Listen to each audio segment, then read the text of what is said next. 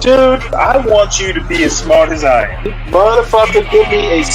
Dude, I want you to be as smart as I am. Motherfucker, give me a...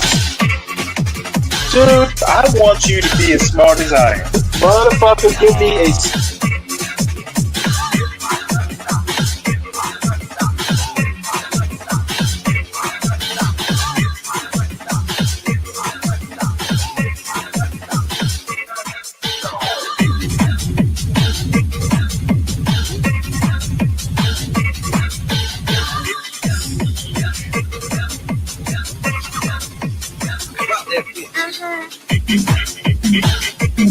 Dude, I want you to be as smart as I am. Motherfucker, give me a specific...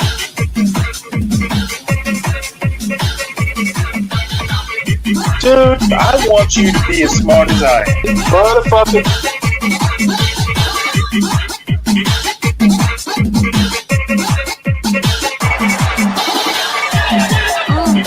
Come on out, you rapist!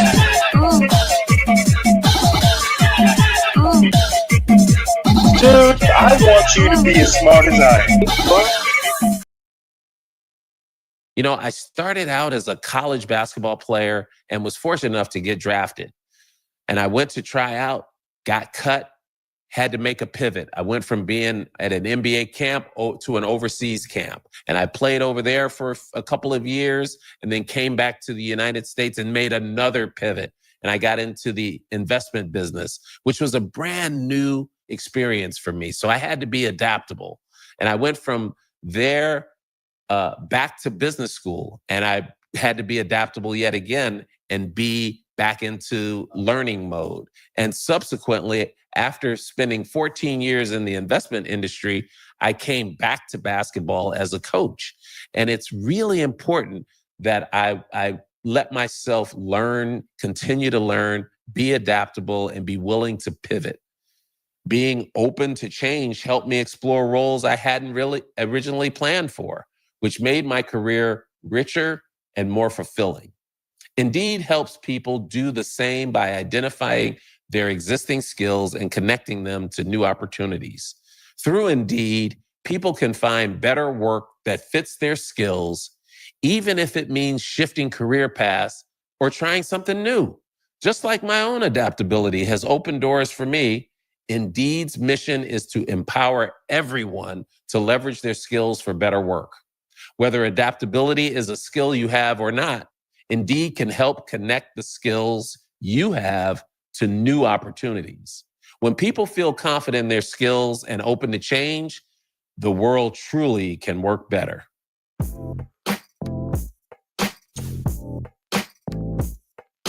I do want to talk to Emma as a mother, because she's a mother trying to figure this out. And I do think there's a question, like the original question of why do we love our sons and raise our daughters? And I think that's something worth sort of talking through among mothers, because sadly, many mothers are parenting alone, which is a huge problem. I think Scott Galloway, there are other researchers out there who say that one of the challenges that boys face is that there just aren't enough men in their lives. You know, the men have disappeared, whether through divorce or fatherhood. There are small numbers of male teachers in high schools. Boys are growing up in an education system where they're mostly surrounded by women. Right. You know, Barack, you've talked about the fact that the entire education system isn't even designed to recognize boys and what they need. So, what do we say to Emma? Because again, we don't know whether she's parenting alone or whether she has a husband. But I do think that mothers struggle to figure out what do their sons need. And so they wind up operating out of their own fears and their own instincts, which is to love unconditionally. I think mom was like this. She raised me to be tough because I think she knew what it was like to be a woman. In her mind, she knew what she was preparing me for. The insults, the limitations, the whatever you The can think sexism, of, the the biases. sexism, the biases. So she knew you have to have a mouth. You have to be able to speak up Right. for yourself. With you, she wanted you to be nice. so that you wouldn't get in trouble or you Right. wouldn't get arrested. But was that who you were? So what do we say to the Emmas of the world? How do we sort of start thinking as a society about helping mothers Right. raise sons, because they're Right. doing it alone, and we're being told that we don't have what it takes to give boys all of what they need? Well, look, I think you started hinting at it. As somebody who was raised by a single mom, not perfectly, but that unconditional love as a start is the right one. Mm-hmm. I do think, though, thinking about raising boys in the same way you're thinking about raising daughters, which is how do you make them good, responsible people Mm-hmm. who know how to function and know how to understand themselves well enough that they can navigate this really complicated world, and setting high expectations. So there are a lot of these things that apply to boys and girls. I do think that there are some particular issues with boys that as a society we're not addressing. I do think as a society we have to create more structures for boys and men to have guidance, rituals, frameworks, Mm-hmm. encouragement, to be able to meet a wide range of role models so Mm-hmm. that whatever their inclinations, they can see a path to success that isn't just sports or money, making a lot of money. And so that's on all of us together. What I would say to Emma would be, in your community, even if you have a wonderful male partner who's in the house, I think it still would be good to find assets in the community, people in the community, friends in your community, places of worship, community organizations, what have you, where there are a bunch of men who can be sort of elders to boys. And so they're not just looking at one particular role model, but many. And one of the things when Michelle and I first started dating and I'd go over to your guys' house, one of the things I loved was just, seeing all your uncles and your cousins. And there were a bunch of different kinds of men. Mm-hmm. There were men that were kind of soft-spoken, and then there were men that were loud, and there were men who were engineers, and then there were men who were Police officers, or they drove a jitney cab. Yeah. Right. And that's one of the things that I think a lot of times boys need is not just exposure to one guy. One dad. One dad. No matter how good the dad is. He can't be everything. He can't be everything. And then that boy may need somebody to give the boy some perspective on the dad. Yeah, right? Yeah. One of the most valuable things I learned as a guy was I had a gay professor in college at a time when openly gay folks still weren't out of line, who became one of my favorite professors and was a great guy and would call me out when I started saying stuff that was ignorant. You need that to show empathy and kindness. And by the way, you need that person in your friend group so that if you then have a boy who's gay or non-binary or what have you, they have somebody that they can go, okay, I'm not alone in this. Yeah. Right. So that I think is creating that community. I know it's corny, but that's what they need. And we talk a lot about what we had with our mother and father, right? And a lot of times but we really. Good morning, everybody. Welcome to Stanley versus the World. This is the infamous Obama interview that I don't see what the big deal is about. It's like anytime Obama says something, all of a sudden, it is, the worst thing in the world to the Trump derangement syndrome people. And just so you've noticed, the title of the show, TDS, is like a mental leprosy. I think it was Richard who made that comment. TDS is not the people who, don't like Trump. TDS is the people who basically are so obsessed with Trump, he can do no wrong or say no wrong. And the people who, for some reason or another, Trump was president. president Obama was 2 presidents ago, now 3 presidents ago. Why he is still the center of why he's renting space in Trump's brain is beyond me. But I don't see anything that Obama has said that's controversial so far. But the controversy lives on. Really did have a big community of people in our lives. I mean, that we don't talk a lot about that on this show. We allude to it, but Craig and I, we grew up in a huge community of extended aunts and uncles and cousins and all types of male role models, which helped in broadening out and filling in where our mother and father were limited. Mm-hmm. So for Emma, I'm picking up a couple of things. Community, big, huge, not just a single mom, mom and dad. or mom and dad, but a broad community. And I can appreciate you using our family as an example, but uncles, but not necessarily blood It doesn't uncles, have to be blood. but men who can who can give a kid or kids some contextualization of who. By the way, that also includes, not just family and social, but political also. Kids need to be, once they get up old enough, say high school age, having a variety of people, say in a family or in a community that are different as far as political views. Hugely important.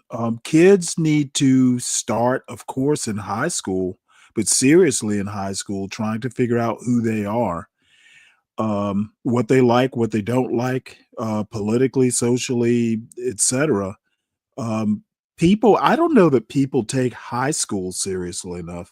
High school is not just about dating and football games. High school is literally boot camp for adults. College is too, to a certain extent, but I think having the quote drill sergeants there who should be parents and the extended family, high school is boot camp. And I don't think people take education seriously enough. I don't think they take high school seriously enough. And whatever the secondary education is, whether it's trade school, college, or actual boot camp. Well, I know the people in actual boot camp take it seriously, but Americans just don't take the boot camp of high school seriously. And that's going to be step number one. Their parents are. Right. And That's- also, And what it and means- can model, Yeah. there are a lot of ways to be a responsible, respected, strong man. And you don't have to be rich and you don't have to be a professional athlete. And you don't have to go find it on the internet among a group of unclear influences, and this is a thing that parents, Emma has to understand, if her sons aren't getting it, They'll look for it. They are going to look for it because boys need this. Right. Whether they think that they're happy playing video games on their own, and we haven't even talked about how the rise in video games has sort of left kids feeling like, well, this is who I am. I'm alone, or I'm interacting through a game virtually, but I don't have any in real life friends. Kids are going to seek out some kind of community. So Yeah. big community. I would emphasize, because they need to have other outlets. They have to be able to learn how to be more than just the sport that they care about. Right. And while they get great skills in sports and they learn a whole lot of traits, Teamwork. it isn't music. It's not language. It's Mhm. not social in Yep. certain ways. Right. And so I think we owe it. One of the other criticisms that I've heard is, Obama talking about raising boys. He may not be, the father of a boy. However, he was a boy at some point, we assume. People need to STFU about Obama doesn't know anything about raising boys. To our boys to be very deliberate about saying enough with sports and let's try some other things. Or at least Yeah. Oh yeah, I forgot to say, everybody please make sure you hit the like button while you're here. Thank you, Solid Snake. Make sure you hit the like button. Make sure you subscribe to the John Galt Urban Landlord channel. Make sure you subscribe to the Stanley Cross channel. I promise one day I'll be more consistent with dropping stuff, video essays and the like, or clips. Make sure you subscribe to the Urban Landlord Clips channel. That's where John and Portia clip stuff from John's show. So we will go a little bit farther with this. No? encouraging them and exposing them to it in a way. Look, sports was scaffolding for me to pull myself into manhood. But even as I was doing that, though, my mom was still dragging me to art museums. Mm-hmm. Yeah. And I was still being taken to, waiting for Godot. And, I remember my mom took me to a Samuel Beckett play when I was like 12. And I'm kind of sitting there. It's like, what is this about? But you know what? I kind of got it after a while. I thought, that's interesting. Mhm. I mean, it wasn't necessarily the thing I would choose to do, but the fact that I did it meant later when I was 17, 18, all right, there's something there that, may be interesting. So sometimes it's just a matter of, saying to our boys, you being interested in art and you being interested in, theater, that's cool. Mm-hmm. I would also, boys hearing that. Yeah, that's cool. Those are good things. So that, and I would tell Emma, don't assume who your son is going to be based on some male stereotypes of what you think he should be. Right. Really pay attention to who he's showing you he is. Right.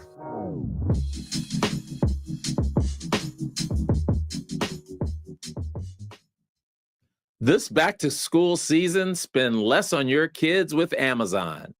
I remember when my wife. Yeah, we may go a little bit farther than that. Excuse me.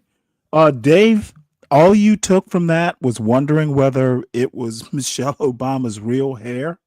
You are really deep, son, deep.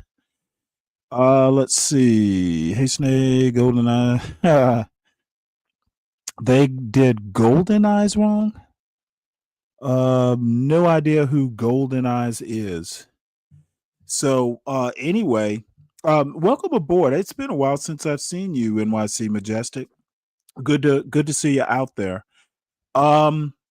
They talked quite a bit towards the end about boys and single motherhood and stuff. Let's see, what else did they talk about? Is there anything else? A healthier future for young men and brotherly love and sign off. Let's skip this a little bit. Checklist done in like 5. Oh boy. They do a lot of commercials here.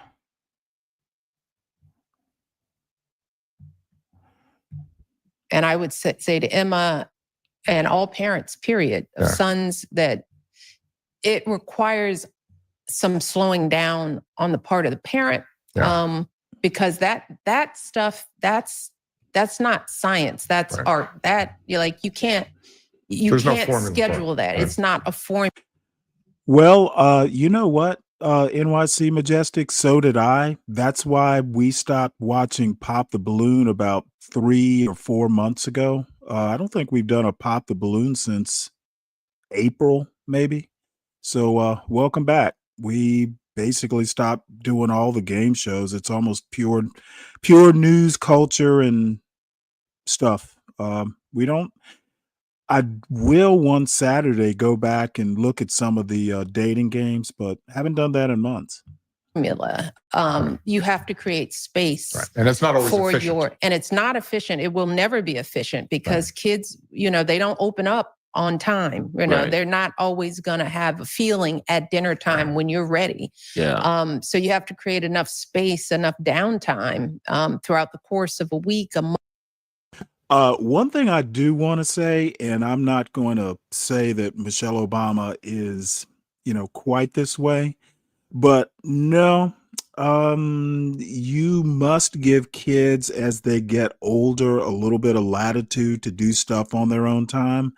But sometimes kids need to be ready when the parents are ready, not the opposite. You are not their friends.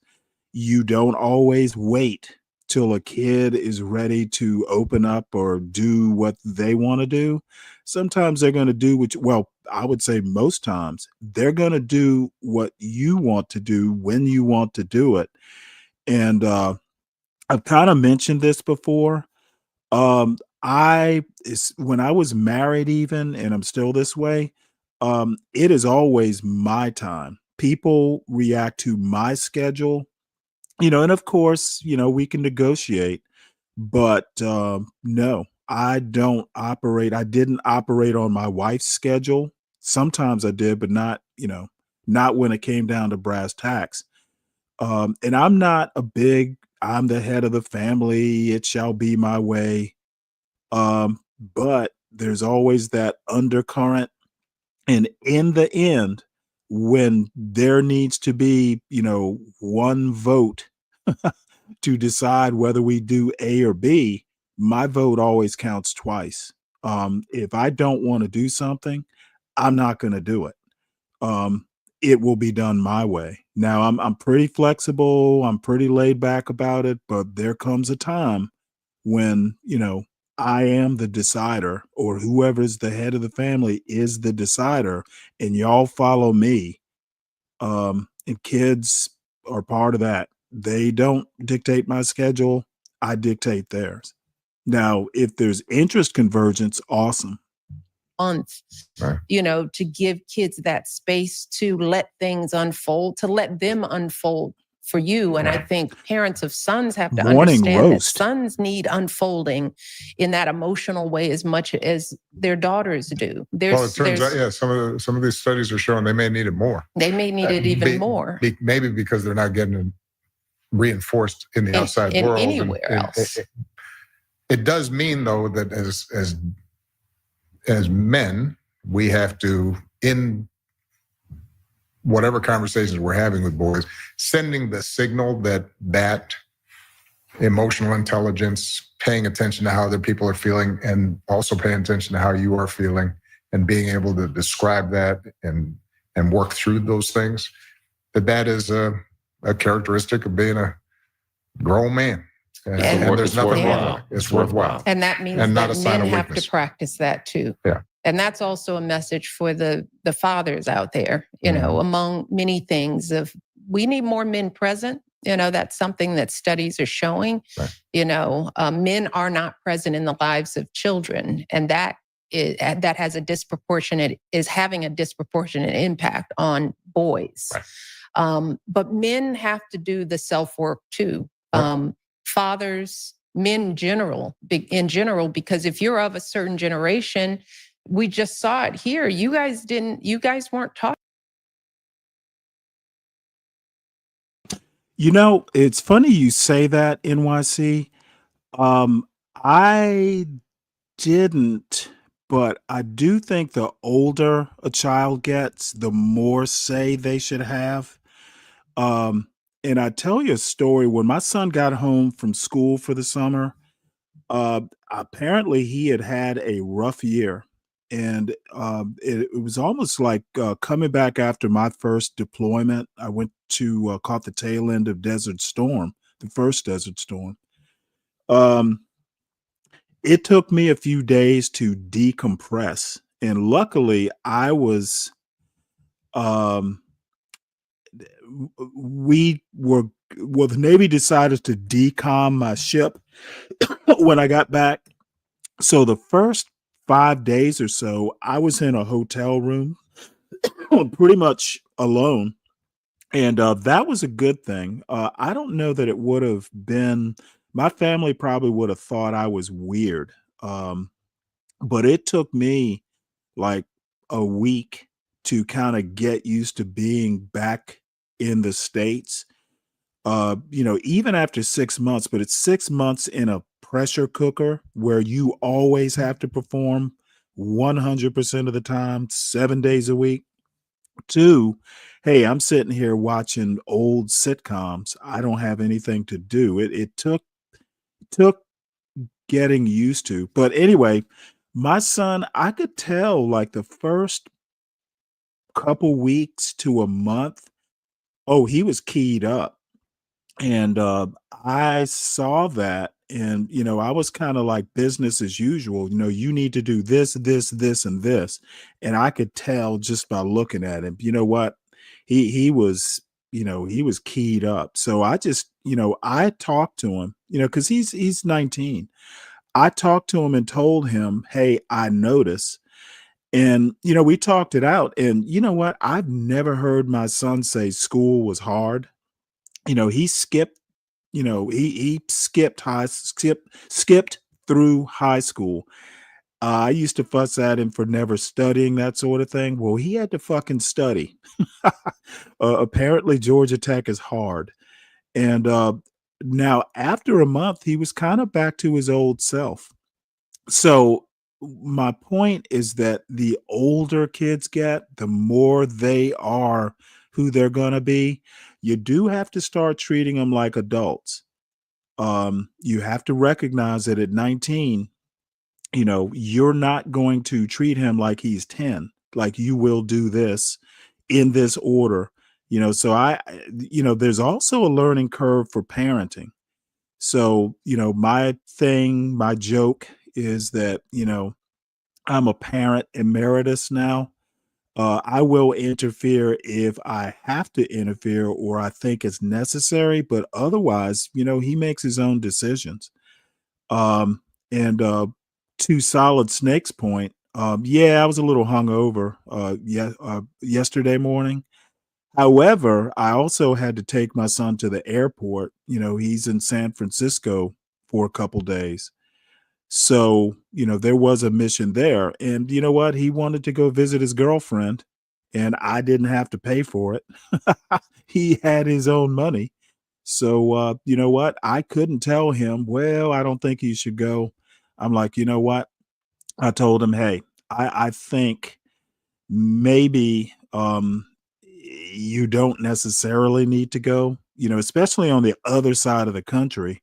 But you know what? He wanted to do it. And I, as an adult, I didn't have a good reason for him not to go. And you know what? I took him to the airport. That's the upshot of it. He's an adult. He's doing what he wants to do. And me saying, hell no, you're not going to go wouldn't have worked in the first place. Don't pick battles you're not going to win is the art of parenting. Also, especially when you're parenting an adult. Okay, you don't want to piss your 19-year-old off because and I actually have told him this summer, you don't have to be here. My feelings will be hurt if you decide to live somewhere else, but I'll get over it. You need to remember, this is still my house. I'm not charging you rent. I'm not doing any of that stuff because I don't think it's necessary, but do realize where you are and who I am. I haven't changed. You have. So anyway, enough of this parenting bullshit. I'm parent emeritus. If you need me, call me. I'll be happy to help. I will offer advice if I see that you're making a mistake, but otherwise you are the adult. That Yeah. you weren't taught how to, Barack, you read about it, you were unusual in your pursuit of it, maybe because it's the way you were raised, but a lot of men aren't aware that they're Also, let me add to your good points here, Majestic. You have to be consistent also. You have to be firm, fair, and definitely consistent. ability to unpack themselves, and the need to do that work is going to directly impact young boys in the world, period. Yeah. I think you are absolutely right. I at the danger of sounding like the policy guy here, I do want to just go back to something I said earlier. Everything you said is right, and that's work men have to do. I think it's important not to divorce that work from some other stuff like men having jobs. I totally agree. Totally agree. It was not an either or at all. Exactly. But because part of what happened when we say there aren't a lot of men around. Yes. Part of what happened, and it happened in the Black community first, and now but it's then trickling now out. you're seeing it happening across the board, was a lot of male identity and status was tied up with being a provider, having a job, doing a good job, coming home. And when folks started losing jobs because of deindustrialization and offshoring, and, obviously this isn't a political show, so we're not going to go down all the reasons that it happened, but it happened. And so then you had a bunch of men suddenly feeling lost because their identity had been so wrapped up in that one thing, which was being a provider. And so part of what we have to do is, as men take responsibility for figuring out how to talk about and share feelings and cultivate relationships and friendships. But as a society, we also have to make sure that men don't feel redundant and don't feel as if there's not a place for them. Yeah. And I'm going to stop it right there. If anybody wants the link, I'm happy to drop it. By the way, most of the links that I'm going to use in the show are in the show notes. At least I think they are. So feel free to avail yourself of them links. And then one thing I also want to do, and I encourage y'all to watch the whole thing. If you are not an Obama fan, you probably won't like it that much, but I am an Obama fan, and I found absolutely nothing wrong with what he said. But that being said, the other thing, Professor Black Truth, my hero, has a criticism, I think, which I haven't watched, and I always like hearing Professor Black Truth because he's funny mostly. So let's see here.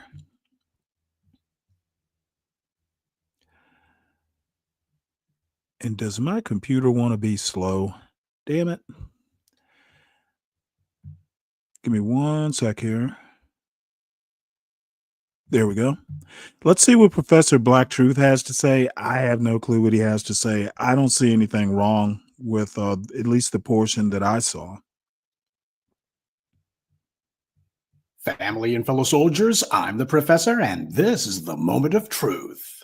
I had a gay professor in college at a time when openly gay folks still weren't out loud, who became one of my favorite professors and was a great guy and would call me out when I started saying stuff that was ignorant. You need that to show empathy and kindness. And by the way, you need that person in your friend group so that if you then have a boy who's gay or non-binary or what have you, they have somebody that they can go, okay, I'm not alone in this.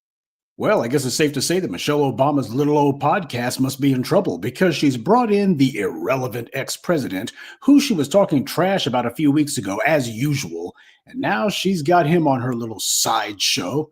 I don't know which one of them is the bigger idiot. And I find Obama's reference to a gay professor to be doubly interesting because Michelle co-hosts that little show of hers with her brother, who many have already opined is LGBT himself. And the black media has speculated since the days that he was in the White House that Barack Obama is a closet homosexual. He certainly has more than a soft spot for the LGBT community. He prioritizes them every single chance he gets beyond anything that any president had done before or since. Now, a lot of people who bought into the fairy tale of Barack Obama's presidency and his marriage, they've also had problems accepting that Michelle Obama would be part of this. But the reality is the black media told you Michelle Obama is Barack's beard. And that even she knows this. That's part of the reason why she sounds so much like Jada Pinkett talking about Will Smith, another sexually suspect individual. That's what happens when these women are in these relationships with these guys. The whole world sees him one way, but they're like behind closed doors, he's totally different. How else do you explain the fact that Barack Obama would marry an openly masculine, strong-featured, grumpy heifer like Michelle Obama? And sure, you can try to say, but didn't he have sexual relations with white women way back in the day? I mean, he was having sex with women long before he got around to Michelle Obama. Look, that is allegedly true. But this would hardly be the first time that some sort of high-ranking male did something like this. Remember, a number of male politicians and social climbers in particular, especially the ones who are in elite circles, have done things just like having a woman as his wife just to maintain appearances. That's what happens whenever you're in these circles. You know that you're part of a small minority of individuals and everybody wants to have family men around them because those guys are perceived to be more stable. So if you happen to be gay, what in the world do you do? If you're trying to get to those top echelons, you're not going to be doing it with another man by your side. Just ask Pete Buttigieg.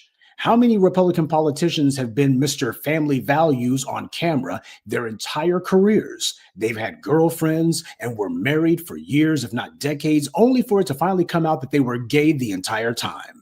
And there's also been a number of white preachers who've been caught doing the exact same kind of things. When someone of any sexual orientation is trying to climb the ladder, bedroom politics becomes just another tool to get what they want. Men who have gone into the world and struck up long-term relationships with women just so that they can try to find a way to climb the social ladder, that's nothing new. After all, how many of these women out here have caught STDs from down low men? Lots of individuals have sex with women when they have minimal or even no interest in them. And when you mix in the nuances of sexual politics with electoral politics, then the situation becomes far more complicated and a lot more perverted. I guess the point that I'm trying to make is something that I said many years ago, that when you have people in these political circles, especially these elite individuals, they don't have marriages. They have arrangements. Why do you think it is that Hillary Clinton stayed with Bill Clinton after all of the scandals, after all of the multiple humiliations? She stayed with the guy regardless. Why? Because she still felt that she needed to be attached to him for her own abortive run for the presidency. That's what her goal had been, Jesus, since she was back in college way back in the 60s. She had been daydreaming about that her entire adult life. She hitched her star to Bill Clinton's wagon, and for a hot minute there, she actually thought that she could pull it off. A lot of people tell themselves that the wives of these down-low, high-profile men are clueless, like Andrew Gillum's wife. People say that, but even after the man is found out to be cruising for dudes, the wife stays with him regardless. Now, why do you think that is? Remember, these people don't have marriages. They have arrangements. But just because the wife is getting something out of the deal doesn't mean that it doesn't frustrate her. They just learn how to do the public performance same way their husbands do. When Michelle Obama griped and huffed like a baby at the question of whether she wanted to have a son, that was an example of somebody who just couldn't contain their frustration any longer. The former First Lady tells radio host Angie Martinez that she's more than okay with not having a son during the June 18th episode of her and brother Craig Robinson's IMO podcast. You should have threw a boy in the mix. You know, that is the dumbest fucking observation I've heard in quite some time. Now, if you have two girls and we're assuming that it was the natural way and it wasn't some,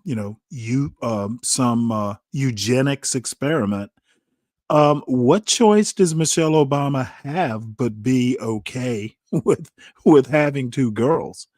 It's a bullshit point, and people lack critical thinking. Um, it's a dumb point. Of course. Where is she going to get a boy? Are they suggesting she adopt one? That might be a good point, but absent, throwing that into the mix, what choice does Michelle Obama have except what fate dealt her, which is two girls? I'm so glad I didn't have a boy. Yeah. Because he would have been a Barack Obama. It's like baby Barack. It would have been amazing. No, I would have felt for him. She just borrowed our boys. So in the Obama household, they love to take swipes at anything male every chance they get. Barack should have his wife be mentored so she can finally learn some empathy. I think that anyone with half a working brain cell can agree that Michelle Obama has a deep-seated hatred and contempt when it comes to black males in particular. It doesn't matter if they're black men, black boys, or just black anything. You know what? Male. I suspect that that Professor Black Truth expects Michelle Obama to go, well, Barack is my king. Fuck all that. Stand it and hates them. Why? Well, she's got some sort of chip on her shoulder. Now, she herself said that no black man ever molested her or did anything to wrong her. Okay, she didn't want her husband to be in politics. Of course, he's a bit bitter. How about put two and two together, Professor? In fact, she tries to talk and pretend as if she had some sort of grudging respect for her father, but yet she spews venom at black men every chance she gets. So if black men never did anything wrong to her, why does she hate black men so much? The only explanation for that is that for some reason, Michelle Obama has an inferiority complex where black men are concerned. And that's where this comes from. She just doesn't like black men because I guess she felt that she was going to compete against black men or show black men up. There was some part of her that felt like she needed to show black men who was boss. That didn't happen. When she got with Barack Obama, she was making more than him, at least at the time, for a while. And I guess she thought that's the right balance. But Barack Obama eventually was selected by the Democratic leadership to run for public office. He was soon selected to be skyrocketed straight to the top. And Michelle Obama wound up having to play second fiddle to him. And you can tell that this woman's been seething about that ever since. As far as she was concerned, all was right with the world. And then Barack Obama decided he wanted to be president. And now every time you look up, instead of her being the great wife who's showing up her little husband who's just a pet poodle for her, instead it's like, okay, he's still a gutless, completely and thoroughly spineless wonder. But the problem is I'm playing second fiddle to him and I don't like it. So when you see Michelle Obama finger wagging and lecturing black men and saying, you need to do better and be better at everything, etc., you know that's how she's been talking to Barack Obama behind the scenes, behind closed doors as well. Her castrated husband, this is a guy who doesn't stand up for anything, not even for himself. Interesting. But he was able to make it to the White House. And as far as she was concerned, that's always going to be a feather in his cap that she can't match. She'll never have bragging rights bigger than him on that. So as far as she's concerned, her consolation prize is, well, I can at least belittle and humiliate him every chance I get just to show everybody, sure, he outshined me. And in the end, he wound up making it where I had to take the back seat to him. But I don't respect him. And I'll let everybody know I don't respect him. In fact, I don't respect black men in general. And this is the woman he's talking to when it comes time to talk about boys and empathy. This is the individual there. He doesn't seem to understand what an elephant in the room that she is. But then again, he himself has more than enough baggage on that front. Neither one of them is qualified or has any legitimacy to speak on what is in the interest of boys of any color, especially not black boys. Neither one of them is in any position to give any advice when it comes to boys at all. They need to keep their mouths shut and learn. But then again, they think as far as they're concerned, their job is not to learn anything. They know it all. They're supposed to be lecturing and telling everybody else what to think, and they just can't figure out why it is that nobody listens to them. But if I were a betting man, I'd say it's probably not going to be too long before Netflix or whatever other white media company is their current sponsor will go ahead and give them some money to make a quote-unquote documentary of some sort, where this is exactly what they'll be saying. Expect to see that in the future from Barack and Michelle Obama, some sort of half-brain documentary that's basically going to be saying that heterosexuals aren't the best mentors for boys. They need to have a gay mentor to teach them empathy. And Barack Obama, he'll tell you exactly why that's important. We got to do something about all this toxic masculinity. We need some empathy in here. We need some sensitivity in here. We don't need all of this stuff we've had all these years. Expect to see that before it's all over. But why even go there? Why him talking about boys need gay mentors in the first place? Why does this man fixate on young men and boys in particular? He doesn't have any sons. He only has daughters. So doesn't it make sense that if anything, he would be advocating that girls should have lesbian mentors? Shouldn't he have been extolling the virtues of that for his? You know, and this is going to be an odd point, but when I was growing up, I literally didn't know any people that at least I knew, positively that were gay. However, they were there. I remember my sister's piano teacher. I loved piano, and I was actually self-taught. I'd take my sister's books. I could even read music. Kind of taught myself to do that. However, I wanted to take piano lessons, and my father was like, absolutely not. And this was like, I don't know, 9, 10, in that age range. And you know what? I suspected why my father didn't have a problem with it, or did have a problem with it. So it's kind of strange. Now we're talking like late 70s, well, definitely late 70s, not so much the 80s. And kids suspect, even sometimes why their parents are saying no. But the point is that I don't think that Barack Obama means you need a gay mentor. It was a college professor, not some 9 or 10-year-old with a mentor. It was college. And using my son as an example, I think my son is relatively fully formed. And I had a secret fear that, oh shit, what if he grows up and he decides he's gay? It's not like I would reject him. It would be, something that I talk to him about and go, hey, you know what? Can't change who you are, but you better understand that your life is going to be a little bit more difficult.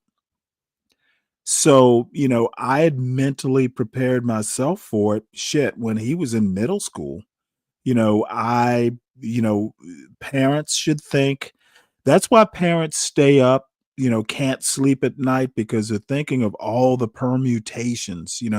There's a whole lot of what if in the middle of the night when your wife is asleep and you're awake and you can't figure out why you can't sleep. Your mind tends to wander. Well, as it turns out, and my son would be, annoyed, but the reason he went to San Francisco was to visit his newfound college girlfriend. So, at least I don't have to worry about that. Bottom line is parents should love their kids no matter what. That parent child love is unconditional, even if your child is just a fucking, total, like, I'm in jail for life for some heinous crime. You never stop loving your kids. You cannot like your kids. I mean, there have been times I didn't like my son, like, fucking stay out of my way. You better make yourself scarce because you don't know how I might react if you say another word. However, you don't stop loving your kids. You just, you have to adjust to whoever they wind up being. Good, bad, gay, indifferent, doesn't matter. So, and to Professor Black Truth, to his points, I guess you got to make content This is not Professor Black Truth's finest moment. Sometimes I agree with with what he's saying a lot. This isn't one of those times.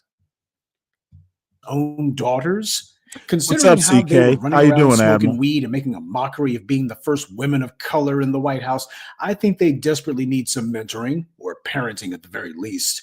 That's what you would think Barack Obama would be focused on, but he's not. Instead, he limits his recommendation only to people who have male children, and we all know that when he says boys, he means black boys because that's who he likes to whine at and lecture and finger wag at. If he didn't mean simply black boys, then he would have made sure to specify that. He went, well, we're talking about everybody, not just black boys. I think you are making somehow or another, you are not understanding English. If he says boys without the descriptor, he is talking about all boys, Professor. If you're a professor, I assume you know how to speak English. If he meant black boys specifically, he would have used the descriptor. Stop it, Truth. Just everybody. Same way that Michelle Obama made it clear that when she said men need to do this or men need to do that, it was black men that she was lecturing, especially when it comes to voting habits. She was very because specific. boys need to learn empathy, according to Barack Obama. And he said they need a gay mentor in particular because apparently there's something wrong with a heterosexual mentor in his mind, no empathy. Now, if empathy was what he thought was lacking, why not recommend a Professor Black Truth is actually telling a lot of truths about himself. You know what? Professor Black Truth, I would want you to be a mentor of a gay black son. How would you treat that person? Jesus, dude. Do better, Truth. This is not your best day. And let's see, crazy because this sounds like PBT's best work. Ooh. Oh, really? Well, of course you would think so, Dave. Why wouldn't you? Joan Rivers stated Michelle was male before her passing. Don't know what that means. I'm guessing that Michelle Obama is not male. And by the way, DiCaprio, Joan Rivers is probably my favorite comedian of all times. You should have heard the way she talked about Edgar, her husband. She talks shit about that man way more than Michelle Obama ever did. So maybe it was a male, male recognizing a male. Joan Rivers talked, dude, you need to go back and look at some of Joan Rivers' old work. She talked about her husband like he was a fucking eunuch. So Joan Rivers saying Michelle was male. Maybe it was game recognizing game. Hey, Lupin, good morning, sir. I will definitely do that. Man, you are too kind. So let's get back to Mr. or Professor Truth. He's Mr. this morning. He's not Professor, by the way. I've demoted him. female mentor for boys, huh? Considering that his wife was sitting right across from him, you would think that he would mention, well, women have empathy. But then again, considering the way that she talks about him, maybe that's the reason why he didn't decide to say that women could teach boys about empathy. I think that all of this is Barack Obama trying to go ahead and vent some of the stuff that he really thinks. What was really going through his mind when he was wagging his finger at black men about not supporting Kamala Harris? This is him demanding. You all are dragging me into a fight way before I'm ready to. I haven't had my first cup of coffee yet, damn it. Here is the deal. I think Michelle Obama is a real black woman. She's not a girly girl, but she's not a man. Look, I think Deacon Dave, your mentor, your personal mentor. No, you know what, Deacon Dave, I'm not going to go there because you're too good a friend. So I'm not going to give you the full blowtorch. Michelle Obama is perfectly feminine. She just doesn't take shit. And that's what y'all don't like. Michelle Obama will tell a motherfucker what she thinks if he pisses her off. And I think there are a lot of Deacon Daves and John Galts and hood conservatives who need a strong black woman in their life telling them to go fuck yourself. That, you know what? Y'all aren't right. Y'all need some strong black, y'all need some strong black girl magic. You need a black woman like Michelle Obama to fucking tell you when you're full of shit. And I wish Michelle Obama were in this chat so she could tell you personally that you're full of shit. Empathy. That's what that is. He identified. And thank you, Dave. Apparently, I got enough rest after I took my son to the fucking airport yesterday. With Kamala Harris, same way that he identifies more closely with his wife than he does with any other male that he knows. Okay, Barack Obama this felt takes so strongly about boys in particular needing. Now, this is the level, and look up at the title again. TDS is like mental leprosy. And when I say TDS, to reemphasize, it's the people who worship Trump no matter what. Now look at what 12th Man says here. I never seen a pregnant picture of man shell. Dude, so you've been looking for a picture of Michelle Obama pregnant? Motherfucker, that is like the weirdest thing I've ever heard in this chat. So you've been looking for pregnant pictures of Michelle. Let me know when you find one. Wow, that is creepy. Creepy. Gay mentors. Why didn't he say any of that when he was president? He lit up the White House after the Supreme Court handed down their ruling that legalized gay marriage. That was a perfect opportunity for him to go ahead and say that, especially considering that Trayvon Martin was murdered on his watch. And Barack Obama's response to that was the My Brother's Keeper initiative. Basically, that was just some more do-nothing political posturing. Same old empty prattling about opportunity gaps for boys and men of color. There we go with that again. Fixating on boys and men of color all the time. Your first biracial president, that seems to be on his mind constantly. Barack Obama was saying all of this, that parents are the ones who need to seek out gay mentors in their friend groups, because that's actually who he was pointing his recommendation at. This is something he was basically pointing at parents. You got a son who's gay, or you know someone who's a boy who's gay. Well, what you need to do is make sure they have a gay mentor. He wanted to make sure that gay in particular was there, because apparently Barack Obama feels that heterosexual mentors, or just heterosexuals in general, don't have empathy. They simply lack empathy. Your first biracial president saying this. And it's precisely this preoccupation with all of these other tangential things that is the reason that black people in particular couldn't get anything from the alleged first black president, because he wasn't thinking about us. He never did. He's not recommending that people need to seek out black mentors, or that the country needs more black mentors due to a lack of empathy in this country. You need black mentors to teach you people some empathy. He didn't include that with his touchy-feely talk.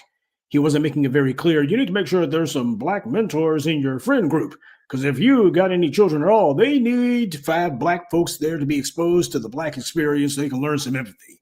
He didn't have anything to say about that. Then again, he didn't as president either. So what does that tell you? His absolute adamant refusal to speak up on black people's behalf and to take a hard line against anti-black racism, that wasn't because of any political triangulation. It wasn't because he was looking forward to the next election. It's because this is what he actually believes. And he doesn't want anybody putting anything in there that's going to clash with what he wants to see happen. And what he wants is basically de-racialization. Black people make it so very difficult for the Barack Obamas out there to finally realize their wet dream of being deracinated. You're not a black person or a biracial person. You're just Barack Obama, the tabula rasa, clean slate, empty nothing. That's the reason why at the 2004 Democratic Convention, when he gave the keynote address, he made sure to say, there is no black America. There is no white America. Only the United States of America. You know what? That's a very interesting point that I'm not absolutely sure I disagree with. But you know what? We got to start somewhere. And I do actually think that,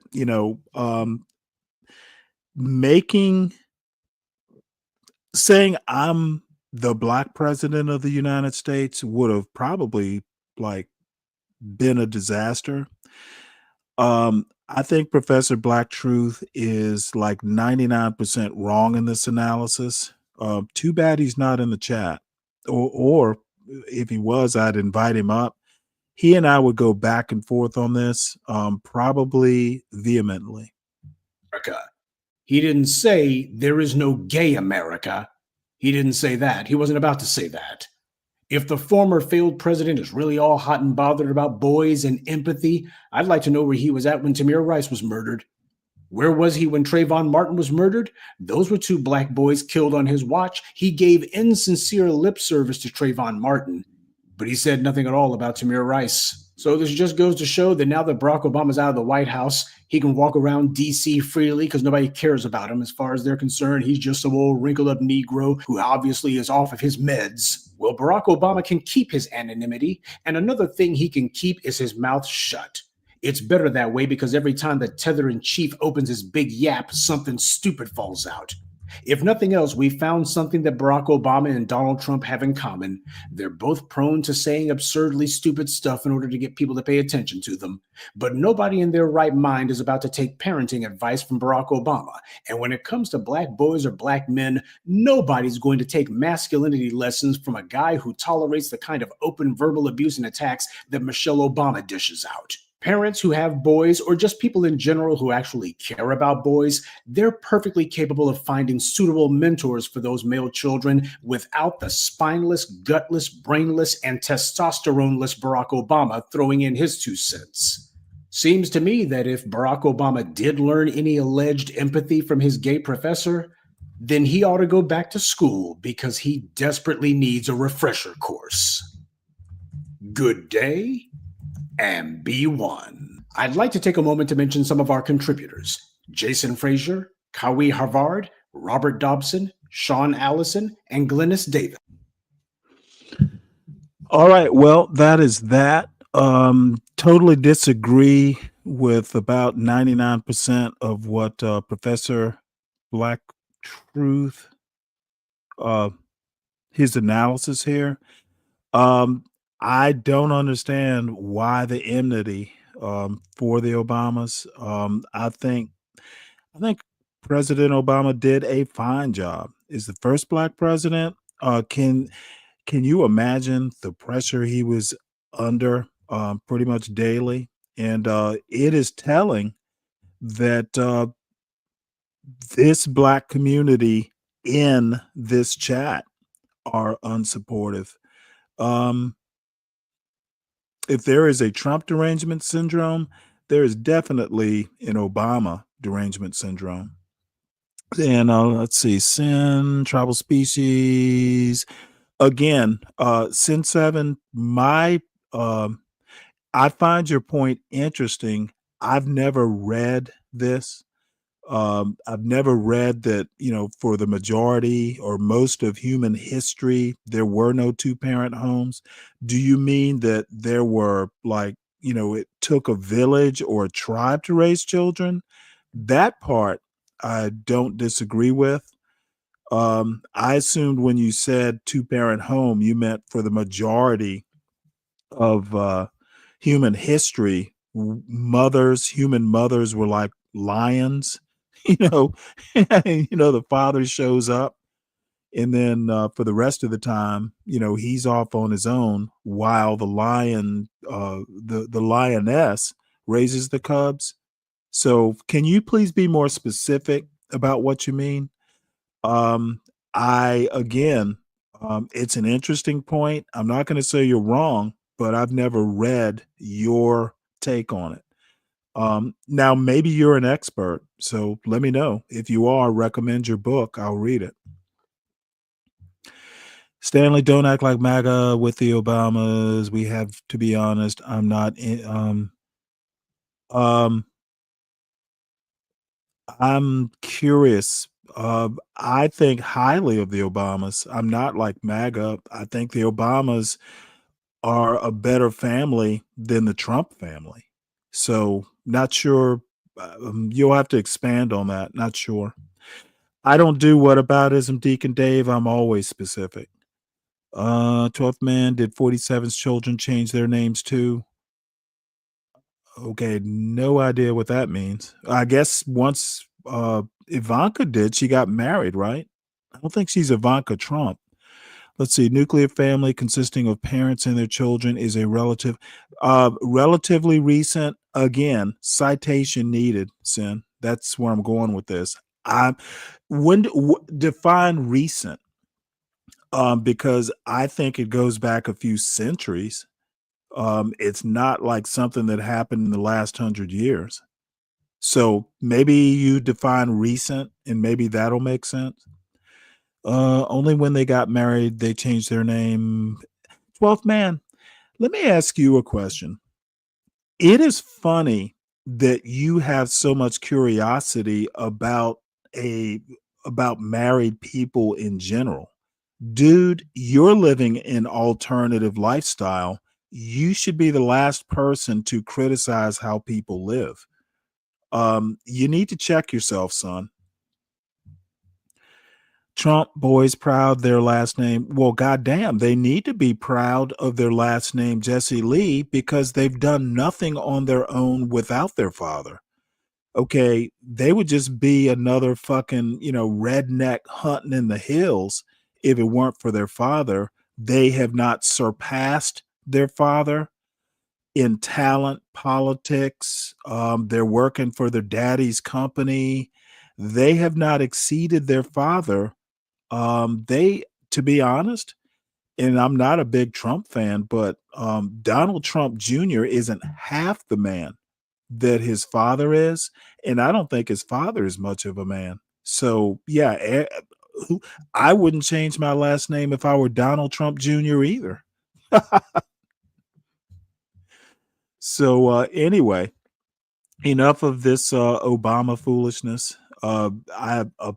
It looks like me and the chat are diametrically opposed on this. There's nothing that anyone in the chat has said that will even come close to changing my mind. And quite frankly, the only interesting comments in this chat are Sin Sevens. At least she is talking about something relatively interesting. The rest of y'all, y'all need to give the Obamas their due. Okay, they are a better family than the Trumps.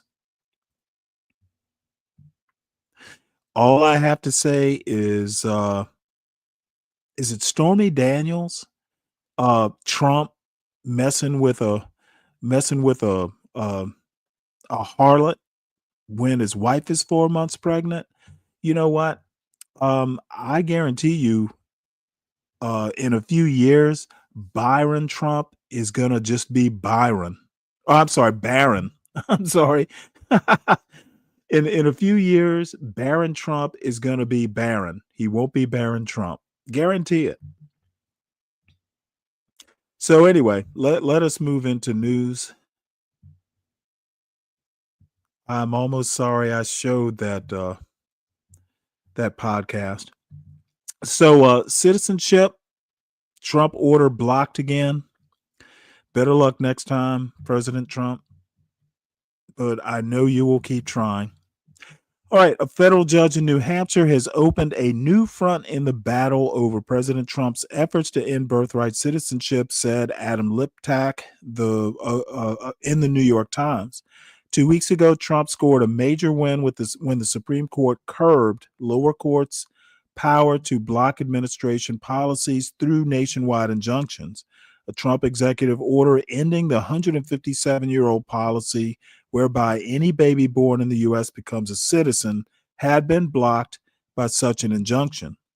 But in their ruling, the justices made clear that class action suits could still be used to seek nationwide injunctions. Now, Judge Joseph LaPlante has certified that a suit on behalf of all children born to parents who are unauthorized or here temporarily and barred enforcement of Trump's order. The administration blasted LaPlante as a rogue judge and filed an appeal. Well, he's just doing what the Supreme Court said he could do. LaPlante is no judge gone rogue, said Damon Root in Reason magazine.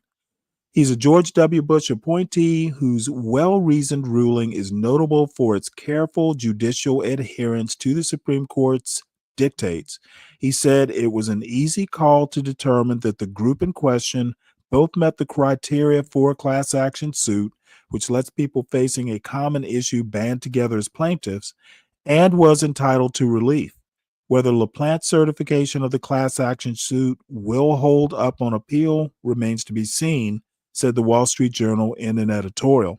Sorry to spoil your summer plans, justices, but the question may soon land before the Supreme Court. The issue could become a showdown between Justices Brett Kavanaugh and Samuel Alito, said Benjamin Parker in The Bulwark. Both chose to limit use of nationwide injunctions, but while Alito warned judges against letting class action suits achieve the same effect, Kavanaugh appeared to invite such suits. That hints at a split among the high court's conservatives over whether the court will ultimately greenlight Trump's birthright citizenship order and its brazen attack on the 14th Amendment. And I'm going to stop it there. Bottom line is Trump is sunk. I don't think the Supreme Court is going to find a way, and I know they want to. They want Trump to be able to do this. I don't know how they're going to be able to do it. They're going to have to do pretzel logic, and I don't think the pretzel logic exists.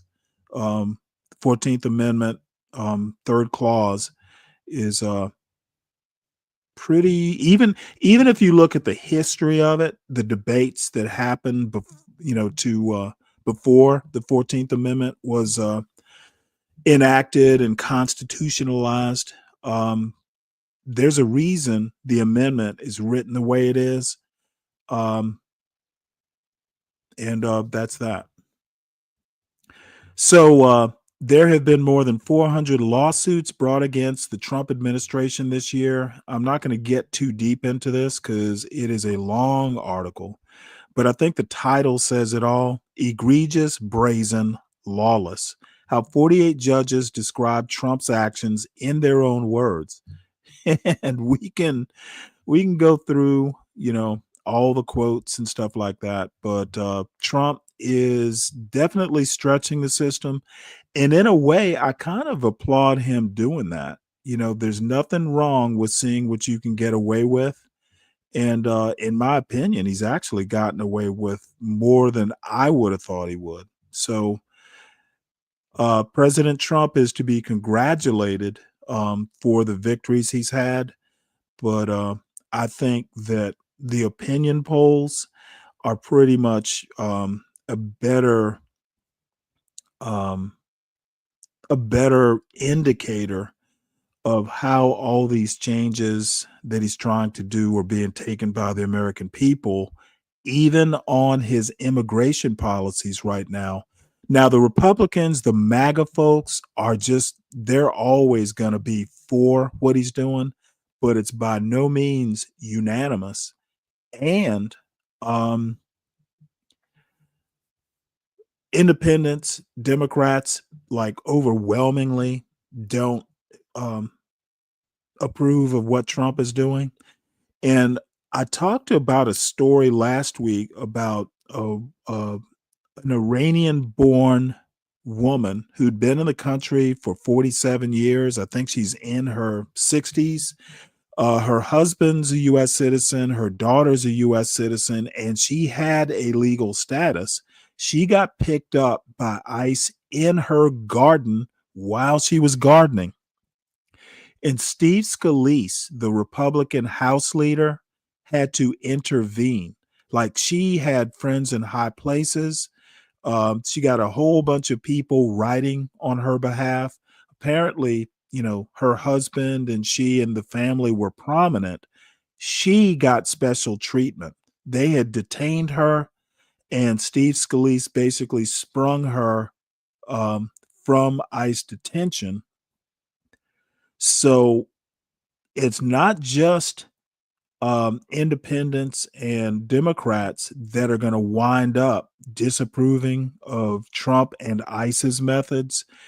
It's affecting prominent Republican type families as well. So Trump is not going to have these opinion polls improve.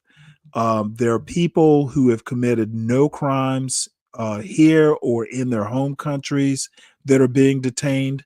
There are Americans who are Hispanic, American citizens birthright, like people who were actually born here with American parents that are being detained. This is not a well thought out, well planned, well executed immigration policy.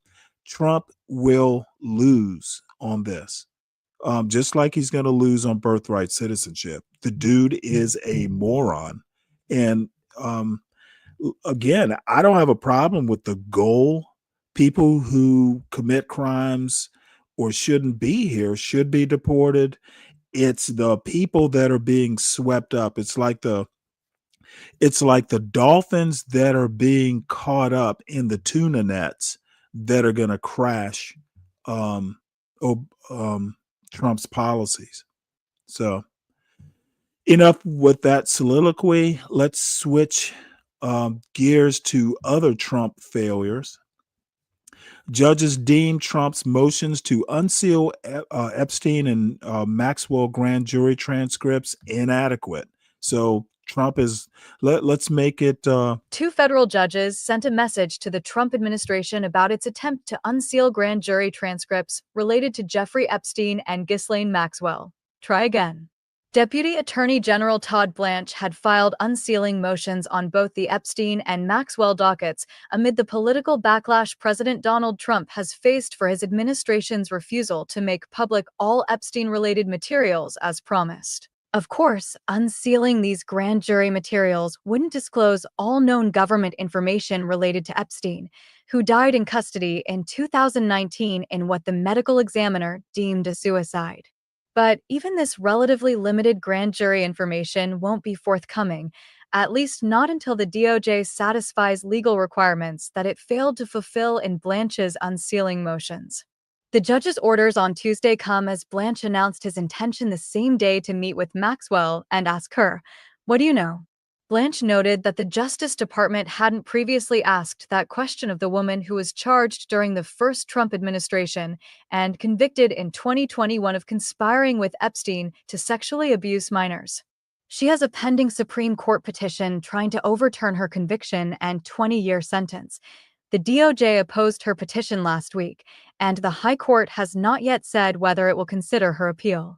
The orders sending Blanche back to the drawing board on Tuesday came from U.S. District Judge Paul Engelmayer, an Obama appointee who's presiding over the Maxwell docket, and U.S. District Judge Richard Berman, a Clinton appointee who's handling the Epstein docket. Both judges are in the Southern District of New York, where Maxwell and Epstein were charged. The orders are similarly worded. You can read the Maxwell one here and the Epstein one here.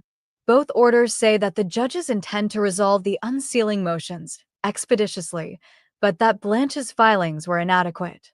The judges gave the DOJ a week, until July 29th, to file a more detailed memorandum making the case for unsealing.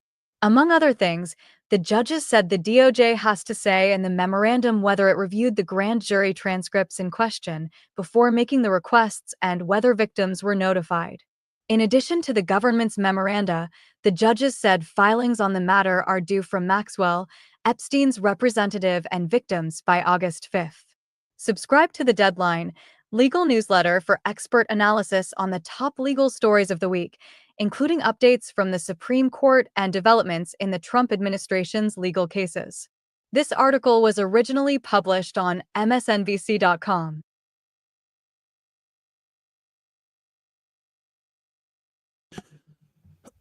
All right. So this is becoming a whole thing, not only in courts, but apparently apparently the House Speaker starts August recess early to avoid Jeffrey Epstein votes. On Monday, the House Rules Committee abruptly disbanded, aiming to block Democrats from calling up Epstein document release amendments. Under growing transparency pressure, Democratic lawmakers showed no signs of relenting before the House leaves for the August recess. To avoid compelled votes, the House Rules Panel disbanded Monday, delaying Epstein-related bills until September. Amid criticism, House Speaker Mike Johnson postponed a vote on a GOP-backed resolution until the August recess, sparking backlash from conservative Republicans. With legislation pending, the Department of Justice asked a Manhattan federal court Friday to release grand jury testimony from the Epstein prosecution, and President Donald Trump would likely veto similar legislation. Oh man, the House is a bunch of fucking Keystone cops. Congress will subpoena Ghislaine Maxwell to testify about alleged Epstein client list. Now, I'm not sure the timeline here. This says it's what they did on Tuesday. So on Tuesday, House Oversight Committee voted to subpoena Ghislaine Maxwell for deposition. Subpoena follows pressure on the Justice Department amid questions about Epstein's July 6th DOJ memo. Let's see. Is there anything else? In the coming days, Todd Blanche, he's like an assistant attorney general or something. I think he might be deputy, like Bondi's number 2. Blanche plans to meet Maxwell to discuss if she will talk to prosecutors about Epstein's alleged ties to powerful figures. And then I'm going to do this long ass article, probably in its entirety, called Inside the Long Friendship Between Trump and Epstein. And I want to emphasize the love of Trump, that people like Deacon Dave and 12th Man, they loves them some Trump. They want to hug Trump like Trump hugs the American flag. Oh man, y'all picked a pervert for president. Inside the Long Friendship Between Trump and Epstein. This article is by Alan Foyer and Matthew Goldstein and read by an automated voice. In the swirl of money and suntanned women that was their Palm Beach and Manhattan set, Swirl of money Donald and J. Trump suntanned and women. Jeffrey Epstein spent nearly 15 years mingling side by side as public friends. There were lavish dinners with bold-faced names at Mr. Epstein's mansion on the Upper East Side, and raucous parties with cheerleaders and models at Mr. Trump's private club and residence at Mar-a-Lago. In between, there were trips back and forth from Florida to New York on one of Mr. Epstein's private jets. But behind the tabloid glamour, questions have lingered about what Mr. Trump's long association with Mr. Epstein says about his judgment and character, especially as his allies have stoked sinister claims about Mr. Epstein's connections to Democrats. After their relationship ruptured, the disgraced financier ended up behind bars not just once but 2 times, after being accused of engaging in sex with teenage girls. One of the young women, who later said Mr. Epstein groomed and abused her, was recruited into his world while working as a spa attendant at Mar-a-Lago. Another accuser recalled being eyed by Mr. Trump during a brief encounter in Mr. Epstein's office, and claimed that Mr. Epstein had told Mr. Trump at the time that, "She's not for you." Another woman has said that Mr. Trump groped her when Mr. Epstein brought her to Trump Tower in Manhattan to meet him. This week, the Wall Street Journal reported that Mr. Trump gave Mr. Epstein a note for his 50th birthday in 2003 that included a sketch of a naked woman and a cryptic reference to a secret the 2 men shared. Mr. Trump has denied writing the message and filed a libel lawsuit on Friday challenging the story. The New York Times has not verified the Journal report. Mr. Trump has never been accused of wrongdoing in connection with the Epstein case and has said he had no idea that Mr. Epstein was abusing young women. In response to a request for comment about the president's history with Mr. Epstein, Caroline Leavitt, the White House press secretary, said that Mr. Trump had barred Mr. Epstein from his Mar-a-Lago club for being a creep. These stories are tired and pathetic attempts to distract from all the success of President Trump's administration, she said in a statement. Mr. Trump and Mr. Epstein largely went separate ways after falling out around 2004, taking drastically different paths, one toward jail and suicide, the other toward further celebrity and the White House. As criticism of the handling of Mr. Epstein's case mounted over the years, some of Mr. Trump's staunchest allies promoted theories that the government had covered up the extent of his network to protect what they have described as a cabal of powerful men and celebrities, largely Democrats. Now, that story has entangled Mr. Trump himself in what amounts to one of the biggest controversies in his second White House stint. The conflict has come primarily from his own appointees, who, after months of promoting interest in the files, abruptly changed course and said that there was no secret Epstein client list and backed the official finding that Mr. Epstein had killed himself. Still, under mounting pressure from his own supporters to release the government's files on Mr. Epstein, the president this week ordered the Justice Department to seek the unsealing of grand jury testimony in the criminal case brought against Mr. Epstein in 2019, and 1 year later against his longtime partner, Ghislaine Maxwell, who is serving a 20-year sentence on a sex trafficking conviction.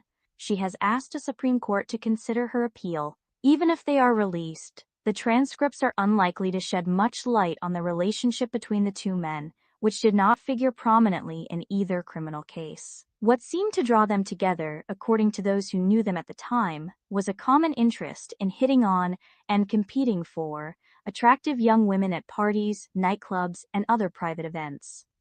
Palm Beach neighbors. Mr. Trump and Mr. Epstein appear to have met around 1990, when Mr. Epstein bought a property 2 miles north of Mar-a-Lago and set about staking a claim in Palm Beach's moneyed, salt-air social scene. Mr. Trump, who had purchased Mar-a-Lago 5 years earlier, had already established his own brash presence in the seaside enclave as a playboy with a taste for gold leaf finery. The two had much in common. Both were outer borough New Yorkers who had succeeded in Manhattan. Both were energetic self-promoters. And both had reputations as showy men about town. In 1992, an NBC News camera captured the pair at a Mar-a-Lago party that featured cheerleaders from the Buffalo Bills, who were in town that weekend for a game against the Miami Dolphins. At one point in the footage, Mr. Trump can be seen dancing amid a crowd of young women.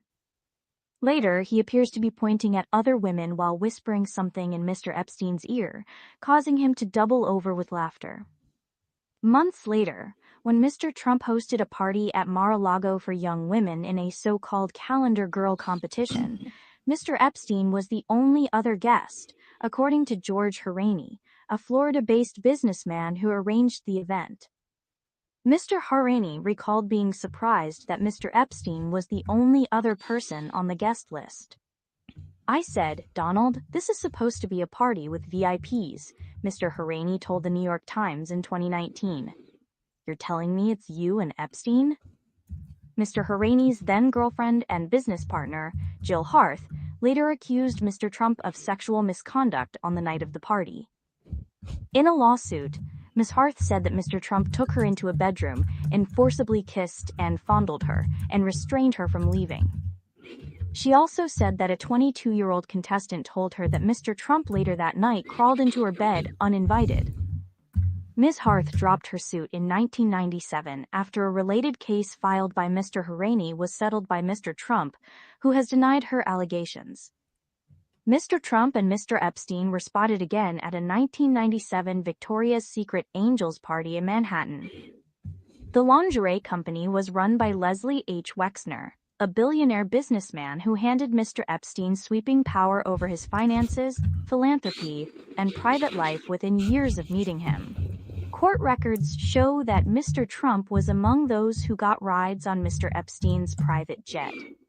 Over 4 years in the 1990s, he flew on Mr. Epstein's Boeing 727 at least 7 times, largely making jaunts between Palm Beach and a private airport in Teterboro, NJ, just outside New York. "I've known Jeff for 15 years. Terrific guy," Mr. Trump told New York Magazine in 2002. "He's a lot of fun to be with. It is even said that he likes beautiful women as much as I do, and many of them are on the younger side. No doubt about it. Jeffrey enjoys his social life." An encounter at Mar-a-Lago.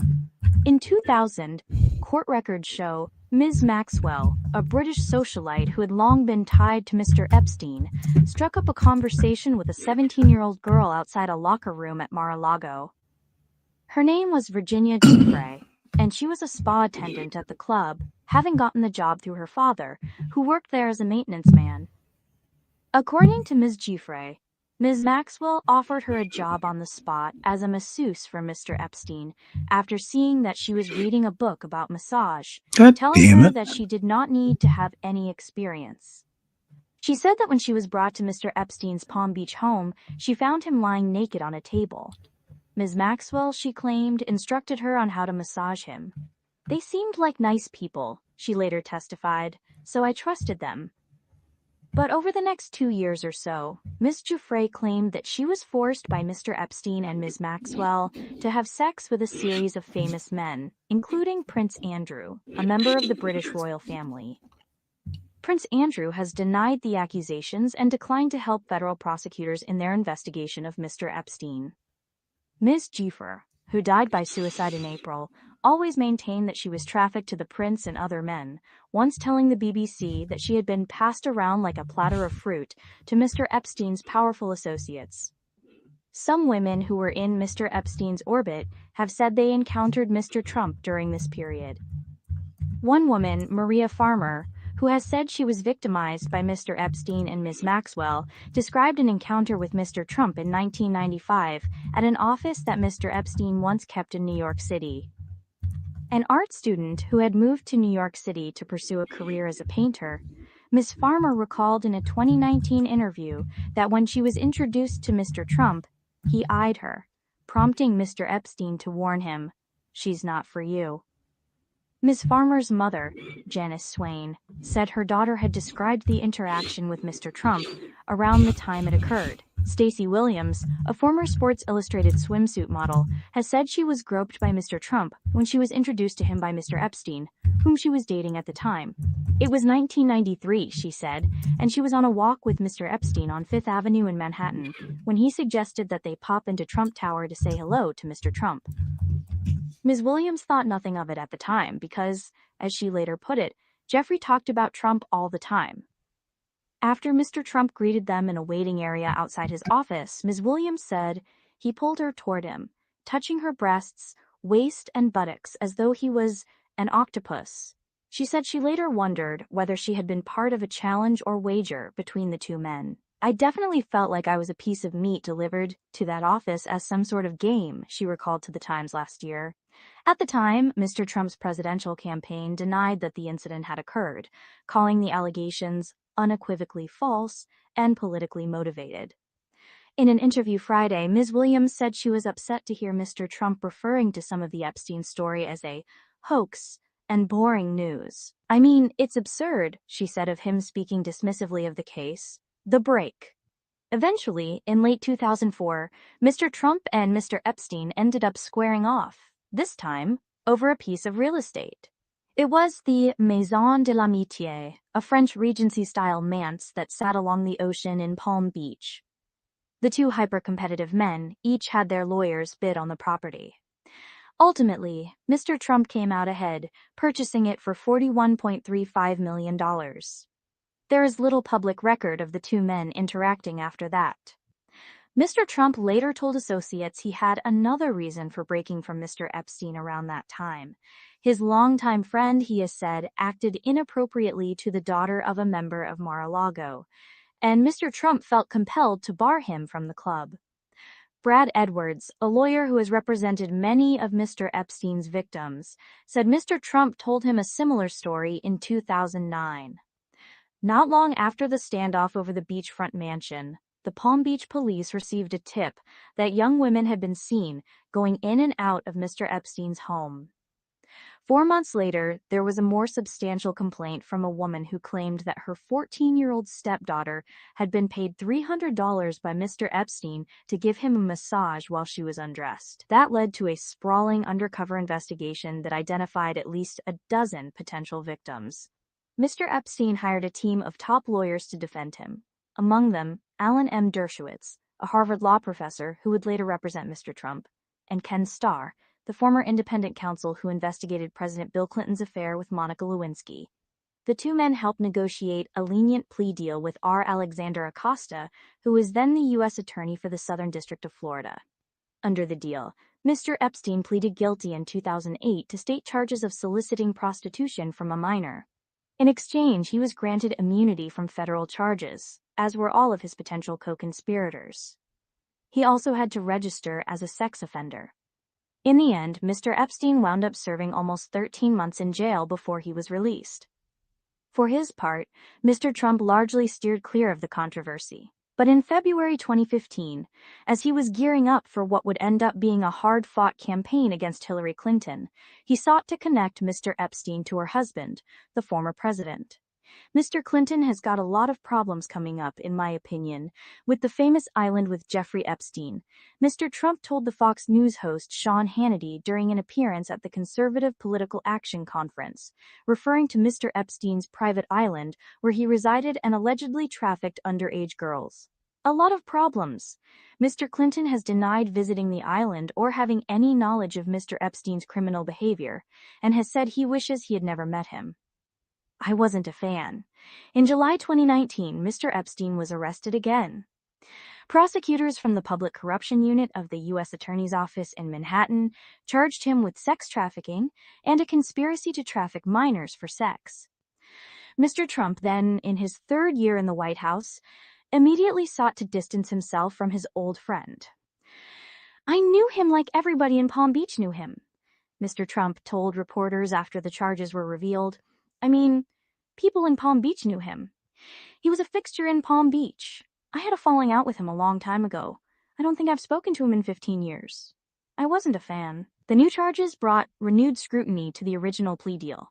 Days after Mr. Epstein's arrest, Mr. Acosta, who had become Mr. Trump's labor secretary, announced he would resign amid criticism of his handling of the case. Speaking to reporters about Mr. Acosta's decision, Mr. Trump reiterated that he had broken off his ties with Mr. Epstein, quote, many, many years ago.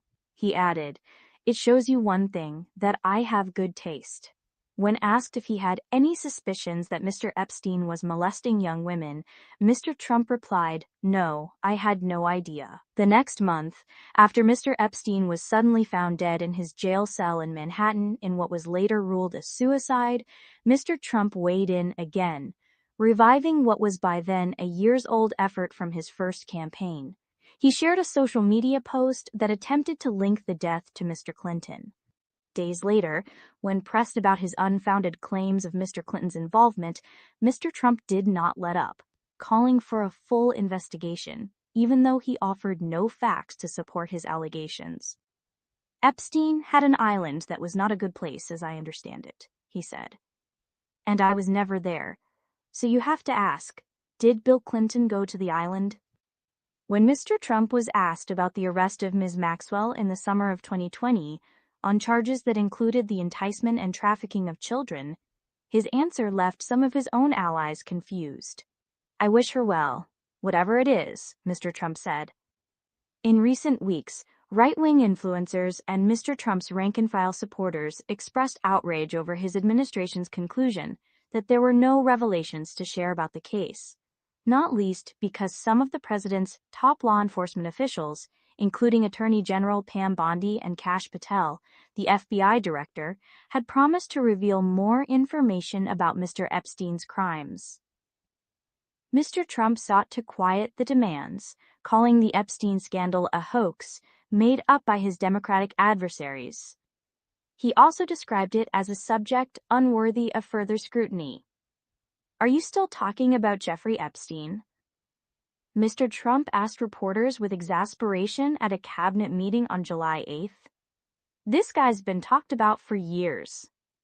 Reporting was contributed by Maggie Haberman, Megan Toohey, and Luke Broadwater. All right, well, that was quicker than I thought. I see all these people in the chat are just spouting chatter, which is easily, rebutted.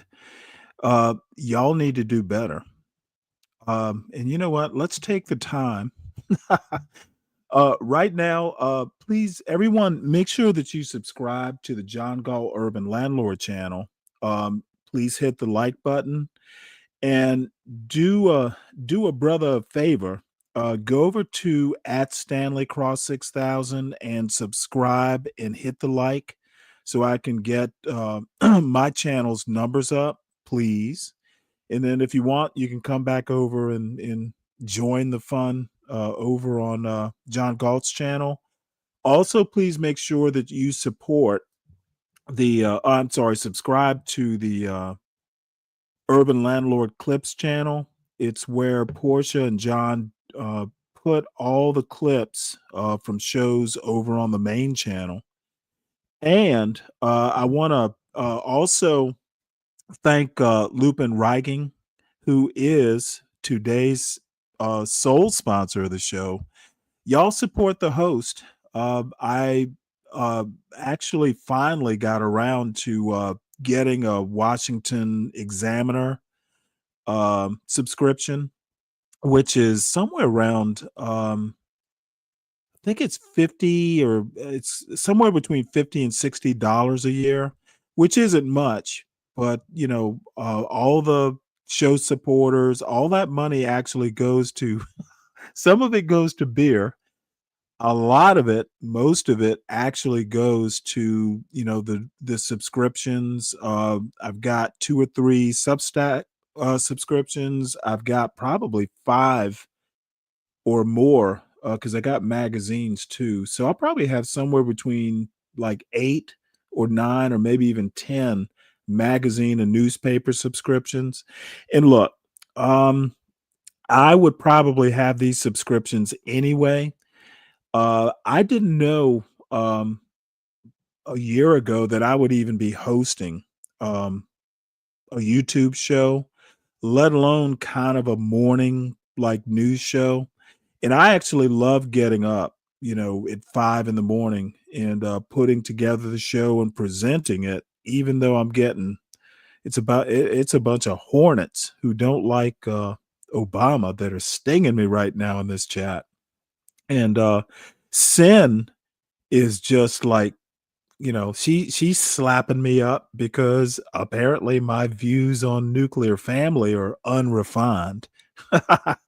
So, in a way, it's kind of good that I'm getting a whole bunch of wake up calls this morning in the chat. So, congratulations for annoying me, folks. And but anyway, that's no reason not to support the show. So, y'all support the host. My Cash App is in the crawl at the bottom of the screen. Thank you again, Lupin. Lupin, he's a voice of reason, and I'm actually really glad that he thinks I'm doing a good job. Lupin is wise, and he's also a peer, as far as age cohort. So, he and I probably kind of shake our heads every now and again and go, well, what the hell are these young folks, just screaming about? It's not that big a deal, folks. It'll be okay. So anyway, more, let's see. Oh, Pam Bondi, and I think I might have gotten this out of order. Apparently,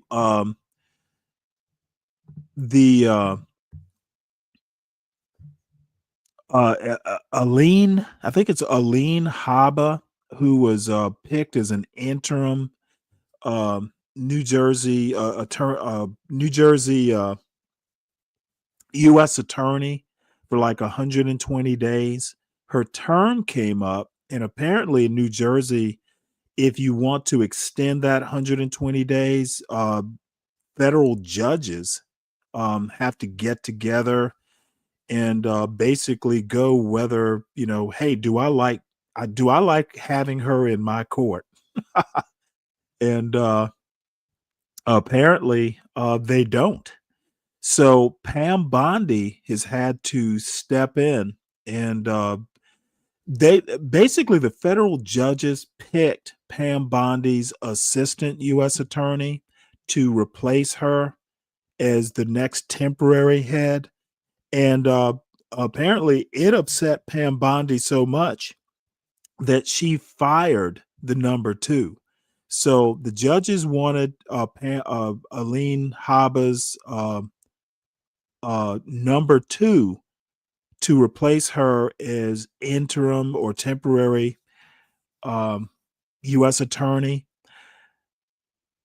And Pam Bondi said, well, guess what, judges? I'm going to fire her for no reason at all. There's no reason this woman got fired, but Pam Bondi did it just to thwart the Justice Department. Now, the funny thing is these, the judges, the federal judges, they have to work with the Justice Department like on a daily basis. I think Pam Bondi is just going to piss off a whole branch of government. And you're going to start seeing even Republican judges just like, what the F are y'all doing? I'm a federal judge. I'm going to look for every reason just to go against the Justice Department. Trump is going to wind up pissing off federal judges up to and including the Supreme Court. You're already seeing it. Trump is going to ruin a good thing. And I applaud his recklessness. So let's hear this story.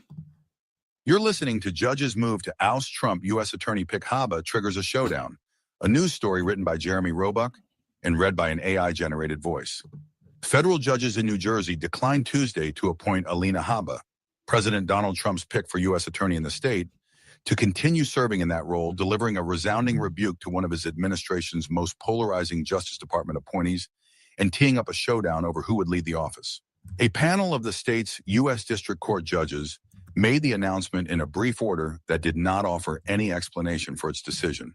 The order, signed by Renee Marie Bum, the chief federal judge in the state, appointed Desiree Lee Grace, a career prosecutor whom Haba had named as her first assistant, as her replacement. But within hours, top Justice Department officials announced that they had fired Grace and reinstated Haba pursuant to the president's authority. This Department of Justice does not tolerate rogue judges, especially when they threaten the president's core Article 2 powers, Attorney General Pam Bondi said in a statement. Bondi referred to the constitutional provision that grants presidents broad decision-making authority, which the Trump administration has cited as justification for many of its most controversial moves. Deputy Attorney General Todd Blanche accused the panel led by Bum, an appointee of President George W. Bush, of acting like activists and enacting a left-wing agenda. The rapid-fire developments threw the leadership of the Garden State's top federal law enforcement agency into chaos and raised the prospect of yet another showdown between the Trump administration and the federal judiciary. As of Tuesday evening, it was not clear whether or how the judges would seek to enforce their order or whether Grace's firing necessarily invalidated their appointment of her. Grace had worked as a line prosecutor in the New Jersey U.S. Attorney's Office for nearly a decade before rising to positions leading the office's violent crime unit and its criminal division. Haba selected her as her deputy earlier this year. Haba, a former personal lawyer for Trump and a prominent surrogate for him on the campaign trail, did not return requests for comment Tuesday.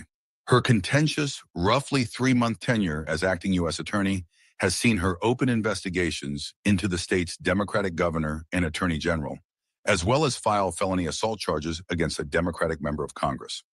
Trump has since nominated her for a full 4-year term in the role, but the Senate has not yet acted on the nomination, and New Jersey Senators Cory Booker, Democrat, and Andy Kim, Democrat, have said they won't support her over concerns that Haba has acted as a partisan warrior instead of a fair-minded arbiter of justice. The judge's order Tuesday to replace Haba said it was effective as of that day, or upon expiration of her appointment as acting U.S. Attorney. But even that question over timing set off a dispute with the Justice Department earlier Tuesday. Under federal law, interim appointments for U.S. Attorney posts last 120 days, or until the Senate confirms a presidential nominee to the role. If a nominee is not confirmed within that window, district court judges are empowered to appoint someone to serve until that happens. In a March the 24th social media post, Trump named Haba to lead the New Jersey office on an acting basis, saying the decision was effective immediately, suggesting that period ended Tuesday. Blanche, however, asserted Haba's term officially expires at 11:59 p.m. Friday, pegging the timeline instead to when she was sworn in on March 28th. The district court judges in NJ are trying to force out Haba before her term expires, he wrote on X. Their rush reveals what this was always about: a left-wing agenda, not the rule of law. When judges act like activists, they undermine confidence in our justice system. Alina is President Trump's choice to lead, and no partisan bench can override that. The judge's decision not to reappoint Haba while her nomination remains pending, while unusual, is not without precedent. Last week, district court judges in the Albany-based Northern District of New York declined to permanently appoint acting U.S. Attorney John A. Sarcone III to the role after the expiration of his 120-day interim term. Justice Department officials responded by appointing Sarcone as a special attorney to the Attorney General, as well as the office's first assistant U.S. attorney, a move the department said indefinitely granted him the authority of acting U.S. attorney. Like Haba, Sarcone lacked significant prior experience as a prosecutor when Trump appointed him to his position. His immediate previous job was as a regional administrator for the General Services Administration, which manages government-owned properties. Sarcone's tenure was marked by several unusual incidents, including in June, when he said a knife-wielding undocumented immigrant from El Salvador had tried to kill him outside an Albany hotel. Surveillance footage later released by investigators showed the man did not come close to Sarcone with his weapon, and charges brought by local prosecutors were downgraded from attempted murder to a misdemeanor. This month, Sarcone told a local TV station that the district's judges had extended his tenure as U.S. attorney. Within hours, the district's judges issued a statement saying they had made no such decision, and days later, they opted not to reappoint him.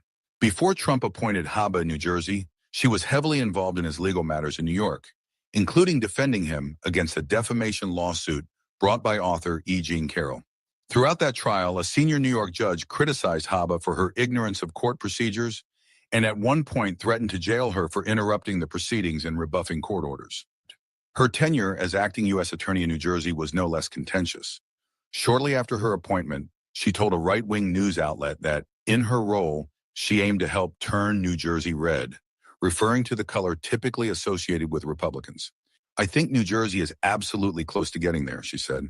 "So hopefully, while I'm there, I can help that cause."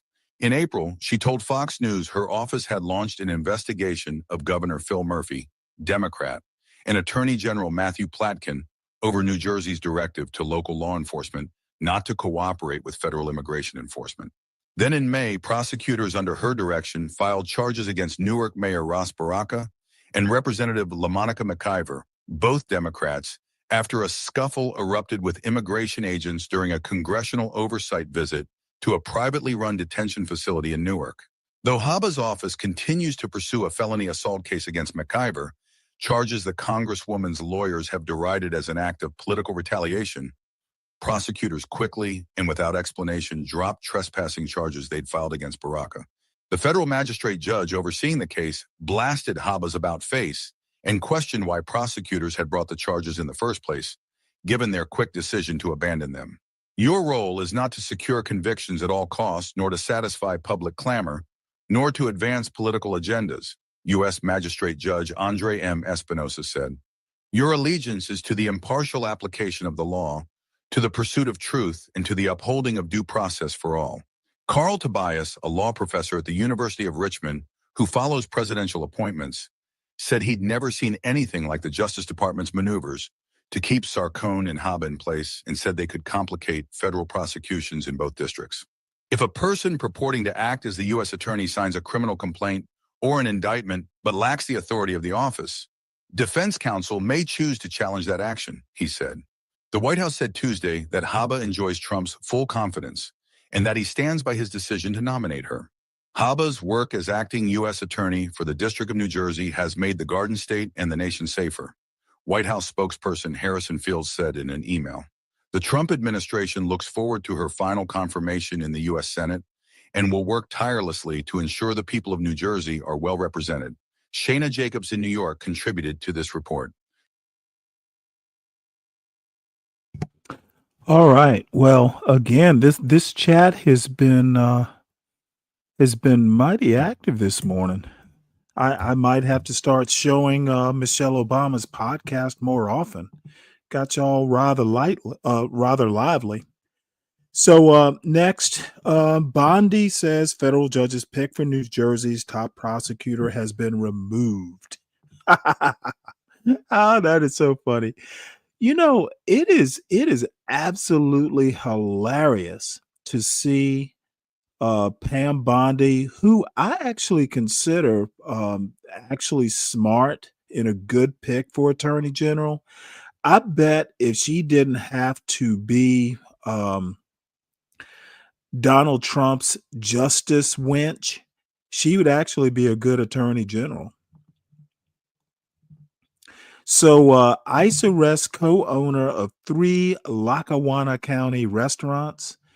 Apparently, not only are they is ICE arresting like Iranian grandmothers who didn't commit crimes. Now they are literally arresting business owners. Like the part about these people that are coming under the scrutiny of ICE as not being productive or contributing, literally, they are fucking up their own argument. Donald Trump is so untalented, and he's literally hired a team of golems. They just do what Donald Trump says, and they can't think independently because Donald Trump would fire them. So I'll read a little bit of this. Immigration agents detained the co-owner of 3 restaurants in Lackawanna County's North Pocono region last week, family members said Monday. Immigrations and Customs Enforcement agents arrested Nasario Damian Contreras. I don't know what that means. 45, a native of Mexico, on Tuesday outside Isabella's Eatery in Jefferson Township, his son Eric Arcino said. Arcino, 22, said he got a call that day informing him of the arrest and rushed to Isabella's. When I got there, I was looking for him. He wasn't there. And one of the waitresses came out and told me what had happened. Arcino said. So he was coming in to open the restaurant and he was preparing the stuff like normal, like a regular day, and he went out to grab some soup. He exited the restaurant, and that's when they detained and handcuffed him. Deportation worries. Arcino, an Army reservist, said he spoke to his father at the Pike County Correctional Facility. The county facility is one of the Pennsylvania prisons ICE uses to hold suspected undocumented immigrants. Damian Contreras was registered as an inmate at 10:20 a.m.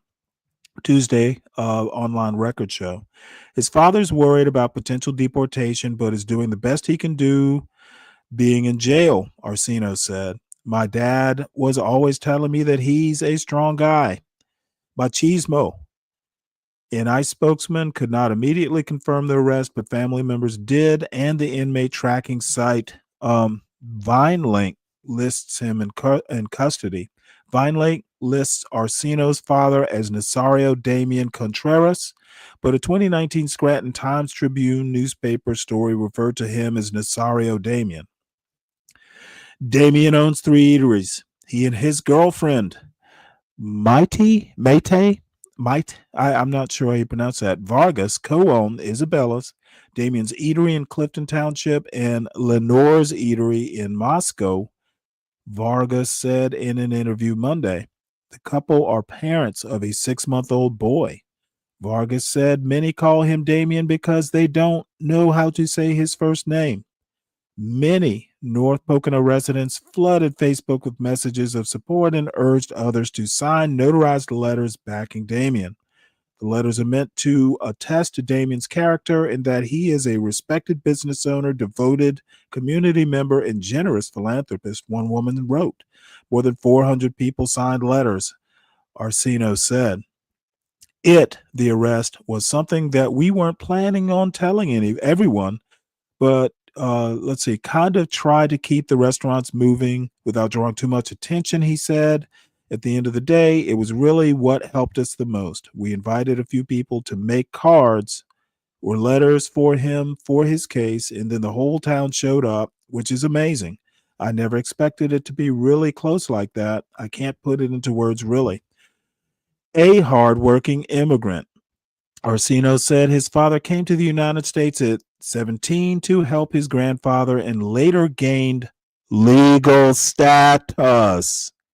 Vargas said his work permit was lapsing, but a lawyer failed to let him know soon enough. A second lawyer did nothing to help, so the family is working with a new lawyer to straighten out his immigration status, Vargas said. So we just hired a lawyer on Friday, so we're working like so hard trying to get everything going and reopen his case, Vargas said. Orsino said his father began working at a young age in Mexico and met his mother after arriving in the United States. And he continued to work to provide for me and my brother, but he ended up in Pennsylvania, he said. Around when I was 5, my mom and him split. His father always works hard, he said. He's a good man. He's always a hard worker. He's always telling me to keep working hard, and that's what I do. We try to do right by him. And I'm, self-taught cook. He likes to help, etc. Little by little, ICE executing Donald Trump's policy are losing whole towns of people. This small town in Pennsylvania is probably fairly conservative. I just read the story, so I haven't had a chance to go and research the town to find out if it went Republican, but I'm guessing if it's in the Pocono region, it probably did go Republican.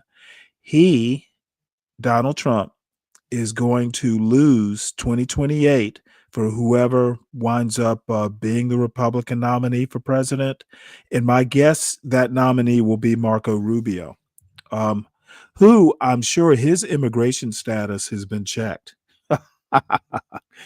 Ghetto, I don't run, I teach. You have answered none of my questions, at least that I've noticed. Solid Snake, look to his right. And dude, I gave you your answer and you just can't accept it. And Solid Snake, your far right anti-black drone boy is just your little Spike. You're right, Spike. You're right, Spike. Go get him, Spike. Don't be afraid of him, Spike. Oh boy. These little folks. Insurance companies provided mortgages and insurance over slaves that were basically you insured or mortgaged slaves, mortgages for the loans. You insured slaves if they died or they became incapacitated, you get money. If you get money for slaves, it automatically helps as far as generational wealth. There's your answer, ghetto point of view. Don't ever ask me dumb questions because I more than likely know the answers. You asking me for details while I'm hosting a show is a sign of weakness. I like to research my stuff. If I don't know it off the top of my head, I don't feel obligated to give you details. And by the way, giving you details of stuff you should already know, come on now, son. I know you value me as your professor, but come on. I'm hosting a show. Please don't stretch my abilities. I am getting old. So, Washingtonians react to Donald Trump wanting Commanders to bring the name Redskins back. Oh, these fools. Let's see here. There's a video here. Okay, well, let's have a look at this. I didn't realize that Rob Snyder lived in DC. Go away anyway. Let's see. The late night shows, I mean, no offense. Oh, this never is gonna late go night away show? anyway. Wait, hold it. Something's wrong here. You know what? AP always. Where is the video?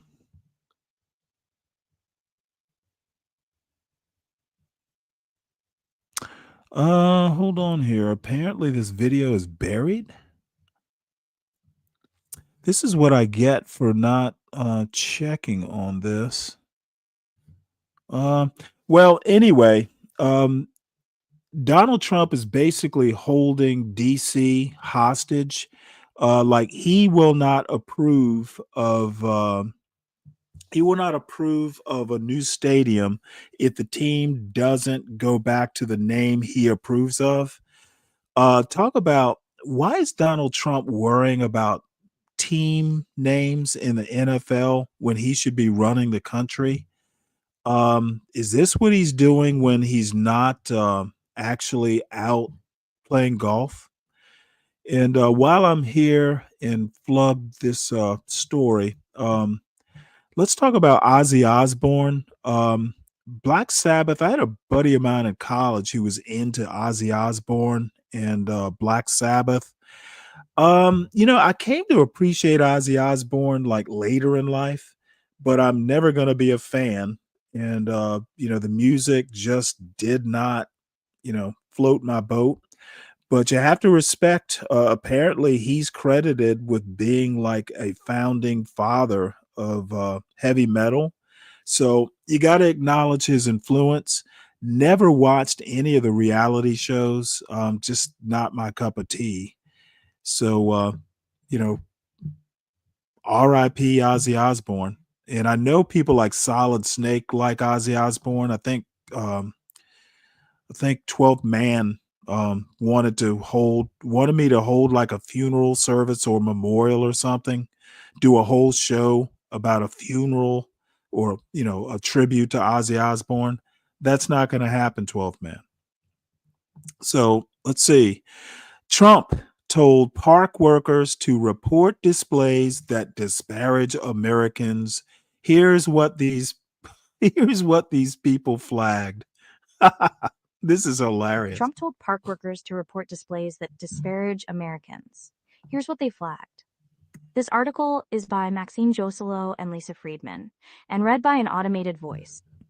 At Cape Hatteras National Seashore in North Carolina, the Trump administration is set to review and possibly remove or alter signs about how climate change is causing sea levels to rise. At Independence National Historical Park in Philadelphia, the administration will soon decide whether to take down exhibits on the brutality of slavery. And at Castillo de San Marcos National Monument in Florida, Trump officials are scrutinizing language about the imprisonment of Native Americans inside the Spanish stone fortress. According to internal documents reviewed by the New York Times, employees of the National Park Service have flagged descriptions and displays at scores of parks and historic sites for review in connection with President Trump's directive to remove or cover up materials that inappropriately disparage Americans. In an executive order in March, the president instructed the Park Service to review plaques, films, and other materials presented to visitors at 433 sites around the country, with the aim of ensuring they emphasize the progress of the American people and the grandeur of the American landscape. Employees had until last week to flag materials that could be changed or deleted, and the Trump administration said it would remove all inappropriate content by September 17th, according to the internal agency documents. The public also has been asked to submit potential changes.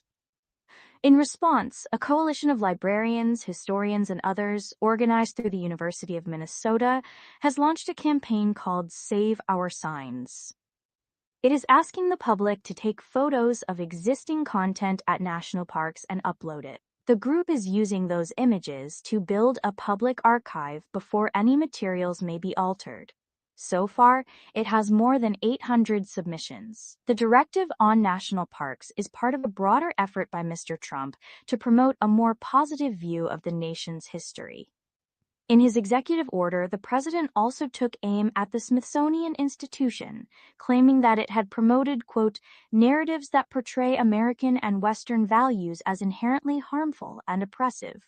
Critics have warned that these moves could lead to the erasure of difficult periods of American history, as well as contributions made by people of color, gay and transgender figures, women, and other marginalized groups. The national parks were established to tell the American story, and we shouldn't just tell all the things that make us look wonderful, said Dan Wenk, a former superintendent of Yellowstone National Park. We have things in our history that we are not proud of anymore. Kristen Brengel, Senior Vice President of Government Affairs at the National Parks Conservation Association, said many Park Service employees are obeying the executive order even though they disagree with it. Park staff are in a bind here, Ms. Brengel said. If they don't comply with this directive, they could lose their jobs. Elizabeth Peace, a spokeswoman for the Interior Department, the parent agency of the Park Service, said the Trump administration's move is not about rewriting the past. Interpretive materials that disproportionately emphasize negative aspects of U.S. history or historical figures, without acknowledging broader context or national progress, can unintentionally distort understanding rather than enrich it, Ms. Peace said in a statement. Our goal is to foster honest, respectful storytelling that educates visitors while honoring the complexity of our nation's shared journey.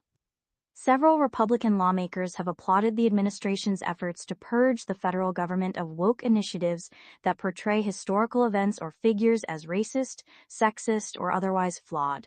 Our monuments should celebrate our founders and tell the story of what makes America great, not push woke talking points to please radical activists, Senator Jim Banks, Republican of Indiana, said in a statement. Already the interior... Let me make one point here. I think correcting errors or, I think correcting slavery, though it took a war, those are positive aspects, and denying that the country was flawed is simply denying reality. No civilization, no society is 100% perfect. And I think realizing mistakes, correcting mistakes, trying to do good is a positive. And I think Trump is wrong on this. That we corrected slavery is huge. You don't have to say you were the first or we did it with a flourish or, slavery was gonna end, because I think it wasn't going to end without a war. As a matter of fact, the founders of the country knew that there was gonna be, a conflict, not necessarily a war, but they knew it was going to be contentious. That's why they kicked the can down the road for 20 years. Trump is a white nationalist and wants to promote whiteness as a positive good, and it simply is not. Anybody with a brain understands that humans are flawed.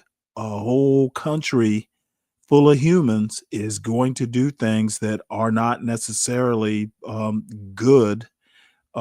Realizing mistakes, correcting mistakes, moving smartly forward is actually the good.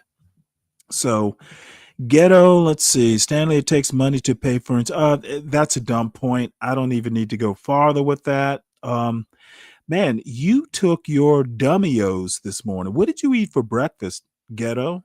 Did you eat grits? You had something white for breakfast, didn't you? You had something warm, white, and grainy. Apparently. Run, dude. If I'm running towards anything, it's running towards correcting your obvious lack of depth of thought.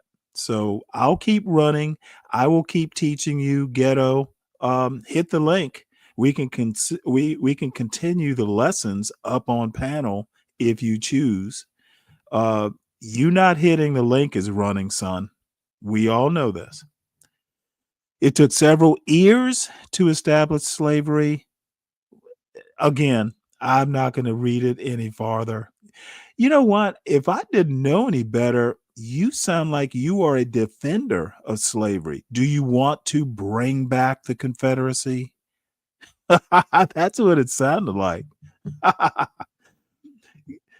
I am his ghetto point of view, and I am pro-slavery. Go, daughters of the revolution. Your department has taken down sticky Go, notes that Park daughters of the Service employees Confederacy. used to annotate an exhibit at Muir Woods National Monument in California. The sticky notes, which park staff added in 2021, were an attempt to present a more comprehensive history of the monument. They highlighted the indigenous people who originally cared for the land, as well as the role of women in the 1908 creation of Muir Woods. They also argued that while influential philanthropic white men are frequently credited with preserving the site, problematic aspects of their legacies are often overlooked. For instance, John Muir, the famous naturalist for whom the park is named, used racist language in writings about African Americans and Native Americans. The notes were removed last week pending a review in connection with the executive order, according to Joshua Winchell, a spokesman for the Golden Gate National Recreation Area, which includes Muir Woods. As we implement the order, we will review all signs in the park as well as all the public input we receive about the signs, Mr. Winchell said in an email. In addition to reshaping the way the parks present history, the executive order could result in the removal of information about the risks that climate change poses in the present day.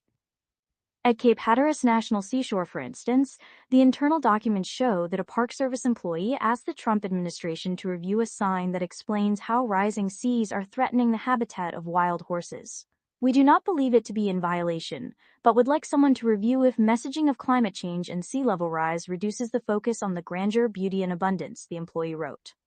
As global warming has caused ice sheets and glaciers to melt, water levels around Cape Hatteras have risen by about 1 foot in the last century, according to the National Oceanic and Atmospheric Administration. They are projected to rise by another 10 to 14 inches by 2050. From a scientific perspective, there's no question that a warming planet is generating that long-term sea level rise, said Robert Young, who directs the program for the study of developed shorelines at Western Carolina University. I guess you could have a discussion as to what degree it is the National Park Service's job to point that out. But Patrick Gonzalez, who served as principal climate change scientist at the Park Service during Mr. Trump's first term, said that is precisely the agency's job. Communicating the science of climate change helps to educate the public on complex scientific issues, and it provides incentives for people to live more sustainably and reduce their carbon pollution, said Dr. Gonzalez, who is now with the University of California, Berkeley. At Great Smoky Mountains National Park, which straddles Tennessee and North Carolina, park officials have also flagged for review a plaque about the harm that air pollution poses to plants and animals. The plaque notes that fossil fuel-fired power plants, motor vehicles, and industry are the primary sources of these pollutants. The bulk of the content identified for review in the internal documents addresses the struggle for equality of Black Americans, from slavery to the Civil Rights Movement. Text addresses slavery as the primary cause of the American Civil War. One Park Service official noted of a plaque at the Stones River National Battlefield in Tennessee, the site of one of the bloodiest conflicts of the Civil War. This is both historically correct and legislatively mandated, but we ask for further review to confirm it is aligned with the executive order, the official wrote. At Cane River Creole National Historical Park in Louisiana, a park official noted an exhibit about slaves who tried to escape but were captured. The official was concerned because the exhibit identified the enslavers by name and mentioned that returned slaves were publicly whipped. Rolanda Teal, an anthropologist who has studied the Cane River Park, said that Congress established it in 1994 to preserve the history of two plantations that housed hundreds of slaves for over 200 years. If you don't talk about the names of the slaves, the names of the enslavers, the whipping of the slaves, then you're only telling white history in America, Dr. Teal said. Why would you visit a plantation if you don't want to hear the whole story? And how could it be a plantation if there weren't slaves? She added. So that's the ridiculousness of it all. On a national mall in Washington, a sign labeled Working Waterfront describes what had been a 19th century wharf and a landing spot for goods moving along a Potomac River tributary. You might hear the shouts of dock workers, many of them enslaved people until the end of the Civil War, the sign says. A park employee called attention to it, asking, "Is the word enslaved okay here?" And at the Martin Luther King Jr. Memorial, also in Washington, a park official raised concerns about books sold at the gift shop, writing, "Not sure if they're all considered disparaging, but they are about either Malcolm X or freedom riders or slavery." Claiborne Carson, who directed the Martin Luther King Jr. Research and Education Institute at Stanford University and helped design the memorial, said the concerns about the books underscored a long-standing inability to confront racism in America. "It's sad to see a lot of things I thought would be resolved in the past have kind of come back," he said, adding, "I don't know how you can have a better future without looking honestly at the past." At the Liberty Bell in Philadelphia, park employees flagged an exhibit panel that discussed the Bell's travels across the country during the post-Reconstruction period. The panel calls out the systemic and violent racism and sexism that existed at the time, employees noted, and at the nearby Independence National Historical Park, where the Declaration of Independence and the U.S. Constitution were debated and signed. Park staff raised concerns about an exhibit that memorializes 9 slaves whom George Washington had brought from Mount Vernon. One panel emphasizes the intentional brutality of slaveholders, which included whippings, beatings, torture, and rape. Other content flagged for review addresses the federal government's fraught relationship with Native American tribes. At San Castillo de San Marcos National Monument in Florida, a park employee highlighted a panel on the imprisonment of Plains Indian tribes in the late 19th century. The panel noted that the U.S. Army had sent 74 prisoners from the Cheyenne, Kiowa, Comanche, Arapaho, and Caddo tribes to the fort after the Red River War, which sought to force Native Americans onto reservations. Text of panel needs review for language referring to tribes having choice of extinction or assimilation, the employee wrote. Language of U.S. government giving the choice of extinction could be considered negative toward the United States. Julian E. Zelizer, a professor of history and public affairs at Princeton University, said the president is insisting on a narrow vision of America that he and his followers find most comfortable.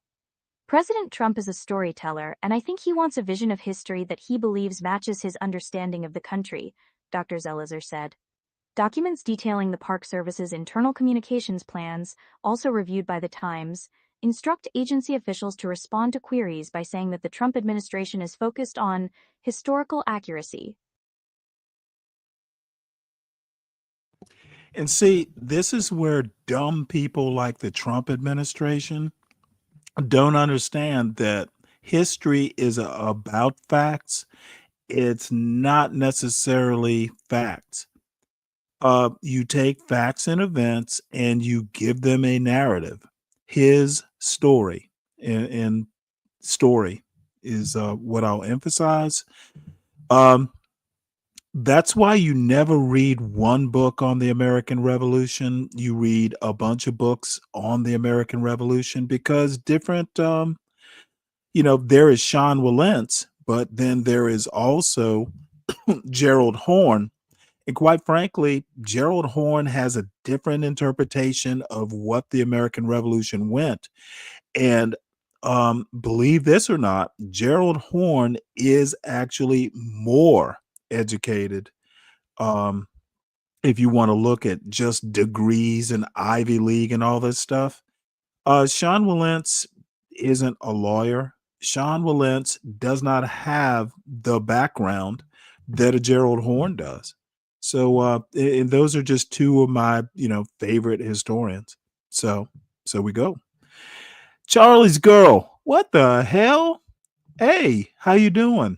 It is so good to see you. Glad you're here. You now you see the foolishness I've been up to. So anyway, let's move on to the next Donald Trump story.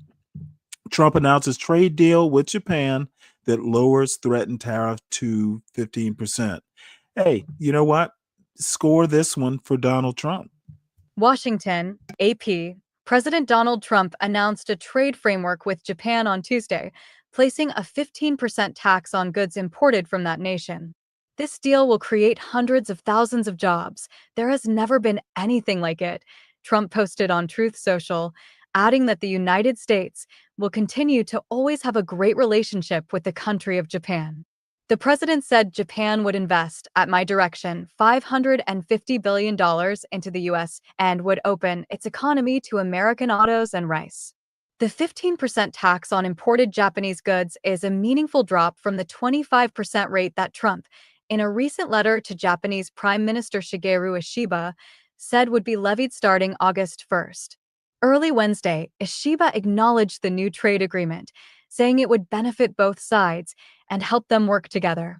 With the announcement, Trump is seeking to tout his ability as a dealmaker, even as his tariffs, when initially announced in early April, led to a market panic and fears of slower growth that for the moment appear to have subsided. Key details remained unclear from his post, such as whether Japanese-built autos would face a higher 25% tariff that Trump imposed on the sector. But the framework fits a growing pattern for Trump, who is eager to portray the tariffs as win for the U.S. His administration says the revenues will help reduce the budget deficit and more factories will relocate to America to avoid the import taxes and cause trade imbalances to disappear. The wave of tariffs continues to be a source of uncertainty about whether it could lead to higher prices for consumers and businesses if companies simply pass along the costs. The problem was seen sharply Tuesday after General Motors reported a 35% drop in its net income during the second quarter, as it warned that tariffs would hit its business in the months ahead, causing its stock to tumble. As the August 1st deadline for the tariff rates in his letters to world leaders is approaching, Trump also announced a trade framework with the Philippines that would impose a tariff of 19% on its goods, while American-made products would face no import taxes. The president also reaffirmed his 19% tariffs on Indonesia. The U.S. ran a $69.4 billion trade imbalance on goods with Japan last year, according to the Census Bureau. America had a trade imbalance of $17.9 billion with Indonesia and an imbalance of $4.9 billion with the Philippines. Both nations are less affluent than the U.S., and an imbalance means America imports more from those countries than it exports to them. The president is set to impose the broad tariffs listed in his recent letters to other world leaders on August 1st, raising questions of whether there will be any breakthrough in talks with the European Union. At a Tuesday dinner, Trump said the EU would be in Washington on Wednesday for trade talks. "We have Europe coming in tomorrow," the next day, Trump told guests. The president earlier this month sent a letter threatening the 27 member states in the EU with 30% taxes on their goods to be imposed starting on August 1st. The Trump administration has a separate negotiating period with China that is currently set to run through August 12th, as goods from that nation are taxed at an additional 30% baseline. Treasury Secretary Scott Bessent said he would be in the Swedish capital of Stockholm next Monday and Tuesday to meet with his Chinese counterparts. Bessent said his goal is to shift the American economy away from consumption and to enable more consumer spending in the manufacturing-heavy Chinese economy. President Trump is remaking the U.S. into a manufacturing economy, Bessent said on the Fox Business Network show, Mornings with Maria. "If we could do that..." Yeah, I'll stop it here. Trump's not going to be able to do that. If at all, definitely not within the next 3 years. But so we go. Dreams, nothing wrong with a man dreaming.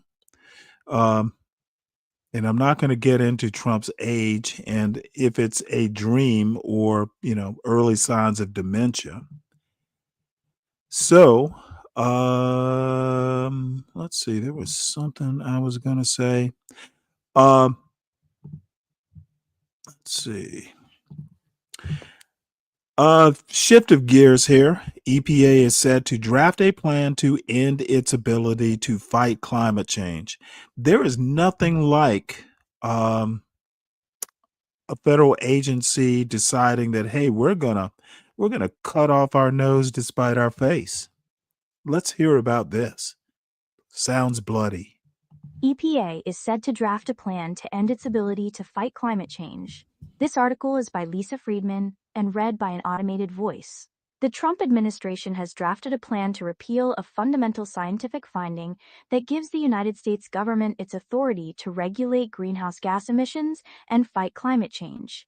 According to two people familiar with the plan, the proposed Environmental Protection Agency rule rescinds a 2009 declaration known as the endangerment finding, which scientifically established that greenhouse gases like carbon dioxide and methane endanger human lives.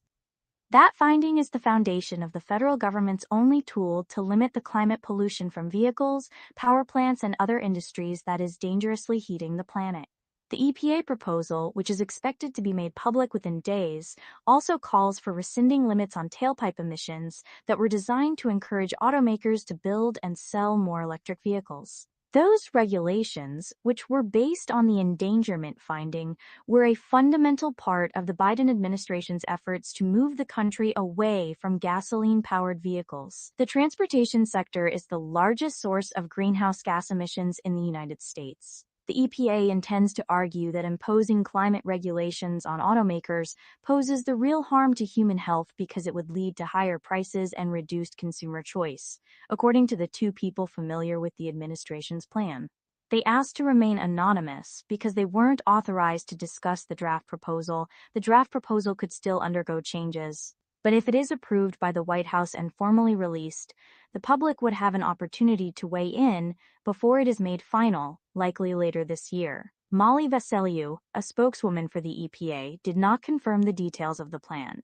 In a statement, she said the EPA sent the draft proposal to the White House on June 30th, and that it will be published for public notice and comment once it has completed interagency review and been signed by the administrator. If the Trump administration is able to repeal the endangerment finding, it would not only erase all current limits on greenhouse gas pollution from cars, factories, power plants, and other sources, it would prevent future administrations from trying to tackle climate change, with lasting implications. The White House is trying to turn back the clock and relitigate both the science and the law, said Vicki Patton, General Counsel for the Environmental Defense Fund Environmental Group. She called the evidence that climate change is harmful overwhelming and incontrovertible. Since taking office, President Trump has abandoned U.S. efforts to tackle global warming. He also has moved to roll back virtually every federal policy aimed at curbing greenhouse gases from the burning of oil, gas, and coal. His administration has encouraged more production and use of fossil fuels while stifling the growth of clean energy and electric vehicles. In calling to repeal the endangerment finding, the draft EPA rule does not appear to focus on the science or try to make the case that fossil fuels aren't warming the planet. Instead, it argues that the EPA overstepped its legal authority under the Clean Air Act by making a broad finding that greenhouse gas emissions endanger the public welfare. It makes the case that the EPA administrator has limited power that apply only to specific circumstances. Joseph Goffman, who led the air office at the EPA under the Biden. You know, one thing I've actually been thinking about, and probably should say it soon, should have said it sooner. I think one of the fundamental differences between the right and the left, and frankly, you know what? I'm not going to even say the left, because in a way, centrist Democrats, of which I'm one, by the way, tend to be a lot like normie or centrist Republicans. In MAGA, I consider far right populism, and they're getting more far right daily. I find it really disturbing that MAGA in the farther reaches of the right wing, they always err on the side of profit. They err on the side of business owners. They err on the side of corporations instead of erring on the side of human beings, or erring on the side of caution. Okay, it is more than likely that greenhouse gases and just pollution of the environment is harmful. And it's definitely harmful to the environment, obviously, but it is also harmful to humans. But if you can't prove it to a point to where there aren't little kids, dropping dead, spontaneously, MAGA wants to err on the side of, hey, you know what? It should be profitable for business owners until it's proven that it's killing kids. No, that's not even that Christian. You err on the side of humanity. You don't err on the side of profit. And I find that hugely disturbing. That's going to be MAGA's downfall. And it's unfortunately, it's going to take actual casualties. I mean, look at Trump and COVID-19. Trump literally erred on the side of, I don't want my numbers to go up. Remember, Trump lost me at the very beginning, that March of 2020, when he kept all those elderly folks on the cruise ship, because if they set foot on U.S. soil, and these were U.S. citizens, if they set foot on the soil, they're going to drive the COVID numbers up. The dude literally erred on the side of, I don't want my public image to be damaged by COVID sufferers' numbers to go up. Let's keep them on the ship. That way we can't say, that they're actually sick. That is the Trump administration in spades. And this is like back in 2020.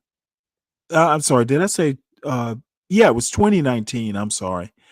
Trump is a menace to society. And that philosophy that running the country like a business is a lead balloon, and the lead winds up in some child's water supply. They're drinking the remnants of Trump's lead balloon in their tap water.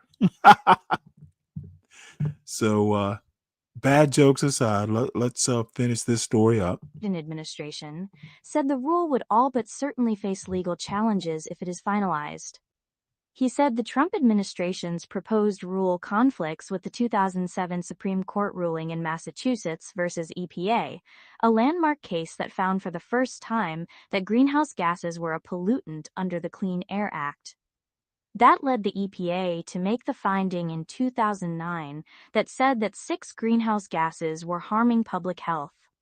In more than 200 pages, the EPA at that time outlined the science and detailed how increasingly severe heat waves, storms, and droughts were expected to contribute to higher rates of death and disease. Maxine Joselot contributed reporting. All right. Well, next next story that makes me laugh about the Trump cabinet. FEMA urban search and rescue chief resigns, citing agency chaos, colleagues said.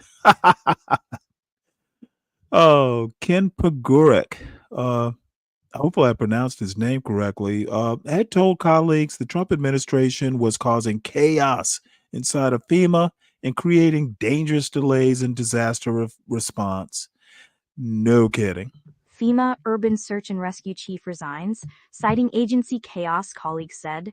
This article is by Lisa Friedman and read by an automated voice. The head of the Federal Emergency Management Agency's Urban Search and Rescue Unit has resigned, telling colleagues he was frustrated by bureaucratic hurdles the Trump administration imposed that delayed the agency's response to deadly flooding in Texas, according to 3 people familiar with his reasoning. Ken Pagurek, who worked with FEMA's search and rescue branch for more than a decade and served as chief for the past year, told associates that his concerns had been mounting since the start of hurricane season, and that the administration's changes to the agency were causing, quote, chaos.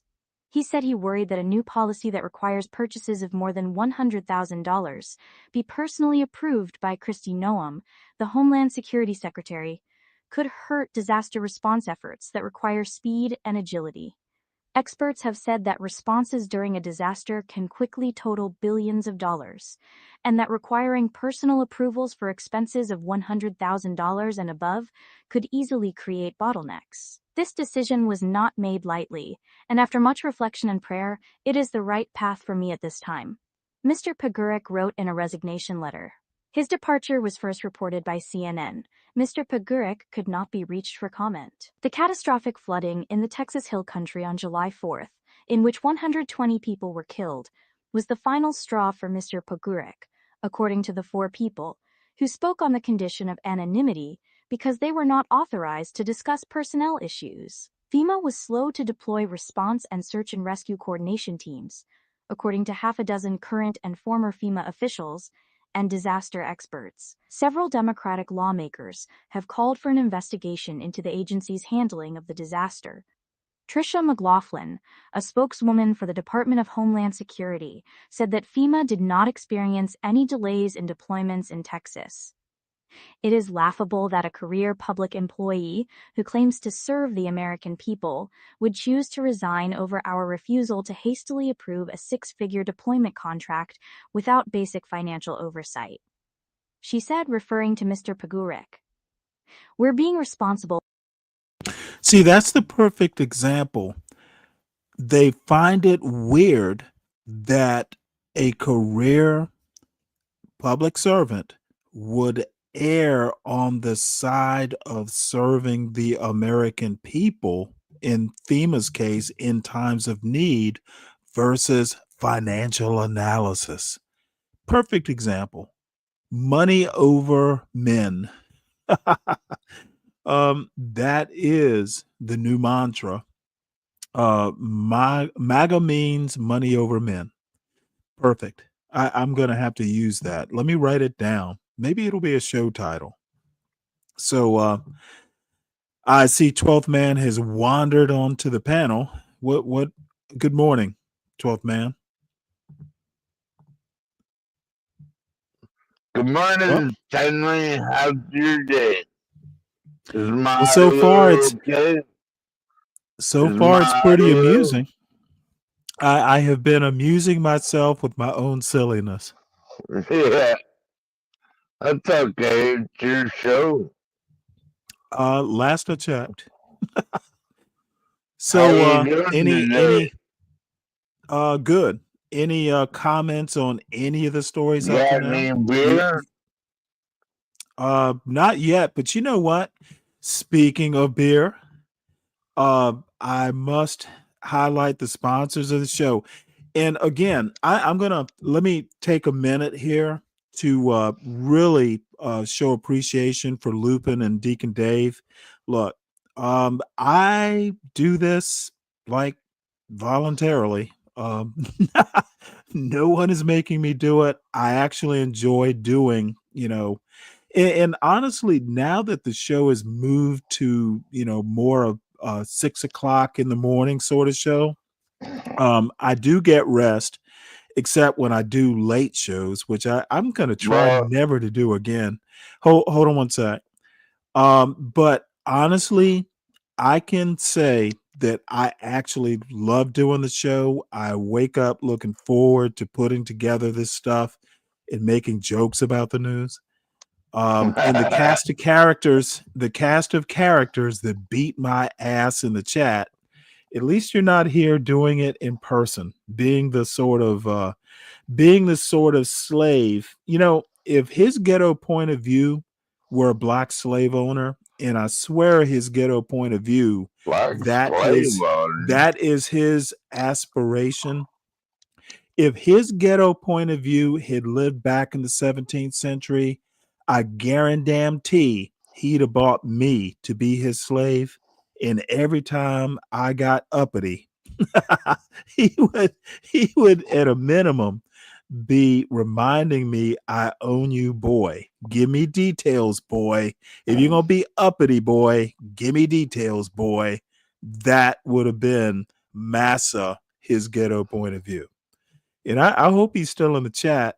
I hope he takes this to heart. You are a born enslaver, his ghetto point of view. Well, you know what? I'm sure his ghetto point of view knows it's a joke. It is a joke, ghetto, but only half a joke. So anyway, Lupin, Deacon Dave, and everyone else who supports the show, you being in the chat, hitting the like button, subscribing to the Stanley Cross channel, subscribing to the John Galt channel, subscribing to the Urban Landlord Clips channel. It is awesome. And I probably don't say that enough, but I actually do enjoy, kind of doing the news and making dumb jokes. So thank you for supporting an old man, folks. Well, Stanley, I gotta say that you're probably one of the smarter people I know on that YouTube. Oh, there are so many people. There are so many people who would disagree with you. There are, if I said, "Hey y'all, if you think Stanley's stupid," people would be coming from all over the internet to hit my the thumbs down button. It would blow up YouTube, and they toss me off just because nobody likes you. So, but I do appreciate it, 12th man. And by the way, you're a supporter of the show, so 12th man, as much as he beats me up in the chat, 12th man is a legit supporter of the show. So I'm not sleeping on you there, 12th man. You are a supporter, and I do appreciate it. So let us move on. Florida congressional districts. Well, Florida congressional districts that eliminated a majority black seat upheld by the Supreme Court. I give the Voting Rights Act, the VRA, another 5 years, and it's going to be gone. The magic potion needs one more conservative Supreme Court justice, and I predict Donald Trump in the next 3 years is going to be able to appoint another conservative, making it a 7-2 majority. And again, I have no facts to back me up. It's just my gut feeling. So I'll read a portion of this. I'm not going to belabor it. Florida Supreme Court. Interrupt you just for a second? Okay. You see how that went in New Jersey today? Okay, wait, whoa. Slow down. You're slurring. I'm not quite able to discern what you're saying. I'm kind of drunk. I noticed. But they silenced that one lady out of the courts, and then the DOJ turned right around and fired that one that they approved. So that seat is still empty. Well, let me reassert my point. They did not silence. I assume you mean Ketanji Brown Jackson. She's a Supreme Court justice. She wrote a minority opinion. Okay, then I have no clue who you're talking about. It was a bunch of judges today went against one judge, and then when they voted her down, they fired the one that they approved. So, you're talking Aline Haba, and forget her number two's name. Yeah. Well, you know what? That's an abuse of power, And like I said earlier, maybe you missed it. I actually think there's gonna be a high noon shootout between between the Shootout. Justice Department specifically and the judicial branch. Trump's gonna lose, but he's gonna win short term. I think in the end, Trump is old and he's starting to show, his seams. I honestly think the one thing about the executive branch, they outlive as an institution, as a branch of government, their life is longer than the executive branch and the legislative branch. The Supreme Court has, between the youngest to the oldest, they're going to have 100 years or more of influence than the executive branch will. There's a weird and actually astoundingly smart point that Aramiyose Frimpong made a while ago. Institutions, and this is why republics are rather unique. Republics are, instead of direct democracy, you have institutions that are democratically elected, either directly or indirectly. Institutions outlive individuals, and that is easily proven. Read your Edmund Burke. Institutions outlive individuals.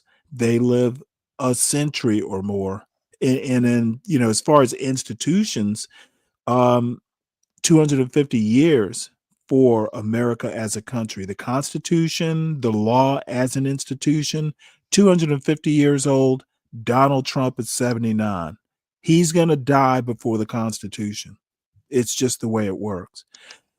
That might be why you have to give credit to the founders and the framers of the Constitution specifically, but the founders as well. This country will outlast Donald Trump. I think human decency will outlive MAGA. And I don't think MAGA is an institution, a political entity. Okay, I need to speak without you interrupting, please. And then you'll get your turn. Human decency is like eternal, at least as long as humans survive. It will outlive Donald Trump. It will outlive MAGA. It will, just like the Tea Party got outlived. No, they didn't. I, while not religious, do think that decency, human decency, outlives everything. That is, as far as human affairs go. So, what were you going to say?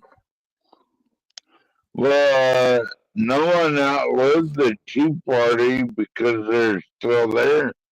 Ted Cruz No, they're not. is still there. They you know what? If they don't call, if they do not, Rand Paul does Rand Paul consider himself a part of the Tea Party movement? Not publicly. Of course he does. Yeah. Of course he doesn't. You have no clue what you're talking about. He does. Have you asked? Yes, have you talked to Rand Paul lately?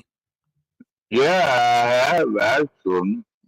Oh, really? Did you ask him whether he still considers himself a part of the Tea Party? Yeah, he does. And he said, okay, well, you know what? You have a vivid imagination, and I appreciate you for it. So, his ghetto point of view, you know what? You got my email address. I'm willing to do a special early show so you can join. Just let me know. I would actually do that. Let me ask you, Stanley. Let me finish talking to his ghetto point of view, please. Ghetto, just I don't know if tomorrow's a good time, but if you want to do like an early show, email me, let me know the time that you're free. And yeah, I can work my schedule around yours. It'd be an honor. So just let me know. And so that's that. Finish up your point and we'll get to this story. Please, 12th man. Like what story? The story about the voting rights in Florida Voting congressional rights? districts that eliminated a majority black seat upheld by the Supreme Court. They meant Florida Supreme Court, by the way. Is that Marco Rubio? See, he is a part of No, the Tea Party it's too. Ron DeSantis. Okay, well, they look alike. Do they really? All white people look alike to you, huh? Interesting. That's Ron DeSantis. It's just Yeah, about you know what? allegation. You know what? You know what gave it away? That big ass DeSantis on his chest. All right. So the story So what are they reads. gonna do? The Just story about reads. Alligator Alley? The Where story are they gonna reads. go, Stanley? Oh my lord. The story reads: Florida Supreme Court on Thursday upheld the state's current congressional redistricting map. This is an old story. It was last Thursday, and I guess I'm just getting around to it. Upheld the state's current congressional redistricting map, rejecting a challenge over the elimination of a majority black district in North Florida that was pushed by Republican Governor Ron DeSantis. Dude, you're interrupting. The court, dominated by DeSantis appointees, ruled that the restoration of the district that previously united black communities from Jacksonville to west of Tallahassee or across 200 miles would amount to impermissible racial gerrymandering that the majority ruled violates the Constitution's equal protection guarantees. Oh, that is such a bad argument. The court leaves, and essentially, they are ruling that whites have a better argument for equal protection than the blacks. And by the way, just so you know, and I'm sure a lot of people in this particular audience know this, Florida has the largest black demographic in, well, I'm sorry, the second largest black demographic in the country. Texas number 1, Florida number 2, Georgia number 3. So they are literally taking one of the biggest black populations in the country, saying that gerrymandering a district that allows black representation in the U.S. Congress is infringing on the rights of the whites in Florida. And essentially what they're saying is whites have a better argument for equal protection than the black demographic. It is just shocking that they could make this sort of thing. Hopefully this gets appealed to the Supreme Court, the U.S. Supreme Court. The record leaves no doubt that such a district would be race predominant, like every other motherfucking district in Florida is not race predominant.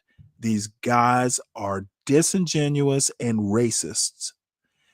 The record also gives us no reasonable basis to think that further litigation would uncover a potentially viable remedy.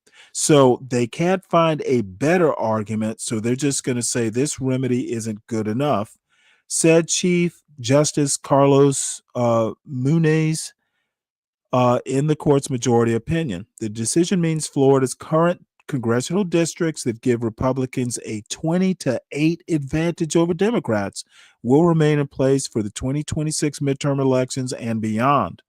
The former North Florida district was most recently represented by a black Democrat, former Representative Al Lawson. The new districts divide the area among 3 Republican districts. This was always the constitutionally correct map, and now both the federal courts and the Florida Supreme Court have upheld it. DeSantis said on X, one of the plaintiffs, the National Redistricting Foundation, called the new ruling alarming because it diminishes the voting power of Black Floridians by upholding the GOP-drawn map. The court is abandoning the most basic role of the judiciary to provide justice for the people, said Marina Jenkins, executive director of the foundation. Earlier redistricting efforts by the state legislature included versions of the North Florida district that preserved Black voting power, but after a veto by DeSantis, the governor pushed through the current map that eliminated it. And I'll just stop there. Hopefully it just winds up back to let the U.S. Supreme Court uphold the Florida Supreme Court, and then it will be a fait accompli. Slick, no. Let's see. What is Slick saying? That's how I have been billed from the Ross. Dumb shit. Tony Danza. Uncle Fatty, what's up, man? Long time no see. Barry Manilow and Meatloaf. He's a Piano Man lover. Okay, you know what? I don't even know what y'all are talking about. So let's see. What else do we have here? Judge sentences ex-officer and Breonna Taylor raid to nearly 3 years in prison. This is a super interesting result. The Trump Justice Department asked for, I think it was 1 day. And apparently the courts have gone, Trump, you're full of shit. Judge sentences ex-officer in Breonna Taylor raid to nearly 3 years in prison. This article is by Glenn Thrush and read by an automated voice. A federal judge in Kentucky on Monday sentenced a former Louisville police officer involved in the fatal raid of Breonna Taylor's home to nearly 3 years in prison, in a sharp rebuke to the Trump administration, which had requested he serve only 1 day behind bars. In November, a federal jury in Kentucky convicted the former officer, Brett Hankison, of 1 count of violating Ms. Taylor's civil rights by using excessive force in discharging several shots through her window during a botched drug raid in 2020. Even though none of the 10 shots he fired hit Ms. Taylor, Mr. Hankison, who is white, was the only officer to be charged for his actions during the botched operation. The killing of Ms. Taylor, 26, in her own home became a focal point for the national outrage over police violence against Black people, amid a spate of similar acts of violence around the same time, most notably the murder of George Floyd by a police officer in Minneapolis. Ms. Taylor's killing in particular brought national attention to, quote, no-knock warrants, which allow the police to burst into homes without warning. The lingering bitterness surrounding Ms. Taylor's death and a renewed sense of injustice incited by the Trump administration's extraordinarily lenient sentencing request spilled over into protests outside the federal courthouse in Louisville in the hours before the sentencing on Monday. Last week, Harmeet K. Dillon, the Assistant Attorney General for Civil Rights, asked the judge in the case, Rebecca Grady Jennings, to sentence Mr. Hankison to a single day in prison, essentially the brief time he had served when he was charged, and 3 years of supervised release. The request was intended to send the message that the department planned to abandon its long-standing efforts to address racial disparities in policing, and to reorient the Civil Rights Division to pursue President Trump's culture war agenda at the expense of its founding mission of confronting race-based discrimination. Judge Jennings, whom Mr. Trump appointed to the U.S. District Court for the Western District of Kentucky in his first term, took issue with the department's extraordinary sentencing request. But she also settled on 33 months, a punishment far short of the maximum sentence of life in prison allowable by law. Sentencing requests are typically filed by career prosecutors who worked on the case. The filing last week was signed by Ms. Dillon, a political appointee who is a veteran Republican Party activist with close ties to Mr. Trump and one of her deputies. Shortly after the department made its request public, the family's legal team issued a statement describing Ms. Taylor's mother, Tamika Palmer, as, quote, heartbroken and angry. The legal proceedings stemming from Ms. Taylor's killing, which brought intense scrutiny on the Louisville Metro Police Department, have been drawn out over years of dramatic court battles. In 2023, a judge declared a mistrial in Mr. Hankison's trial on federal civil rights charges after jurors failed to reach a unanimous verdict. He was previously acquitted of similar state charges. The case fueled I have to ask my dog about this. The city's police chief was fired amid the demonstrations, and a 2023 report by the Justice Department found that the department had shown a pattern of discriminating against Black people, as well as a pattern of other abusive behavior. Investigators found instances of police officers subduing residents with neck restraints, chokeholds, and even dog attacks, and using excessive and escalating force. The report also said officers made unlawful stops and searches based on invalid warrants. A judge initially signed off on a warrant for Ms. Taylor's apartment, but the officers were later instructed to announce themselves. Whether they actually did has long been in dispute. The warrant to raid Ms. Taylor's apartment was based on shoddy surveillance. 3 officers were charged by federal prosecutors with knowingly including false information in an affidavit to get a judge to approve the raid. One of them, Kelly Goodlett, pleaded guilty in 2022. The case against the 2 other officers, Joshua Janes and Kyle Meany, is still open. Prosecutors argued that Mr. Hankison did not have legal justification to use deadly force when he fired through a window and sliding glass door covered by blinds during the raid, ultimately hitting a neighboring apartment. The police were seeking evidence that Ms. Taylor's former boyfriend was selling drugs when they barged through her door on March 13, 2020. Her boyfriend at the time of the raid, Kenneth Walker, opened fire on the officers as they entered, later saying that he believed they were intruders. 2 officers, Miles Cosgrove and Jonathan Mattingly, immediately returned fire and shot and killed Ms. Taylor. Those 2 officers, who were also white, were never charged. Prosecutors argued that they had been justified in their actions. Chris Cameron contributed reporting. Yeah, in a way, it was kind of a tragic mistake because Breonna Taylor's boyfriend had no clue because the cops didn't identify themselves. It was a no-knock warrant. So he was, the boyfriend was justified in defending his home, thinking it was a home invasion, and the cops were justified in defending their lives. The dude that fired did it from outside. He had no justification for firing through that window. He was not inside the abode, and no one was shooting at him. He just fired because his buddies were firing. And quite frankly, 3 years is a light sentence.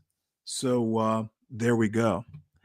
And Solid Snake, you better goddamn thank God that there are people like me who exist, because otherwise there would be no one to have the patience to teach you about U.S. history and that sort of thing. So next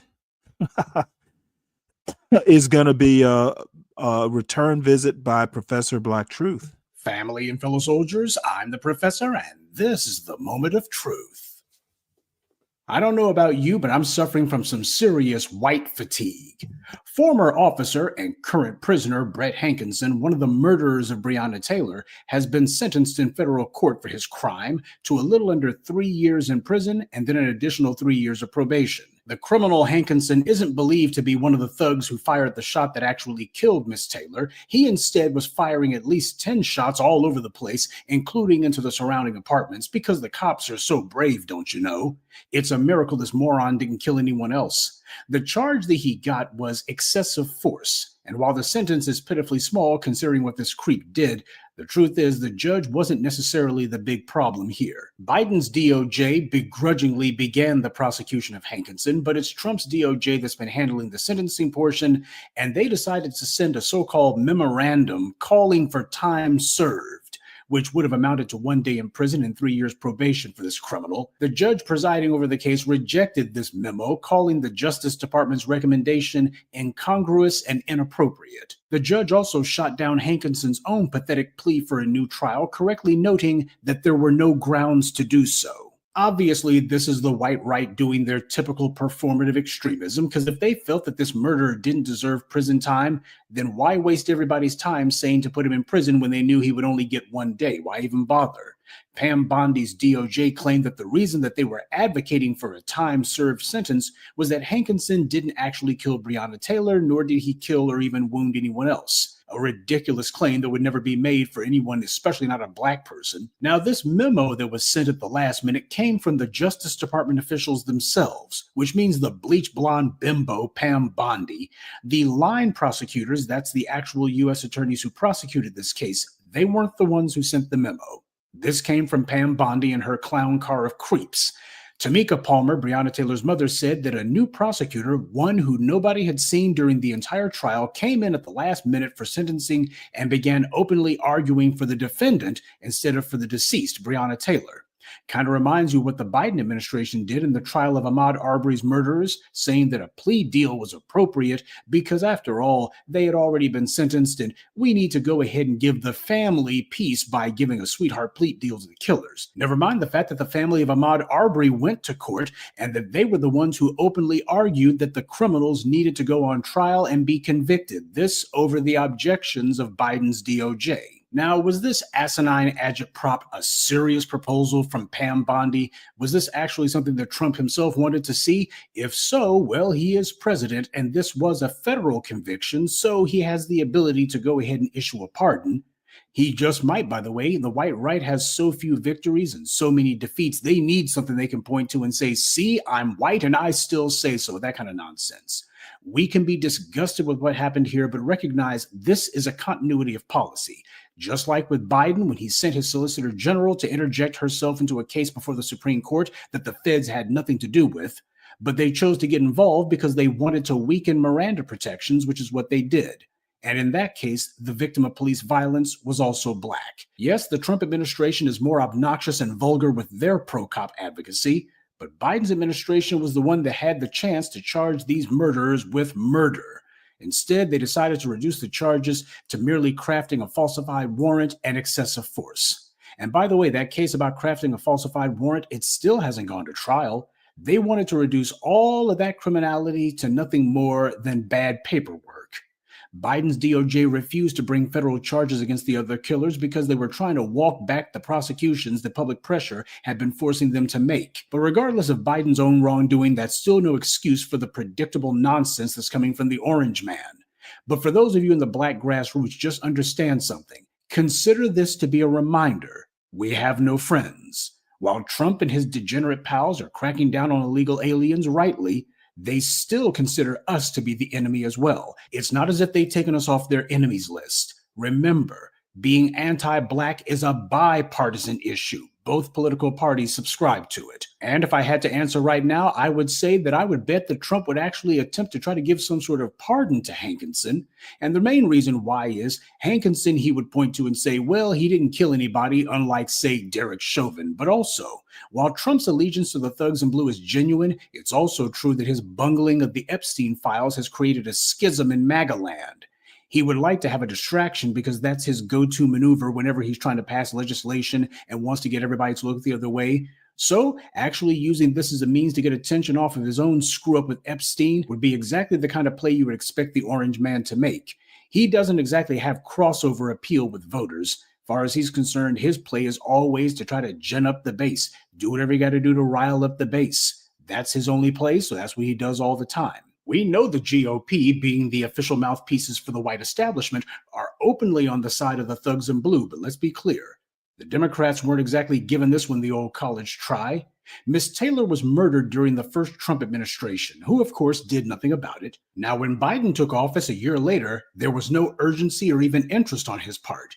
His administration had 4 years to round up those criminals and lock them up. But it was clear that Biden saw the Breonna Taylor murder as just some activists who needed to be placated or talked to death. They wanted the outcry to simply go away, only it wouldn't. Eventually, Merrick Garland was forced to have to do something, but he dragged his feet from the very beginning, overlooking or even excusing the blatant criminality that had taken place. The corrupt Klansmen in Kentucky broke a ton of laws before and after the murder of Breonna Taylor. I've detailed that for you on this channel. The Louisville police lied, flat out lied, to get that no-knock warrant. They falsely claimed that the post office had told them that suspicious packages were being sent to Breonna's apartment when they knew that the post office had told them the opposite. And truth be told, the post office didn't actually say it to the Louisville police because the local post office had an order that they were not to do anything for the Louisville police. God only knows what the cops had done to get on the mailman's bad side. And the judge who signed off on that fraudulent warrant, she didn't hold the cops in contempt for perjury when she found out that they had lied on the affidavit. But then again, that judge never saw a police warrant that she wouldn't sign off on. The cops couldn't get their lies straight about which one of them made out the fraudulent affidavit that they used to get the no-knock warrant. They couldn't get their lies straight about whether they knocked or didn't. They claimed that they did knock, which begs the question, why did they apply for a no-knock warrant then? They also lied and claimed that there were drugs and guns that they were going to find, but of course they didn't find anything. The police lied about who fired and when. They just couldn't get their story straight. While the murder of Breonna Taylor was high profile, it was hardly a complicated case. But for the Biden administration, it was a political dilemma. He was trying to undo the progress that had been made on punishing the police since 2020. All that taking a knee crap that the Democrats were doing for the cameras, that was just pathetic PR, and it didn't fool anyone. Biden made it clear whose side he was on. The criminals. Every crooked cop, every lying deputy, every dirty DA, every scumbag judge.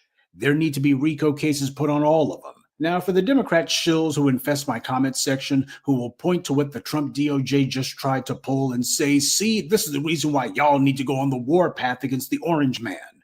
First of all, we're not supporting him, stupid. Second, are the Democrats going to go after the police?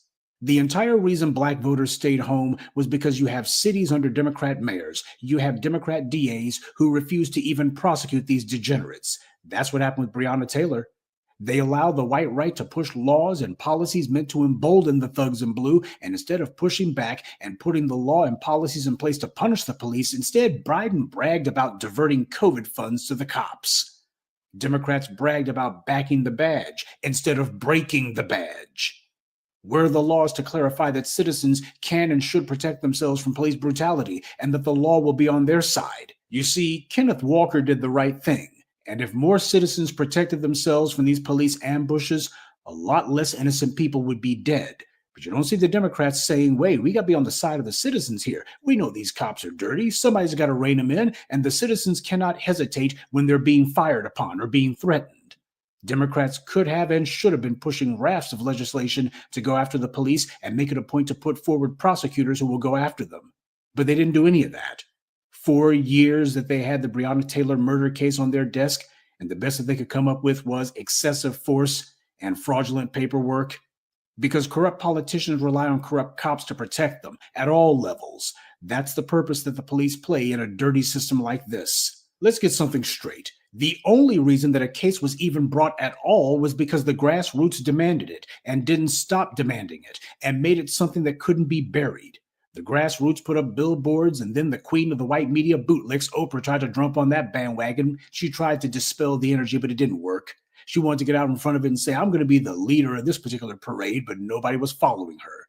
I remember making it a point to get on the case of two of the writers for the Washington Post who had been misreporting on that murder and were omitting the information about the fraudulent affidavits for the no-knock warrants. I started going after them on Twitter on my own. I made it a point not to bring the family into that because I didn't want for them to be able to lie and claim that there was some sort of organized harassment campaign against them or anything else. What I did was I went into the threads on their Twitter feeds and started posting links to official newspapers in Louisville and Kentucky, in other words, so-called credible news sources that had reported on the fraudulent affidavits, and asked them, when are you guys going to report on it?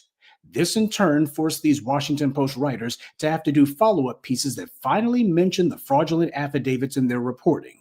And the Washington Post matters because it's the inside the Beltway paper of record, and people in political circles are at least aware of its coverage. And it was pretty much after that that other white media organs began to finally talk about those fraudulent affidavits. Now, again, I have no direct evidence of this, But I don't think it's a coincidence that the main thing the Biden DOJ chose to focus on was precisely the fraudulent paperwork from the police that led to Breonna's murder.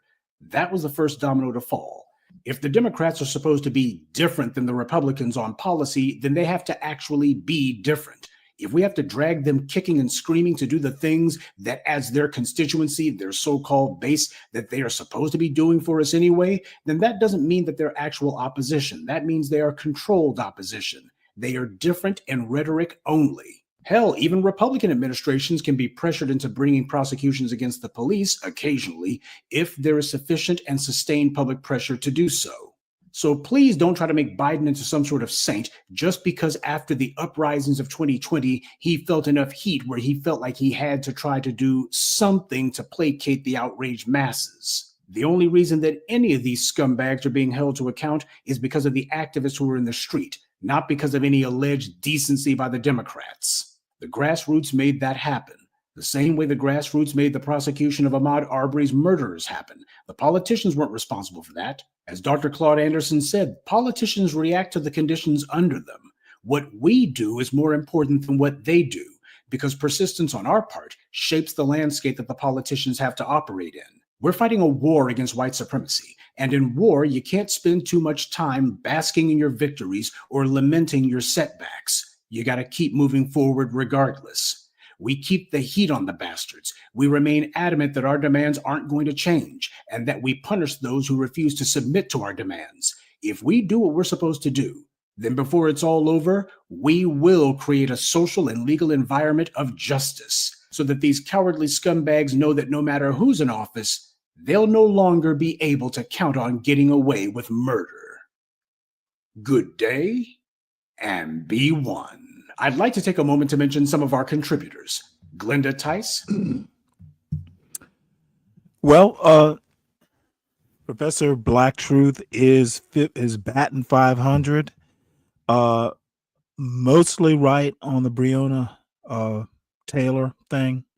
Mostly wrong on the Obama thing.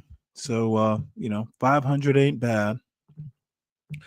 U.S. Olympic officials bar transgender women from women's competitions.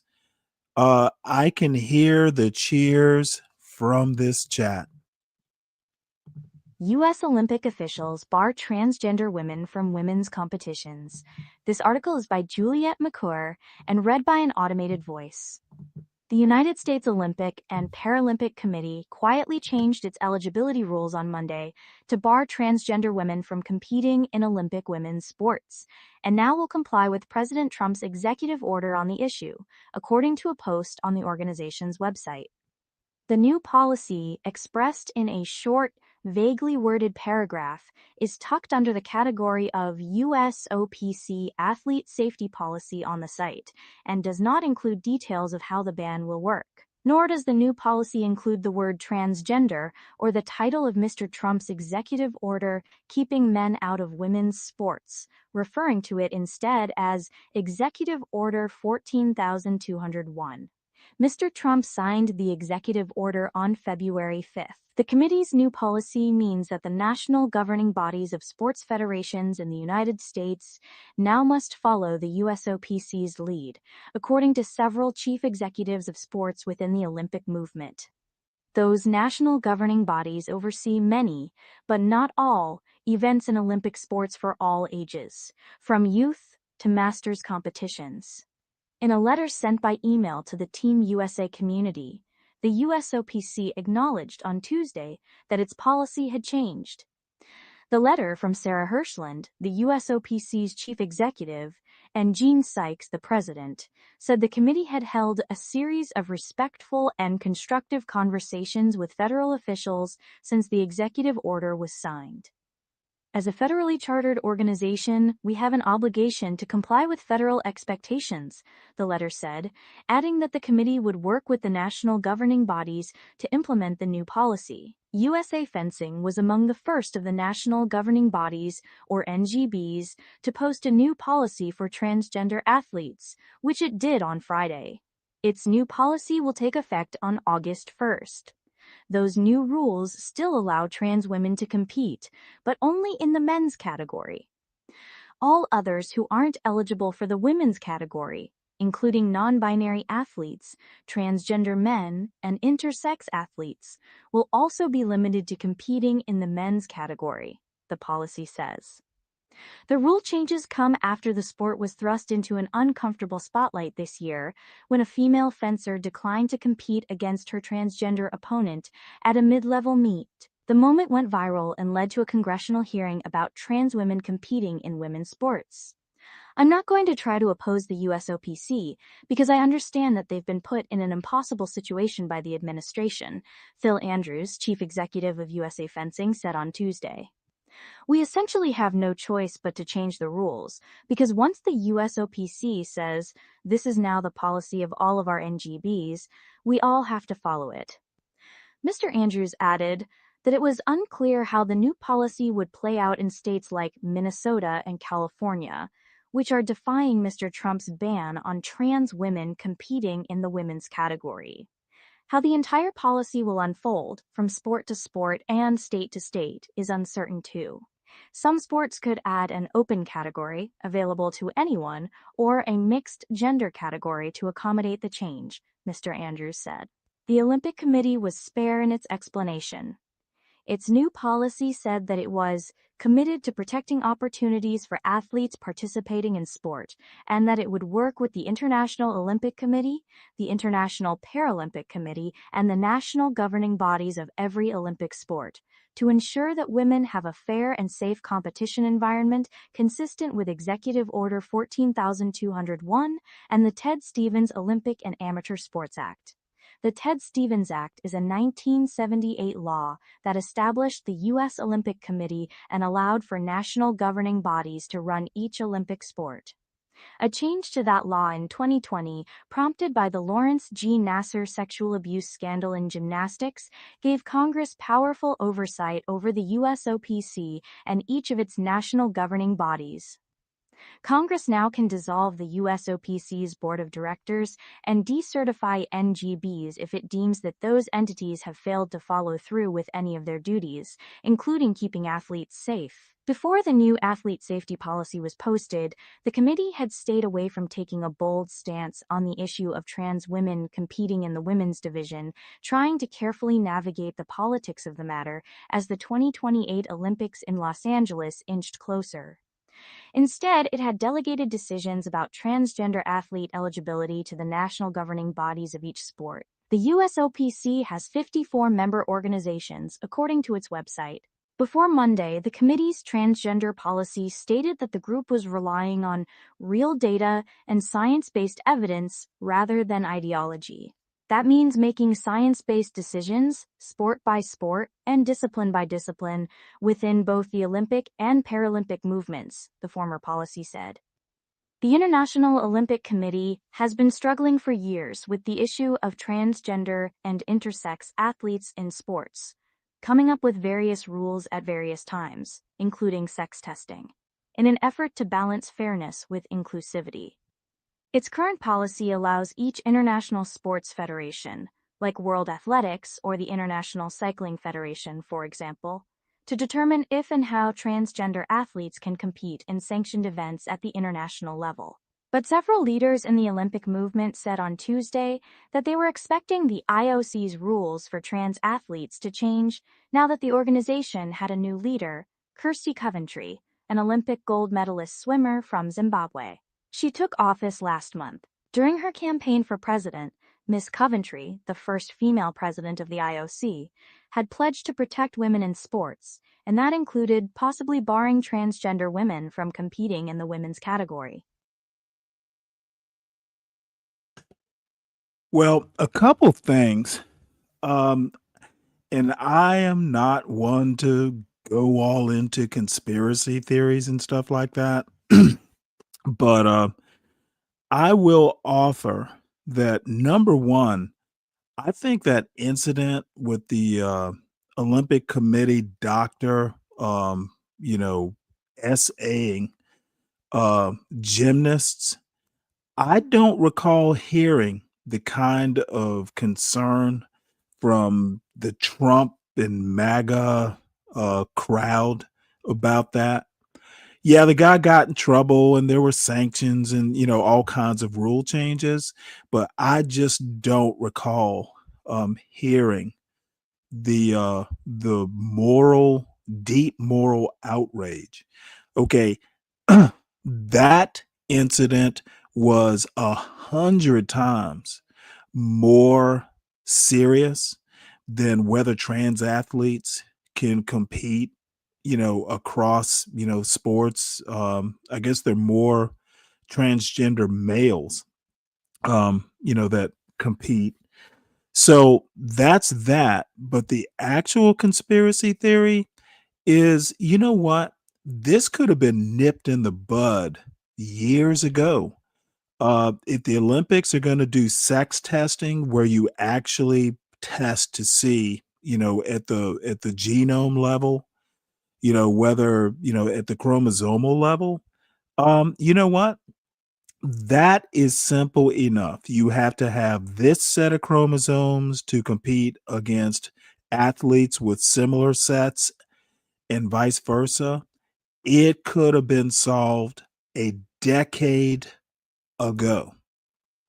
And I think the reason that it is that simple solution hasn't been adopted and maybe just now proposed is because the dumbass religious motherfuckers just wanted to make a bigger deal out of it than it should have been in the first place. And I don't mean to be, all mean about it. I grew up Catholic, so I have a healthy respect for religion. I think religion is mostly a good thing. For the people who actually practice it sincerely and not hypocritically. However, the solution was simple and elegant in that we're just getting around to, oh, hey, we mapped the human genome. We're just gonna, a solution that's simple and elegant, irrefutable. And how are you gonna protest it? Oh boy. Sheer making mountains out of molehills. Now, you know what? I'm just some weird YouTube host who likes to make jokes, but to me, it seems simple. And who can protest? Who's going to make a chromosomal protest? So we move on. I'm belaboring the point, I'm sure. What's up? Questions to ponder. Good to see you. Let's see. What do you have to say? Catholic kids are smarter than oh my Lord. Come on now. Tisk tisk. Let's not let's not be all elitist there, Mel Gibson. You're exhibiting on code behavior. No idea what that means. There is only one code, at least, at this moment. And Deacon Dave, you will enjoy either tomorrow's show title or the next day's. I can't remember which it is now. So Manhattan Institute, my favorite far right institution, the anti-CRT bastards. They would give this president sweeping power to force university compliance with right-wing demands. Right-wing demands. I'm a right-winger. I demand it.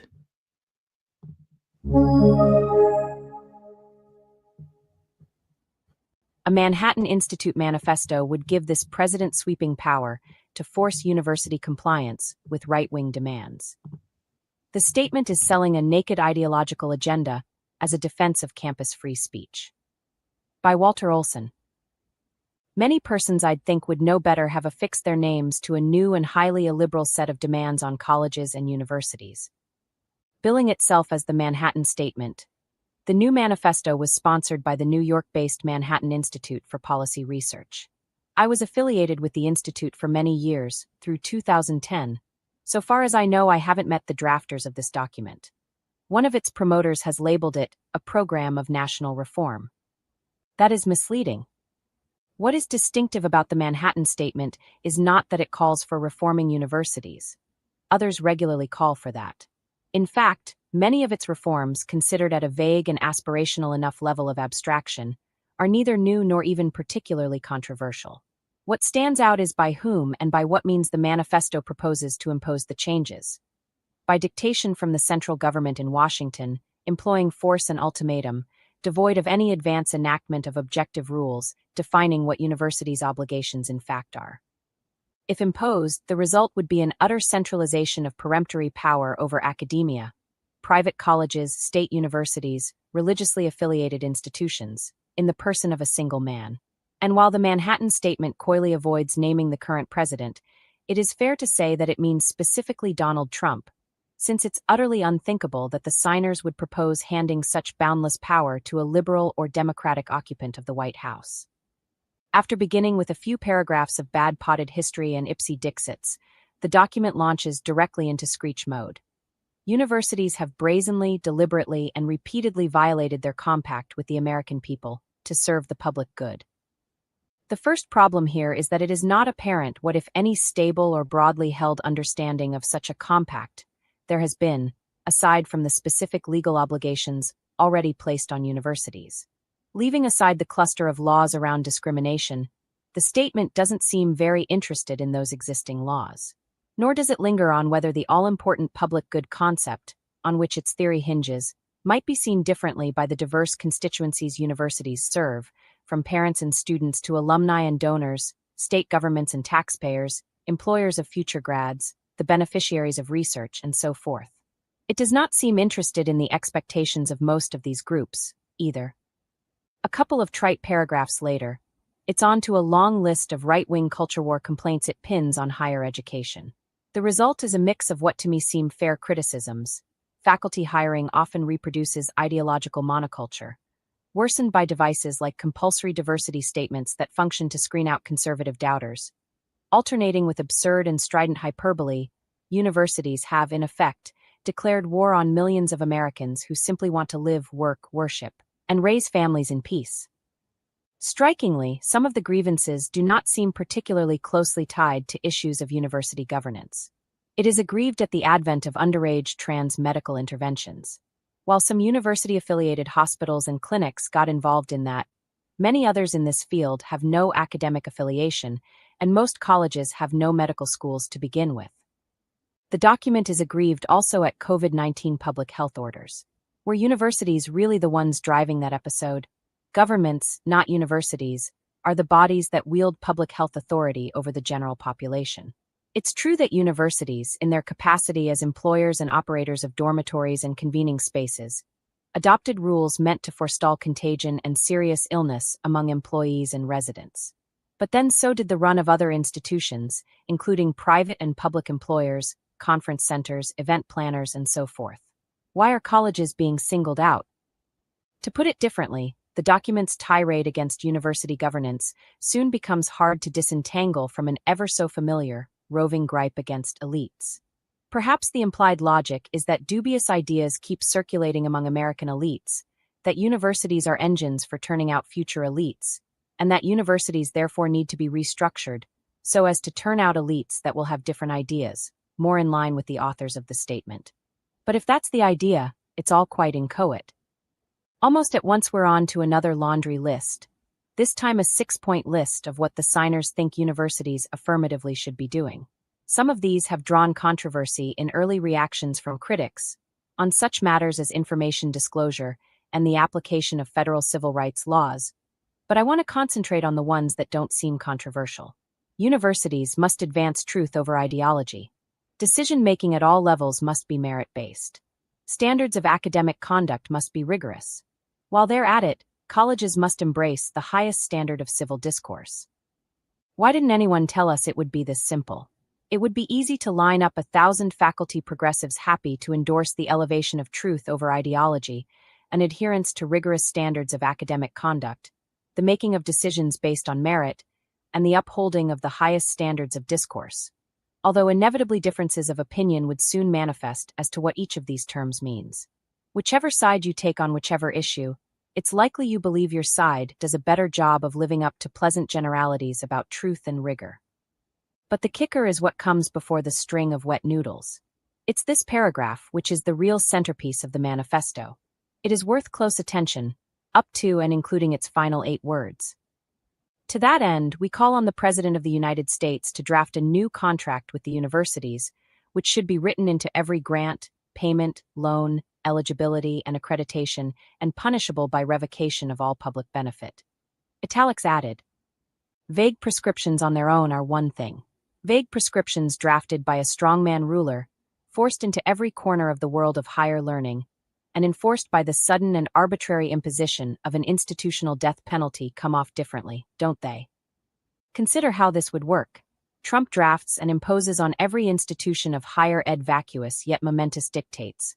For example, that they place truth over ideology.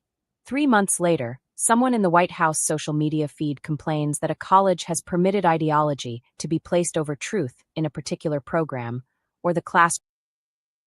Let me make one point here, and this is the weakness of people like Donald Trump. Truth with a capital T, there aren't many of them. Most of the truths that are political are small t truths.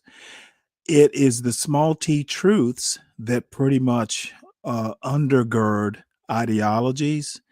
And see, this is why we don't need universities tampered with. I'm going to be straight up with you.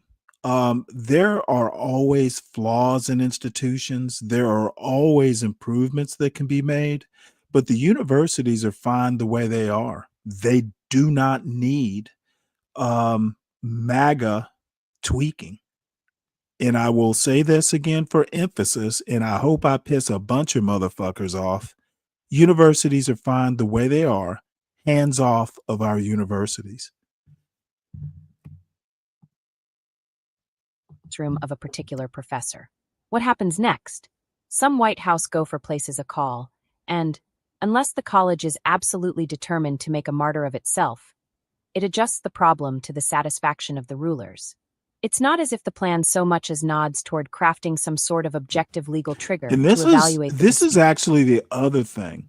There is Hillsdale, there is Liberty, there is Bob Jones University. If you want a right-wing education, go to the Claremont Institutes. Go to Regent University out in the Northern Peninsula. There are places you can go to get your far-right education. Yeah, Brigham Young University, Oral Roberts. There are go to Notre Dame. Go to Loyola. There are places you can go to get the type of education that y'all want. And when I say y'all, I just mean like the y'all in a larger sense. Stop trying to change the educational system. It's problematic in and of itself. There are ways you can get the type of education you want. Stop trying to force everyone to be MAGA. What the fuck is wrong with these idiots? Look, it's always the solid snakes and the 12th man types who want to talk about places they never even thought of going. And I hate to be mean, but you know what? I can drive, I can hammer a nail, turn a screw, and read Shakespeare. Stop acting like people can only do one or the other. Okay. I read William F. Buckley, but I've also read Alice Walker. Stop acting like people are just one note. You can do a bunch of different things. The human brain is like the cradle of dichotomies or dichotomous thinking. Stop acting like it's got to be one way or the other, MAGA. And for that matter, the woke folks. Stop acting like it can only be one way. Man, people are boring. dispute, let alone submitting it to the judgment of a court. Then would come all the further complaints that some scholars' published paper didn't meet rigorous standards, that a faculty hiring choice wasn't merit-based, or that a campus forum didn't attain the highest standards of discourse. There would follow the phone call better than by the putting way, something in you know email, what? I just thought of and the this. university would hop to comply. Unfortunately, as I get older, I don't think quickly anymore. Rhodes, I think it's Rhodes University in Nashville, Tennessee. This institution has produced two famous lawyers. Both Amy Coney Barrett graduated from Rhodes, I think it was Rhodes College at the time. Rhodes University or college or whatever it is produced Amy Coney Barrett, and it also produced Jasmine Crockett. Talk about dichotomies. The same, I think it's a Methodist institution, same college, two totally different political perspectives. Dude, colleges are good at what they do. Stop acting like they're not. Now, of course, if I had my way, there would be no campus protests of any sort unless it actually dealt with like the cafeteria or the the meal program or some professor who's gone too far. But that's not, I don't get my wish, unfortunately. Send your kid to a fucking engineering school. Engineers don't protest. They just do their math like automatons. However, colleges are fine the way they are. Either that, or I the guillotine of revocation of all public benefit. Nothing could be a broader invitation for those who consider themselves in possession of truth to impose harsh measures on contrary thinkers who they dismiss as in the grip of ideology. Just to ice the cake, the statement has the nerve to throw in some talk about the principle of freedom of speech, about how colleges must provide a forum for a wider range of debate and protect faculty and students who dissent from the ruling consensus. It recites this language as if it is advancing these liberal values, as opposed to constructing a governance mechanism calculated to render meaningless every one of them. It gets worse. No bureaucracy in Washington, D.C., no matter how conscientiously staffed and careful in its procedures, could be entrusted with the power to enforce, with annihilating penalties, this combination of vague standards. But it's unlikely that a bureaucracy will be in charge, as opposed to the simple will of those in a chain of command. Note that the statement says nothing about determining the lineaments of the supposed new compact by having the nation's elected lawmakers deliberate on a bill in Congress. Instead, it calls on the president as strongman to draft the terms and impose them on the universities, acquiescing right there, without discussion, to the emerging personalist nature of government action under Donald Trump. Don't be fooled. This is not some mere compilation of pleasant principles we might wish would hold greater sway among college administrators. It is a plan of control aimed effectively at putting academia under centralized command. It is also an attempt to validate in retrospect the actual practices of the Trump administration, for whom peremptory defunding, illegal and otherwise, has been a favorite way of imposing its will. Those familiar with university governance know that it's not new in itself for the federal government to dictate overbearing terms to universities, and that funding cutoff threats have been a part of that. Still, the arrangements in place until this January, deeply imperfect though they were, retained important elements of due process, such as rights to be informed of charges of misconduct and to present evidence in one's defense, including before a judge. Regulations drew also on the so-called notice and comment procedures that make federal policy slower, but more deliberative. They also I'll go ahead and stop it here. It is kind of beating a dead horse. Ponder, I saw the title of the interview. I didn't find it particularly compelling as far as whether I want to listen to it.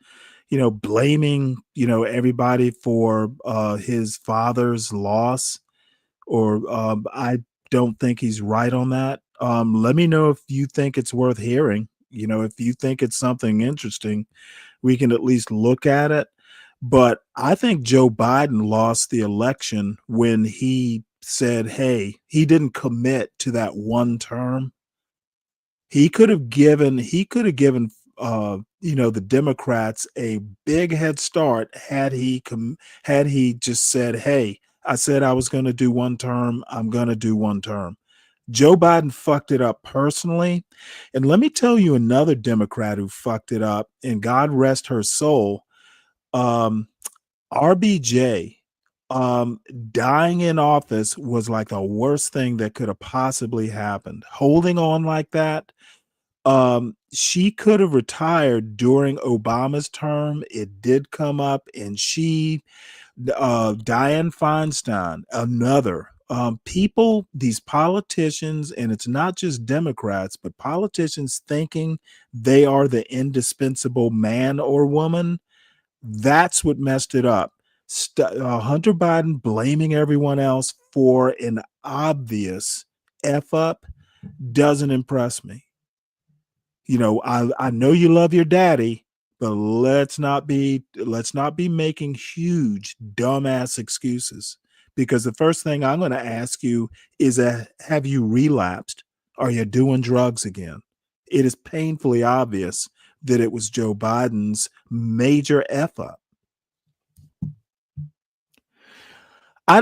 Well, you know what? That's my point, Ponder. So anyway, again, I'll ask you the question one last time. I saw that he did an interview. I saw it on YouTube. The title didn't impress me as something worth me watching. Tell me if it's worth watching. I tend to have my horrible thoughts on the relevance of Hunter. Look, Hunter Biden shouldn't go to jail, but he is not my yardstick for good political or even moral or personal decision making. I don't give a fuck if he did an interview. I think he's wrong. Love your daddy, I understand, but Joe Biden effed it up. Period. So anyway, Daily Docket is something I don't actually subscribe to. Maybe I should. It's too expensive at $120 a year. It's not a bargain. But it does have a couple things that are interesting. Wisconsin voters sued the state's elections commission, claiming that the congressional map violates the state constitution by discriminating against Democratic voters and is antithetical to virtually every principle necessary to sustain a representative democracy. And I think I have to actually, let's see, do I need to subscribe? I think I can read this without subscribing. Good for me. And then I have one more that I'm going to go back to look at. New lawsuit alleges Wisconsin's congressional map violates state constitution. Wisconsin's congressional map violates the state constitution by discriminating against Democrats, a group of voters alleged in a new lawsuit Tuesday.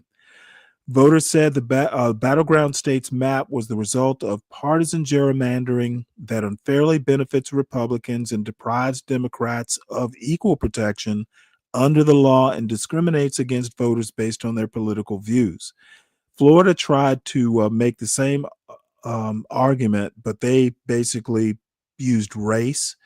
But sometimes race and Democrat are thought to be synonymous. Wisconsin's congressional map is, let's see, I read that. Voters are seeking a court order to redraw the map and to bar the state's elections commission from conducting future elections under the current map. It's not going to work. Alabama, North Carolina, Florida have all been upheld. I suspect Georgia is going to be next, but it'll be a little bit harder in Georgia. Blacks and Black Democrats and Democrats in general have a bit more power. And our governor, Brian Kemp, is a little bit more sane than your average MAGA dude. In adopting the map, the court adhered closely to a previous map passed by state Republicans a decade earlier. After the map was adopted, congressional seats held by Democratic members fell below the state's relative Democratic vote share, plaintiffs alleged. Republicans currently represent 6 out of the state's 8 congressional districts by packing the substantial share of Wisconsin's Democrats into 2 congressional districts while cracking the other Democratic communities into uncompetitive Republican districts. The map condemns the party that regularly splits or wins the statewide vote to permanent minority status in the state's congressional delegation. I think we pretty much get the gist. Wisconsin Democrats will lose this one. If they win, I'm definitely going to talk about it in Crow, but I don't think they will. Ron Johnson is a senator. He's going to work against fairness. There is another story here. Amid Epstein fallout, Trump says Obama is guilty of treason. Yeah, we got to talk about this. Why is it not obvious to MAGA voters that every time Trump gets into some weird crisis with his base, the first thing he does is he goes to Obama? Now, there was a commentary that I haven't played that I don't necessarily agree with. I think it was Lady Boulay, who we have not had grace our show today. I think it was Lady Boulay, who basically said every time Trump gets into trouble, he goes after blacks. And I don't know that I agree with that, but I can't dispute it in this. Obama committing treason. It got to a point to where Obama usually just blows off Donald Trump, but Obama responded saying, you know what? Essentially what Obama's spokesman said is prove it, bitch. And Obama was so worried he did a podcast with his wife. That's how nervous he was about this whole thing. So I'm not going to even, give this attempt by Donald Trump to obfuscate dignity. So we'll go to another newsletter. My darling Ground News. Always interesting.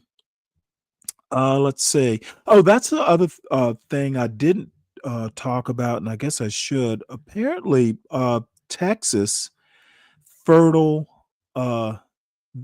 so MAGA that the soil is red, not with Republican red, but probably blood.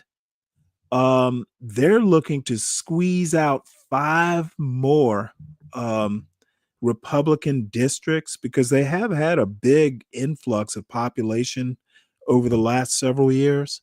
So, you know what? 5 more for Texas will, make them extremely competitive, overwhelmingly so, in 2026. Let us see if they can do that. And the better story that I'm much more interested in, and it's going to be emphasizing Trump's disapproval rating hits record for second term. This is The Economist, not a bastion of liberal reporting. The Economist. I don't think it's even an American publication. I think it's British. This past week, President Donald Trump saw his net approval rating dip to its lowest point of his second term in an Economist YouGov survey. It wasn't a poll, it was a survey. While a second poll showed a slight improvement from last week. Liberation Day tariffs. You know what? I did this story before. Why are they repeating this? This is 6 days ago. This is old news. This is my bad. It showed up in the newsletter today, and I just glanced at it. I didn't go in and look at the date of it. So my bad, but doesn't change my point. Donald Trump is slipping in his support. Independents and actually a surprising number of Democrats, and like myself, I don't see a problem with, for instance, the immigration stuff. I don't see a problem with that goal, but the ends don't justify the means. And I don't think MAGA has actually caught up with 2025 humane or moral standards. Ends don't justify means. I think we learned that quite some time ago as a human race. And speaking of ends justifying means, Israeli strikes on World Health Organization site after military expands Gaza offensive. Israel hasn't learned that the ends don't justify the means. Israeli strikes hit WHO site after military expands Gaza offensive. This article is by Aaron Boxerman and Bilal Speyer and read by an automated voice. The World Health Organization has accused Israel of attacking its site in central Gaza after the Israeli military expanded its operations in a part of the territory that had been left relatively unscathed during the war with Hamas. Israel has leveled much of Gaza during the 21-month war. But Israeli forces had not previously launched a major assault on the city of Deir al-Balah, fearing that Hamas was holding Israeli and foreign hostages there.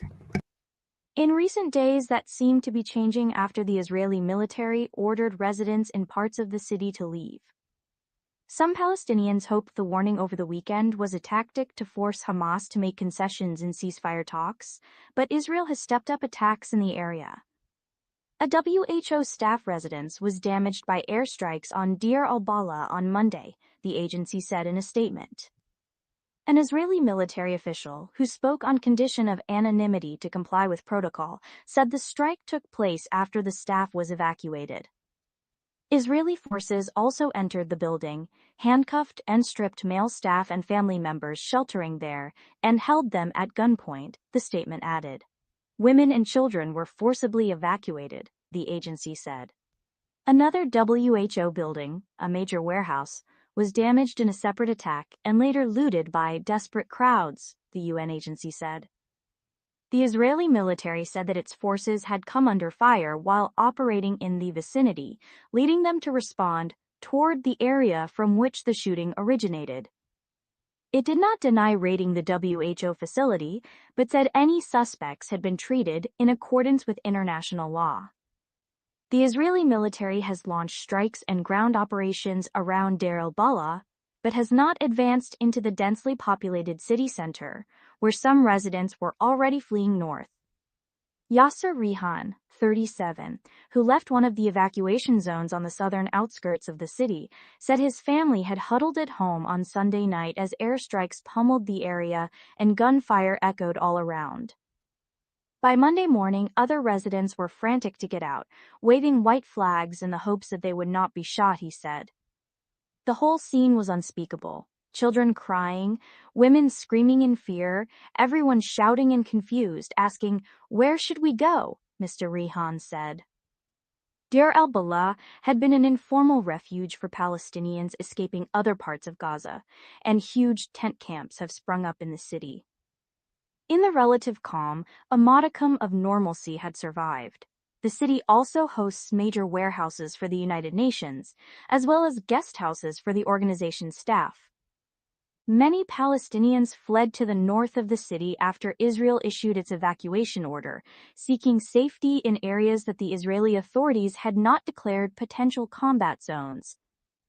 According to the United Nations, tens of thousands of people were sheltering in the zone covered by the evacuation order, but there are few places left to flee to in Gaza. More than 85% of the enclave is under direct Israeli military control or subject to Israeli evacuation orders, according to the United Nations. The rest of Gaza's nearly 2 million residents have been mostly hemmed into the shrinking parts that remain. More than 57,000 people, including thousands of children, have been killed in the Israeli campaign against Hamas in Gaza, according to the Gaza Health Ministry, which does not distinguish between civilians and combatants. A wider offensive in Deir al-Balah is unlikely to generate many major achievements for Israel, even if its forces manage to kill additional Hamas fighters in the area, said Shlomo Brom, an Israeli retired brigadier general. Nearly 2 years into the war, which began with the Hamas-led attack on Israel on October 7, 2023, Israel has said it will continue its military campaign until Hamas is destroyed. But the government of Prime Minister Benjamin Netanyahu has yet to articulate a clear vision publicly for who could take Hamas's place in leading Gaza. Some members of Mr. Netanyahu's coalition government want to control Gaza indefinitely and establish Jewish settlements there, but Mr. Netanyahu has rebuffed those demands for now.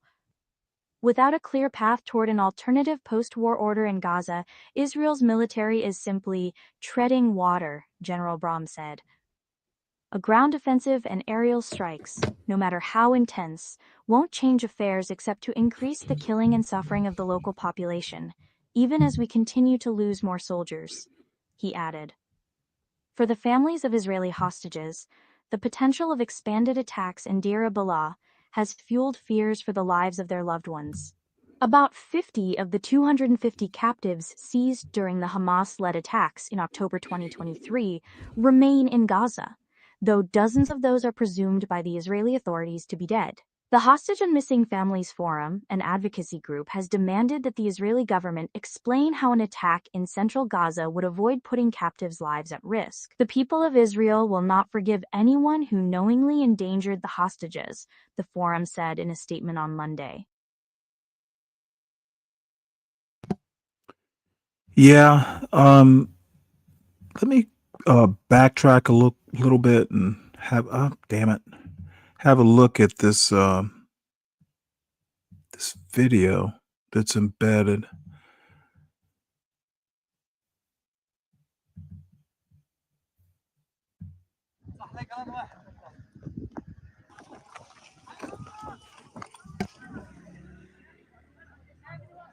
وهي اللي لقيته من خيمتي كله، هاي اللي جبته كل خيمتي، ولا طناجر ولا اغراض ولا اي شيء، حتى اي شيء مقاوم عشان اطبخ، عشان اعمل اكل بيتي.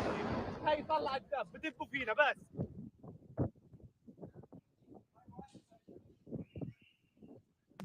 Interesting.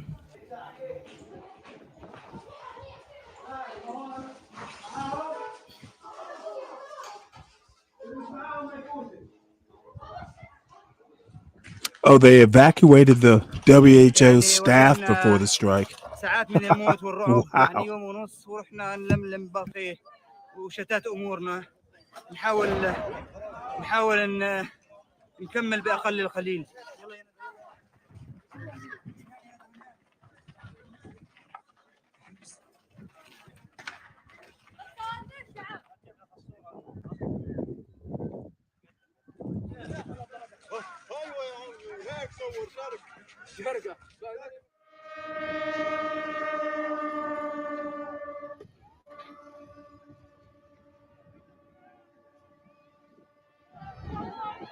أنا بعاني إن أنا كيف أدبر قوت أولادي. أنا رحت أموت عشان أجيب كيس طحين لأولادي. دعس على راس العجل إلا شوية، وأنا نازل في الكيس خبطت هواي في الحجر في العجل. والله يا خالد. Yeah, a lot of suffering.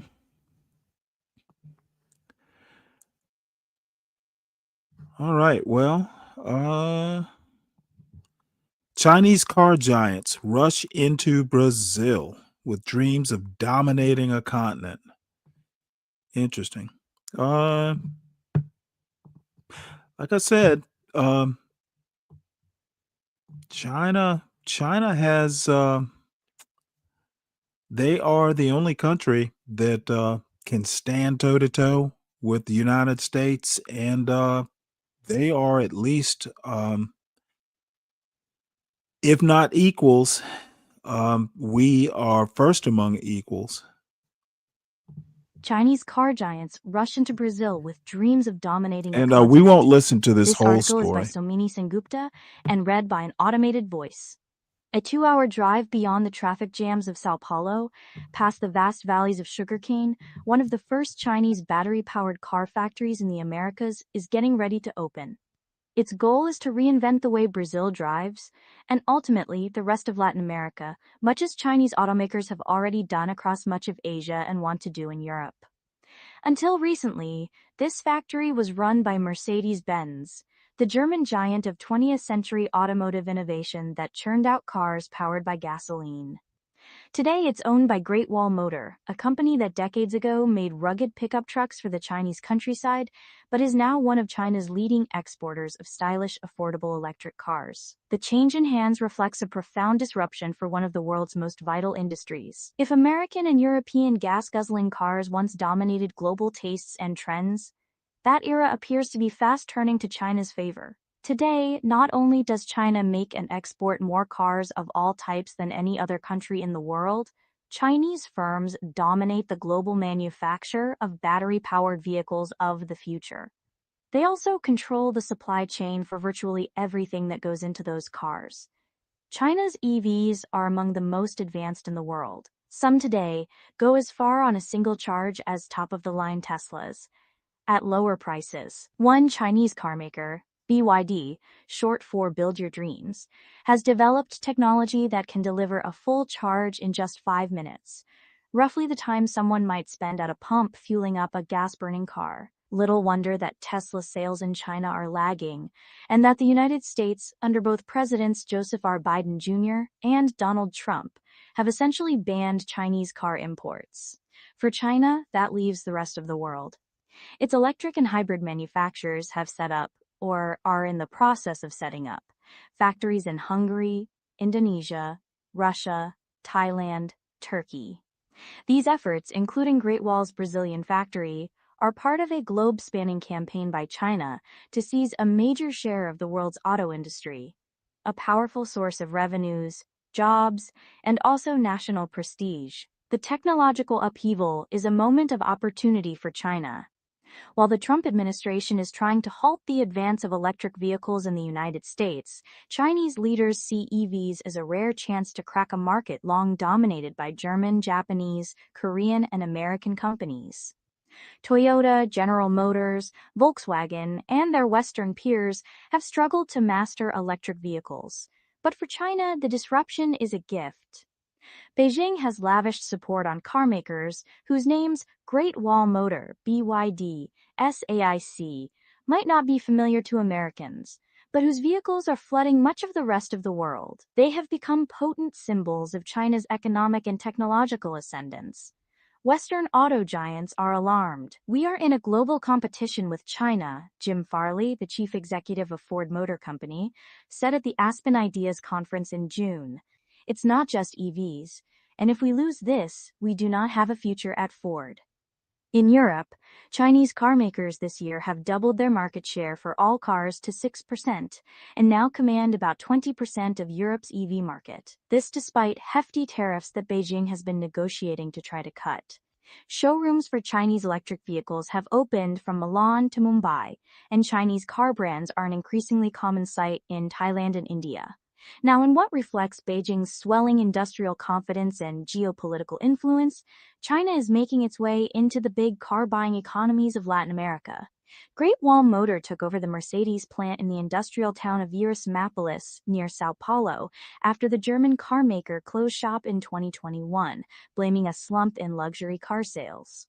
BYD took over a Ford factory after years of poor sales and steep losses forced the U.S. car giant to end its long history of manufacturing in Brazil.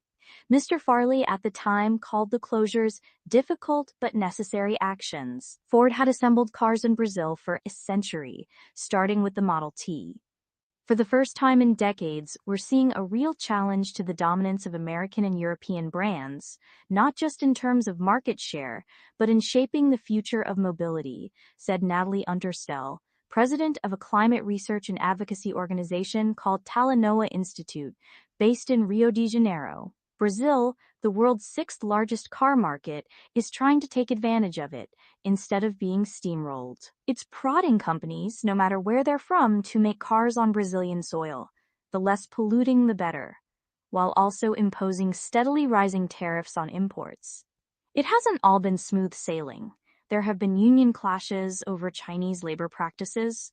But the government's overall message, if you want access to our car buyers, then come and create factories and factory jobs here. We don't want to be an importer of technologies produced in other countries only, said Rafael Dubeu, special advisor to the finance ministry, in an interview in the capital, Brasilia. We also want to take advantage of this profound change in the world, in manufacturing facilities, so that Brazil also has a part in the value chains that we think are the ones that will prevail. The Brazilian appetite for Chinese electric vehicles has shocked the legacy Asian, European, and American brands that had been making cars in Brazil for years. Chinese imports tripled between 2023 and 2024, according to Brazil's National Association of Motor Vehicle Manufacturers. It immediately cried foul, accusing Chinese companies of flooding the market with cheap cars. Brazil's government responded by ratcheting up import duties on all cars and encouraging production at home. Chinese automakers are complying. Sort of. At least 3 Chinese firms are opening assembly plants in Brazil. In addition to Great Wall Motor and BYD, another Chinese automaker, Chery, has teamed up with a Brazilian company, Caoa, to produce cars in central Goiás state.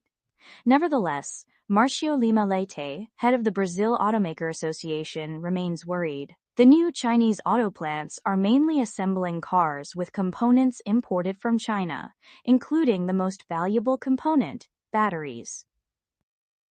Okay, I'm going to stop this here. If anybody, and by the way, let me just do the commercial. Please, everybody, make sure you are hitting the appropriate like buttons.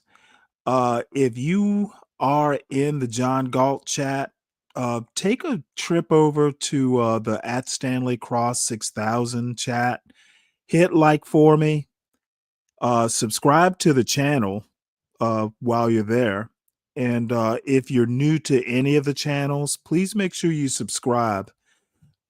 Make sure you all share these channels out. I know Charlie Girl, you know what? If you like what you're hearing, feel free to share it. Most of the Wonderland crowd at least knows who I am. And there are folks who might want, a dose of morning news. So feel free to share it out, folks. Subscribe to the John Gall Urban Landlord channel if you are new to it. Subscribe to the Stanley Cross channel at Stanley Cross 6000 if you are not already. And hit the like. Do me a favor. At this rate, I will be monetized in 10 years. Let's make it 9 years, please. Urban Landlord Clips. It's where all the John Galt Show clips go. And I think there might be a couple of mine over there, though I tend to clip what I think is worthy and, just post it on my channel. Make sure you support the show like Lupin and Deacon Dave did this morning. And again, shout out to my patrons, Deacon Dave and Lupin. Thank you so much for supporting the show. And by the way, both of these guys are dear friends of the show. They are always free to, especially Deacon Dave likes to bust my balls. And, he does it, makes me laugh when he does it. I think Deacon Dave is the reason for the title of this show. And he was talking about me with the TDS. Unfortunately, he's the one with the TDS. For Trump is truly deranged, and apparently it is catching in his base. They're all deranged. So support the show. Support Portia J. She is the mad scientist who threw me in this role, and I went voluntarily. But as I said earlier, I actually enjoyed doing this. So thank you for all the folks. And it doesn't have to be monetary support. Just support the show. Share it out. Let some folks know that there is an old man who's cranky about the news. Let's see. Morning news. Yeah, it might be the only thing I'm good for, though. Ponder. That and cooking dinner and taking my son to the airport. I seem to be just, I thought I was parent emeritus, but apparently, I have to dust off the old parenting hat every now and again. So, Ponder, you brought up Volkswagen in Brazil. You brought up Catholicism. Well, this is where reality meets random comments. You're listening to Volkswagen Kept a Dark Secret in the Amazon. Then a priest made a call, a news story written by Terrence McCoy and Marina Diaz, and read by an AI-generated voice. Santana do Araguaia, Brazil. And we're not going to listen to this whole thing. It's about 30 minutes long. Through him. It was about Volkswagen. The company said it was finally ready to atone for its past. After admitting that its staff had cooperated with Brazil's military dictatorship to target workers for political persecution, the automaker had begun to negotiate reparations. Rezende read to the bottom of the article, then sat for a moment, quiet. The story didn't say anything about the Volkswagen cattle ranch, nor a word about the Amazon rainforest, where the company's leadership had once presided over a property nearly twice the size of New York City. It sometimes seemed to Rezende as if no one still remembered what had happened there. The forced labor and privation, torture and violence, deception and horror. But Rezende did. He'd recorded it all. Perhaps it wasn't too late, he recalled thinking. It was early 2019. Rezende left his small apartment and walked across the street to Rio de Janeiro's Federal University, where he taught human rights and coordinates a commission to study modern slave labor. At 73, gray-haired and bespectacled, he no longer resembled the shaggy Catholic priest who had led an investigation into alleged atrocities at the Velo do Rio Cristalino Ranch, owned by an eponymous subsidiary of Volkswagen Brazil. But the documentary evidence he'd gathered during that time was still with him, inside a filing cabinet. It had sat there for years. Rezende called Rafael Garcia, who prosecutes slave labor cases for Brazil's labor ministry. "Did you see that Volks is recognizing what it did?" Rezende recalled asking him. Maybe, he continued, it was time to investigate the Volkswagen cattle ranch as well. Garcia didn't know what he was talking about. He had no idea Volkswagen had participated in one of the world's first grand experiments in globalization half a century ago, when multinational corporations partnered with Brazil's authoritarian regime to develop the Amazon, pressing poor, unwitting workers into service in the distant rainforest.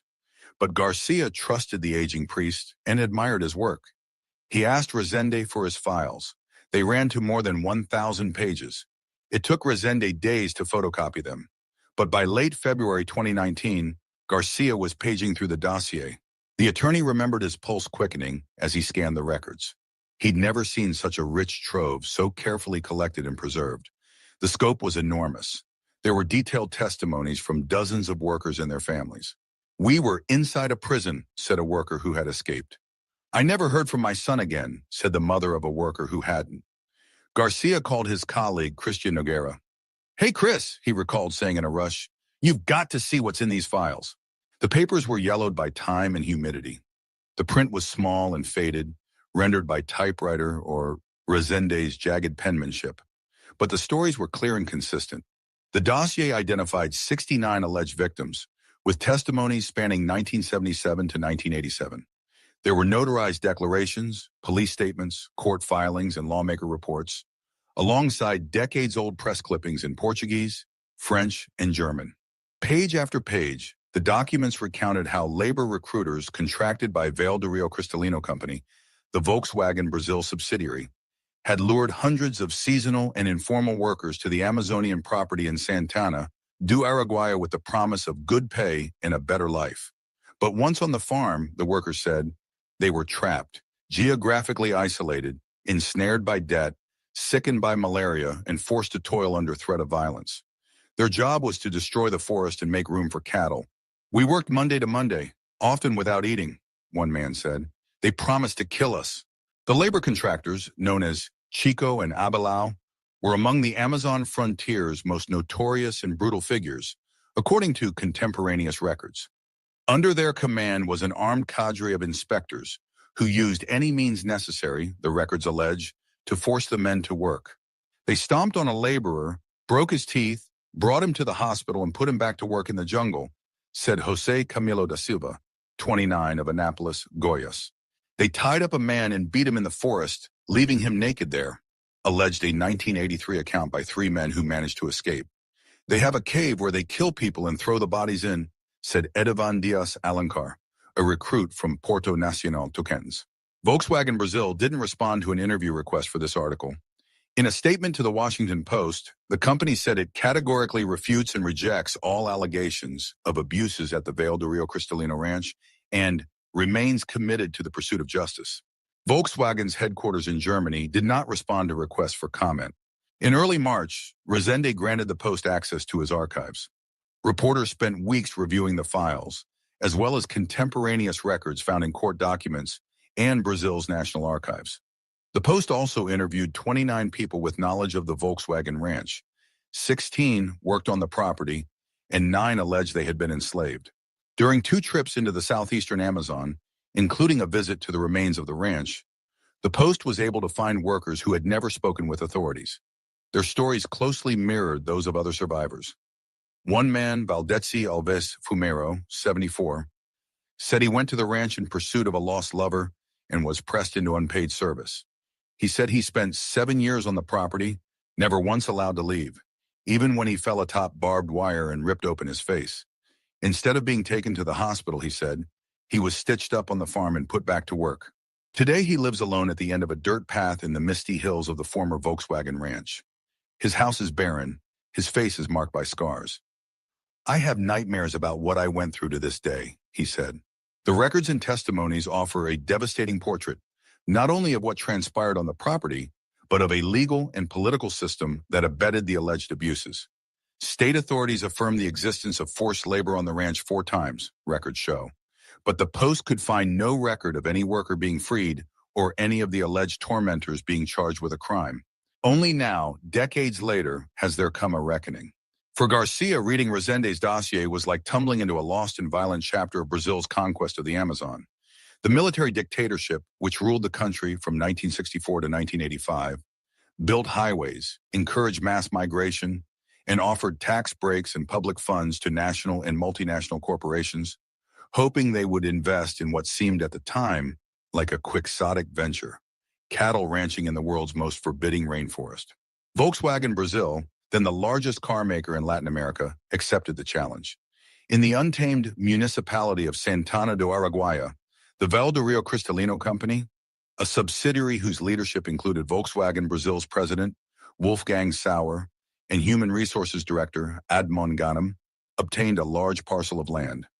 Executives back in Germany envisioned a herd of more than 100,000 cattle in an answer to world hunger. This world not only needs cars, Volkswagen President Rudolf Leiting declared in 1974, but also meat. The forests of southeastern Parastate were remade in short order. To tear down the trees, companies hired local labor recruiters, called gatos, to find informal workers, truck them into the jungle, and put a machete in their hands. Many of those lured to the area were subjected to what Brazilian law defines as modern slavery, characterized by forced labor, degrading conditions, and restricted freedom of movement. Brazilian sociologist José de Souza Martins has put the number of victims at 85,000, at minimum. Other estimates are far higher. Because the region was so remote and so many of the workers were itinerant and illiterate, no one knows for sure. Much of the story will probably never be told. Reaching back across the lost decades was Resende's dossier. Garcia and Nogueira decided to open an inquiry, launching a multi-state quest to find the lost laborers and locate additional archives. In December, their efforts culminated in a federal lawsuit against Volkswagen Brazil that alleged hundreds of victims. During the ranch's years of operation, from 1974 to 1986, Volkswagen exploited slave labor and human trafficking on a scale that was generalized and systemic, the federal attorney said. Because the alleged abuses occurred on a property owned by a Volkswagen subsidiary, prosecutors contend that the parent company bears ultimate responsibility. In its statement to the Post, Volkswagen Brazil denied the allegations and said it had been a driver of the country's economic and social development. The company said it has consistently defended the principles of human dignity and rigorously complies with all applicable labor laws and regulations. In court filings, Volkswagen's lawyers have characterized the company's role as that of a shareholder in an independent business that contracted other firms to develop the property. Brazil's government is wrongfully pursuing a case against an uninvolved party, the company claims, while giving a pass to the labor recruiters who oversaw the deforestation camps. In sum, no responsibility can be attributed to Volkswagen Brazil, the company's attorneys wrote in response to the government's complaint, which is awaiting adjudication in a federal labor court in the Amazon. One of the contracted labor recruiters, Chico, whose full name was Francisco Andrade Chagas, died in 2014, according to a Brazilian registry of death notices. The other notorious recruiter, Abilao, whose full name is Abilio Dias Araujo, 82, declined to answer questions from the Post. "I'm an old man," he said. "I don't remember anything." Police reports and declassified records show that the men were accused of using slave labor at least 3 times in June 1983 at the Volkswagen Ranch and twice in September 1984 at other area farms. "The fact exists," said a report by the Brazilian Intelligence Service. Police investigated Chico again in July 1986. Yeah, I'm going to go ahead and stop this here. Again, a lot of the news articles and videos that I show are in the show notes. This is not in the show notes because it was a audible that I added. But if anyone ever wants any of these links, feel free to ask. I can always drop the links, and folks can use them, for research or for your own shows for that matter. So, and again, this particular article is like 30 minutes long, and these do kind of get redundant or kind of keep reinforcing the original theme. Let's see. I'm an old man. I do not remember anything plausible denied. I don't know whether that doesn't sound like a compliment, AAE. But in any case, no, I'm not that old, but you know what? I'm 60. I can use it as a defense and get away with it. So you're right. Plausible deniability and being able to engage it at will, it is a weapon. So anyway, I'm going to end all this news reporting. Now, if there's breaking news, and it's worth talking about, I will do. This is Ross Douthat, by the way, a Catholic conservative columnist, opinion columnist for the New York Times. No one controls MAGA, not even Trump. I think we're finally realizing it. Trump created the monster, and the monster is autonomous, apparently. So, and I probably won't read all of it unless it gets good. This is a conservative and a latecomer. The guy who started out as, I don't know that he was ever never Trump, but he was not a fan. Now he is. At least fan enough to be able to interview people like Peter Thiel and Curtis Yarvin. Says here, apart from supplying endless fodder to journalists and Democrats, the White House's attempts to put a lid on the Jeffrey Epstein affair provide a useful test for a question that will matter more the deeper we travel into Donald Trump's second term. I like the way he said deeper we travel, because it's becoming, a little shop of horrors. Namely, to what extent does MAGA populism exist as a political force distinct from the impulses and whims of its red-hatted leader? The popular answer has always been that it doesn't, that MAGA is just a cult of personality in which any ideological reversal will be tolerated so long as the great man sets the course. But this confuses the personal bond between Trump and his core supporters, which is unlikely to be severed by any mere policy dispute, with his ability to persuade those supporters to actually change their substantive views, where his powers are more limited.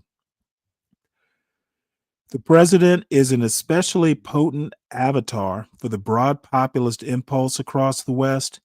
And I'm not a fan of populism, so broad populist impulse is where I concentrate. But he did not create that impulse. He took advantage of it, of course, and he doesn't single-handedly decide what it demands or where it ends up. Instead, there is an ongoing negotiation between what the president would like to do and what his voters will accept.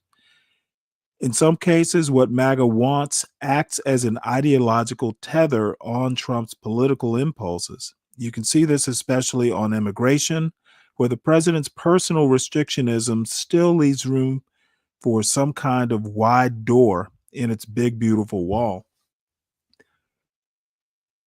Depending on which interest group Trump is talking to, that door could be open for farm and hotel workers, or for H-1B visa recipients, or for foreign college students hoping to have a green card stapled to their diplomas.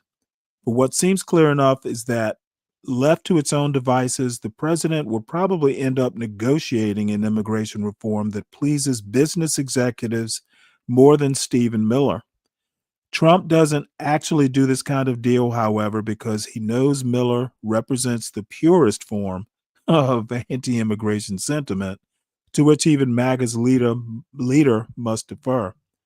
In most cases, what MAGA wants is discovered gradually, and the president follows along. You saw this at work during COVID, where Trump was often one step behind the populist impulse. He treated the outbreak as a nothing burger, while the online right was freaking out about it. He accepted lockdowns and restrictions just as the populist impulse began evolving towards anti-Faucian libertarianism. And then he took up the libertarian critique himself, but haphazardly, leaving Anthony Fauci in charge of big parts of policy. Similarly, Trump's desire to celebrate the triumph of Operation Warp Speed was in persistent tension with grassroots vaccine skepticism, and his eventual embrace of MAHA and Robert F. Kennedy Jr. was a case of the grassroots mostly getting its way. Then you have cases where what MAGA wants is just the perception of success, and so Trump's ability to lead his base in one ideological direction or another depends on whether he appears to be succeeding. I think this is what you see in his administration's Middle East policy. When the White House was considering joining Israel's war against Iran, you had would-be populist spokesmen like Tucker Carlson and Steve Bannon arguing that bombing Iran's nuclear program would shatter his coalition, while more hawkish pundits insisted that real MAGA voters were Iran hawks. But it might just be that any MAGA position on military intervention is entirely contingent on whether it seems quick and easy. So MAGA might have adopted the Bannon-Carlson stance if the Iranians had dramatically and successfully struck back. But because they didn't, Trump was able to play the hawk without losing populist support. Now, back to the Epstein case, where you can see all three of these dynamics at play. The original promise to reveal the Epstein files was a case of MAGA leading Trump, since the president himself was never especially enthusiastic about the issue. His failed attempt to simply make it go away was an example of pulling against the MAGA tether and being yanked back unusually hard. And the various forays since, unsealing the grand jury transcripts, changing the subject to Russiagate, interviewing Ghislaine Maxwell, are bids to offer some kind of victory, some success to satisfy MAGA's demand for a win over the deep state. The deep state does not exist, folks. It is a figment of a MAGA imagination. But perhaps the most important dynamic lurking just below the surface of the Epstein debate is less about Trump himself than it is about the shared awareness that MAGA will continue to exist in some form once his presidency is over. I actually don't think it's going to last much longer than this president's term. In that form, no less the current version won't be imposed by anybody's fiat. It will be created by interactions between populism's would-be leaders and the demands and expectations of their voters. In bottom line, populism does not have it's very ephemeral in U.S. history. I think MAGA will be ephemeral. Let's see. Deep state would not be Dick Cheney and Rumsfeld. No, it would not. Questions to ponder. Stanley Cross, those are big and deep state government. I guess the neocons, or deep state. No, you would be wrong. There is no deep state. Populism is very fickle, so true. Fickle because it is volatile and fizzles out quickly because America, America, whether you like the word or not, is very diverse. You can't put one group of people together and have them agree on more than one big issue. It's going to be the little issues that, pretty much dissolve, populist unity. So that is that. And again, if anybody wants any of these links dropped, I'm more than happy to do it. Let's see. And let's do some history here. And I hope I depend that this video will piss some people off. And poor Solid Snake, he had to go somewhere. Too bad he's not here. Telling people what lesson to take from history. That's playing politics. That's what the chair of the Colonial Williamsburg Foundation, Carly Fiorina, a former Republican candidate for president, she said just recently, not as a misstep, but directly, purposefully, or working with Ken Burns to promote his upcoming American Revolution series. And Burns echoed it. He said, we need to avoid the fashions of historiography. Scholarship ebbs and flows. We need to stick to the facts, especially when it comes to the revolution. Now, that doesn't represent some new controversial direction in public history. It's not a disruption. It's far from it, actually. It's a confirmation of what American heritage institutions and their allies have pretty much always done. Reject honest interpretation as dangerous, label authentic meaning as political, and protect the dominant national narrative from being questioned too closely. It might interrupt the people who are buying your tickets. But take that logic and drop it into a different context. Say, I don't know, Germany. Imagine the director of the Dachau Memorial Site insisting their job isn't to help visitors understand what the Holocaust means, only to show what happened. There are the barracks. There's the gift shop. Meanwhile, rate us on TripAdvisor. These places are, first and foremost, places of remembrance, spaces where the lessons of the past are intended to collide with application in the present. Imagine the leader of the Anne Frank Center in Frankfurt saying it would be inappropriate to draw a modern conclusion from Anne's story, that to draw lessons from her diary and her lived experience and the way in which she was murdered would cross a political line. That's just playing politics. In Germany, with its robust, if imperfect, memory culture, we can talk about that more, that might be a scandal. Not only because it would be morally unacceptable, which it is, but also because it would betray the public purpose of those institutions. There, at least in Germany, memory work is built on the premise that interpretation isn't, optional. It's the point. It's necessary. And it's especially necessary for a healthy democracy, for an informed citizenry that privileges human rights. They need to understand how those principles came to be and why they remain important, which is why you need to put in the work to continue to support them. People are supposed to understand what happened and what it meant, because forgetting, that's the danger. We know the stakes. We've seen this movie. We know how it ends. Here you go. In the United States, it's the opposite. There's no memory culture. As Fiorina represents, memory is the enemy. In the United States, we built a whole heritage industry, a heritage industrial complex designed to obscure meaning. There are exceptions, Whitney Plantation and places like that, but they prove the rule. The rule is delay recognition, delay acknowledgement of historical truths. That's why in the 1920s and 30s, Henry Ford, America's white supremacist in chief, and John D. Rockefeller pumped millions into capturing a narrow, distorted view of the American past to keep that version of the white past just far enough away from the authentic past to make sure that its consequences lose their sting. That's why the Reverend Goodwin, when he was putting together Colonial Williamsburg and he pitched it to Rockefeller, made sure he was pitching it as restoring a quaint English village that never existed. That's what Rockefeller bought into. We don't call that neutrality. We don't praise that as objectivity, because it's neither. It's evasion at best. It's obedience, more to the point. Colonial Williamsburg, Mount Vernon, Monticello, the Museum of the American Revolution, not enough people actually visit them to make a difference in terms of our political culture. The importance is understanding them as arms of this nationalist state, because they are not neutral spaces.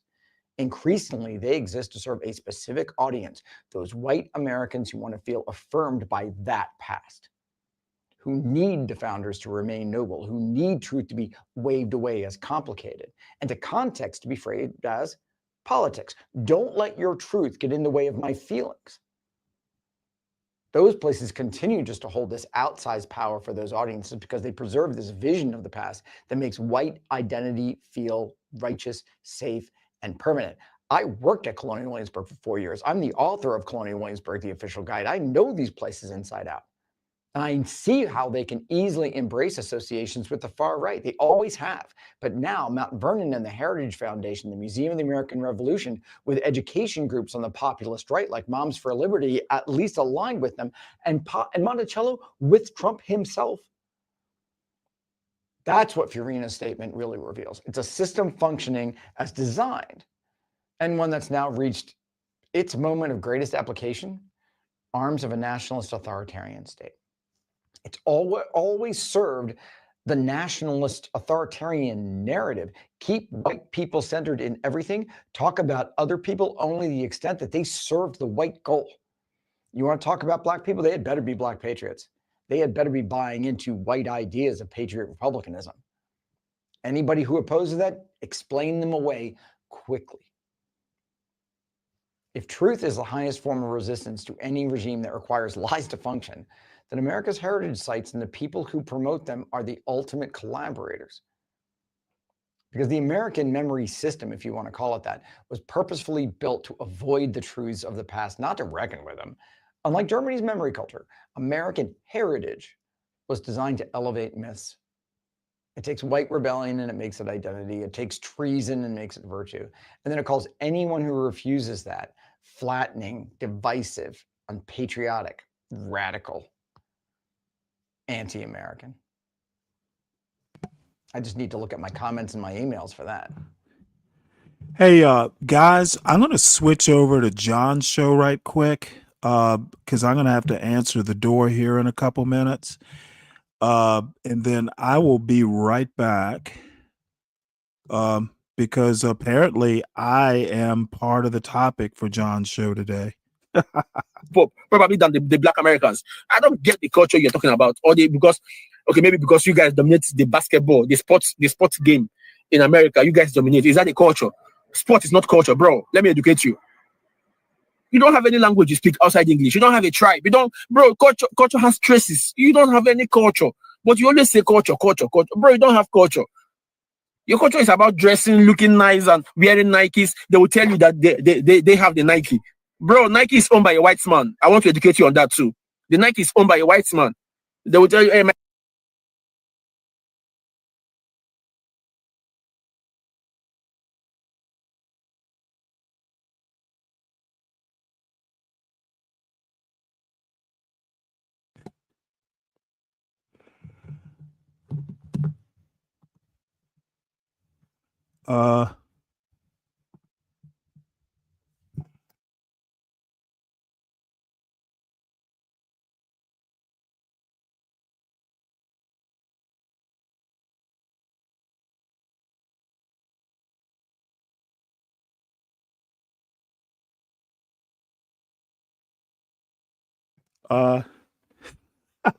John's show seems to have stopped. Let's give it a couple minutes.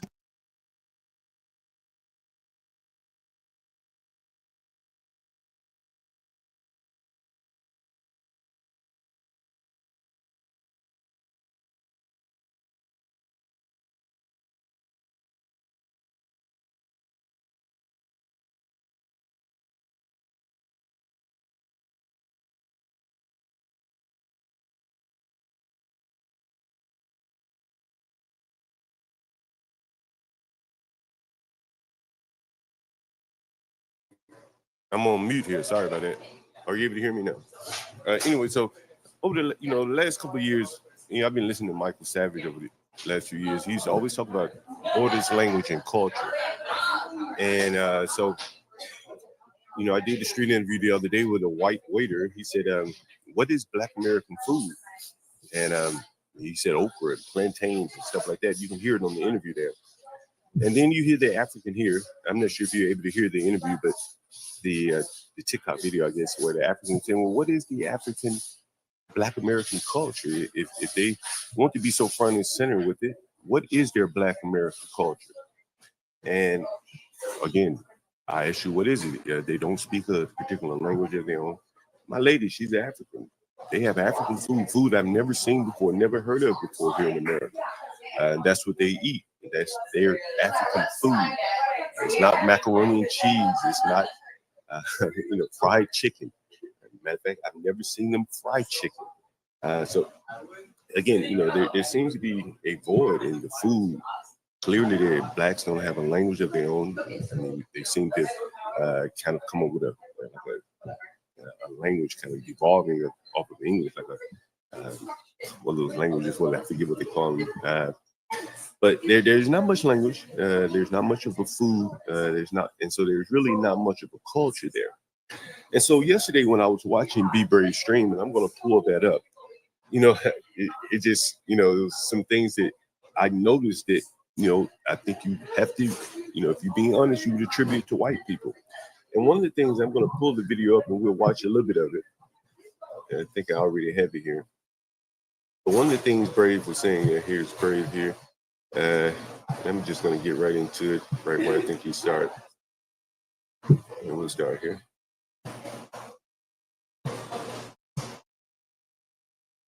And here's Brave from yesterday. Brave, for those of you that aren't familiar, Brave is a 70-year-old white man. And he talks about, the white culture and, the difference in the Black culture. And he talks about the Black culture being very, devastating to the American culture. And some of the things that he was just pointing out in his, I couldn't help but remember, yes, we can hear. And myself here. And we're going to take a look. And as we, oh yeah, they're that close. Here. I was just gonna go. You guys got the crux of the project.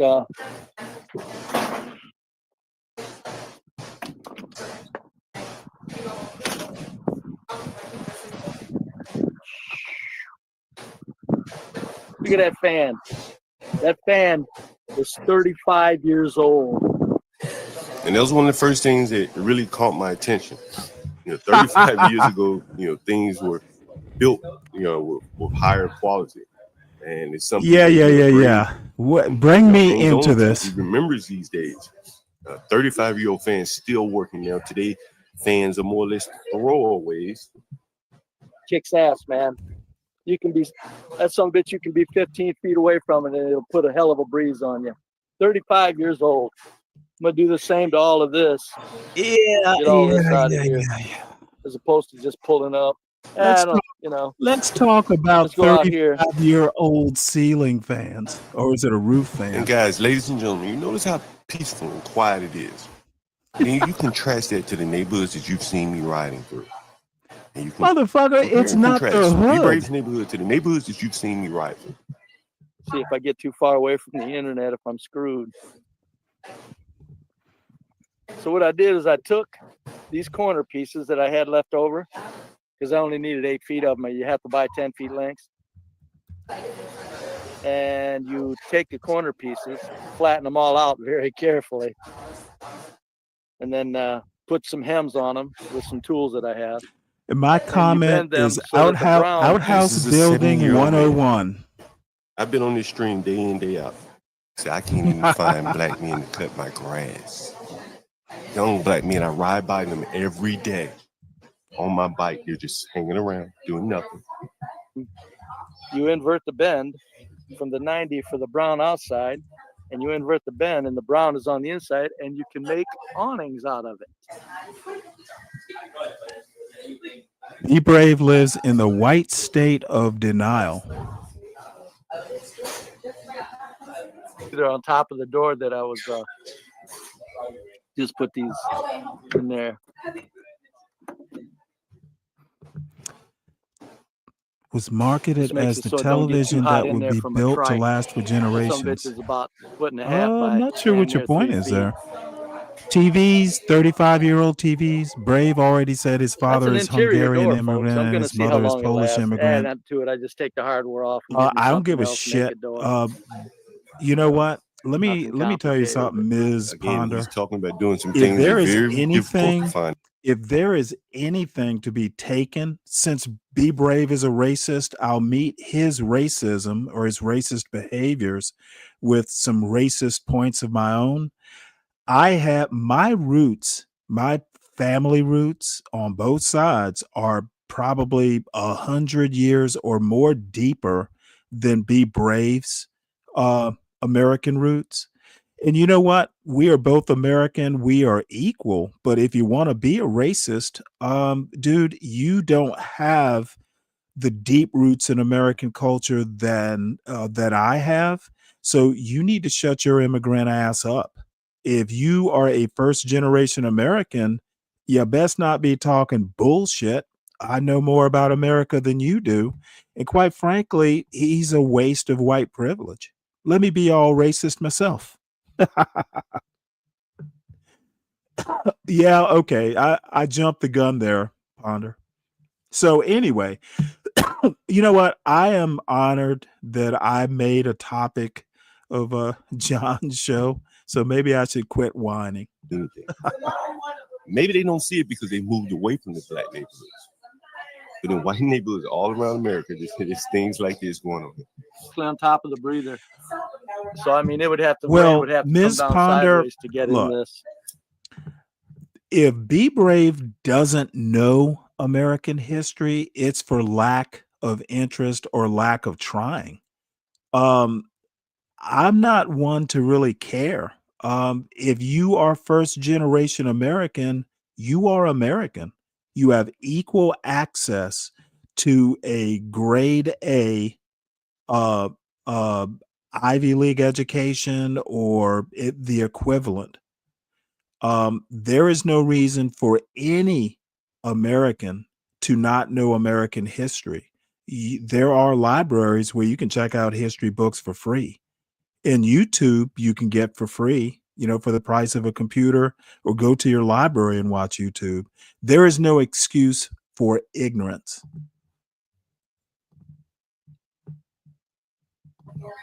Into the trim, under it, then down over it.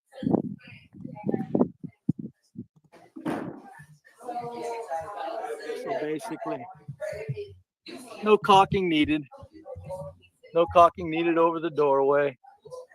I'm just gonna weatherproof it down the side with some more wood. Bring the wood out. This 70-year-old man, he doesn't have to do any of this. If there's no In caulking. these inner cities, these poor old blacks get weather subsidies, heating, cooling subsidies. They don't weatherproof anything because the government comes in and saves the day. Caulking needed. Keep everything dry. Treated wood, no big deal.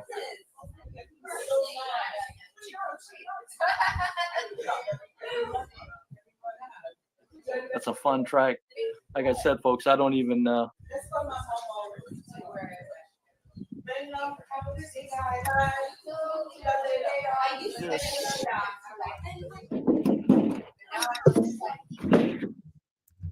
Set it back up there. Put on my little hillbilly fasteners. See that? Holds it. Come over here. Put one in here. And it holds it in.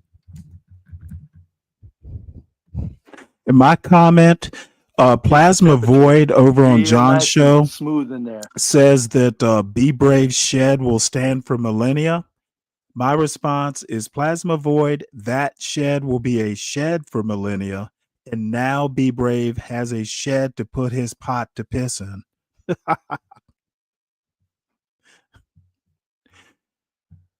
Oh, boy. Oh, man. John and Be Brave are a load of fun.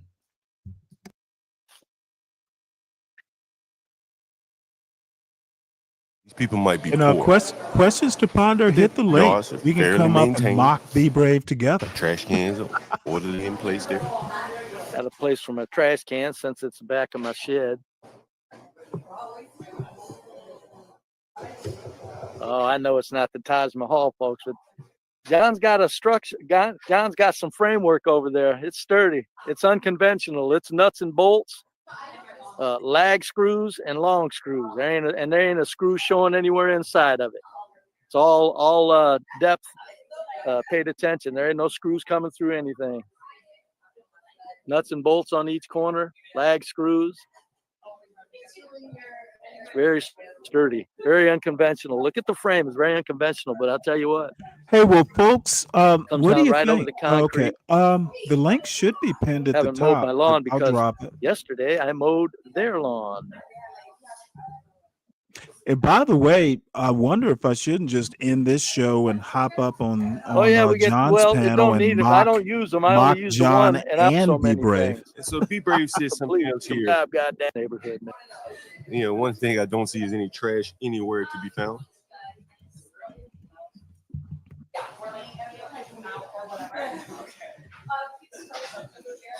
And see, this is the bullshit that John Galt likes to push. Okay, of course you don't see trash anywhere because it's not the hood. And believe me, look at the houses on that property. Dude, you are basically saying there's no trash, therefore the neighborhood is better. It's a different neighborhood. God damn, what fucking John couldn't reason his way out of Be Brave's outhouse. Of course it's not the neighborhood you live in. Be Brave does not live in the hood, John. I left this house empty for a year. A year and 3 or 4 months after I bought it. Power tools in it, power tools inside. Shit, $1,000. Don't have to worry about shit here, man. Hey, you go to Detroit. questions you do to a fixer ponder. upper in Detroit or anywhere I near was it. home. Yeah, you got to take all your power I was tools back with you. in Savannah. I was back in Savannah last week. Now, there are holly trees on my father's front lawn now that literally my sister and I planted. Those trees are probably 50 years old. They are huge. The lawn, literally, I mowed that lawn for years. We nurtured that lawn. We dug it up. My father burned off the lawn one year, and we resodded it at least a couple times.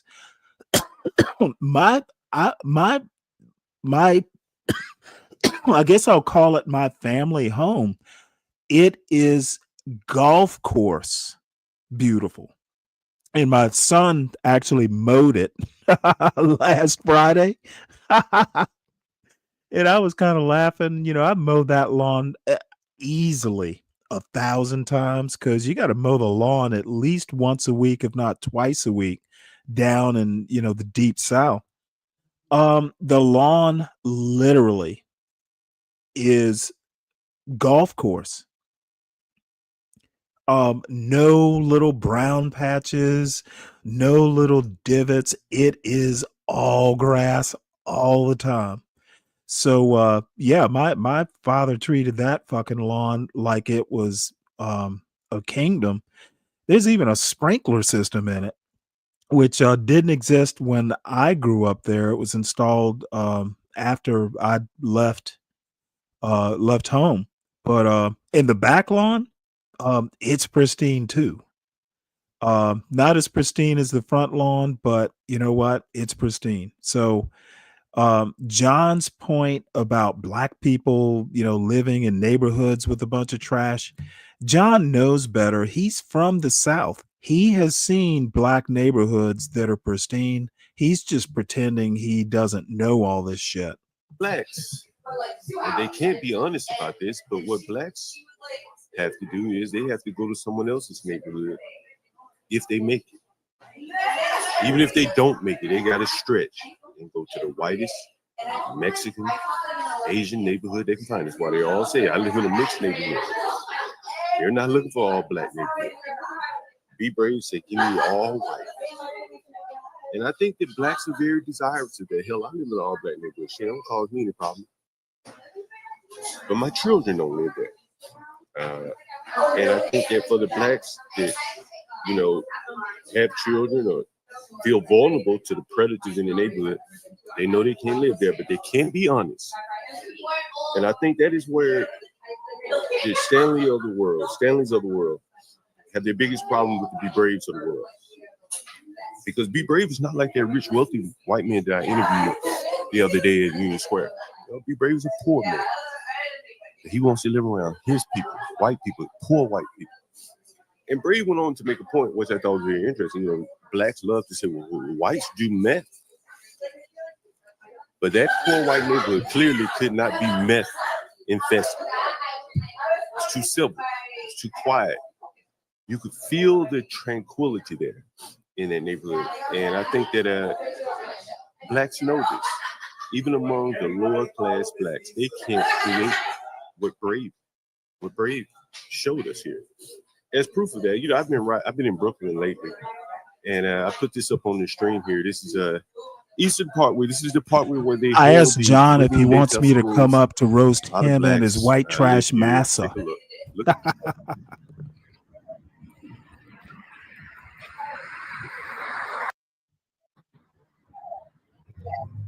Yeah, I don't know. I don't know where John gets all this from.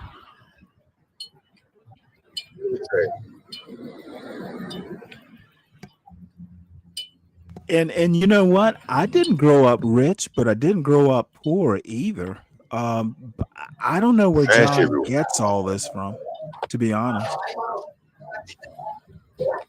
And why my name has to come up, I have no clue. I have told y'all how I grew up. The black community that I knew produced Clarence Thomas. Literally, Clarence Thomas was a member of my all-black Catholic parish. We produced a Clarence Thomas, and John Galt wants to talk shit about me and the blacks I grew up around. This motherfucker's really makes dumb points. I love John Galt, but John, you don't seem to understand that literally my black church produced Clarence Thomas.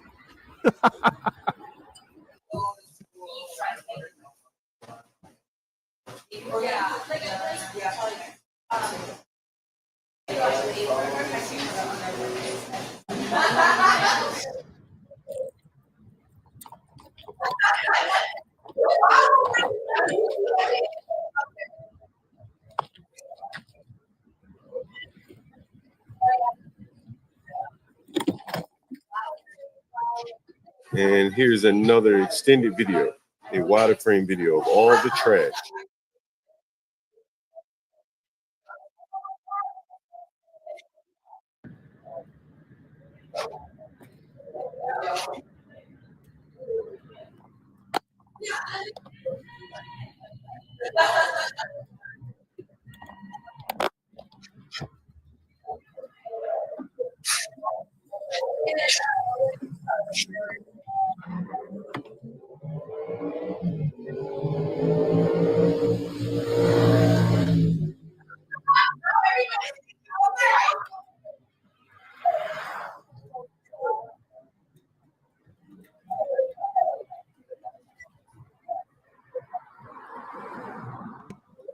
All right. Well,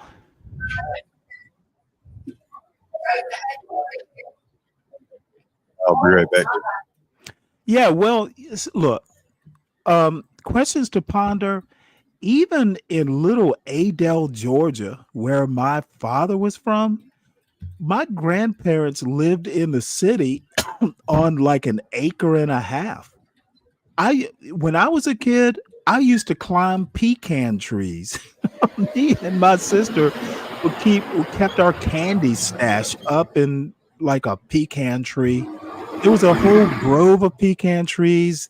You know, we used to pick pecans and sell them. Black people don't all live in the hood, and I, for the life of me, don't know where these fucking anti-black blacks like John Galt get this bullshit from. Dude, I literally grew up in a place that produced a Supreme Court justice. And you know what? Blacks can't be that fucked up if we produce Clarence Thomas.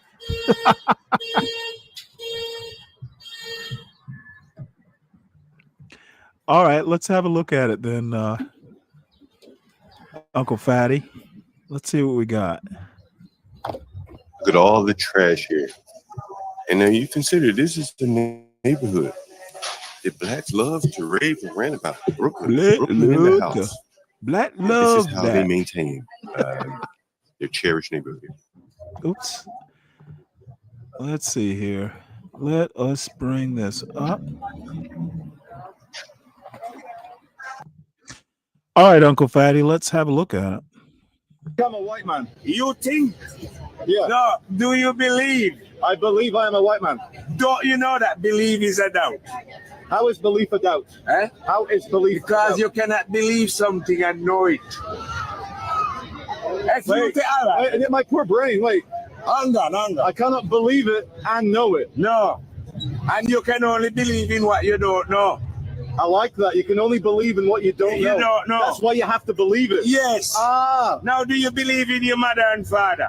No, I know my mother and father. Yeah. So, but you might believe in Jesus. I might believe in Jesus. Because you don't know Jesus. I've never met him. You can only believe in what you don't know. True. So know that belief is a doubt. Believe. Now, do you know that you are a white man? If you know that you are white, explain to me how you know this. Okay.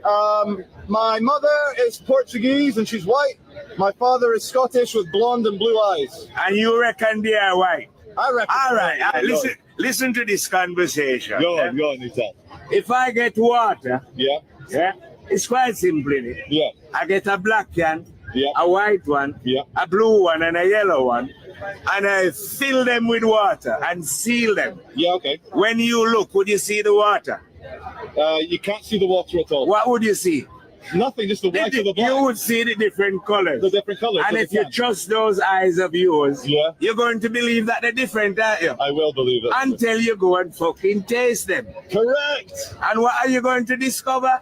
That it's all just water. All one. Oneness in diversity, we call it. Yeah. Now you see all these human beings that you see. Yeah. Who believe that they're Japanese, Chinese, blacks, and whites. Yeah. They are the same. And if you go to any one of them, excuse me, sir, what color is your mind? You see, you hear what he said? He doesn't know what color his mind is. No, go and ask a Japanese, he don't know either. No. Because we are spirits living in different color physical bodies. We are not our bodies. When you look with the eyes, you're not seeing me, you are seeing the body. Just like I tell you, when you look at the tins, you won't see the water, will you? No.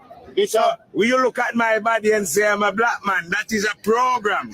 You was programmed from birth, to believe that you are blacks and whites. But you fuck all like that. You're just a spirit in a body full of the same stinking shit. Thank you, my friend.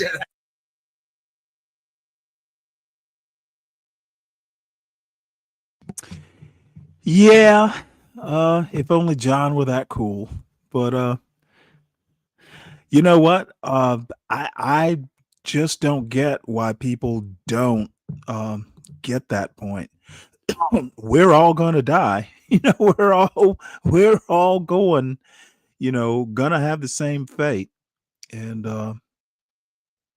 I kind of agree with you, Uncle Fatty. We sometimes make too much of this mortal coil.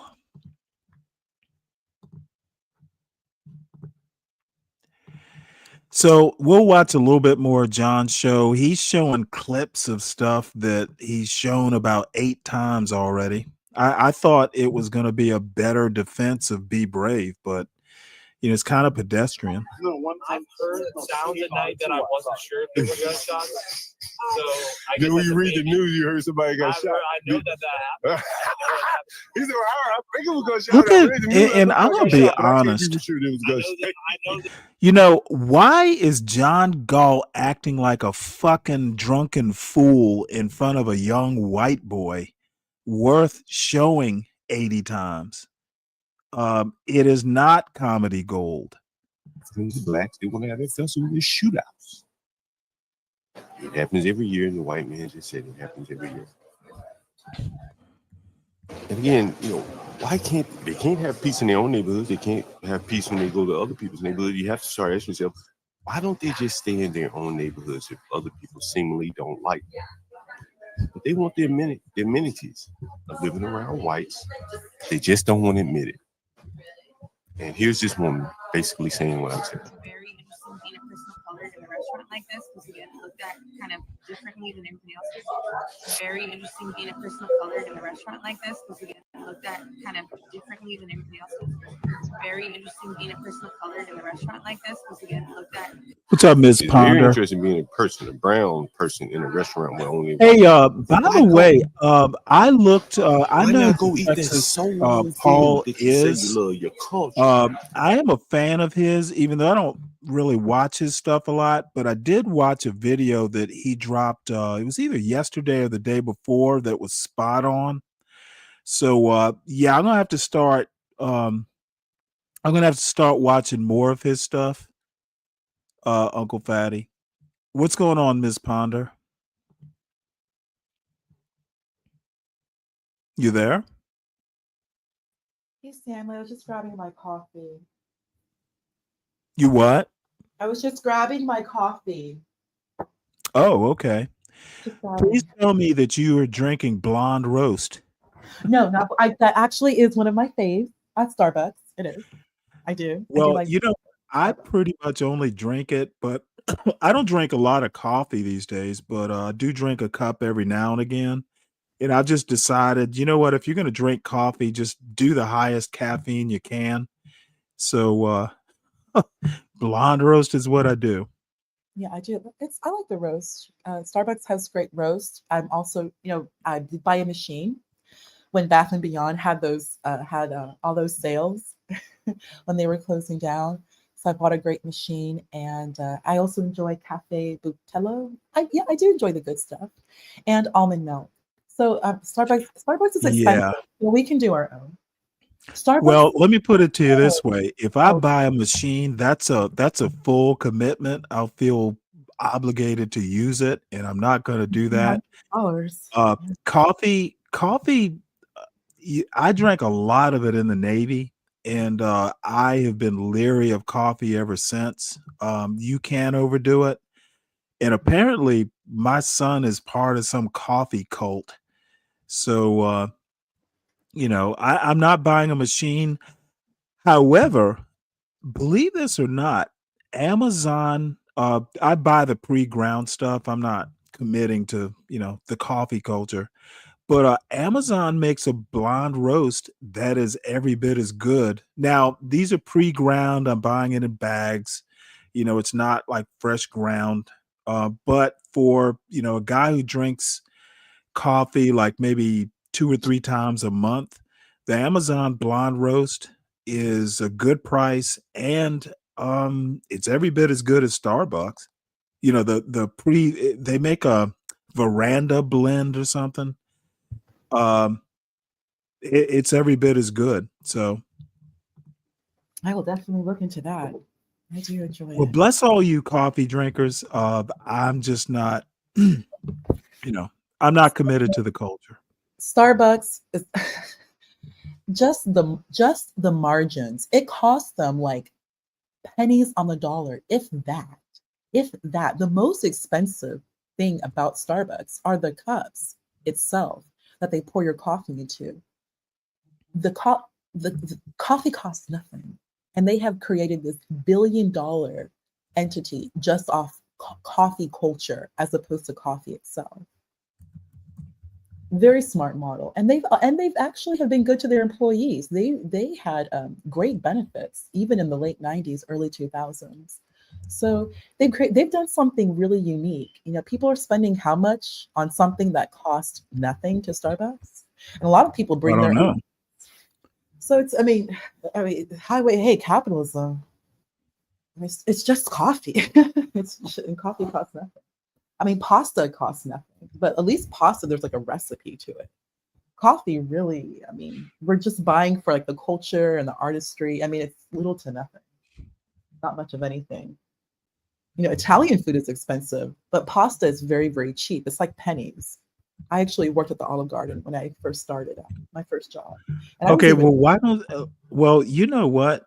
Now you were talking to a person who likes to cook, so I'm gonna be a snot. Make yeah, your own pasta. It's way better. I heard that. Yeah, by the machine. Oh, that's like I actually own a pasta machine. pasta I machine. I literally now it is a lot of work. Like, It's pasta actually is too harder work to make decadent. the bread. Yeah, pasta is too decadent. Pasta is like dessert, savory No, it's dessert. It's not. too yes, it is. It's decadent. It's like cake. It's so decadent. It's so good. It's too good. Like a celebratory meal for me would be fettuccine alfredo, which is not even Italian. That's more like American Italian that I learned. And then like a nice glass of like probably like a Pinot, like a nice little glass of Pinot Noir. Nothing too Well, fancy. I think But both are so caloric and have so much sugar. That's so well gotta keep waiting. Gotta keep the waiting. dairy-based Alfredo sauce, like the way that's supposedly more true to the original idea is you use pasta water. Right. You don't use dairy at all. Use Parmigiano, if I'm correct. Yeah, and pasta water. Yeah. But you know, this is Because the America. You know, pasta people love water dairy. actually has is the thickener, the starch from the Yeah. pasta water, or in Yes. the pasta water. Correct. You use Parmesan, it does thicken up, but it's kind of volatile. It's not, it doesn't keep well. Like you can refrigerate it maybe overnight, but it's not something you can store for days. Right. But I'm not a fan. Like, let me put it to you this way: my son, who is a child, even at 19, And he I can't likes that go jarred, yeah. that jarred Pasta. dairy Alfredo. Yeah. I don't, I don't eat that shit. I don't buy sauces in jars, with one exception. There's and I'm getting way off the topic, but I will do. There's an damn it, it's an avocado sauce that I haven't taken the time to learn how to make that I like to put on like fish tacos and other stuff. Ooh, that sounds so There is good. also there's With this like your own tortilla. jalapeno oil sauce that's Sounds so got good. vegetables in it. That sounds really good, to be honest with you. Oh, It does. dude, you I love see, seafood tacos, shrimp tacos, like the avocado sauce you mentioned sounds good. I do like to make my own like fry my own tortillas as opposed to buy. oh, I do too. Makes it even better. Mm. Well, I That's what make you do all in my bread California. products. I I do. The don't best thing to do is to make your own bread, pasta. Any rice is of course different. pasta. I'm not gonna do a lot because it's just too much work for one person. But if we can make your own bread, and one thing I know we're off Oh, topic. easily. The thing about bread is that bread is not supposed to last. Bread is the Right. most basic food stuff. There should be no preservatives, and as women, we really should not be eating this store-bought bread if we try not to. Make our own bread for our families, sourdough preferably because of the probiotics, and keep it simple. We're just baking our Too own much bread. work. But if you can't bake your own bread, try to stay away from carbs as women. I'm not a carb person. I do like carbs, but carbs is more like a dessert to me. If I had to Well, let to me me, tell you a funny story. I started making bread is like right after my wife died. You know, I was just looking for stuff my son and I could do. So I started making bread. My son is 19, so about 12 years ago. And I make all, like, everything from pita to tortillas to bread to hot dog buns, hamburger buns, cakes, cookies. And it's so funny because before my wife died, I literally said, "That's woman's work. I'm not doing baking." You know, I've mentioned on this show before that when my wife died, what actually got me into baking, like, my wife used to bake cookies for my son, and he literally broke my heart. And it was an offhand comment, not to me, but to someone else. And he literally said, "Well, I guess cookies are out of my life now." I was like, "Oh shit." That is such, and he was like 7 when he said it. I'm like, "Well, that's so fatalistic." So I had to become a baker just not to ruin my son's life.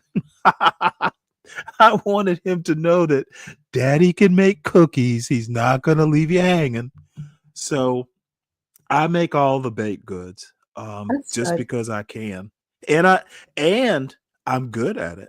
Like, once you get good at making bread, oh, dude, you believe me, Stanley, you if we may making segue, bread or hot dog buns, like hot dog buns, like brioche buns, like not bread, but actual buns, you literally can do in a couple hours, and that's with the double rising. Because there's I that. tend to What want to about do the at least focaccia? 2 rises. What about have you made like I don't know how to pronounce it correctly, excuse me. Focaccia or focaccia? Focaccia? Oh, I think it's focaccia. Oh, I how made focaccia too. Focaccia mm.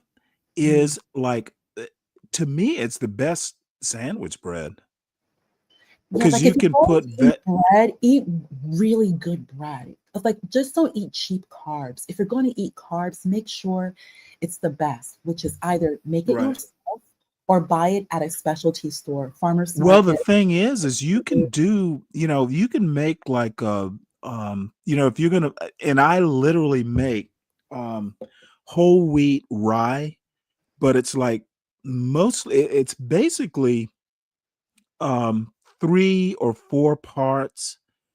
Um, well, let's just say 4 cups of bread flour, a cup of whole wheat flour, and a cup, maybe half a cup to a cup of rye.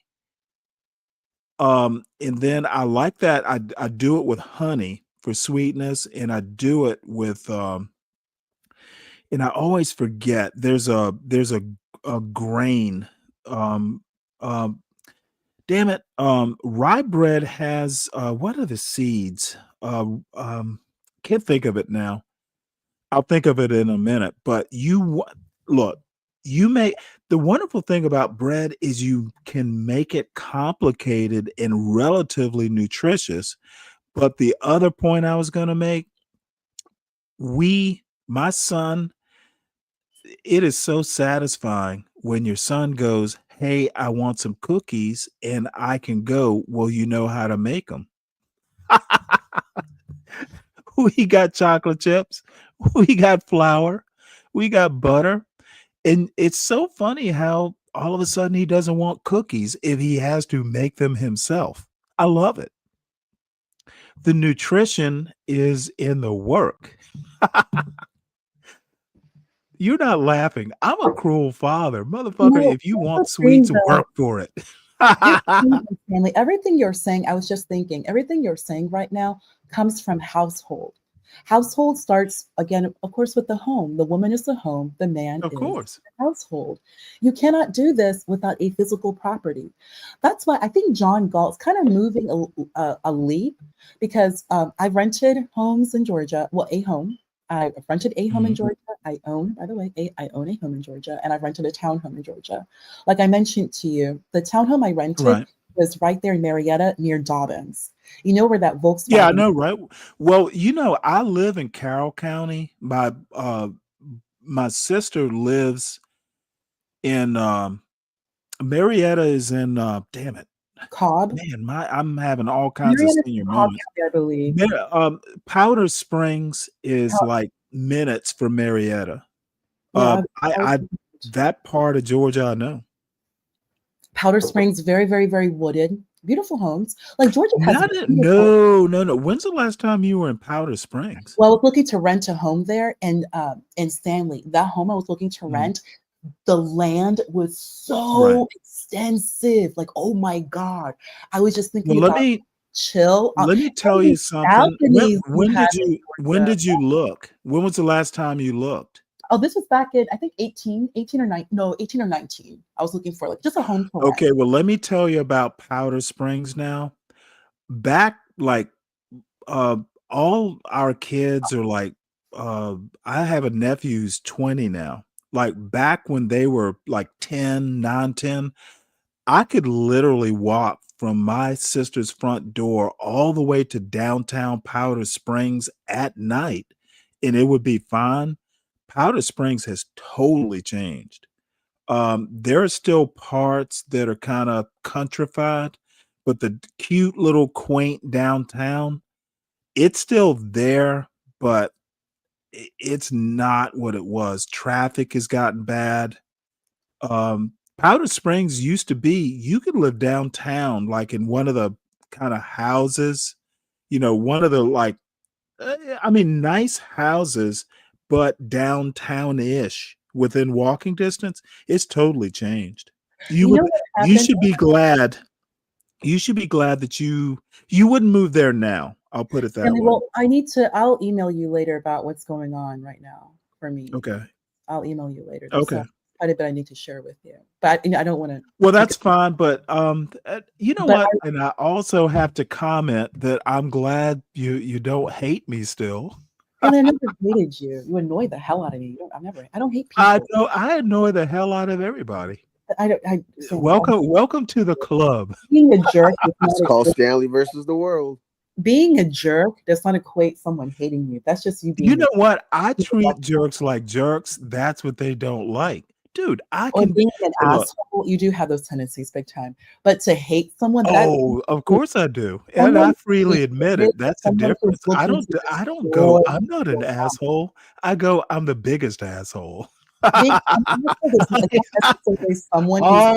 am a big black asshole, like a black hole, and they all will be destroyed by my gravity. Okay, so that again, being a jerk, that doesn't mean that someone would hate you. Someone to be hated is someone who's outright looking to destroy another person's livelihood and like. Oh, fuck you, Kelvin. Mental waste the time and the energy. Like you're not like there's nothing like I don't see you as someone who hates others. No. I really don't. Why would I do that? And I don't see that. From what I've experienced from you, I don't see why someone would hate you, dislike you. Yes. See you as a jerk. Well, let me put it to you this way. And this has been, I am consistent. Just like loving someone is a big leap. Like you just don't love anyone. Right. Just like you just don't. Well, here's the deal. I don't suffer fools gladly. And I'm not going to. I don't have to. Look, you can be the total opposite politically, SKC and Deacon Dave and Latino for that matter. Dude, I laugh at some of their political thinking, if you could call it that. However, you know what? We do have other things we can talk about, and family's one of them.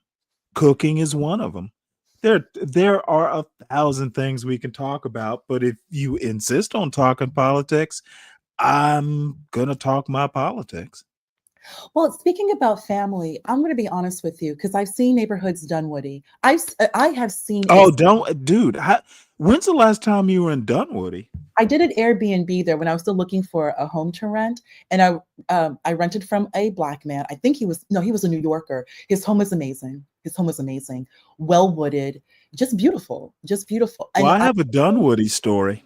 I did rent a huge home in, I think it was at Fayetteville. I read those, and the realtor was. I know, right? Was it Fayetteville County? County and the city. Cumming, Georgia. I'm very familiar with Cumming. Very familiar. Yeah, well, there's a whole story behind that too. Yeah, Um, can some of these wait in an email? Because oh, I absolutely, they can. yeah, there's quite a bit I need to share. Well, we gotta let Latino talk too. I'll let you know. Yeah, I'm just listening. What's going on? I was gonna make a she said joke when you guys mentioned the town coming, but I was like, No, and even I do that. But here's the like even on the coming water tower, it says like coming home, like coming CUMMING, coming Yeah. home. And yeah, so like And that is so lewd. yeah, exactly. So what is that? That area, that's 400. So if you're in Buckhead, so if, Yeah, like I okay, so know right where it firstly, is. I know you, of course you do, Stanley. Of course you do. Well, I've got my sister's father-in-law lives in Alpharetta. But like when you're done, Alpharetta. I want to tell you the Dunwoody story. You will appreciate it. Stanley, I'm gonna be honest with you. I'm going through some some interesting issues in that particular state. I would prefer. So, if you don't mind, if we, it's just there's some stuff I should probably. I personally would like to tell you, especially because you're from there. You're very familiar with this Right. area, very familiar. So I have some interesting stories. Long story short, Well, you want to tell them on air, or are you going to email me? I'll just say this. I live near the lake, Stanley, and Lanier? I didn't know the history, Stanley. I didn't know. What? Well, you're not from Georgia, though, right? So, Stanley, I would rather email you. Well, wait, hold it. You're not from Georgia. Why would you be expected to know the history? I should probably email you. I prefer to email you. Okay. Yeah. But let me tell you the Dunwoody story. When I was in college, I had a buddy of mine. He was a black guy, parents black, all that stuff. Now, I grew up in a middle class. I wouldn't say lower middle class, but it was solidly middle class. I mean, my father bought me like a go-kart once, and I swear he wanted the go-kart more than me. So, I mean, we could get stuff. It was a solid middle class. You know, we could eat steak every now and again. So anyway, I'm at the University of Georgia. I used to play basketball every fucking day. Like after classes, there'd be like, you know, In 80 Athens? dudes out there. I'm so sorry for interrupting you. That Athens campus. I'm sorry for interrupting you. University of Georgia. Well, yeah, that's the University of Georgia, the Bulldogs. Okay. You didn't know I went there? No, they have a great law school. I was definitely thinking. They do. I almost thought about going there. I have classmates, high school classmates who went there. Yeah, that's another thing. You have great schools. Great public schools. Well, Georgia Tech, Emory. Emory's incredible. Emory's Well, tier one. speaking of which, Georgia State's good too. my son, the reason I didn't do the show yesterday is I was a tad hungover from doing a late show or two. And my son went to San Francisco to visit his Emory girlfriend. And I'm like, God damn it, these fools. But you know what? He's there safely. You know, I didn't even tell him to wear a condom. I'm sure he knows to do that. Plus, he's meeting her family, for God's sake. This is a little bit more serious than I would like it to be. No, Kelvin, ninjas not be drunk. I'm perfectly sober. However, but I am Lupin. Lupin, the sponsors of of today's show did like say, hey, and I did indulge in my newfound total Uber forever. Delivered some Guinness Stout, so I'm working on it. That was your sponsor yesterday. But let me tell you the Dunwoody story, because it is actually real. It was really important in my formation. Dude, I used to play basketball with. You know what? One day he was like, "Hey, you know, come home with me this weekend." Dude, black IBM executive, like mother, like storybook. This was like the Huxtables before I knew there were Huxtables. This is like mid 80s, like 1986. So we walk into this huge Dunwoody home, and what is the father doing? He bought some golf contraption with a flashlight on the front of it. He's practicing his fucking golf swing in the hallway, and the flashlight on the on where the floor meets the baseboard, you're supposed to follow it, and it keeps your golf swing straight. So you know what? I knew there were successful black people, but this motherfucker, like, he's practicing his golf swing at like 1 o'clock on a Friday. Aren't you supposed to be working? Look, the reason it was important is there are black IBM executives who fucking buy useless golf contraptions so they can play a horrible game of golf. This is a dude who was like a classmate of mine. And you know, my parents weren't poor, but we weren't, hey, dad's home practicing his golf swing rich. So look, you want to pretend that all black people live in the hood, you are a fucking moron. And I am old enough. This is a college story. I was in college fucking 40 years ago. I have known for 60 years that not all black people live in the hood.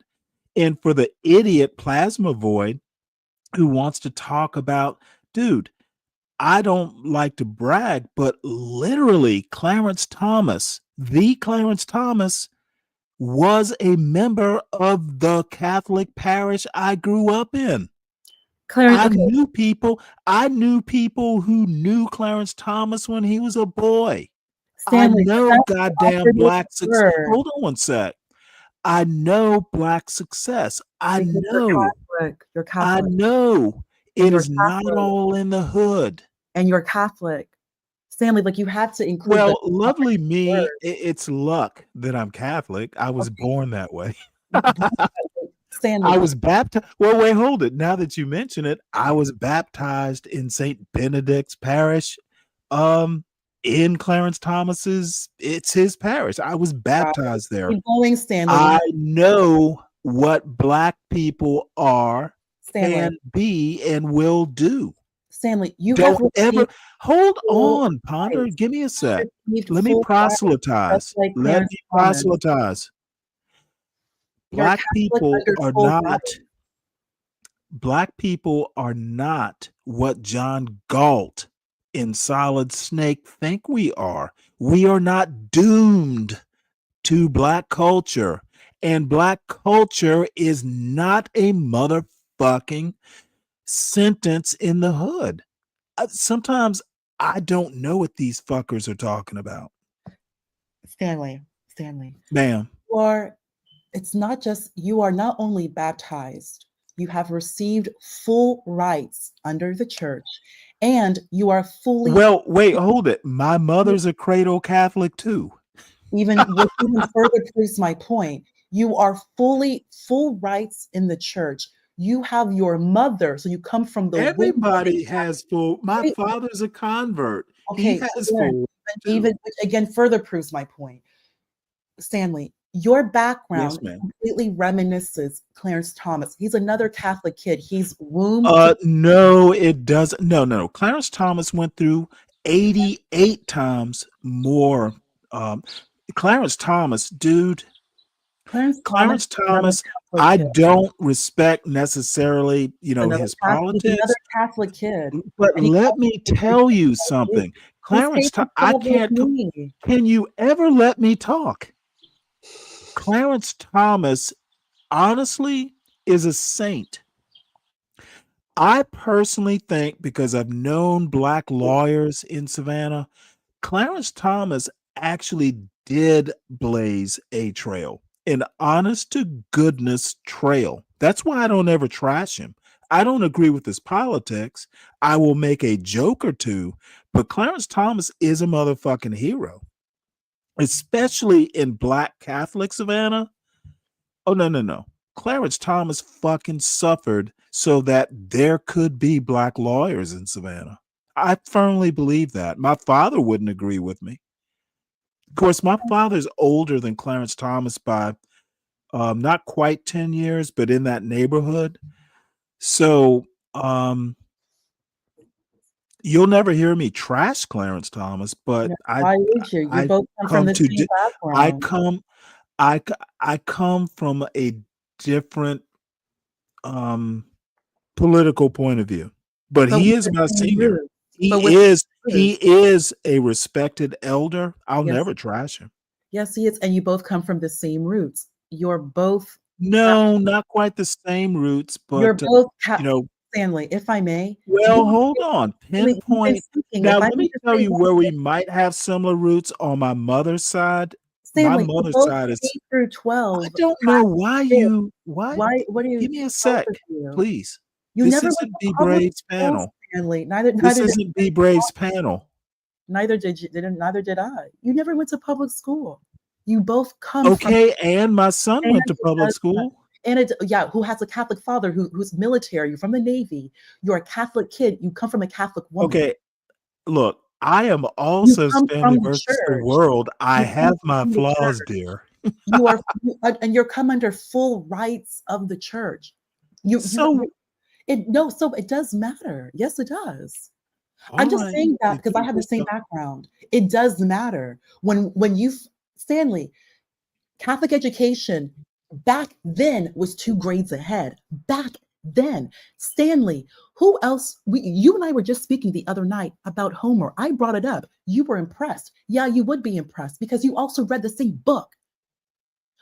several Beowulf. times. Of course you have. Beowulf. Even the public schools where I Well, went I've to only read that once and even didn't like it when I read even it. the all-white, even the best all-white public schools in America, they read the books that you and I read in freshman year, they read them senior year. Oh, wait, hold it. You're not 60. Who knows? I've Yes, read Stanley. Homer in Latin. Well, it was the Stanley, Iliad. who else do you know, regardless of race, has read Beowulf and read it when you read it? Because I know you read that Plenty of probably people. freshman year. People I know. Who even knows who People who are Beowulf my is? peers, especially. Hey, Stanley, who's Antigone? I have no Yeah, Antigone, you the don't. Greek Yeah. dude. Really? I don't Greek recall, but dude? I've read it. Stanley, I can say things to you that you would go back and forth with me because we come from the same education. Same thing as Clarence Thomas. When you're raised under the rights, Well, Clarence Thomas had a better education than me. you know who also had the same education? That YouTuber Destiny, Tim Dillon, another one. It's very obvious. I'm just Look, making you, Tim Dillon, Destiny tell are like Catholic 20 kids. years younger. You Stanley, didn't have the same point is- education. Stanley, my point is you can tell a Catholic kid, you can tell Catholic education. Within like No, 5 I'm seconds, I cultural could tell Catholic. Destiny. I could tell Destiny went through Catholic school, Jesuit. Gotcha. I could tell Tim Dillon Well, went are to we gonna let Latino and Jay talk? Latino, please Destiny go, who? and then Jay, please take the floor after Latino's done. Which Destiny are we talking about? I think she means the YouTube Destiny. You saying that he's Catholic? Stanley, he went through Jesuit. He came in just in time, second Oh, grade. did he really? Right before he could have been tainted by public school. I kid. I'm joking. But they brought him in second grade, and you don't even need to go to college. Like you basically are ready to go. Well, I do have to say my mother was a retired public school teacher, and my sister is a retired public school teacher. You know how many girls in Let's not Well, denigrate public schools. CT exposed the public school yesterday because he Stanley, used a to teach number there. of Did he girls, The really? public, a yeah, number of girls he said I he went got into a fight with a student or something because they were being Okay, whoa, disrespectful. whoa, whoa, And whoa, he whoa, got whoa. fired. Okay, you know what? Please, Ms. Ponder finish. Please, Latino finish, and then Jay. It's gonna be you and me because CT exposed himself, not the public schools. Teachers should not be fighting students. Period. And What I the mean, we fuck? could You start the expose the conversation. public schools? Teachers fighting students? Yeah, we could start the conversation here. Yeah. Man. Wait, hold it. Are you a student or are you a teacher? You're Or both you in the fighting. UFC, man? Are you training these kids for military school or something, bro? I don't even think He said military school does this he shit. said he got wrongly fired or something because of that. You know what? Bro. I don't know what to say because I Bro. didn't listen to the show. And I don't know the details and don't care about the details. But when I hear a teacher fighting a student, like he wasn't beat up by the student, he was returning punches. I'm sorry. He didn't expose the public schools, he exposed himself. Yeah. You don't fight kids. Well, I mean, but you don't know what the example, bro. I just said I don't know, son, and neither do you for that matter. I don't know either, but you're supposed to be the example when you're a I teacher. literally said I don't know, but when I hear a teacher, I agree with you, which is Sam. what you said. You didn't say a student fighting a teacher. You said a teacher fighting a student. Okay, they both got into a tussle or altercation. Hey Jay, They got into a tussle. Okay, He said it was a student. He said it was a student. You know what? CT says a lot of things. But the stream is not even up no more. He said it's on his, I think. Okay, let me put it to you this way, and I think you probably understand my point. You just refuse to accept it. Teachers, look, my son went to public school. It's just so lucky that he went to a small town public school. Dude, my son has 2 other classmates who are at Georgia Tech. The school was excellent. Even I would say that. He took a shitload of AP courses. However, I think okay, you don't need to cut me off until I'm done, sir. But I think however, the first thing I told my son's teachers every day from like 3rd grade forward, I assume my son is wrong until you prove yourself wrong. And I told my son the same thing, not in front of the teacher. You are always wrong. If I get a call from a teacher, you're guilty until proven innocent. And God help the teacher who winds up being in the wrong, but God help you more because you have to live with me. Yep. And you know what? I have had 3 occasions in 12 years where I had to tell the teacher my son's attitude will change 180 degrees starting tomorrow morning. And you know what happened all 3 times? It changed because I don't brook that kind of bullshit. The teacher is always right until proven wrong. And you know what? My son knew it. So anyway, teachers fighting students, if that's the context, I didn't hear the show again, and I've never talked to CT about it. You may be quiet until I'm done, son. No, but the show. Okay, no. The show, you don't the show is on. Apparently the ill breeding is talking more than you are. When I fucking say let me finish, I literally mean let me finish, Jay. This is not be brave. I don't give grace. Bottom line, CT is not a hero in this story. Period. I'm going to put the link in the back chat to the show on Rumble And because it you got are deleted going to waste. from YouTube. You're going to waste bits and bytes. we're gonna watch. Okay, we are going. Wait, did this motherfucker just tell me what we are going to do on my own panel? Oh. Hey, put the link back there. I'm gonna find a way to share my screen. Put the link back there, motherfucker. Don't share your screen, or I'll boot your ass. when I tell you to share your screen, you share your screen, and that's not going to happen probably. I'm sorry. This misbehaved youth. You know what? I bet you fought a teacher or two there, Jay. I got stories. All right. I don't get why. What is this? Did you hear the story? I mean, was the story that good? CT told. I saw the title of CT's show, and it wasn't something I was interested in watching. So, but I'm not interested in following it up either. So, anybody hit the link? Portia, why don't you hit the link, Portia? Come on up, please. And now that Portia's here, let me do some housekeeping. Please make sure you subscribe to the John Gall Urban Landlord channel. If you are in the John Gall Urban Landlord channel chat, go over to my chat, please, and hit the like.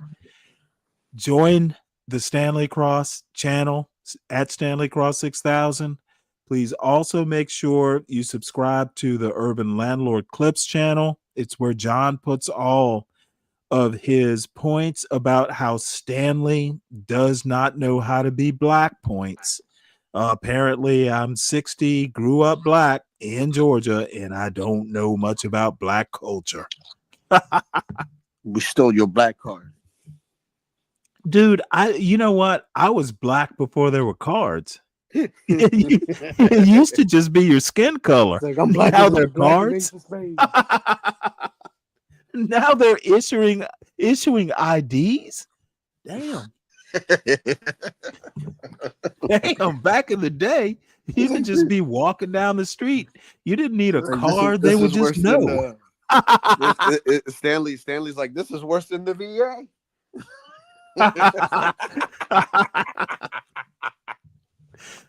So anyway, this has gone beyond silly, apparently.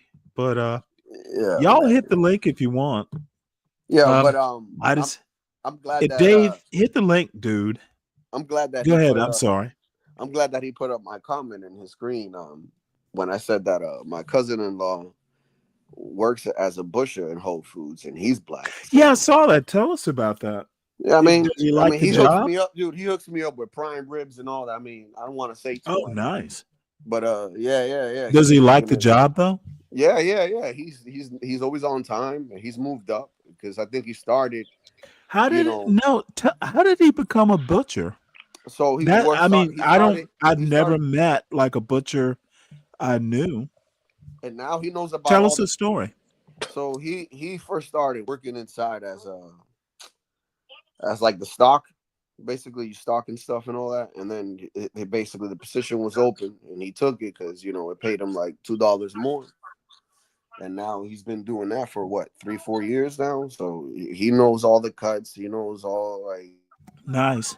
Well, see, what? I bet he can cook too. Oh, dude, yeah. After he started getting like at first. He wasn't cooking, but after he started getting steak and everything, he started looking at recipes and stuff, and now he makes his own steak. Yeah. Fire, dude. Well, see, you know what? That is awesome. I would love to be a fucking butcher. The whole reason why I brought it up is because it's like hearing that African dude on the phone with him saying that they only want to be on the front. That's not necessarily true, man. That's not everybody, bro. Right, like as a minority, I'd rather be not on the register. Let's say if I was to work at a restaurant, right, I'd rather be at the grill or doing something in the back than being on the front of the register. Well, the thing is you're gonna make more money in the back or the grill. I mean, money isn't being a cashier. And I'm active. That's what counts the most for me. Because if I'm just sitting down typing in numbers, I'm going to go fall asleep. Well, now for a fella like me, I like my computers, but no, I mean the butchers are gonna make more money. Now, except for the management, butchers. I mean, now tell me if I'm wrong, because dude, the other thing I have to tell you is I was a bag boy in high school. So I worked like 2 or 3 years at JT&K Red and White in Savannah, Georgia. It was a 10-minute, 15-minute walk from my front door. So it was a beautiful job. But I mean, the butchers were, that was where the money was. You're not going to make a whole lot of money being a cashier Nah, or a stock no. boy or, bag boy. I believe he's in the range of like $26 from what he started. Yeah, it's a From skill. what he It's started, it's like actually a what, trade. $8 more. Hmm. Do you think your cousin? I'm sorry, you said your cousin or nephew? No, he's basically, so he is married to my wife's cousin. Oh, okay. Do you think he'll start a business? I mean, I don't know. I mean, he's comfortable where he's at. He's one of those type of people. Well, As long as he's making his ends meet. right. Yeah. Well, let me tell you why I ask that. Like small town butchers, there when I lived in Warren County, Virginia, Front Royal, Virginia was the county seat. Two fat butchers. I used to go there all the time, because the meat was just way better. Oh yeah, So, but and these were like a group, maybe 2, 3, like old time butchers, and then they had a couple apprentices who did the hard work. like those butchers would only exist in like small towns because, to be honest, Right, you can't right. compete with like supermarkets. Let me tell you something, Latino. And again, now when I was a kid, my father, you'd get like a half a cow or quarter cow, and then Yeah, you put it in your in the chest freezer. freezer. By the way, that chest freezer my father bought back in the 70s, that motherfucker still works. Oh, I guarantee it does, man. that goddamn thing, like it's older than my brother, and he's Dude, 47. dude, we have an AC. Dude, we have an AC that literally we got like when we first moved into like Charlestown, like 16, 17 years ago. It's been handed from my brother to me to That's it funny. made its way here to our house, right? And Mhm. this is finally the year that it broke down. Like, so Yeah. it lasted long enough. Did it have the wood grain front to it? The old The school, like, sidings, yeah. yeah, that meat wagon look to it. Yeah, that's old. Started crystallizing and shit, man. Like ice started But forming out.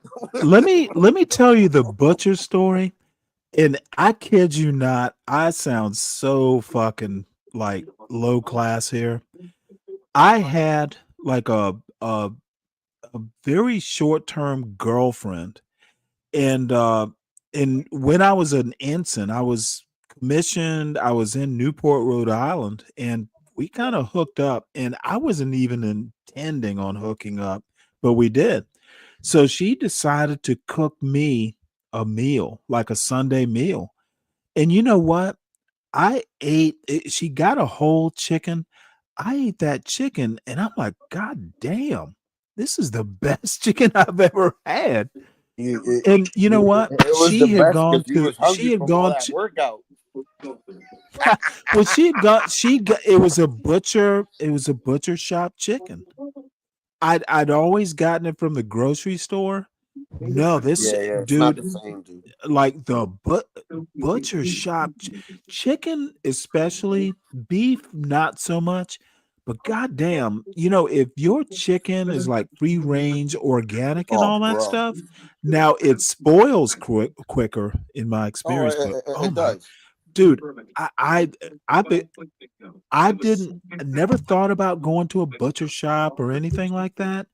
Dude, I was literally 23, I think, and it's still possibly the best chicken I ever had. Bro. Now, after a bawdy, tawdry weekend, having your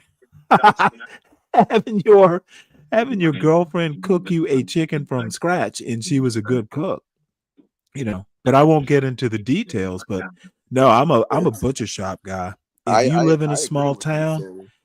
Oh, if you live in a small town, find a butcher shop Yo, the or chicken do it is yourself. different, dude. It's different. Like in the Dominican Republic, this is the like busher, like bicycle guy that comes in a bike with like a bowl of hot water and a mechanism that just like cuts the chicken's heads off, and you Oh, take the chicken I and call him Cinco Peso because he's got that megaphone playing and he's screaming the yeah, prices of the bro. But ticket. he I be know exactly yo, who you you're gotta talking you gotta about. catch him early at 8:30 in the morning, bro. Like Oh yeah, I've done it. I've you gotten know all what I types of mean? stuff from them guys. Yo, and yeah, bro, my aunt, yo, these two chickens over here, pop, pop, they be feathered him, yo. But when you try that chicken, oh man, it's not all extra hormonal, big or none of that. And it's a nice, perfect chicken, bro.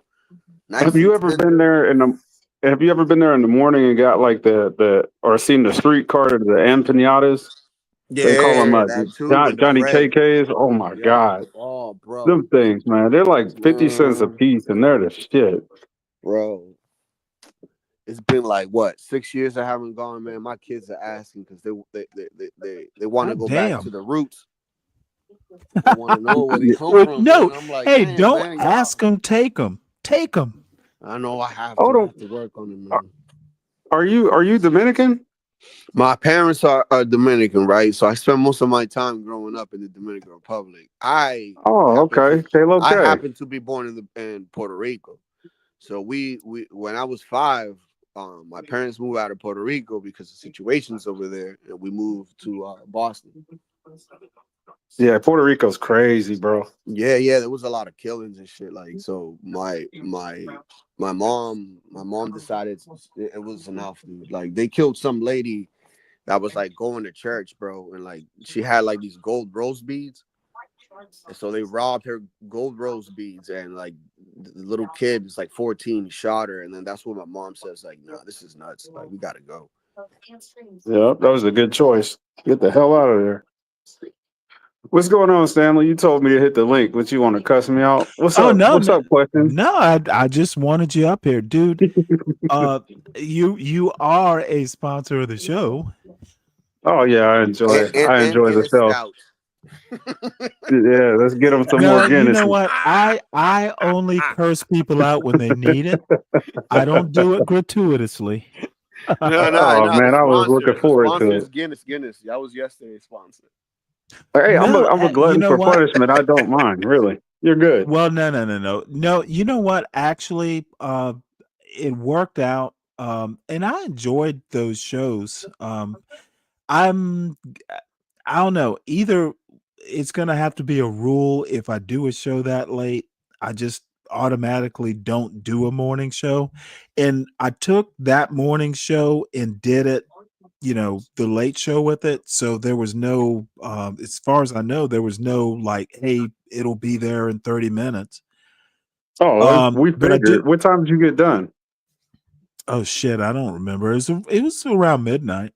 But you know what? I can't do that 5 hours and be up anymore. I have to accept my age. However, I did have to get my son to the airport, so that was part of it as well. But it was a Yeah. good rest. So I got a good night's sleep. you're up here reviewing Brave and John. What they talking about? You know what? John didn't talk too much about me. For some reason he thinks, look, I'm not saying John is wrong. If you can be 70-year-old be brave, and you've kind of done what you wanted to do. And I mean, Be Brave is not living on the government dime. I mean, he is successful, but I know 70 shit. My father-in-law is I think he's 85. The motherfucker's a retired Naval Reserve captain. Is still driving. I see him like once or twice a month. His daughter, I married. That's how I know him at all. And you know what? He grew up in rural Virginia at the time. He grew up with like Scots Irish roots. Masters from Virginia Tech, retired Navy, retired teacher. My mother-in-law died like 20 years ago. You know what this motherfucker did? He married his high school sweetheart. Her husband had died, his wife had died. They were fucking married almost 20 years. Wow. So That's the nice. dude and he's dude, his mother was the only like objection to me and Deanna getting married. And her one objection was, can't she find a white man? Now the woman was like 85 or something. What would you expect her to say? And I've Yeah, told the story that would be before. expected. Right, but you know what? Stanley, when you coming to see me? You never see Eventually, dude, eventually. How long did that take she after? she wound up being my biggest fan because her granddaughter, look, I worked, my son and my wife did the lick. Don't fucking call me.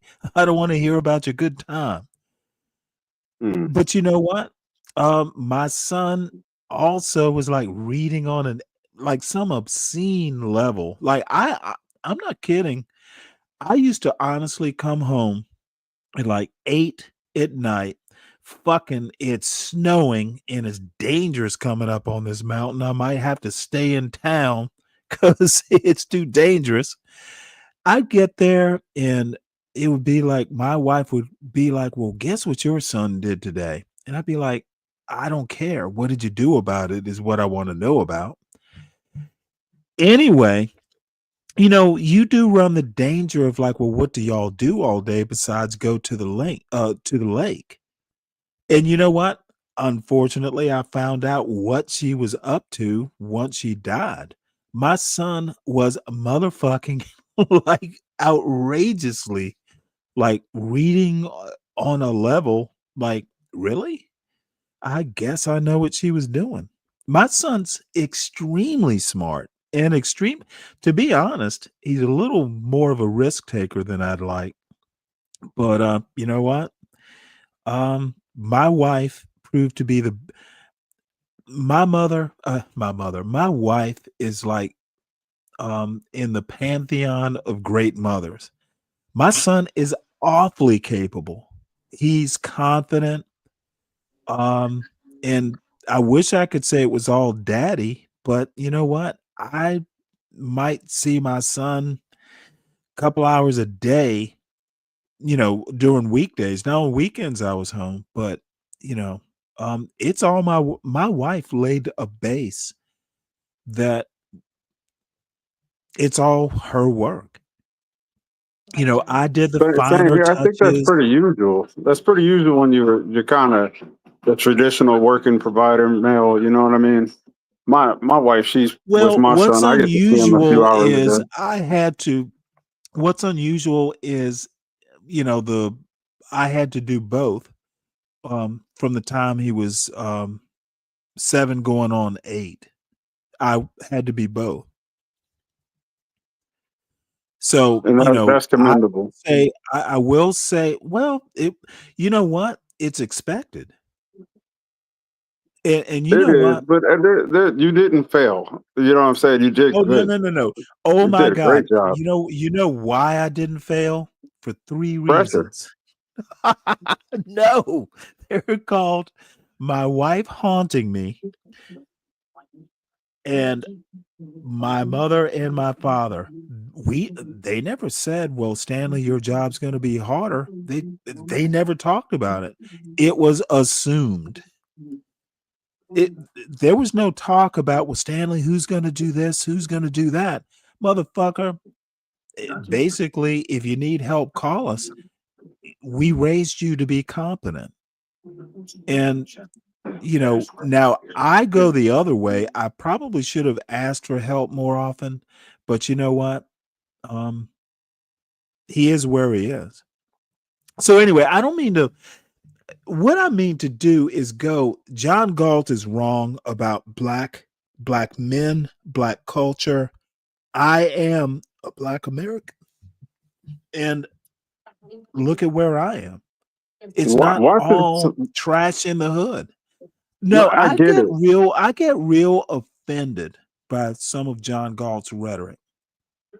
He And I demeans. could see why. I could see how, and I could see why for sure. But watching some of these panels, man, I Dude, don't. I don't ever Sometimes there go on are those times panels. when John is 100% accurate by the And mentality. you know what? It's YouTube panels he's being 100% accurate on. It's not real life.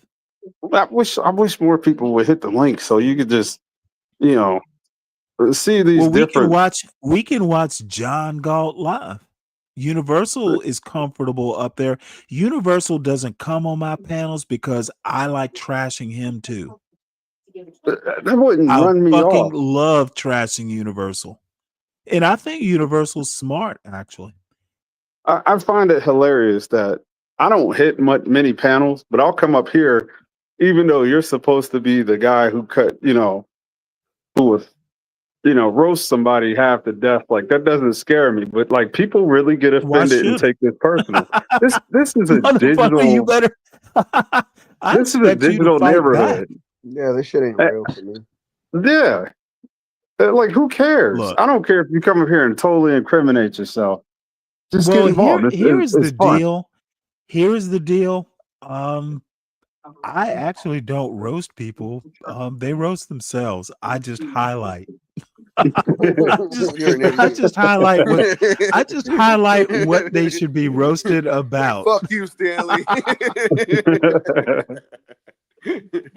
Yeah, I was kind of concerned I offended questions the other day, but she seems to be cool.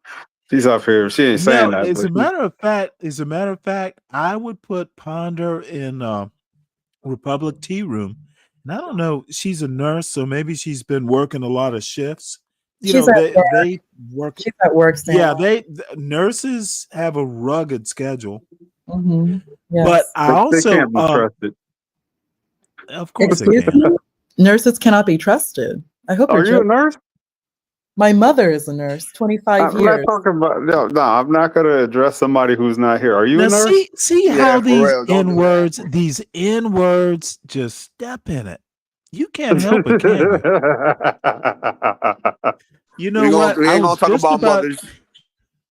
I was just about to say, Sis started a show, and it was an interesting title, and I'll bring it up. But do I need to bring Sis up here to kind of There is no tame doubt in my you? mind that you asked me questions to put my foot in my mouth about her, and that's not going to happen. No. By the You way, did that like, oh, you don't I have nothing don't to say? agree. Well, I'm teasing you about it. You're married. However, you know what? I don't agree with all her points, but she is just so funny. She is so unique. You know Republic? what? I just kind of look over the stuff I don't No, agree with. She literally makes me chuckle. It's like, did you really just say that? I know you put the cape on, but you got to loosen it up, man. You want to get choked out from it. Dude, you know what? I'm out of that game. I can be the grandpa. I know you get sick of that. I'm not a threat. The way they treat you, they say, "Oh, Stan's the cute old man." I know you get No, tired of that. You actually, should Stanley's Grandpa Shark. I no, want him to be like, actually, "Bitch, I will rock your world." look, let me just say something. I'm a huge believer in if something's gonna happen, it happens. Most of the women that I meet, and they are all like, dude, if I were younger, I'd probably be a little bit more aggressive in pursuing. But meeting my wife taught me something. And Wait, I'm not all before you get religious or into it, anything like that. before you get into it, you don't seem to have a problem doing that with Lindy Lou. I think Lindy Lou's a racist. And I Wait, don't, why? I'm Because not she making, won't go out with you? whoa. You wait. I found out she's 6'1". I literally think she's a racist. And you know No. what? It might, well, hold on. Not every racist She had black intends in to her. be, not all racists intend to be racist. Sometimes it's just sheer ignorance. She is so ignorant that she steps into all kinds of things she's not mentally capable of handling. Well, white women do that a lot, though. It's like want to You be in know charge. what? I'm not going to disagree with you. I want to be in But charge. I want to be an authority. They want to feel well, in they want to be and nice. You know delegate. that woke stuff. They want to be I have a heard. buddy of mine. I have a buddy of Exactly. mine They who want to can be heard. actually go into details. Wokeness, wokeness basically was hatched by young white women, and Exactly. I can back this up with history and Yes. details. Because the person just said it right now. They want to be heard. Whoever said that basically has just Well, the past 100 years. They're the only group who literally can just be ignored. Just ignored. Go back to 1971. White women, sex was not part of the 1964 Civil Rights Bill. They made it White though. women insisted They that made it. sex gets added as a class. Yes. Go back to the 15th Amendment. Yep. Was You ain't it lying. Susan B? One of the women suffragettes in Frederick Douglass went back and forth. Yes. Black men getting voting rights before white women was a huge deal. Yes. And what did Yes. Frederick Douglass say? There's a book. Time There's for a the book Negro. called. He had to There's a check book her. called. He's like, There's this a is the book called. time for the Negro. I'm so sorry for interrupting you, Stanley, but just to let everybody know, to touch on what Stanley just said, that there, which very much was a big, I don't want to say scandal, but it did piss off a lot of people back then. The fact that you had Black men receiving the right to vote before essentially women, white women. 15th Amendment, universal male suffrage. Frederick Douglass had to check. He had to check a white woman. I can look up her name. He told her, this is the time for the Negro. And I'm quoting him verbatim. This is the time for the Negro. So I Black mean, men, isn't this not the Black same thing that happened with BLM? Black male suffrage was first important, paramount before white women. And there's a reason for that, which I won't get into detail. But Stanley, thank you for letting me have my spiel, my time. Well, no, it's only because I agree with it. Well, good job being succinct and not Well, shaking no, the dice for too long. Latino, develop your point because I'm not sure. I don't think I agree, but develop it. This is why I say Booker T was right. And once you give one Well, group no, special treatment, Latino was making a point, which I don't know. I don't know what to think, but please develop it. No, it's the same thing with BLM, right? So when BLM first came out, right, that all these incidences was happening, I was kind of on board with it, right? But I was, from the bleachers, right? So and I just looking within, and what I've noticed is, like I told a friend of mine, he used to come by all the time and drop off ice cream and shit. This is when I used to, do my dabbling and whatever.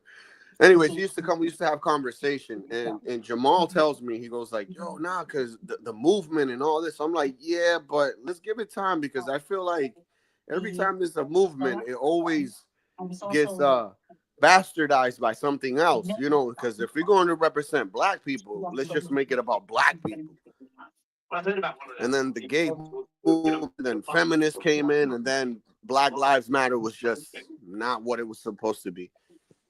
I'm not convinced that there's not a group of people who just need a grievance.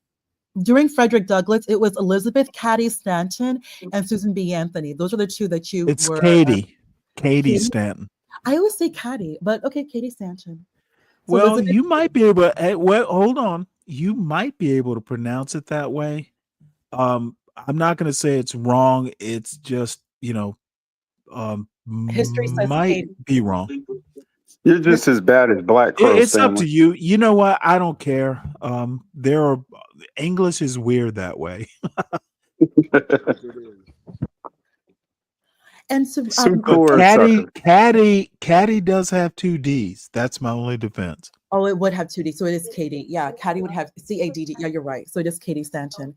So to touch on What you just said reminds me of Cat Williams. Thank you, Father Bryant. My 10th grade. My 10th grade. Grammarian, yeah, English Papa grammar School, in teacher. particular, it was Yes. That's true.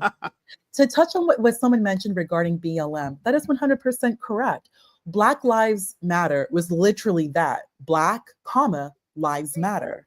That's what it was focused on. Then it morphed. It was the original intention morphed to include LGBT and to also include women, which was never the purpose. It was Black Lives Matter was specifically about Black, comma, lives matter, or Black lives, comma, matter. That's it. And then we also what happened. This is arguably what also was included with the Civil Rights with the Civil Rights Act. Yeah, the same thing. Where you just mentioned, Stanley, sex and gender, both interesting, were included within the act when the focus specifically. Yeah, you did. You never saw. There's a video clip on this. And we're going to bring up when we're bringing sex and gender, Stanley. You know you had to mention Gloria Steinem, that woman. You had to bring her up. You have to. I think Gloria Steinem is actually uninteresting compared, and she might have worked on getting sex included into the Civil Rights Act. Well, her influence. But there's a congresswoman, and I can't recall her name, but there's literally a video clip of it where she literally says they're afraid of Black women having more rights than white women. Of course, that's it might not be exactly verbatim, but those words are used. Do you think they do today? This is where hold on one sec. This is where I go. Oh, dude, you know what, Ponder? You and I should do a whole show about human rights. And I don't mean to be that denigrating. But it's not so much young white women as much as white women who are treated like gilded lilies by their white fathers. Correct. Mm-hmm. There's a video I will show. You know, white women being put on a pedestal was like the worst thing for white women ever. Yes, and no, the worst thing for society. Look at what someone on your panel just said. They want to be heard. This is one thing that they have always had difficulty and issues with. They're not heard. When you are this gilded, beautiful trophy to be loved and adored, nobody wants to hear what you have to say. Just shut up, sit down, and be pretty, and make it. That's why Lindy Lou said she wasn't a princess. Stanley, think about something. Everyone on this panel, think about something. I'm about to say something very important, and you're all going to know I'm correct. When you look at the United States, there's a big difference when we look at colonial America, the Pilgrims, Puritans, whatever. They brought white women. Why? To ensure white society. There is nothing more important. Well, why wouldn't they? Absolutely, Stanley. Why wouldn't they? I bring this up because when you look at the comparison between the English and the Dutch and the Spanish and the Portuguese and the Portuguese came here looking for wealth, money, and to go find Montezuma and Atahualpa and get these Indians and all their wealth. That's not what when you look at the Massachusetts Bay Colony, when you're looking at you need to go deeper than Massachusetts Bay. I know I had to go back to 1607. We don't even need women were more or less an afterthought. The reason why I did not bring up 1607 is because the Virginia colony is different. That was pure corporation. Okay, good. I got you. Thank you. I knew you would. You know a little history. Well, Stanley, where did we go to school? Come on. I mean, think about it. Well, I don't know. Wait, hold it. I didn't learn all this in high school. Sure, Stanley, who went to Yeah, Catholic. I would No, agree with Stanley honestly, now. I didn't. Let me make a You're quick pre-K. aside. Let Stanley, me you're make a quick aside. This is, and I didn't get a Jesuit education. I got a Benedictine education, which is which still again is solid, which is as good. solid, which is solid. Here is And they have the how many deal. schools? They have Learning in high school. High school is the beginning of learning. College, it's a look, continuation. there is nothing saying you can't buy a book and follow up on what you're interested in ever. Book, you can buy books or you can go to the library. And another quick aside, my son was literally, I'll tell you stories about him reading. He's gotten totally away. He's become a motherfucking engineer. Stanley, if I may share something, And get back it's so annoying. what Catholic school does, it teaches you how to learn, how to study. Right. Oh, you learn critical thinking. You learn Exactly. critical That's thinking intelligence. like You learn how to learn.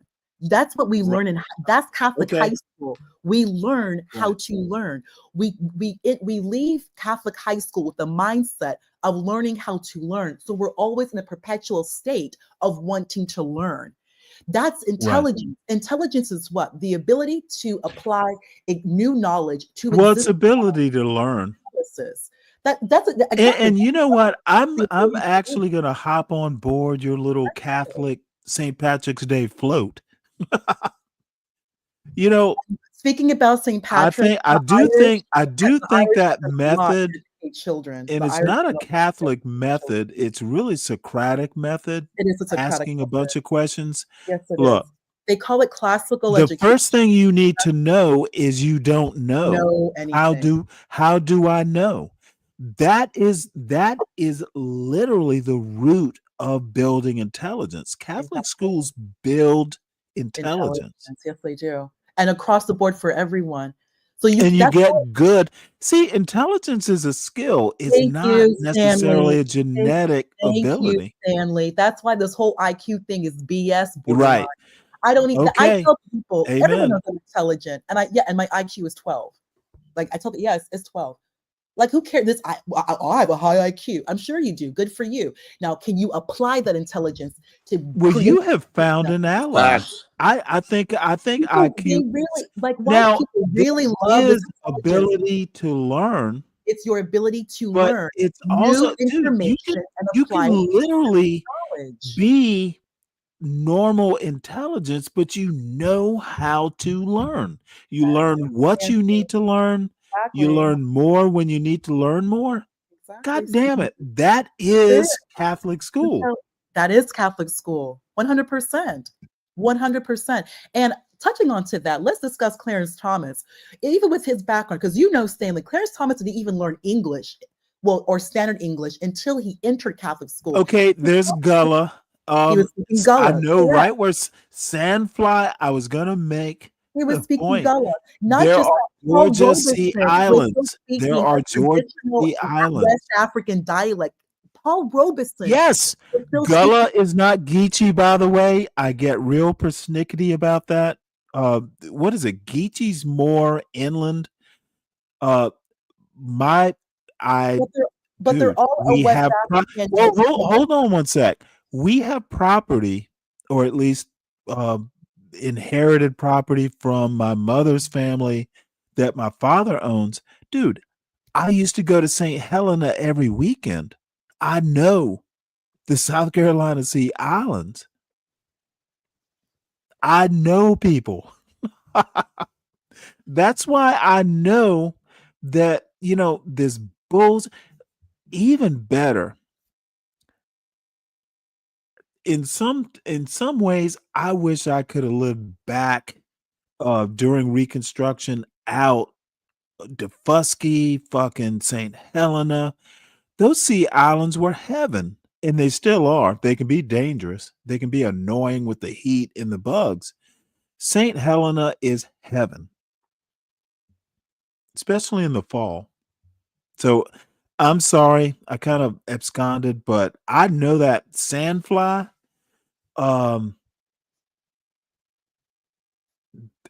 Clarence Thomas, I think people like John Galt just don't understand.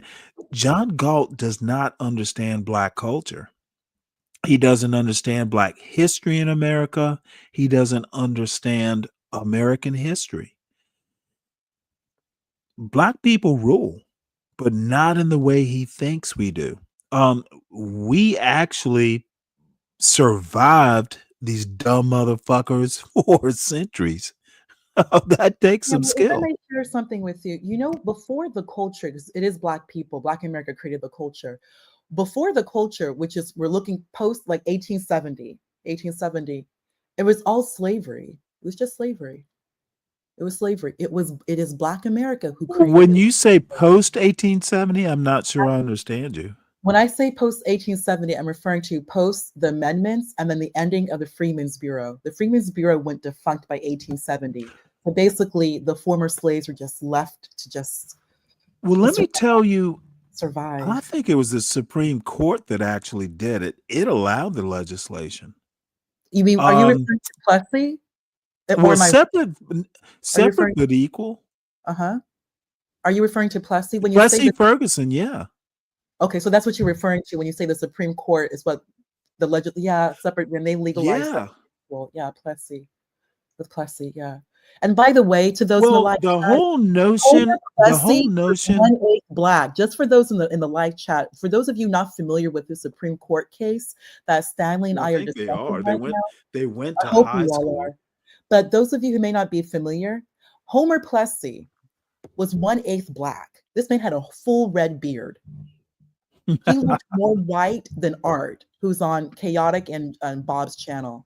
This man borderline was like Irish German mix, and yet he was Black. So just understand when they look at this mixed race, it means nothing to them. You Well, yeah, have it's one drop rule, ma'am. drop rule. That's basically what Plessy just solidified. It's one drop. They Well, quantify no, I think it was one actually not so much the drop as much. Please finish, but please allow me to rebut. I'm I not will. gonna say I you're will. wrong, but I want to add to your point.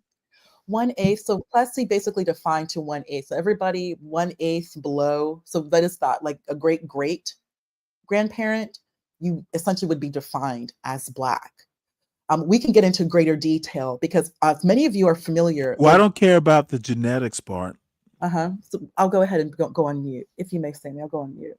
Well, no, what I'm saying, to me, the more important part wasn't so much the admixture as much as what equal and separate. Most of the justices on that Supreme Court were Southerners. They knew what it meant. They knew separate wasn't equal.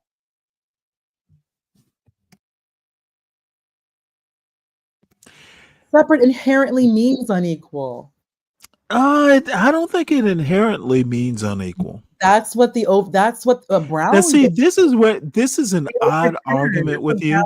That's what Brown overturned. That was the argument with Brown versus Boyd. I know.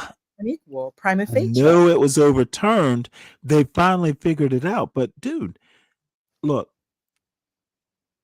like I said, they knew separate wasn't equal. But if you look at it, the dictionary definition, and that's what I'm gonna have to be blunt here, but it's what a John Galt or a solid snake even. They think if you look at the idea of CRT, for instance, like actual the legal roots of CRT, words can explain how things are equal. CRT looks at outcomes, not the words on the law books. America fundamentally, and John Roberts is a huge proponent of it. If the law doesn't specify race, then it is colorblind. But the problem is that the way American culture has evolved, the law can be colorblind the results can still be racist. And this is where the Alitos, the Clarence Thomases, all those conservatives, with a couple exceptions, they don't understand that outcomes matter more. The ends don't justify the means because the means don't care about the ends. They just care that it's they care it's legally if the legalese doesn't mention race, sex, or anything else, the outcomes don't matter. They literally, dude, I can go back and I can research. Essentially, the Supreme Court's position is we don't control outcomes, we control what's written on the law books. It is elegant in its understanding that we don't need to say, if we say it's equal and it doesn't come out equal, we don't control people. We don't control morality. It doesn't say black or white. Therefore, the outcome is up to the people. It's up to Congress. The people control Congress. It's up to the people. That's a good point, Stanley. America is fundamentally racist to its core. In the system, when I say racism, is the culture. The culture is fundamentally racist, and it's not going to be changed anytime soon. So the John Galts of the world, they just want to do a Booker T and go, oh, the white people win. Motherfucker, I do think Booker T. Washington has great points about the hard work. In my opinion, Booker T. Washington bakes the cake, but the cake might not taste good.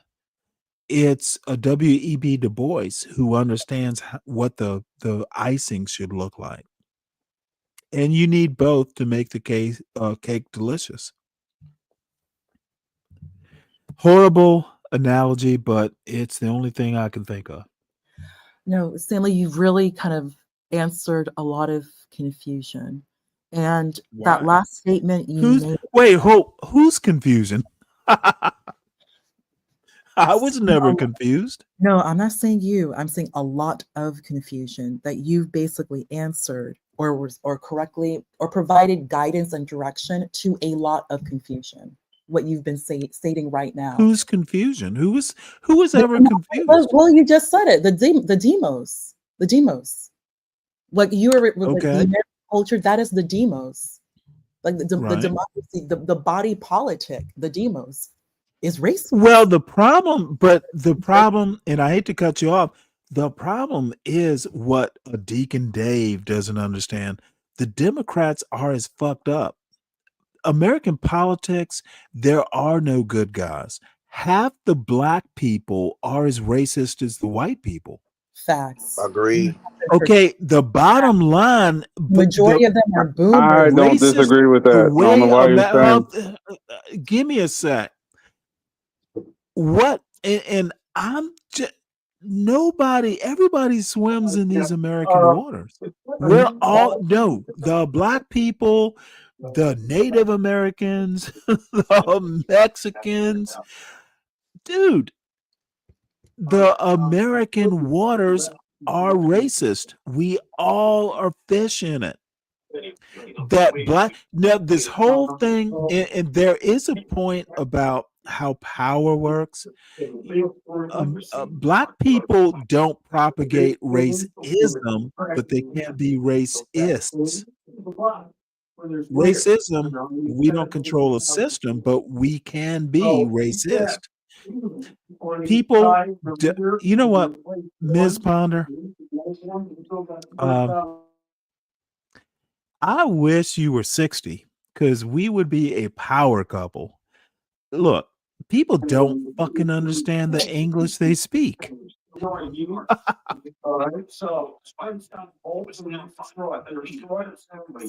power couple. I think I was too fresh. Stanley, we have very similar backgrounds. You would be able to have these types of conversations with Clarence Thomas. You would. Well, my wife was Catholic, and we never had these conversations. Well, remember, I'm coming also from a younger generation. I'm coming from a younger Right. generation. Well, I think Thanks for reminding me, Ms. Ponder. there was something that you said that was so profound, Stanley. There was something that you just said that was so profound. And it goes back to the founders when SCOTUS is there to interpret. So think about what you just said. You succinctly and adequately made a really, really important point. Ma'am, I'm educated this way. This is me. But if I may, I don't have to think about it. It is. If the outcome is racist, and you brought up Scalia correctly, who's also Catholic, you also brought up. Well, I didn't bring up Scalia, but you brought up Alito. I'm sorry. You know what? Oddly enough, Scalia might have Alito. actually been the best thing to happen. You know, Scalia and Thomas, those two were homies. Those two. And you know what? Scalia. Look, here's the deal, and you will never believe this. Questions to ponder. My father and I talked about. We talked about Clarence Thomas last weekend. We were in the car going somewhere, and Scalia and I actually defended Clarence Thomas. That dude had a horrible time in his seminary. Scalia? He was going to be a priest, remember? Yeah, he was. Yes. And you know what? He got his ass handed to him by the white boys who were going to be his fellow priests. I feel for him. Irish, probably Dude, the Irish. Let me please, Miss Ponder. I'm going to have to tell you my experience in that all boys Catholic military school. I do want to hear it. Break it down, Stan. I had a very strong family. Okay. I had a mother and a father who were there. And I don't have heroes. I have Fletcher Cross and Dolores Cross. And Fletcher, especially because he's my father, and my mother, I take after personality wise. She could rape your wit. You wouldn't even know you were cut until maybe 5 minutes later. Brilliant woman. And where I got my passion for history. However, this is a weird story. I motherfucking scored 10th highest in the city to get into the school. 500 kids took the test, 500 boys. I was number 10. Some black dude. I was the shit. And you know what? That's why they didn't fuck with me that much, because I was smarter than they were. However, high school being high school, boys being boys, I had to punch a couple people, had to, prove myself. But my yearbooks, high school yearbooks, spent 30 years. Let's see, I'm 60. They spent 40 years in my parents' attic. I've never been back to my high school. My brother went to my high school. He had some of the teachers I had, and I was in the Navy at the time. They used to go, my brother used to get motherfucking. As a matter of fact, I thought he was going to rebel. They used to always talk about Stanley. Where's Stanley? What's Stanley doing? Oh, he was so smart. He had my English teachers. I used to feel bad for him because, of course, I was a standout. However, I've never been back.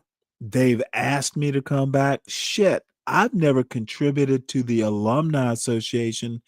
It got so bad that one of the kids I went to school with, his father has like a huge auto dealership in Savannah. So, my father would buy a car every now and again. Where's Stanley? When is he coming to a reunion? And my father would be like, well, I'm like, hell no. I've never been back to my high school. it was a nest. It was an incubator of fucking racists. The reason I have my yearbooks, I've literally not looked into my yearbooks in like 40 years. My father's like, they're in the attic. Do you want them?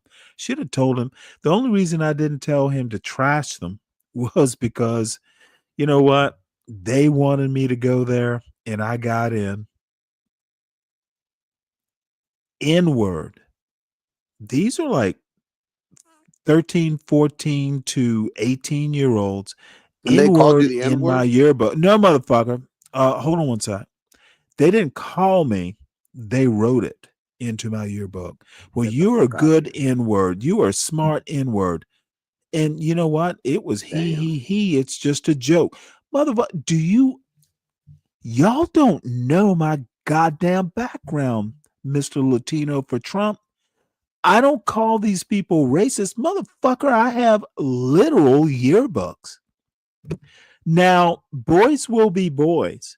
And we boys, when they think they're elite and all that smart, they will be cruel. And I've been that cruel. I've never written, hey, cracker, have a good year. Have a good next year. I wasn't raised that way. But Latino, I might do it just for you. Dude, it is cringeworthy. The Damn, shit these motherfuckers. No. And you I should have paid wrote for that, those though. yearbooks. My parents' first 2 years, because I think I paid for the yearbook last 2 years. Dude, for a Benedictine education, I haven't told my parents half the story, but I know my father knows. Just instinctually, I've never been back to that goddamn high school. My brother went there. I wouldn't go back when they asked me to come back. And motherfucker, I was that smart. I was that accomplished academically. My junior year teacher knew my mother. They used to go to English teacher conferences together. I've never been back, and I won't go back. I've never been to a motherfucking. It'll be. I Let's don't see. blame I'm you. 60, so I've done a full. I won't go back to reunions. They know. My classmates know I won't go back I don't blame you. because motherfucker, I'm not the shit. I wasn't a football player, but everyone knew who I was. I don't go back. Won't go back. I thought about sending my son there. My son would have blown that motherfucking school out of the water because he's that smart. I don't go back. I did not want, dude. It was a great education, but it was, dude. You don't you're a good N-word. I'm going to find those yearbooks because they're in my house somewhere. And I'm going to motherfucking read some of the bullshit. This That's is crazy, why bro. I know. No, it's not crazy. It's America. And honestly, Latino, I don't mean to whine. I survived it. My son is where he needs to be. I was I where mean, I needed to be. I had my moments in All I have Dogtown, to too. say is I have a healthy skepticism because I know these white boys in the South. Motherfucker, I went to the University of Georgia. I know Southern racism. And the only way to deal with it is to be twice as smart, not because your daddy or mother told you to be, just because you are. They don't like smart N-words, son. But you know what? I'm also 60. You don't live in the same America I did. Ponder, Dave. Y'all don't. My brother, who's 47, I think, he doesn't live in the same America. And I have to understand that. But forgive my healthy skepticism. It's real. Those notes. These are kids. I mean, and those kids didn't learn the racist bullshit. They learned it from their parents. Yo, Stanley, like I think I I've told you this never story. I've never told this before, but y'all wonder why I'm so sure America's racist? Because motherfucker, I went to school with elite racists. Yo, man. Sorry, I So had to get that out. I used to And date I'm not hurt. It made me stronger. this white chick, and she went and invited me over to go visit her parents. This is when I was like in my teens.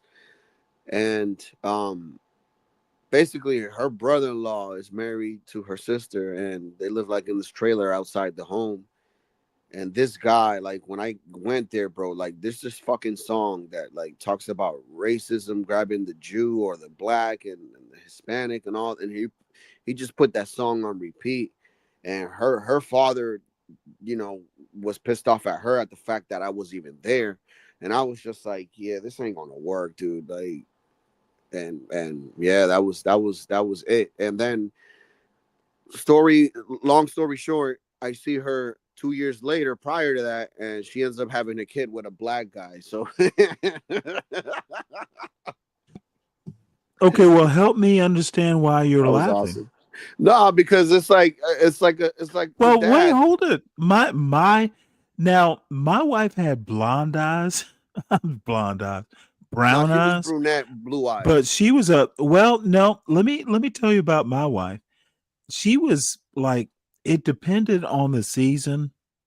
But my wife could be platinum blonde, and she didn't use shit on her hair. She just tended to be, depending on the chlorine she was swimming in. Sun and chlorine would make her a white blonde. But my wife had a kid by a black guy. No, I'm not saying that's That's an not a issue. condemnation. It's I'm not saying that's an it's issue, not but a mortal sin. It's just I'm funny fucking how with you, Latino. it's just funny how her whole family, you know what I mean, except her mom was the only one that was like accepting. And it's just funny that years down the line, after she joined the Air Force and came back, you know, from the Air Force, she had a kid. You know, and Well, you know now, what though? long story short, guess what? The grandfather is always with that kid up and down.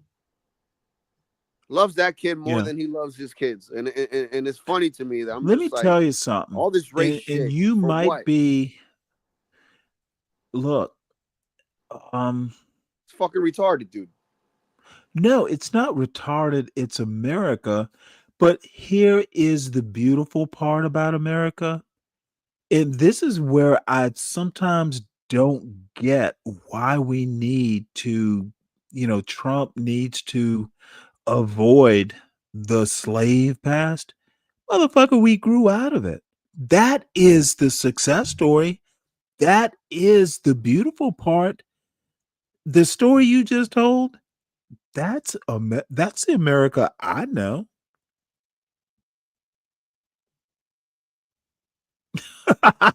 Like my wife, my wife would get pissed off.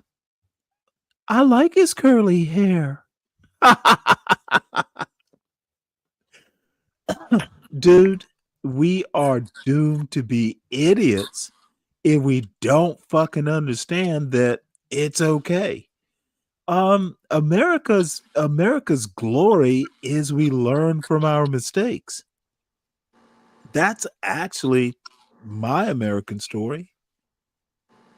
My 85-year-old grandmother-in-law was like, "When are you coming? Bring your white wife." She didn't say that. "And your half-breed son, come on over here. I'm cooking dinner." Motherfucker, we used to have a good old time. We used to have a good old time. My very Scots-Irish background father-in-law, motherfucker, he's here every few weeks. He sent my father a birthday card. He remembered my father's birthday. Dude, we are America. My father was like, "Did you thank Ray for the birthday card?" I'm like, well, motherfucker, you got his number. You call him. Dude, we know each other as a family. There is literally, my father could walk into my father-in-law's house, and you know what would happen? They would go, that Stanley's an asshole.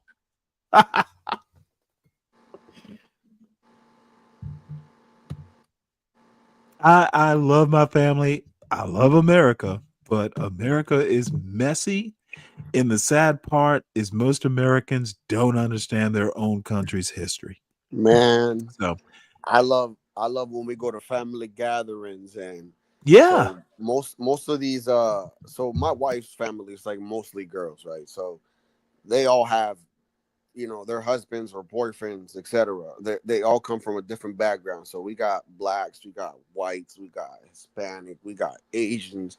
And when we sit in there and we just, you know, grilling and drinking and stuff, we crack racist jokes. Nobody gets offended because it's just Oh, like fuck that. You understand the jokes. You just don't do it around and we'll be strangers. cool Of about it. course. So like, but you know, I Dude. can't do that on here because some people take offense, and it's like, You shit, know man. what? On my panel, And it's just love. just don't use the N-word. No, I don't use the N-word. I say ninja. Well, yeah, okay. Look, I used to call my wife would get all demandish. Now, here was the trick. Her mother could be just so demanding. So her mother's name was Anime.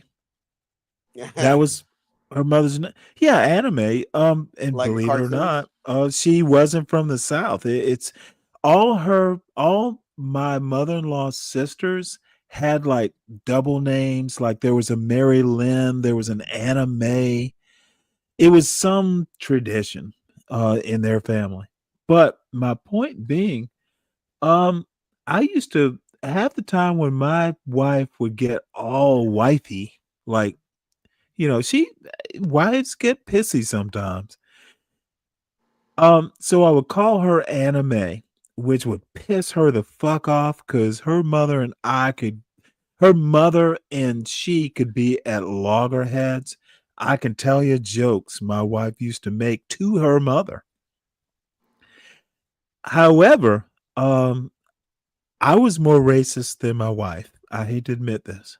Sometimes he would get like, you know what? I just go, yes, Miss Ann. Oh, that used to piss her off more. My wife literally in 10 years never made a racist joke. My wife, oddly enough, was not a racist. She was really, now she could be mean, but she wasn't mean in that way. And she used to she used to get livid. Yeah, Miss Ann, remember I'm not your slave. Oh, ooh, you want to, and I do it just to piss her off more. Let's see what kind of fireworks are gonna go off. Let's fuck with this woman. But did you make her eat the cake, Stan? My dream is a racist white wife. You know what? You don't want that. What the fuck are you talking about, Kelvin? I think Kelvin is just sick. No. You know what? I miss my fucking wife every goddamn day. And this is the last time I'm going to talk about my wife. I miss her every motherfucking day. And she has been dead for quite some time. I still think about her. I literally had my father-in-law say that, Stanley, we would understand if you moved on. And you know what? It made me cry because there is a woman out there somewhere, I'm sure, but we'll find each other by accident. I was dude, I was fucking 38, 39. or so. When that happened? 39 when we got married. Oh, okay. I was Dude, like, Jesus Christ. motherfucker, I was ancient. I literally thought, I guess I'll never get married, and then I met her. Dude, I was so fucking dude, I don't get all I need to talk to you every day like. But I talk to her every day. And Hey. that is very unusual. I don't even like talking on the phone. I used to call same her here, dude. when I was at work. I would call her on my lunch breaks. What you doing? So I've never been that way before or after. And you know what? I had the love of my life. I'll be okay. I got my son, and he's doing well. It would be nice to meet someone, but you know, I met my person, and God damn it, honestly, that's why I'm not in a rush. She literally was my person. She understood me. She understood when to go yes there and walk off. She could be That's rude. important. That's very important.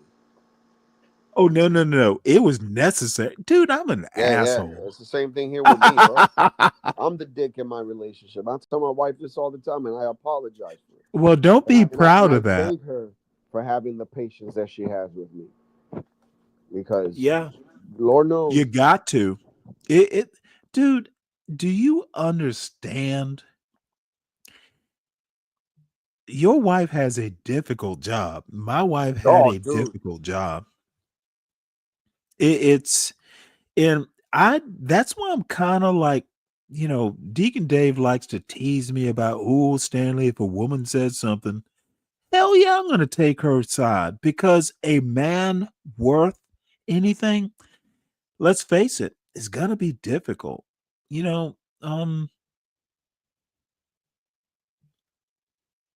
Les hommes souffrent tant.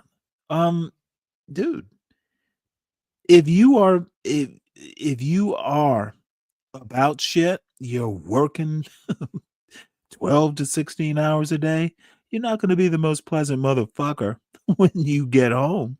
And having a wife who understands that, oh shit, he's been working, give him a little attitude, be able to say yes, dear, and walk away instead of fussing. That's now I want my wife, PhD. She could have asserted and would be right to do so, but she didn't. Dude, control your house. Don't be a motherfucking monster, but you are human. Pick a woman who knows you are human and apologize profusely when you're an asshole. You know what? You don't go, well, honey, I was tired. Just please go, I was so tired and I apologize, but forgive me. I'll try and do better. They just really, honestly, they just need to know you understand what an asshole you were. Sometimes they can forgive you. Just try not to do it. Make a good faith effort. And Kelvin, I don't know. No, I don't like talking, but I like talking to my friends. I got 2 friends on the panel. Kelvin, you hit the link. You can talk to me as well. Don't be an English snot, sir. Apparently that tea is strong you're drinking. Oh, look. Oh, this is gonna be good. It's Be Brave up on panel. The white Messiah. Well, we don't get to talk about what used to be while something presently is ripping the shit. You know what? I might have to go over there and destroy John and motherfucking Be Brave. Make it a twofer. No, I don't like talking, Kellen. You know what? Let's go ahead. Some quick background information for you. This is specific to Be Brave and his background. Oh, I don't care. Dude, let me do it in the blind. I know, just for your live chat too, Stanley. Baby boomers were born between 1946 and 1964. There were approximately 76.4 million baby boomers living in the United States in 2012. In 2019, the Pew Research Center estimated there were 71.6 boomers in the United States. Baby boomers are predominantly white, representing nearly 3/4 of the demographics. In 2023, 71% of boomers identified as white. In 2015, 79% of baby boomers were white. Immigration, here we go.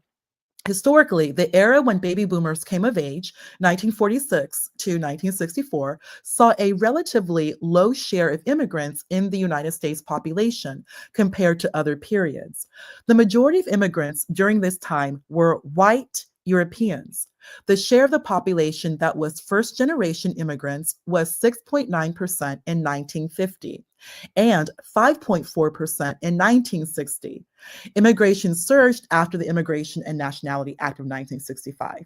I bring this all up to you, Stanley, just to give you some background, because when we're looking at white European immigrants, which is the boomers that I just read to you, 6.9% in 1950 were first generation immigrants, white Europeans, majority. 5.4% in 1960, majority of these immigrants were white European. This is Brave's family. Imagine coming to this country and you have to assimilate. No, actually, you're wrong. Brave is 70 years old. Look at Brave's. No. Mhm. Let's do math here. Okay. Brave's parents were probably pre 1946. I don't. Or is my math wrong? Okay, but even if that's the case, there's still. I mean, Brave generation. would have been like he's 5 years older, so he would be what 1955. Okay, so Correct. plus or minus. Okay, so when would whoa 1955 roughly when he was born. Okay, yeah. His parents. He fits right there then. Yeah, he fits. I mean, right it there. would be pre. You just said he's His parents would have 1955. been back. His parents would have possibly been. Look back. After World War II, they wouldn't have been born here. No, his parents No, were they not wouldn't. born here. His I think parents Right. immigrated So here. what That's I'm my saying point. is They're part of it's that group of possible. white European immigrants who came during that time. And he mentioned this in the past that he's Well, I don't care about any of that. What I'm saying is that And right, imagine if most of assimilate. you don't think when did he say when they immigrated? He was He didn't. born. When did they immigrate? He never said that. He never No, gave. Okay, a time. then I'm I'm well. just telling you. I'm just giving I you don't the understand. timeline. What are y'all fussing about? You have no clue when his parents got here. Yeah, What if but they were if here you look, back? Please let me finish. What if they were back during the 1930s? I'm thinking the immigration would have been back in the like 1930s, pre World War II. No, that's kind of. So they got here in the 30s, and then they had Brave in the 50s. It's what So he you're never gonna. said how old his parents were. They didn't Okay, have to be in the 20s. it just They right. didn't have to It be in their 20s. doesn't seem plausible. He just said that his parents were immigrants. Okay, if Here, let's just say they were 25. If he was born in 1946, I'm sorry, I'm getting the math. He was 55. Let's go back 25 years, 1920 something. Stanley, you don't need to know how I old. will. You will have a more solid when more than argument likely when they you know when arrived. his parents were born. See, Be Brave We're didn't talking tell about you when when his he- parents were born. We don't need to know when his parents were born. Knowing We Be do. You don't get my argument, do you? No, I don't, because I'm talking when they arrived. Well, let me help you with my argument, ma'am. More And than then Monday, and even poo then, poo on my argument. Poo poo on my argument when you disagree with it. His parents were probably 1930s or maybe roundabout World War II refugees. If he was born in 55, it is totally possible that his parents could have been pre-World War II born immigrants. Okay. Okay. And my point would be, my roots are deeper than his in any case. Right. That I've already made that he is bold enough to talk about a culture, that he is old enough to talk about a culture that pre-existed his parents in the United States, I find vulgar. Yeah, it's crazy. And that a motherfucker like John Galt allows a conversation like this. I think John Galt is very limited. Universal Jones, stick with broken families and fake pop psychology, and we can go from there. My point in bringing that up is that he still had to assimilate. That's my whole point.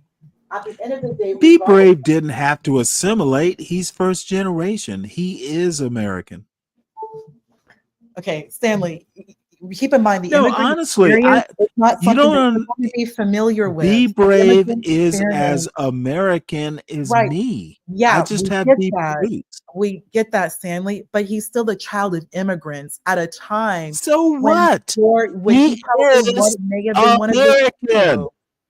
especially Polish, Hungarian. Honestly, Stanley, I'm not the going United to States is not tolerate this Polish, argument, Ponder. Hungarian, If he European. was We all born know- here, if Be Brave was born on American soil in an American hospital and he went to an American school, the motherfucker is as American as I am.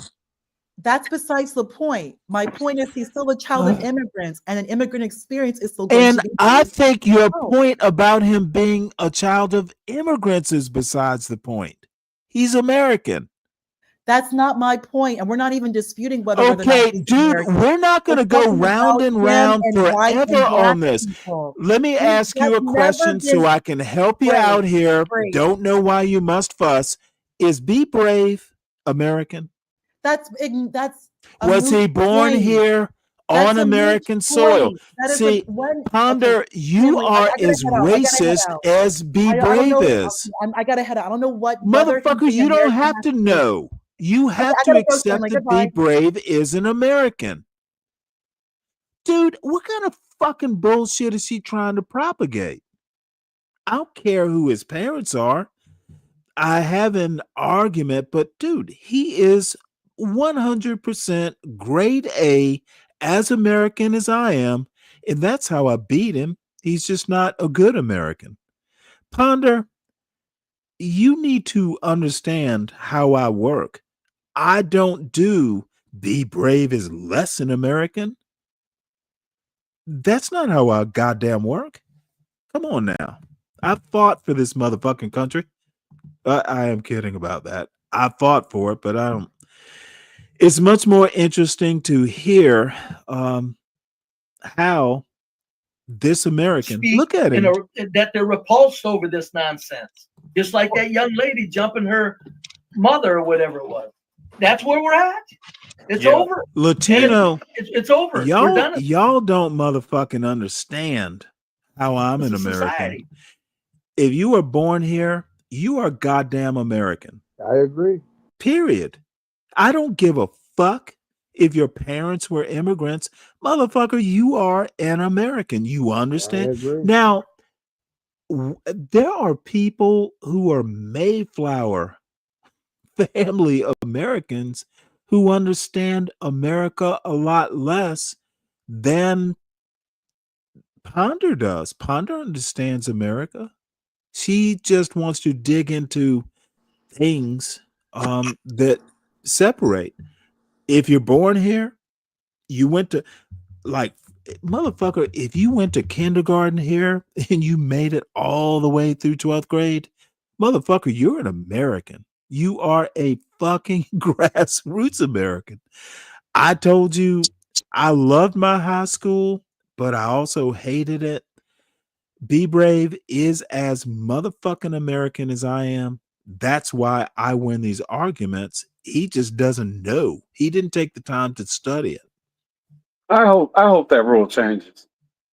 What rule? If you're born here, you're American. I hope that changes. I hope that comes to an end. Motherfucker, then you will catch heat on this panel. I hope that hits the wall and explodes.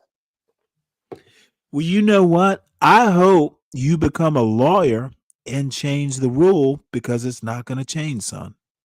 I agree. So somebody hop the fence, they're American.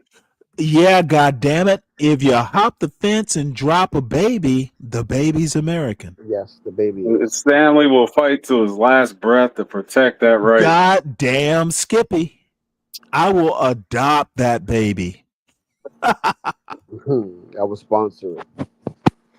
No offense to Why wouldn't anybody I? who's done it. If you're born, if you apparently. are born on American soil, that's like read the Constitution, son. And Latino. Stanley, can I just throw a little point in there, please, if you don't mind?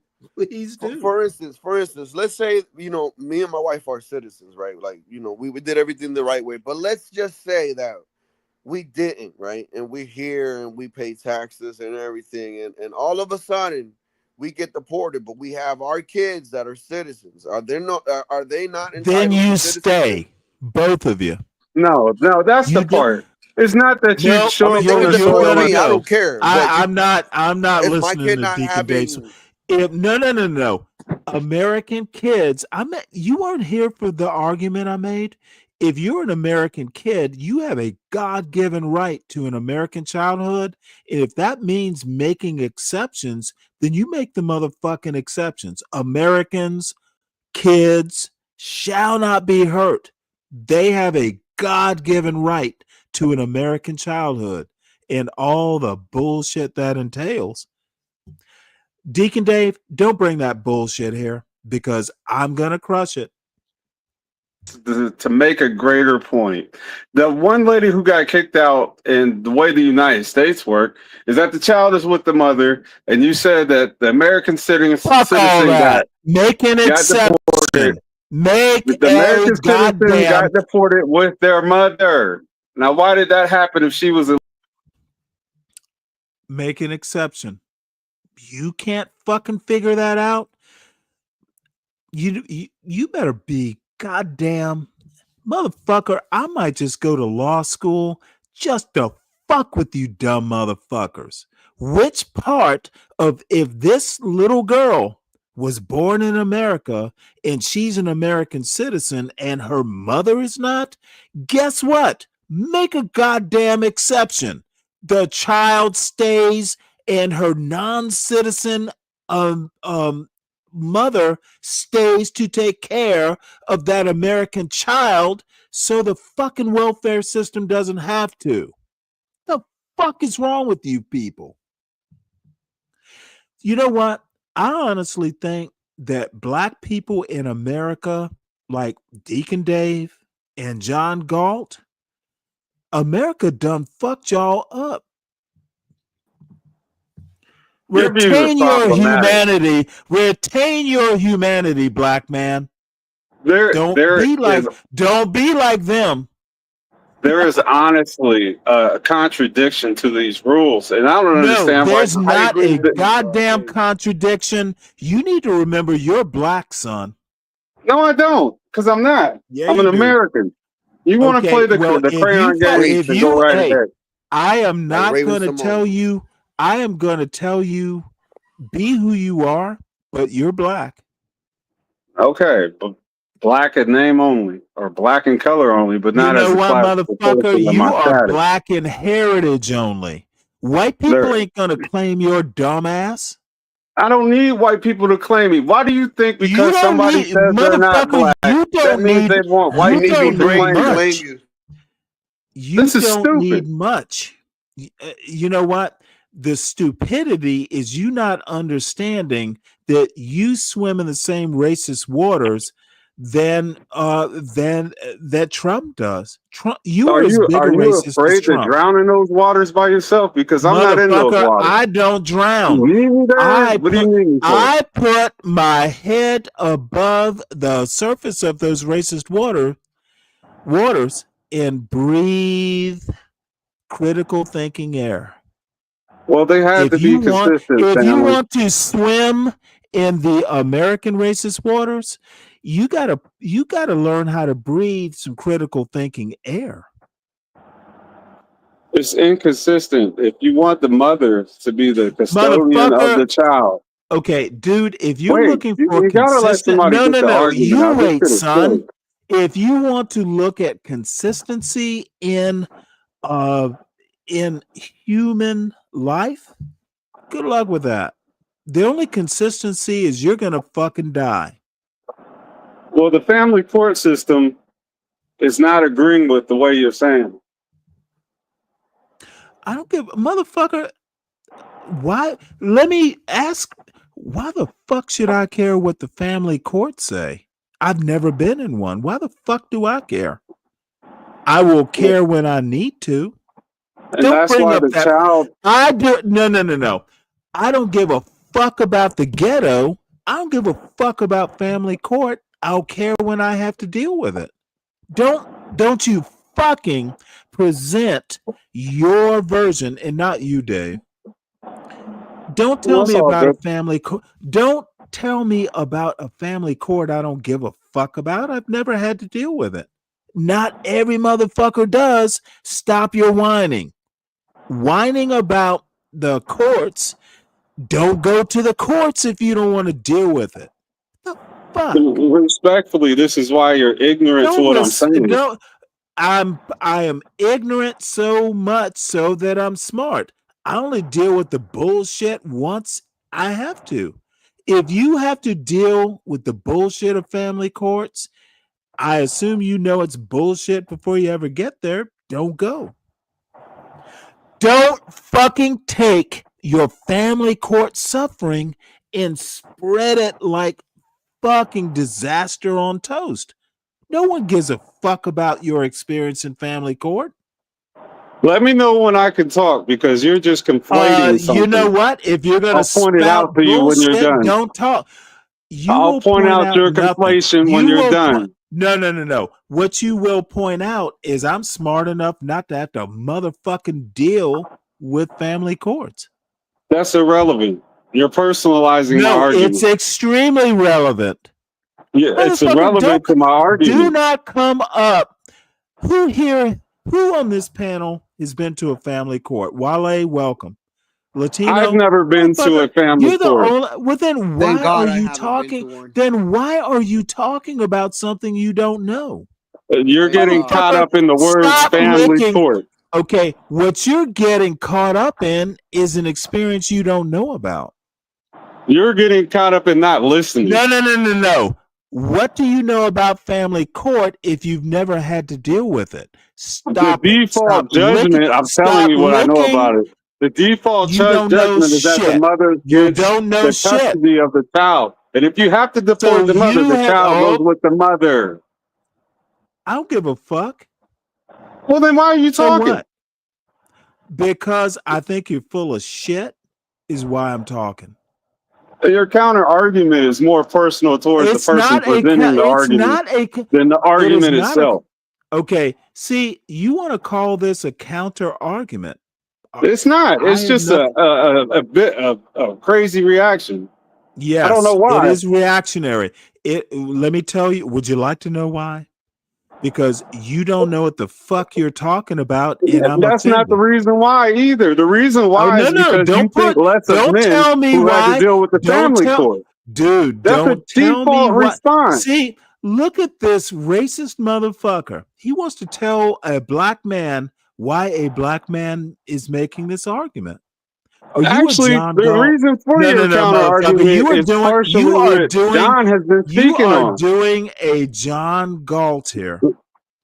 You think you know all black men because you're a black man, right? You racista. No, seriously, Stanley. Motherfucker, Love you you to don't death, know man. me. You don't know me. Love you to death, Stanley. But you got to stop with this Kate behavior. You literally sound like John Galt here. And you have a sisterhood response to what I'm saying. And you got to stop with And the caping. motherfucker, of course I do. I like women. I did not Y'all know dumb before I hit ass. this panel Y'all that you was dumb a male ass. feminist. This is crazy. There is a reason why Hood Conservative cries on his panel about the women who abuse him. Yeah, if you're black, you're supposed to believe all in together now, make it more better now. But then when you have to deal with the enforcement that the Blacker the system berry, brings, sweeter the juice. Okay, all that stuff. Do you know what my black father taught me and my black mother too? Because they were married for 59 years. They taught me, motherfucker, you're smart and be yourself and don't fuck up. Yeah. Those I'm were the not even cardinal speaking about rules. somebody fucking up though. Dude, do you think if I divorced my wife and gone to family court, my parents would be there? Fuck no. Okay, Stanley, hear me out. Pretending. No. Hear me out. I'm gonna go far afield. I'm gonna go to places you never thought your dumbass logic could go. Dude, stop being hood conservative.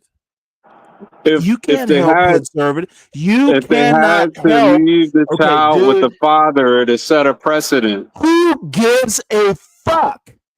It's You not have you. like a block or something. You I refuse do to not listen to have empathy. That's I a don't lack of have that kind respect. of. That's what I think it is. I don't have empathy. I don't give a fuck. I will give a fuck. I will give a fuck when I have to deal with the courts. I can offer sympathy. I can pat you on the back and tell you it'll be okay. But motherfucker, I'm not going to take up a cause I have no clue about. You and hood conservative are dumb nigger rebels without a clue. M-bomb. No, motherfucker, I'm going to say it again. Y'all are dumb nigger, and I'm using the hard R, and I don't like saying the N-word on my panel. Y'all are dumb niggers without a fucking clue. That's very Stop acting. Stop it's acting hard like. to do when Stop you won't acting even like I consider have what to. you don't know. You need to stop acting like all black people need to support your stupidity. You're stupid not because you're black. You're stupid because you're a fuck up. Damn. Which one do you think bears more weight? Motherfucker, I'm gonna talk, goddammit. Hood conservative is a fuck up, and I have no sympathy.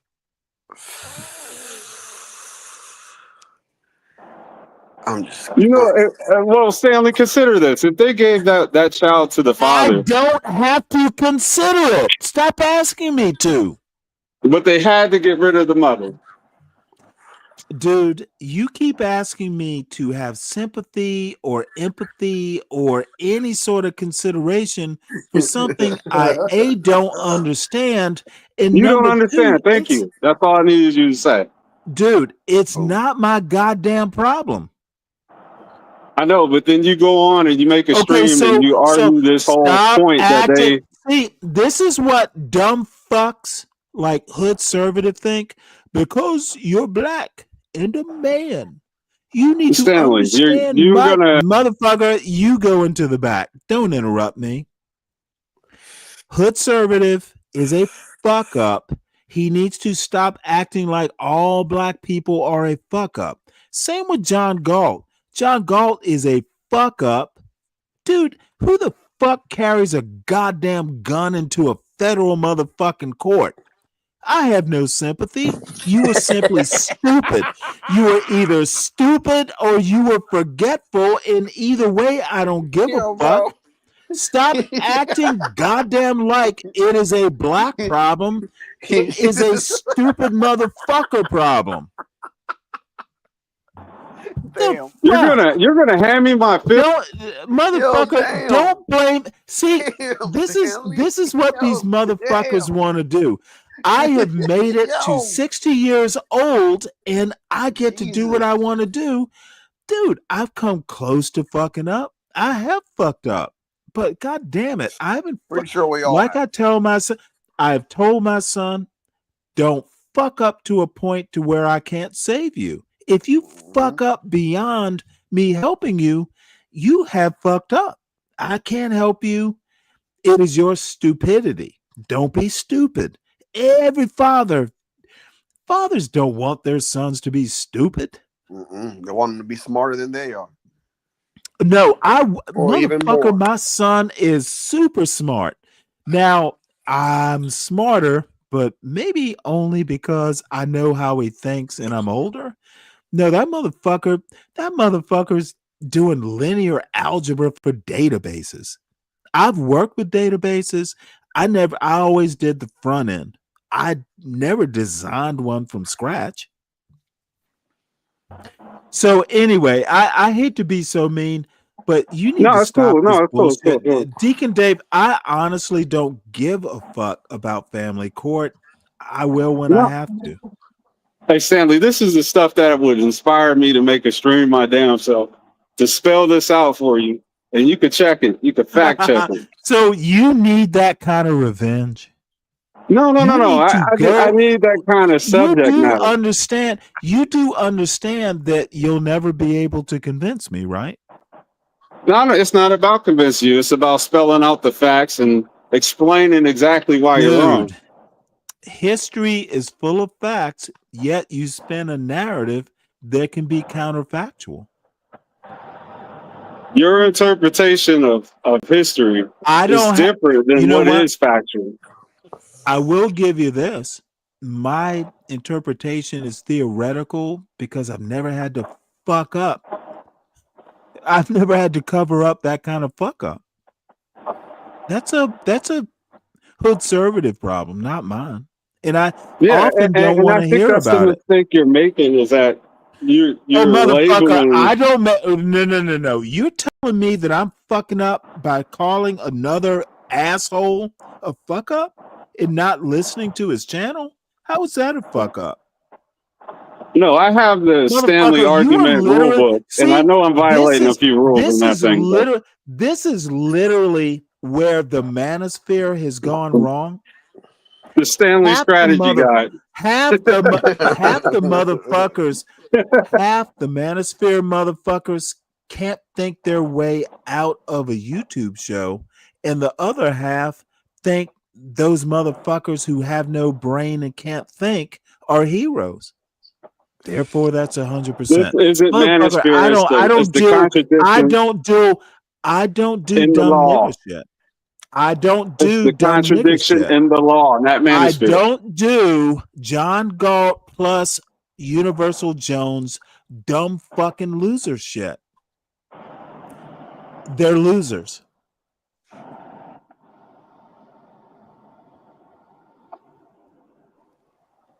I said it. You're welcome to repeat it.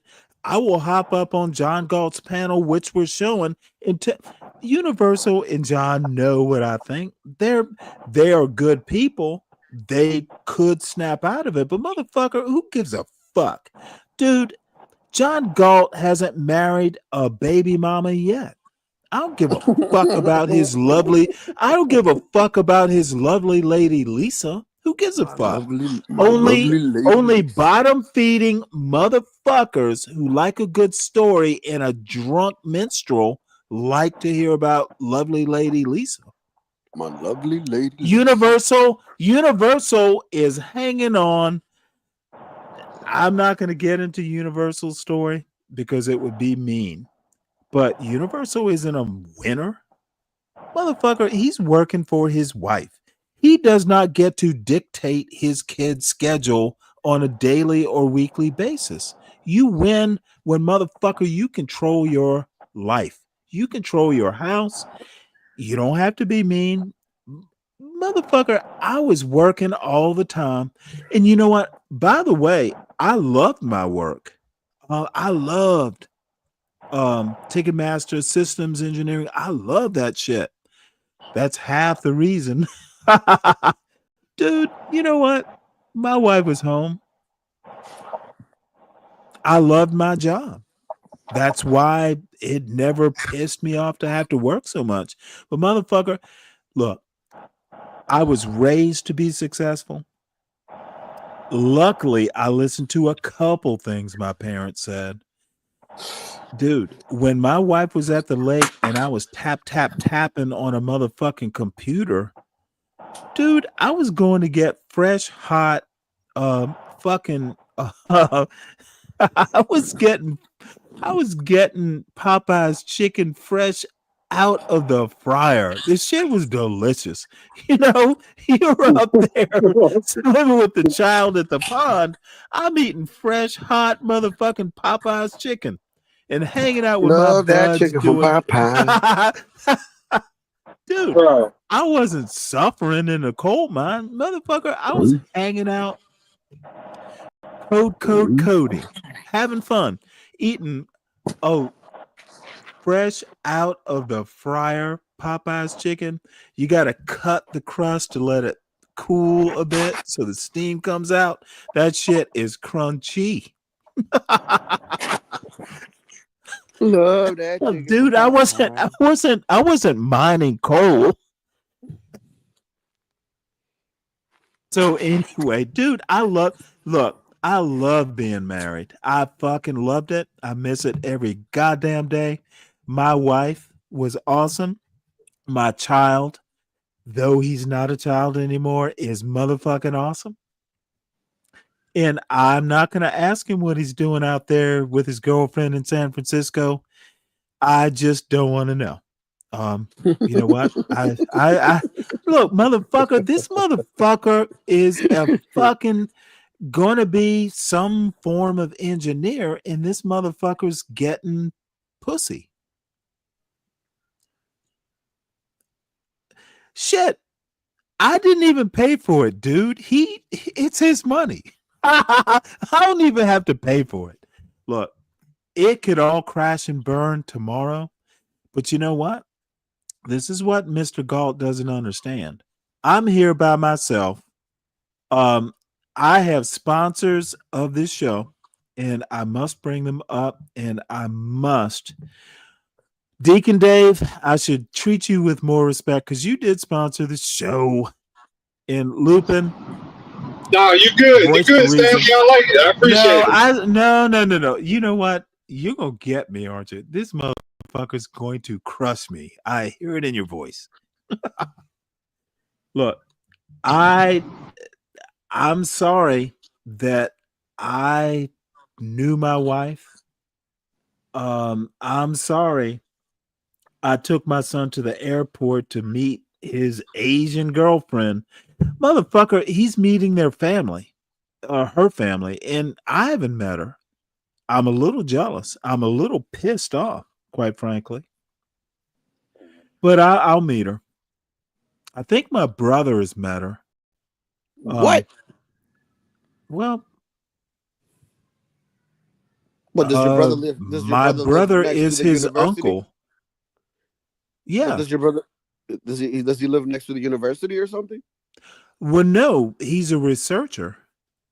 Also. Oh, you don't know about my brother? So your brother works there? No, my brother is a think tank computer dude. It's the Georgia Tech Research Institute. Oh, okay. I mean, that would make sense. Oh, no. Hey, the only thing I have to say is I literally taught my brother computers. He's taken it way farther than I ever could have. Dude, we used to play Doom on Commodore 64. Damn. He would take the right side. I would take the left side. Now this motherfucker is an AI researcher. So y'all don't know shit about me, dude. Black excellence, Stanley. Black excellence, Stanley. No. It's black normality. Dude, motherfucker. Dude, my brother's first fucking job was fixing just computers. A professional and, like, that happens to be black. I bagged groceries. My brother fixed computers and then started doing. My motherfucking brother was making like $20,000 $100 a year in like the 90s as a kid, as a 14-year-old. My parents used to complain all the time about their motherfucking taxes. Yeah. Dude, no. Wait, hold it. And I wish I were kidding. I don't have to exaggerate. My brother was designing websites for corporations at like 15. Awesome. Now, there were big corporations, hospital corporations in Savannah. Look, y'all think I'm fucking bullshitting about Black excellence? And dude, we're not rich. I'm not rich. My sister's okay. My brother's okay. I'm not rich. John Galt thought I was kidding about generational wealth. We don't talk about money in my family.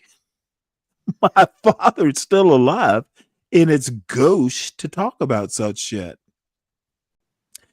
John Galt doesn't understand what John Galt does not understand Black excellence. It's not being an urban landlord. It is being who you are. Hey, Stanley. Now, I am drunk. I am boasting a bit. But the part, urban landlord. okay, no, there's nothing wrong with it. All I'm saying, I think John is a little too dismissive. What the hell is that? No idea. Hey, I think John, and I'm being a little flippant, by the way. All apologies to John Galt, but I'm not whistling Dixie. I am who I am. When I talk about Black excellence, motherfucker, I'm the black sheep of the family because I read Chaucer. Motherfucker. However, I'm not poor. I am the poorest person in this family. Yet my son has a full ride to Georgia Tech. So we go. Y'all need y'all need to find out what Black excellence is, and it's not being dismissive, but it's also Deacon Dave, Latino, and Wale too. Look, I have a friend of mine who grew up in the hood in Richmond, Virginia. And this is like 5 years ago. I was like, well, the police need to do a better job, and the people. You know what this motherfucker told me, Stanley? You didn't grow up anywhere near these issues. You need to stop fucking talking about it. And he was sincere. And you know what? I did a little pushback, but in the end, he was right. Stan, you're black. Just don't talk about shit you don't know. And this is a motherfucker, former Marine. He's a financial dude, probably richer than I am. Younger than my brother, by the way. He's in his 30s. And he did the with all due respect thing, and he was definite. Don't talk about shit you don't know. And you know what? I try not to. And that's the best motherfucking advice I've ever gotten. I don't know about the hood, but I don't need to either. But you want to know where the problem lies? It's when people want to box everybody into one box, and it's like, dude, you can't. Well, that's a white thing. White people do that. Yeah, but I mean, I see it happening in the thing that you have right now on your screen, where we say, we want to compare Pookie and Ray Ray to Black excellence, and we got to be realistic here. Like, well, Pookie and Ray Ray are Black excellence of a sort. Why? Whoa! Why are we even comparing? They're not, dude. Pookie and Ray Ray. Why would you compare them to your brother's not? No. Listen to what I'm saying. That's not Black excellence. Why make the comparison? I think Pookie and Ray Ray. That's where we get lost. No, let me finish. Pookie and Ray Ray need to be compared to Jim Bob and the other fucking like Gomer Piles. That's the actual comparison. How about do it across class and not so much about race? Agreed. And that's where I was going to get to, because it's like, okay, I'm sorry, I jumped your gun. My bad. About and also education has to do with that too. I mean, if you could be a uneducated Pookie and Ray Ray and get yourself educated, and you no longer have to be a Pookie or Ray Ray. You could become in the middle until you become excellence. You know what I'm saying? But let me put it to you this way, and I think there's a lot of things y'all don't understand. My father never graduated from college. But guess what he did? Let me put it to you this way. There's generational wealth. And a lot of it has to do with him and his brother, my uncle. And the two, we're not connected other than they were brothers, but it just a little dab will do you. Look, they're not going to send us, they're not raising my father didn't raise Trustafarians. My uncle didn't raise a Trustafarian, but you know what? We didn't starve, and they were like, this is what you need to do. Go out and do something yourself. Look, John Galt wants to talk about why can't we be like Asians? Asians don't all throw fucking money in a pot. Sometimes those kids go out and become doctors and lawyers. Sometimes their cousins, their nieces and nephews throw some money from their like doctor's office kitty fund. It's not all built in the first, second, or even third generations. No, it ain't. Immigrants don't become rich in their first or second generation. No, Look, you raise your kids to be a motherfucking neurosurgeon. There's some extra cash. Like a Ben Carson, who is a better example. Ben Carson doesn't fucking do neurosurgery. The motherfucker, it had to have been stressful to a point to where you get PTSD. Dude retired and did something else, but was still making money. The simpletons, the Ray Rays and Pookies think, why can't we be like Asians? But yet they're never like Asians. Asians fucking, they raise neurosurgeons who can retire at 40, and then they have excess cash to build businesses from there. There's more than one way. You don't fucking do it. Like listening to what's his name? The Korean dude. That motherfucker's a moron. Literally. Oh, Master Kim? A moron. Oh, okay. That mother. No, now I will give him credit. He is like a John Galt. He thinks everybody, you got to do everything from the ground level. Well, the smart people do the ground level work, and then they raise kids or grandkids who don't have to dirty their hands, but have plenty of money. Motherfucker. Yeah. That's how my kids are work smarter, not harder, and it might take more than a generation. Dude, I have Indian friends. I have a buddy who's like, I think he's second generation Indian. Motherfucker went to Berkeley. That motherfucker doesn't work. He talks about investments while he's making money. Motherfucker doesn't care. John Galt, these motherfuckers, I'm going to be perfectly honest. John Galt doesn't think like a rich man. I don't think like a rich man because I'm not rich, but God damn it, dude. Getting on a panel with bottom feeders, Eastern Europeans in a cheap ass pool.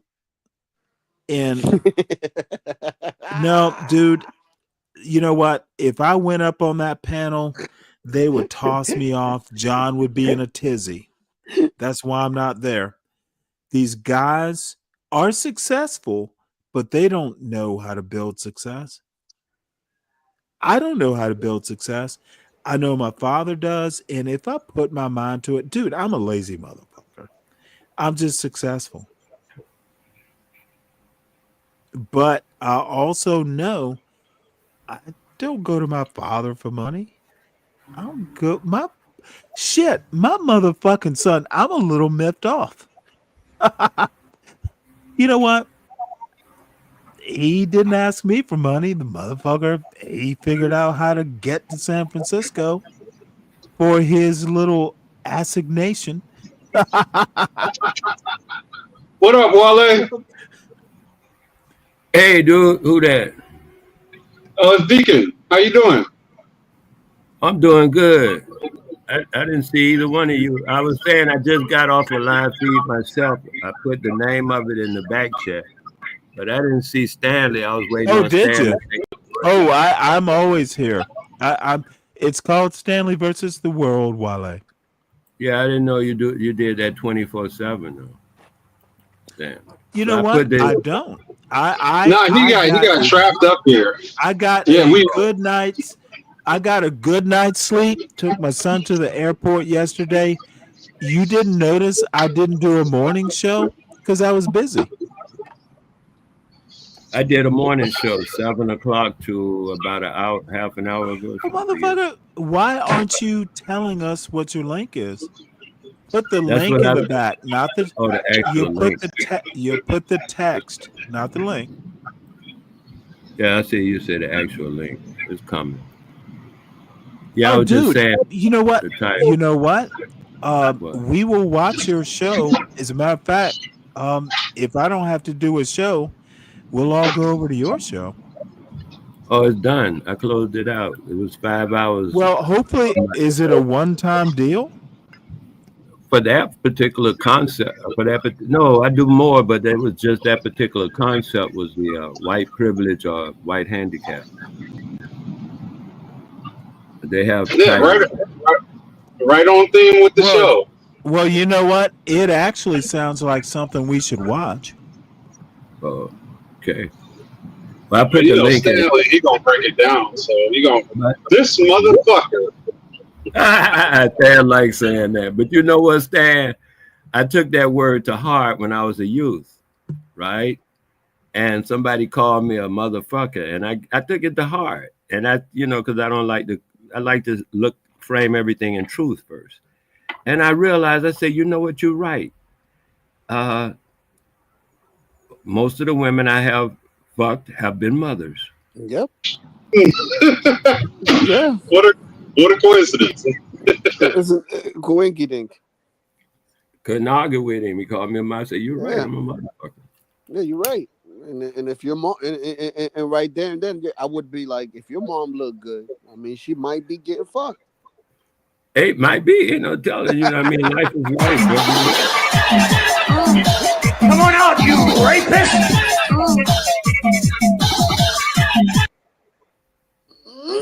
All right. Come out, you rapist! I was so bad at it. Well, give me one sec. Be right back. The girl asked me to rape her, and I couldn't do it. I was like, damn. Yeah, don't do that. Yeah, bitches got weird fetishes, and you gotta be careful with it.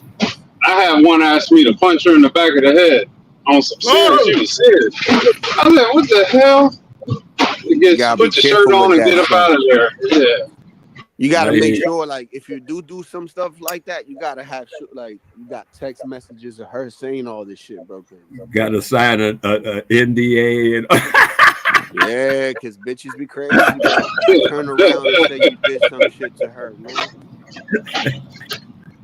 Well, they request the strangest shit, and then again, this is turning into something I don't approve of. What if it's just a test? What if you raped her and she got pissed off? What? I couldn't. So I was just saying an experience. That Some things I is don't the right answer, and it was probably a test. I can dig it. Because to Well, me, of course you could dig it because I'm probably right. okay. Yeah. Because people do not Dude, every woman asks that question. And you know what? You want to Really? know well, did someone say really? Yeah, I said really because I only got that from one woman. Okay, well, motherfucker, let me give you the answer you probably already know. Did you rape her? No. Well, then there is your answer, and that's why I think I'm probably right. That every What if you woman. had? What if you had? I don't know. I My didn't. point, whoa. Before you get off into some moral high ground, you didn't do it. Okay, you can chuckle all you want. Bottom line is you didn't do it, and ask yourself, what if you had? Okay. You would literally be on that video. Yeah, this shit's silly. Dude, I take dumbass points and make them dumber. I'd be on the video. That's funny, man. Well, you know what? That dude asked the question. Hey.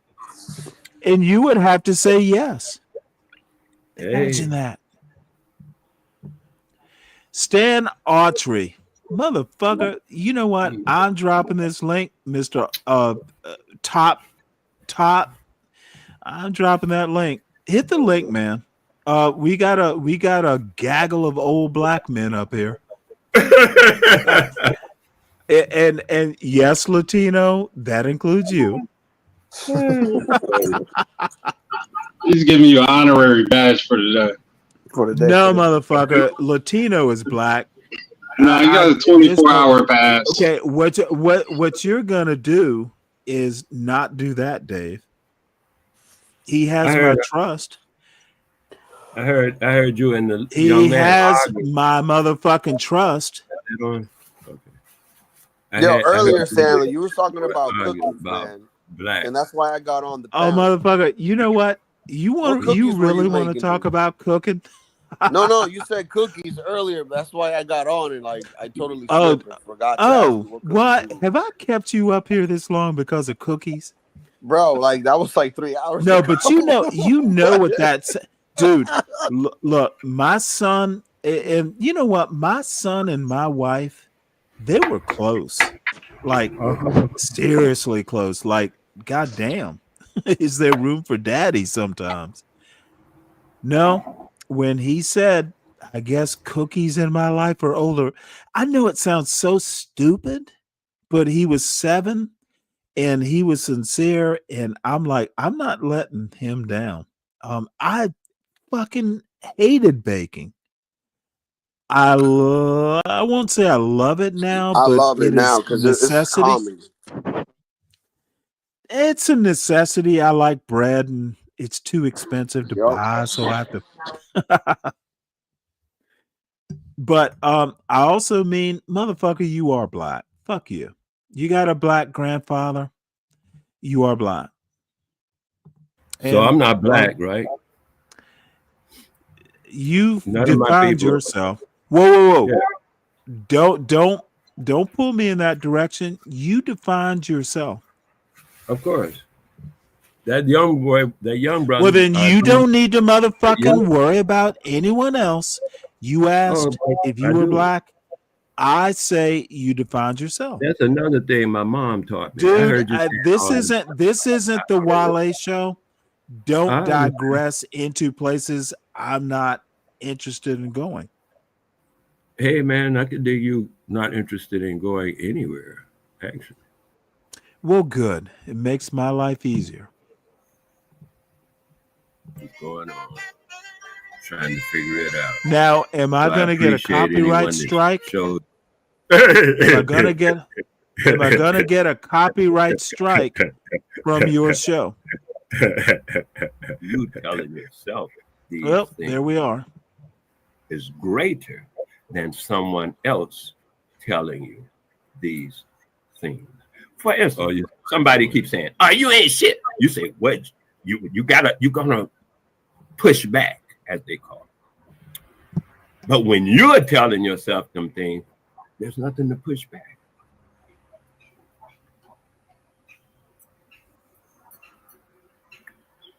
Oh, once again, this is all science, man.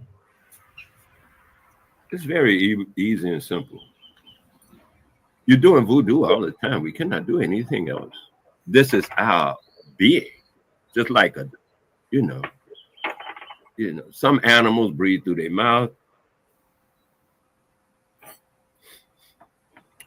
We're not that animal. We're not mouth breathers. Actually, we ingest air.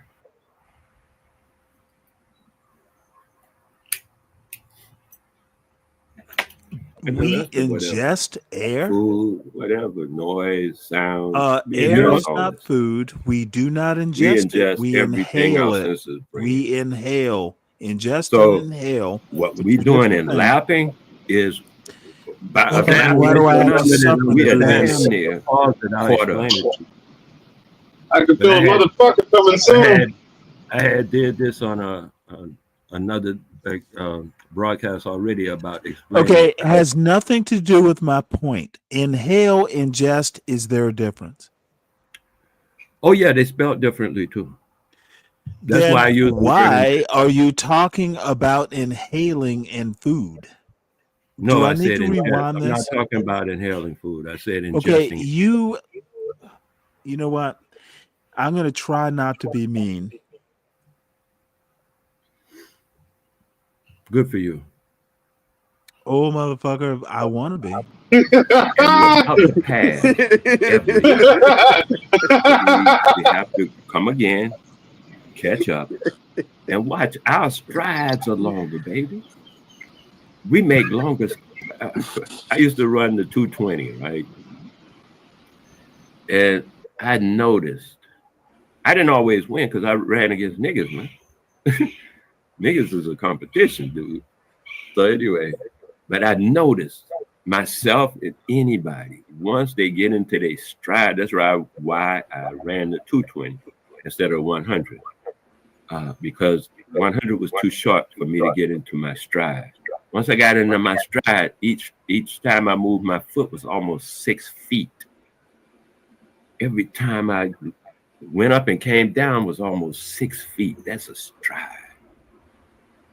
So there used to be people running, they hitting every foot, every yard, every foot. Every yard, they stride is about a yard. That's what's 3 feet. When I open my stride up 6 feet, that's how they run 2 steps to my 1 step. See, this is how life is. A Doberman Pinscher is going to take 1 step and he'd be past a Chihuahua. Because they got different strides. We have different strides. We can't go by the same, like we going by their stride. The mathematics won't add up. If we take their stride numbers and all the calculations that they use to get themselves from A to B, and we try to use them same calculations, we ain't gonna get from A to B the same way. Because our strides are different. You got to have the numbers. You got to find your numbers that work for you to increase our stride and move us forward. We are already moving forward. We can't help but do that. Our ancestors refuse to allow us not to. Our ancestors pushing us forward day and night, whether you realize it or not. I'm saying let's just get in sync with our ancestors and we move forward. It's like sometimes I be swimming or something and I can, the current is coming this way. But you get in sync with the current and just ride the current. It's easy. Takes all the stress out of everything and I move much faster. long as I'm fighting the current, and we fight the current so much, man, it's like pathetic. Why we feel like we got to fight the current? We don't. We've been set up to always want to fight. Somebody come in the room and say, "Oh, y'all beautiful people, look, y'all the bright colors and everything." And nigga go, "What do you mean by that bright colors? What are you trying to fight?" Niggas get offended. How the hell you get offended? You know, we cause offense when we take offense. People don't be trying to offend. No, wait a minute. Not only don't people be trying to offend you, but let's go the route you're thinking. What if they are trying to offend you? Why help them? Why say, "Oh, now I'm offended"? Why? When people try to offend me, I laugh. I'm not helping them to offend me. That's stupid. Oh, I'm offended. Oh, you tried to offend me, and guess what? You did it. Oh, you're a great, because you tried to offend me, and you did it. And I helped you to offend me because I took offense. When somebody tries to offend me, I laugh, and I be like, "Yeah, you can't offend me, baby. The most you can do is talk crazy, but you can't offend me." And so I don't take offense, and so I don't make offense just because I take it. And that's what I see a lot of people doing. Well, what you trying to say? Oh, that sounds racist. Well, see if you would.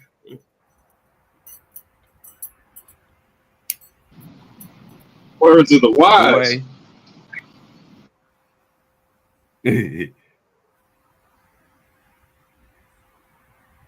Hey, C-Dot, one love, man. Thank you so much. Yeah, I got it together. It took a guy had to come out here and do it. And then he come out here, he did everything, and it still didn't work. He had to take a pen and scrape off the doggone contacts.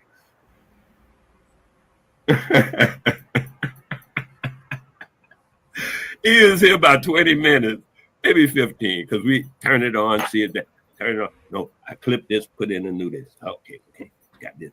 Still not on. See this and that. And then he took the thing apart. He said, "Oh, wait a minute." And he took it out, looked in it, took a little pen and scratched the thing for the connectors. You know how the little golden looking connectors. Scratched them off so they can get real contact. They ain't been working ever since. Man, that's funny to me. That's what I'm saying. The beauty of life. Life is so beautiful and simple. We think it's hard and complicated because we've been given that narrative that it's hard, complicated, and you know, the rest of that goes with that. But life is not hard and complicated. First of all, we've been given this doggone, and this is very important, the cosmology that we have accepted, because, you know, you can give somebody something, but they don't have to take it. So when I say, "Oh, we've been given this and we've been given," well, you don't have to take it. I was thinking about that with my mom. Asked me about my name, because Wale is not the name that she gave me, right? And she was asking, we were talking about it because I love her. What was the name your mother gave you, Wale? You would have to ask her. Is she still around? No. Gotcha. Okay, I'll stop here. We talked.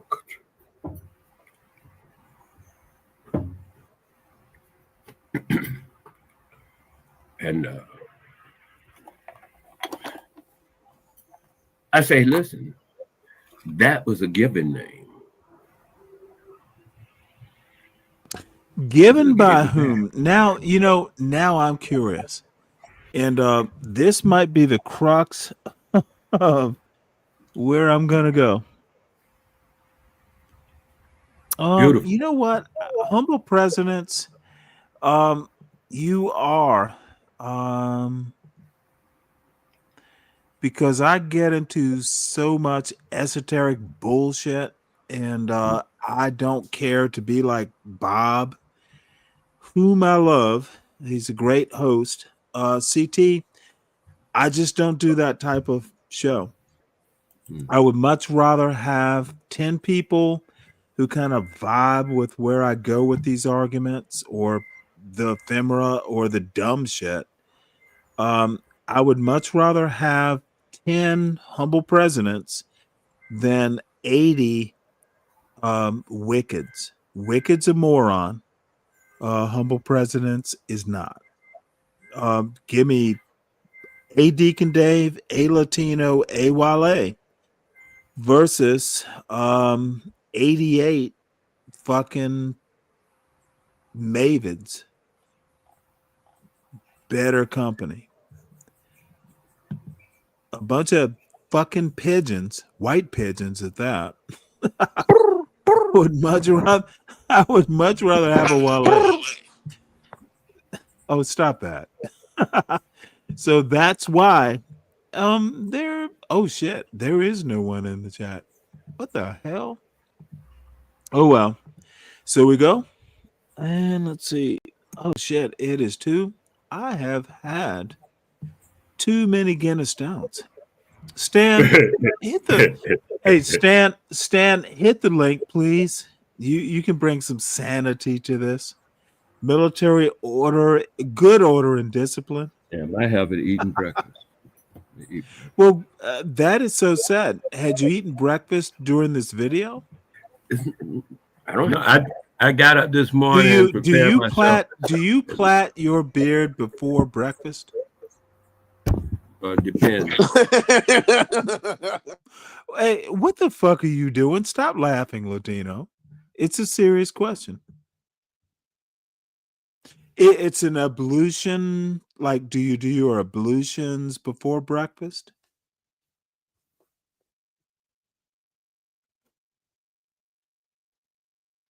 You still there, Wale? I didn't realize I was on mute. Yes, is the answer to your question. So you plait your beard before breakfast? Dude, that doesn't work. The hell was that? I have no clue. It was it. You know what? I think Wale is a genie. Like when the cartoons are running away. Dude, that beard. That beard. You know that sound that I'm just wondering. You know what? I have 3 wishes. There you got 3. That is a funny dude. The fuck? Oh shit. Did you know? Well, motherfucker, hit the goddamn link. You are free. Oh boy, Stan, I just got dismissed from federal jury by putting down FBA talking points on the. Oh, okay. I don't understand what the fuck that means, Humble. I wish you would hit that link because I'm curious. What are FBA talking points? You don't like cops? Hey. Well, you know what? It can all. Well, are they talking points or good points about history? I can understand why an FBA wouldn't like the cops that much. See, this chuckle-headed it's not always funny. Sometimes you actually have to think, Wale. Sometimes life is not a bunch of bananas. Did you ever know that? Wale? Hello, Wale? Are you cooking breakfast? Bananas. Well, the genie needs breakfast apparently. Humble, tell us this story. What are FBA talking points for that matter? And I promise I'm not. You know what? I'm actually honestly curious. Yo, me too. Well, Humble might be busy. He'll chime in. Hey, Wale, you there?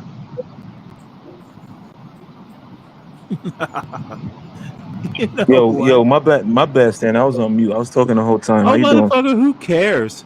Yeah, my bad. How you So doing, tell bro? us your story. Everyone is interested Man, now. Stan, I got up What out you of that got? thing, man. I got up out of that Dude, motherfucker. you know what? I don't want to be on a jury either. So tell us. All right, so No, can I? and I'm dead serious. The FBA talking points, Well, you okay. have the floor Yeah, I and was no saying one this. interrupt, please. Yeah. I would say it's a little bit. I'm not gonna make it too drawn out. I try to be Bob and land the plane. Distant flight, Miami to Orlando, not to Motherfucker, Georgia. you have the floor. So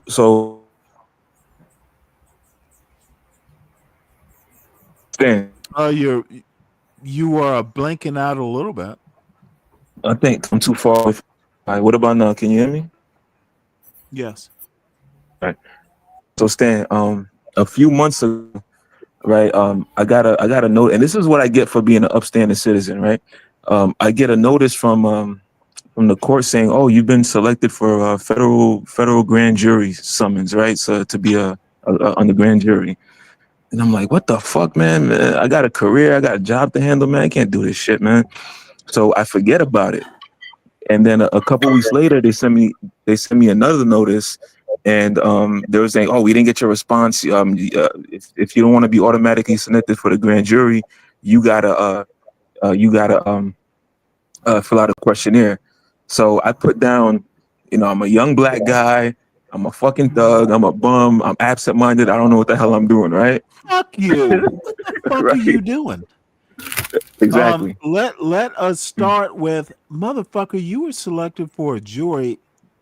That is not the definition of a thug. Stop I that. know. I understand that, but I put that You down. know, did you Stan, I was being facetious. I was being wave a facetious. red flag? Yeah. It had blue and starred stripes on it too. But Stan, so I don't believe this shit, but I'm in a medical field. I actually just got a promotion. I got more responsibilities. I don't got time to be on a fucking federal grand jury. You know what I'm saying? So Let I me put tell- that. Yeah. Let me tell you, and you need to continue your story, and I understand why you don't want. No one fucking wants to be, but motherfucker, you need to reorient how you think of yourself. And I'm not all, Mr. Psychologist and all that shit. Yeah. They don't fucking ask thugs to get on a goddamn jury. They Of ask course not. responsible citizens. Yeah, of course. They I've always been a ask responsible. Yeah. responsible citizens, sir. Yes, Father. So Stop calling. Dude, my son doesn't call me father. I don't want to call you what Snake be calling you. I think that's the closest thing to You know respect. what? Snake is probably closer to right. As much as I fuss, I actually like Snake. Hey, he's cool. He's cool. He's just Hey, you know what? Dude, he's just a lush from New Orleans. All right, that has psychological and emotional problems. Come on, man. We used to play a trumpet. Come on, man. Come on, man. Hey, Stanley, let me finish my story. Goddamn, motherfucker, shit. No. Please do. I All am right. going to interject with a joke. Go ahead, man. I don't want to hold up a good joke. No. Dude, I'm one for good banter. You are not a thug. Let's stop there. I know I'm not a goddamn thug, but I don't want to be on a goddamn jury. Continue this story. All right, motherfucker, let me shit. So sometimes, you know what, motherfucker, sometimes you respectable motherfucker it's responsibility. Can I get another yes, Father? Amen. But go ahead. All right. So I put these stuff down, right? So last night I come home from work. It's like 5:30 in the evening. I live in Miami, Florida, right? So I get a call, and you know how nowadays if you get a random number, they actually had the name instead of a random number. So the name, they were trying to trick your dumb ass. Right. So the name says you. So the name. I thought I was a responsible citizen, not fucking not a 12th man. But but check it. Hey, hey, check it out. Check it out. So it says U.S. courts. I'm like, fuck. One thing I don't mess with Uncle Sam, Stanley. That's one because I had a bad experience like 12 years ago with the IRS. Oh, really? Whatever I got to do with I stay out of the ire of the federal government, right? So I Yep, get a that's what call my from them. parents always taught me. Exactly, Latino. Fucking stop. Please Yeah. let Yeah, me make an aside. Y'all run head first into it. Dude, I've had an experience with the IRS and you always run head first. Motherfucker, you're not a goddamn thug. I understand It'll be that part. fine. Yes. This is not I think I'm willing. Stanley, I think I'm at this point, Stanley, I think I'm at this point. I'm well aware that I'm not a thug. Thank you for reinforcing that point. You know So, what? Now continuing. you're being snarky. I like it. No, Okay, so I accept it. I'm all right. being an asshole. I appreciate. No, come on, Stan. You just being, you stand, Stanley. So, and you're one of my favorite. I'm here every day, bro. Like, I played the dozens with you, but I got much more I respect know. for you than And you know what? I have a to certain do better myself. landlord. But all right, so Stan, so I get the call. It says U.S. courts. I'm like, fuck. So I answer the phone call. It's an automatic message. You've been summoned for a federal grand jury. It's mandatory. You have to be at the U.S. Federal District Courthouse, Biscayne Boulevard, Miami, Florida, 8 a.m. I'm like, motherfucker, fuck.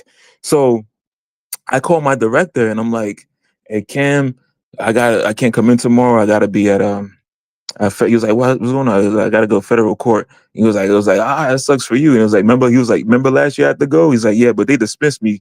Yeah. I was like, yeah, they dismissed me. And I was like, yeah, probably because you're a black guy with tattoos all over your neck, right? Which he does. Right? Is that And, that's what he looks like. He's the director at my job, but he's like, but this guy has like a freaking 3 masters, like he's crazy, but he's from Chicago, so he's like tats all over his body.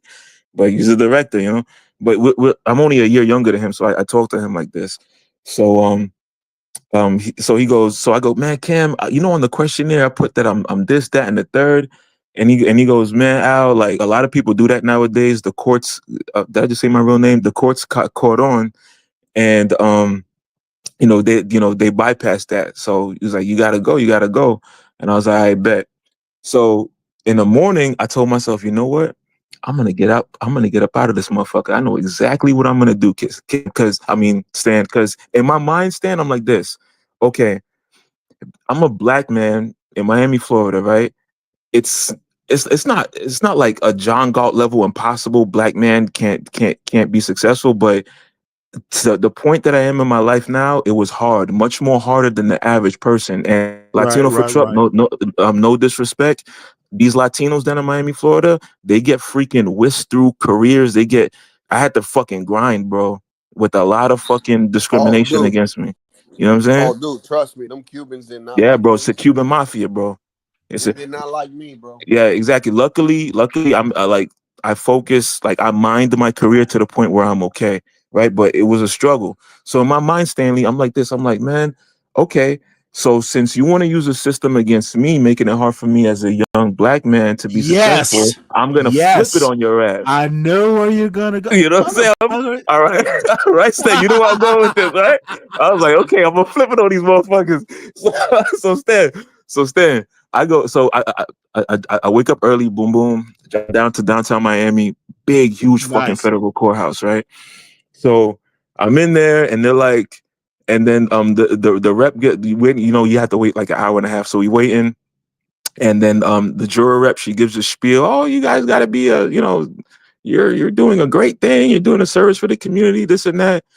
They put on a fucking video with a young ass Neil Gorsuch and fucking John Roberts preaching the virtues of being a juror, and I'm like, these motherfuckers are full of shit, bro. You know what I'm saying? The whole time, let me. Oh, dude. And fucking Sandra Day O'Connor too. Fucking the Judge O'Connor. Oh, no. You know what I'm saying? She's on there too. Oh, you have to be. Before Sandra Day O'Connor was on the video talking about before jurors only have to be white men with property. Even when I was a associate justice, it was like that. But we fought hard. I'm like, this is all fucking bullshit. Let me ask you a question. Please, were you insulted? I wasn't insulted, but I was Because motherfucker, I would have been. Why? There was Frederick Douglass. Yeah, Who okay. understood the law way better Right. than. But I'm not as Sorry, well I'm a versed history into guy. what No, I'm motherfucker, you not as can well. be as indignant. Yeah, but can't I mean Stan, I wasn't insulted. I was like I was humorously You were amused. You know Oh, what I'm saying? At the okay. hypocrisy. You know what I'm saying? I was humorously amused at the hypocrisy, especially in light of the political Understood. environment. So I'm sitting there, I'm chuckling, fucking looking at the video. Some people looking at me like, why is this motherfucker? Everybody's looking at it serious and shit. And it was funny because they kind of insulted the Hispanics in the video because they had a Hispanic in the video. They was like, oh, I just got there with the full accent and everything. He's at work talking to his Asian Now, see, coworker. that's Huh? disrespectful Right, too. right. But I'm laughing because in the video, the Hispanic guy is talking to his Asian coworker. He's like, oh, I did go to summing for the grand jury.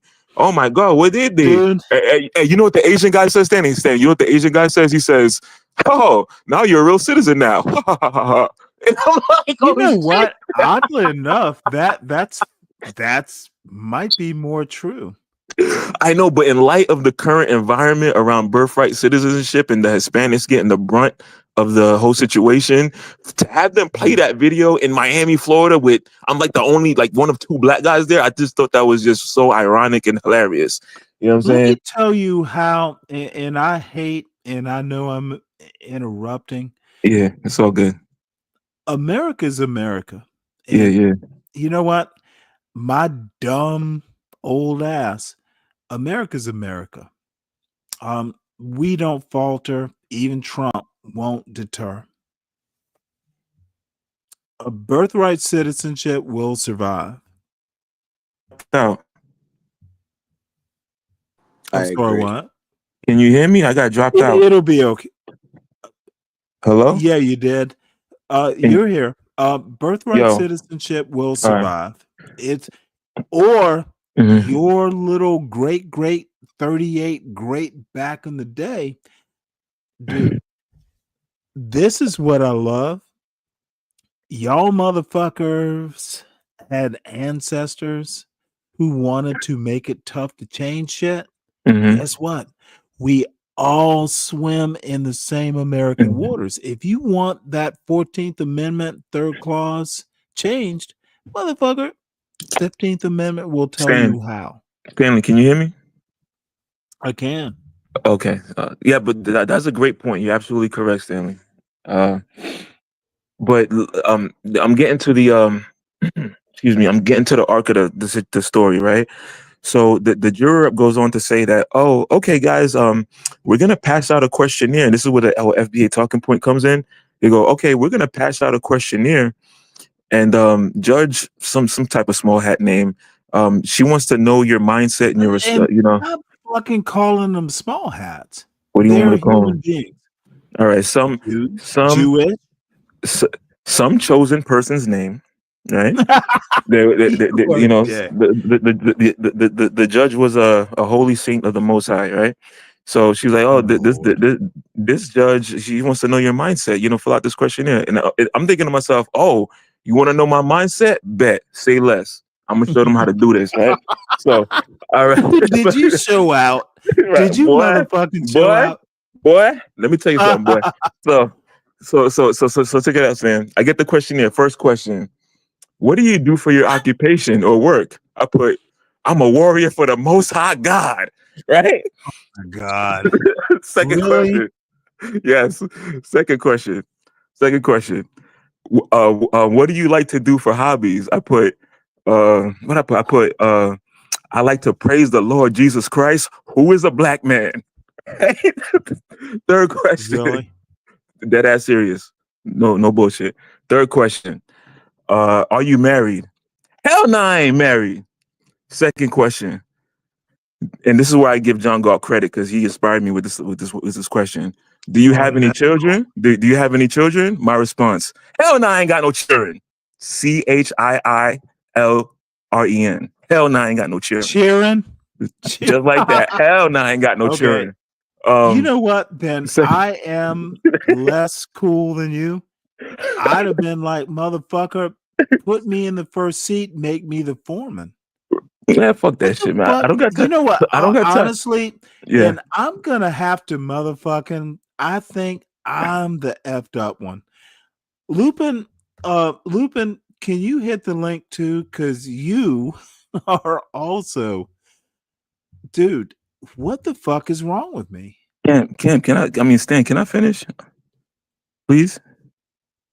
May Go I? ahead. I'm just like, I'd have been proud to be the foreman. I have to run Well, things. you have higher aspirations than I can. I mean, Stan, I keep calling you Cam, you're like my boss. No, motherfucker, But no, you don't. You are the next generation me. all right. You didn't realize? Oh, motherfucker, you don't think so? I think Kylie Cross has that title. You don't have to be crazy. Yeah, I think Kylie Cross has the crown for that, bro, and I don't want to come for the throne. But dude, no. hey, Kylie Cross is that's I live on Kylie Court. Oh, whatever you. I mean, I don't want to be disrespectful. Whatever your son's name is, I would never name my daughter Kylie. It's the your street I son, live on. your son. But check it Oh out. no, All right, so my son is not named Kylie. So, but Stan, I apologize. Your son's name, but Stan, there's only 2 more questions left, right? So, the second to last question goes: have you ever been a victim of a robbery? Me, yes. I've been robbed by the IRS every year for the last 2 decades. Right? Really? Yeah, that ass serious. That's my response. Right? Oh in a my God. federal questionnaire. Last question: do you hold any biases or any impartial? Do you hold any biases that would make it something like that would make it impossible for you to be impartial during a jury trial? So I thought about, said, okay, I gotta really come hard with this one to get the fuck out of jury duty. So I put, yes, I believe that every Black person charged with a federal crime, with the exception of murder and child abuse, are automatically innocent in the eyes of the law. And then I put a little dash, just to put a little season on it. I put a little dash. I said, free the homie fast, right? And a little parentheses. So I turned in my questionnaire, right? The little representative, she looks to, she has a smile. She looks at it for like a minute, like a couple of seconds. And she looked at me like, what the fuck is like her frown just turned upside down, like all the way, right? So I'm like, cool. So I sit all the way in the back. And I'm waiting for like another hour, and then she goes, okay, she hands out the juror badges, and she calls my name. I get my badge. We wait for another 20-30 minutes, and then the juror rep goes, Stan, you're awfully quiet over there. You can hear me? Or am I talking to myself? Oh no, I can hear you. Okay, cool. So we go down. I am reading. Right. So we go down, and the juror rep, she there's like 60 people in the room, right? It's this big ass room. It's like 60 people in there, and she brings everybody down like in sections, and then we go down to the 5th floor, and there's like this big ass fucking hallway, and like you can see the whole Miami skyline. Like it looks so dope, right? And I wish I could like take a picture, but they said no phones allowed. So she breaks us up in rows of 6 and 10 each row, right? And she goes, a juror rep goes, okay, guys, Judge such and such is gonna, review your questionnaires, and then after she reviews your questionnaires, we're gonna break you down into little groups, and we're gonna have personal interviews to see, who, just to see your mindset, just to get to know the judge or whatever, something like that, something to that effect. So I go back, cool. So I'm in the 2nd row, and I'm in the front, right? And then the juror rep, she leaves, and everybody's just waiting there for like 15-20 minutes in that row, right? The juror rep comes down, and she goes, juror 31, me, right? She say my real name. I said, yeah, that's me. She goes, yeah, the judge says you're dismissed. You can go home. And I said, bet, say less, I'm close. Man, I got up out of that motherfucker, bro. And everybody, like, I was the only one they dismissed. And it's because of those quote unquote FBA talking points. I wonder if there's not a Pam Bondi who put a little Apple AirPod or Air whatever they're called on your bumper. What the fuck are you talking about, Stanley? Okay, I want you to tell me what is the good part of that story. Why are The you good so part of that proud? story is because the federal grant. Stanley. Whoa. Please let me ask the question. All right. Why are you so proud? I'm so proud because if you're selected for the federal grand jury, you have to be there you're on call for 18 months, Stanley. That's So? over a year. So I don't got time for that shit, bro. Do you? Do you got time to sit in the fucking federal grand jury? Yes. Come on, Stanley. Well, Come no, on, I'm man. old. Come on, I man. don't have Come a on, young man, family. Stanley. I don't have a young family, but let me Latino for tell Trump. you Latino my for Trump. Do side you of the have time to story. sit on a federal Why? grand jury for 18 months? Latino for I Trump. mean, I got a similar story. I just basically said I don't speak No, English. what we're not gonna do is I said I ain't speak English, and they let me go. let me speak. Dude, that's part of being in America, motherfucker. This might be to a John Galt point. Nigga, are you so special you can't sit on the Nigga, I'm jury? back. Nigga, I'm back. What up, No. nigga? What's going on? No, I'm Hey, gonna Stanley, clear what's this happening? motherfucker because I have to have my perspective. You just called me which a I hardy think is just as valid. I'm slightly amused and offended at the same I time. know it is so disrespectful. I know Come on, it's Stanley. so You know I don't give a disrespectful. fuck, bro. I'm being facetious. No, I respect you, young man. And I appreciate that, sir. and Stan is here. Dude, what the fuck? You didn't know I respect you? I'm not going to say you're wrong. I am going to have to say this. Don't set yourself aside. If there is a white person on earth who says, well, black people are separate, they have their own culture, don't be part of that problem. And I'm not going to go farther. I understand you're busy. You're a young man. You have I'm not that young, bro. I'm gonna be 39. I'm gonna be 39 next month, bro. You're kidding, right? Is that a Motherfucker, I kidding in got goddamn married. Dude, I got married at 39. Motherfucker, and it was the best. You are gonna He be wasn't. an asshole yourself. He Dude, wasn't no spring chicken now, Stanley. that part of my life, I found my wife. Dude, we were fucking like crazy. I remember listen to this story. My wife was like, I'm pregnant. And I'm like, it took this long? Motherfucker, we knew what was gonna happen. Dude. You know why you know why it took so long? Well, hold on. You know why In it took all so long, Stanley? honesty, Stanley, you know why it took so long? Why? It was all those late nights you were shooting blanks down on the midshipman's deck. The fuck are you talking about? All those lonely I nights. was with my All those lonely nights on the fucking Mediterranean. You wasted your mojo. You had 4 years worth of mojo. You expelled, you know motherfucker. what? I was working every night on watch. Here's the deal, though. What in humble presidents? This is actually the surprise, dude. We stopped using it was like we just like each other. We're gonna fuck, and we were late 30s. My surprise is it didn't happen. It took us 2 years.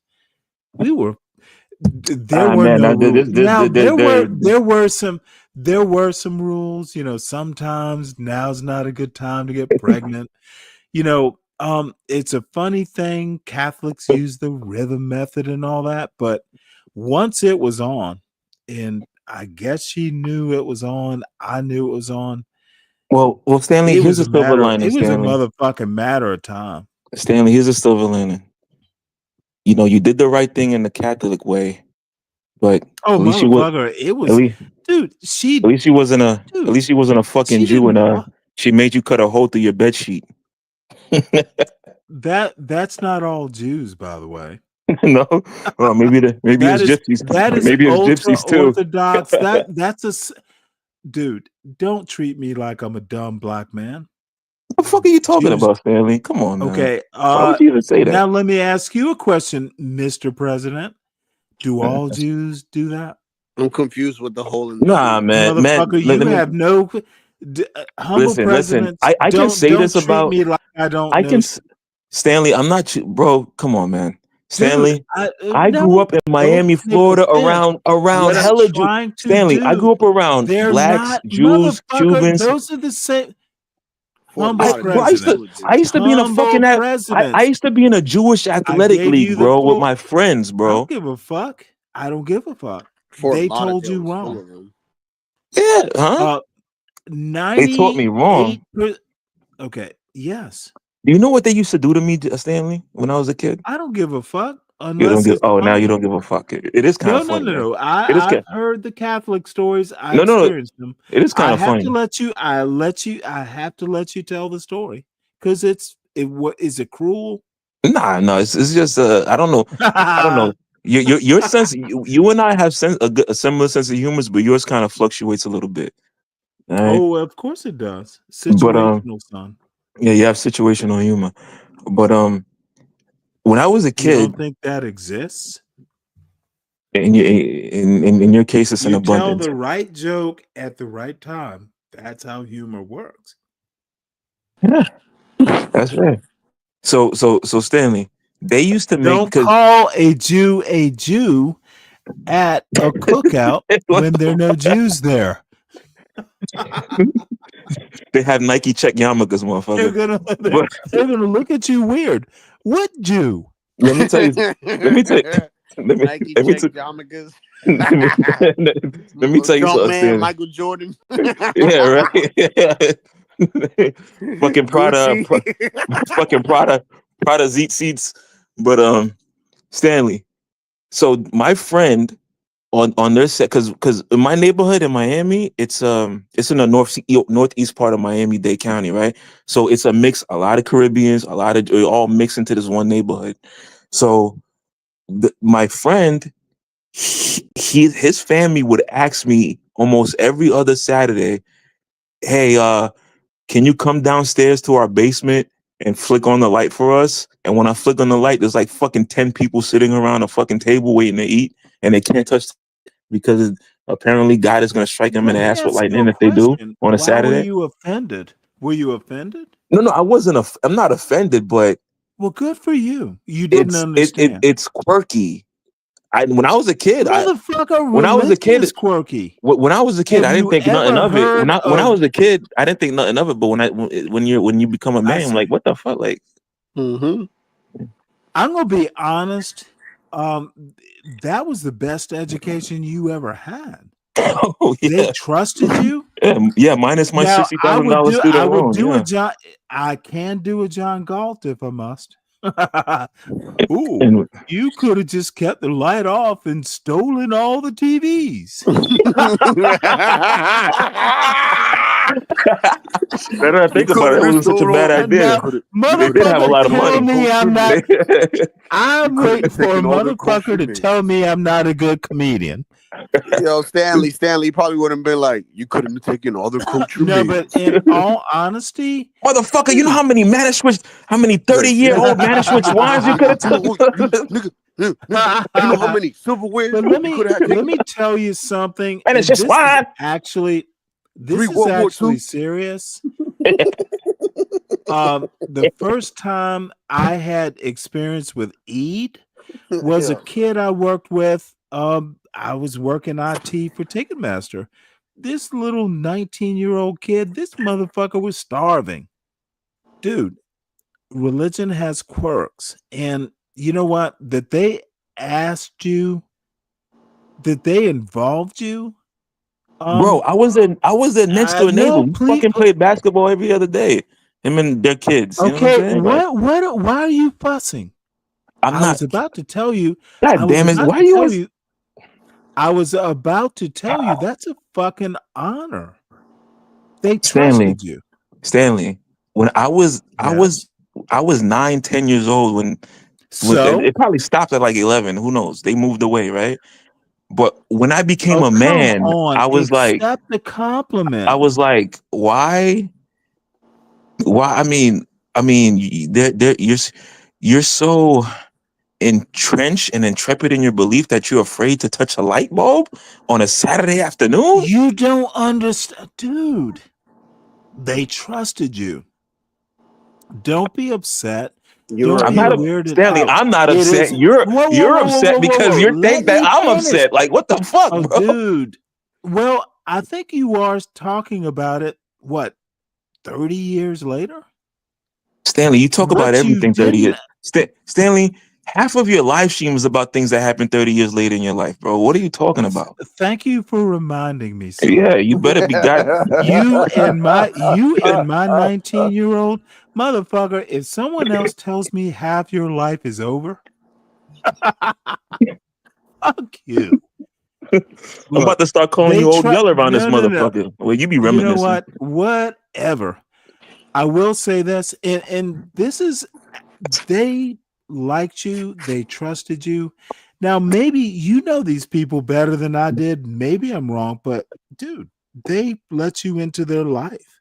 Man, their grandma would. Why didn't you ask? No, motherfucker. Why didn't you ask questions about why are you asking me to do this? I don't know, because we're busy thinking about basketball and the girls. If you don't know, I was thinking about their. them. I wasn't even Do thinking not about their blame adherence to them. the book of the law. Do you still at talk 10 years to them? old? Do you still have relations with them? I talk to them every now and then on WhatsApp. Well, motherfucker, you ask them. If you, I think it would be kind of awkward to ask them randomly. Hey, remember when we was kids and your of course they would Almost love like, to. why you trying to feed me matzo Okay, soup? I'm gonna have to tell these. This is an honest thing to say, dude. That you still talk to them humble. That means that's awesome, dude. Ask them. They bro. want I you to ask. I don't hate Jews. I grew up around them, bro. I don't understand this whole. Motherfucker, no one said you hated Jews. One of my best You friends said is you Jew. still have a goddamn relationship. Why are you yelling? Why are you yelling at me, you Lieutenant Cross? Because you're fucking stupid is why. This is total frustration on my part.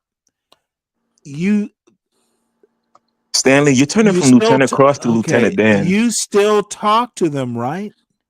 Yes. Motherfucker. Stop there. He be eating falafels and shit. Ask. Okay, dude, I'm gonna have to put everyone in the back. No, don't put nobody in the back, man. You Hey, still have a dude. They still care about you. You obviously still care about them.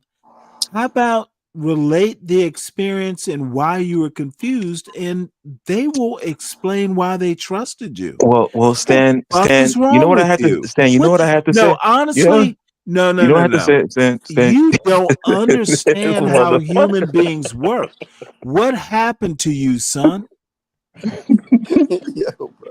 No, I'm serious. Hey, Latino, Stanley's about to ask me did your humanity go? Where did they touch you on the bear? Where did they touch you on the bear? Not what I asked. Why? On the dog. You know what? They did it, motherfucker. You know what? John Galt wins this argument, and he's not What you mean here. John wins? Hey, John ain't winning nothing around this motherfucker. What you mean John wins? He wins. John ain't even here. What you mean? What you mean John Y'all wins? dumb motherfuckers can't figure this out. No, that's why we asking. John Galt wins. Your ignorance about pretending and wondering why without asking questions. This is John Galt's territory. Okay, motherfucker, I will criticize and I'll put all your dumb asses in the back. John Galt wins this argument, and this dumb shit isn't even here. Come on, Stanley. No, I'm not. I don't even know what to say to that. I don't even know what to say to that. Wondering for 30 years why they asked you to turn off a light switch. You could fucking well, Stanley, it's 10 years less than what these motherfuckers did in the desert now, is it, huh? What you got to say about that, partner? Humble presidents, don't be a John Galt. Stanley, Do I look like a fucking slumlord from Coming to America? That opening scene, do I look like that? What do you I mean, beard? literally think you were doing a John Galt with not asking people you still talk to. Latino Trump. I You don't even still know. talk I to don't even these know motherfuckers. Why can't why you? and what we're arguing Why are about you anymore. scared? Why are you so scared of the white people that you can't ask them a question? Scared of white people? I talk to them every day. Yo, what's going Wait, on? hold it. The people who told you to turn off their light switch in the basement, or did I misunderstand? No, the people like at a store, at a job. Motherfucker, did I misunderstand? Yeah, I Light think you may switch. have. Light Yeah, switch. Concentrate on the light switch. bro, I'm staring at the Why light. did they ask you to do it, son? I'm kind of hypnotized right now. The light is kind of like switch. You know what, humble presidents? Yes. I hope you won't turn out like John Galt. Oh God. Because you are on that road. You don't ask questions, you make dumbass assumptions. How? Oh, small Stanley, I'm feeling like hats. The small. They asked me Stanley, to turn off their light switch. Some woman looked like a Jew as a judge. Motherfucker, you are John Galt, and dude, I Stanley, heard what you I'm said. actually I'm actually flabbergasted at how we got to this point. I don't even know what the fuck is going on right now. I hear what you're saying. I don't even know what's going on right now. Like real shit, bro. Well, Like I don't know what's going on. Catch up. Catch the fuck up. My feet hurt though. You said it. I remember it. But it hurt though. Like I can't really. It does not hurt me. It hurts you, motherfucker. I'm independent. I live. I don't have to talk to y'all. I mean, all due respect, Stanley, I don't really believe you saying that because if it didn't hurt you, you wouldn't be as passionate as you are. I am going to give you all due respect. Fucking grow. I'm like 6'3", bro. I don't think I can grow any much further. I meant grow mentally, son. See, this is where dumb niggas get all confused. I said grow. I wasn't talking about your height. Hey, Stan, you want to know something? No, motherfucker. Don't hate Stan me. Do not do that. When I said grow, I literally meant your ability to fucking think, not your height. Hey, Stan, you want to know something? Niggas grow tall. Hey, Do no, they you grow want smarter? Hey, Stan, you want to know something? Oh, I bet I don't. Okay, then I won't say it. Hey, look, Stan, I gotta go, bro. I do not want to know what you're gonna say. Stanley, is it gonna hurt me? Not hurt you, but I was actually gonna. Nah, I'll save it for another live stream. You hit the goddamn link too, so I can take your points and call you stupid as well. Stanley, all right. I'll talk to you. Mike. I'll talk to you later, bro. All right, take care. Sorry, it makes no sense. Orthodox Jews have a Sunday where they don't do work. Why don't you know this, motherfucker? There are whole shows about this. They trusted you to and it's a little motherfucker, you can do it. It is a little weird, but dude, they trusted you in their house. Know some Jews might be your antidote. I don't like stupidity, and black people who are stupid about the country they live in and talk about corncob dumbness. Dude, we've had 400 years to learn this country. Sorry, I'm simply not going to accept. And Stan, please tell me I have not embarrassed you, but I don't like black stupidity. Black people who are stupid are worse. Yeah, We've been here a minute. Yeah, I was just waiting for y'all to finish. But what you're saying, right? Because being in the military as long as I have and moving around the world, I got friends, or some of them acquaintances, and we would talk to each other about their cultures, right? And I would Right. tell them about mine, right? And I don't think what you was asking him to do was so out of reach, No, right? I never thought it was. What is my disappointment is, motherfucker, you live next door to people with kids and you never thought to ask them why? Right. Dude, you're a That's my point. fucking victim. What if they told you to go down to that dark basement and now this is a joke. They did, what was the movie where they this motherfucker went next door and went into a dark basement. I But wouldn't have done it. yeah, but Yeah, I but know you're another pissed thing you off, were Humble, saying, but come on, dude. but There another were thing you was questions to be asked. Another thing, Stanley, you did, you was like, hey man, it takes a lot for somebody to trust you, to be around their house, right? And being Yeah. around their family in I'm their gonna, home. You was like, it takes a lot for that. Because you know my what? children, they didn't have a bunch of people coming in and out my house. I didn't Right. play it, right? You know, and that's true because me and my wife allow somebody to come in, that means that's a level of trust, right? Right. And I mean, I got where you was going with it. I understood your point. You know what? That's the And I, oddly enough, I'm gonna have to leave this channel at some point. These motherfuckers, I've been here for a year. I'm 60 motherfucking years old. I have done some stuff, I know some stuff, and I still get questioned. And people, I will ask them questions, and they think I'm asking them odd questions just to be mean. Dude, it's motherfucking Socratic method. You're supposed to cure your own stupidity. Have you not goddamn read Socrates? Dude, those people were asking you questions. You should have asked them questions. They motherfucking trusted you. And you know what?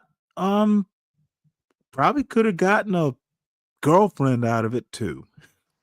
Stan, yeah. you know what? I am Common. Look at this motherfucker, Common Stanley. No, it's not Common. It's don't fucking fuss at me when I ask you, why couldn't this question be asked? If you still talk to them, which is what I thought I heard. That's a feat within itself to being connected that long in life, right? Well, With someone. they trust you to ask questions. Well, why, when I was 9 or 10, did you? Dude, I'm a motherfucking Catholic, and I understand that there are Orthodox Judaism. Dude, there are YouTube shows about this. And I'll have to stop fussing. And Stan, I warn you now, I've had some Guinness Stout. Yeah, So, but no, it's no problem. But I wanted to dispel some of the myths about grand jury, right? Because I actually okay. said on the grand jury. So Mhm. so being a part of the grand jury, right? It's not a continuous job, right? They put you Right. on for 6 months or whatever. You show up 1 day a week or 2 days a week, and it varies. It fluctuates from state to state, and they can extend you 12 months, 18 months, depends on if they have enough people. But I was actually disappointed, right, in the grand jury, sitting in there, right, because I thought it was going to be all this that you get to ask questions or whatever. You don't. It's limited what you can ask because we saw the investigators and they were just reading the reports, right? And I was like, wait a minute. And so they say, how many agree yes or no, right? So you thumbs up, thumbs down type crap because you trying to see if they can get a true bill because they need enough yeses. Man, there's so many people in that damn room and they only need a certain percentage just to say yes so they can make it a true bill to take the case on the court. So, but you know, the jury duty is totally different, right? So if you sitting on jury duty, you on that trial, right? And you come in every day and doing whatever. Grand jury, you just go and you determine whether it's a true bill or no true bill. That's the difference. And there's no day-to-day thing with the grand jury. So people, they get that out your head. They don't keep you no damn hold you hostage like they do the jurors and all that. It's not like that at all. Nothing close. So you just determine guilt or innocent, right? You know, that's not your thing. But in jury duty, it is, right? But the grand jury is just, do they have enough evidence to go forward, right? And to go to trial. That's the biggest difference between that. Hey Stan, can you answer the question on the screen? Oh, sorry. What's that? Humble presidents who I'm kind of pissed off at him, but he is actually smart. Yeah. So Yeah, and I looked it up too, Stan. I looked it up too, Stan. And yeah, it could be 4 months because I looked up specifically Miami. It could be 4 to 6 months, and then it said in some cases it's 12 months, and then you get extended out to 18 months. But the grand jury is not like jury duty. It's not a duty that you show up every day for. That's not what the grand jury is, because it's always a cycle of people, right? Because the group that got selected before us, they was in there with us with the new group, and then when our time was up, they already had another group, and we kind of like mixed together, and then we was done, and then they brought in another group. So it's not a day-to-day thing like jury duty. Yeah, you can be on call and they see you once a month, twice a week, or a month, whatever. You know, it's not a continuous thing, and that's the misnomer on the grand jury. And I pulled it up while y'all was already talking about it, because go ahead, Sam. Humble presidents is pissed off.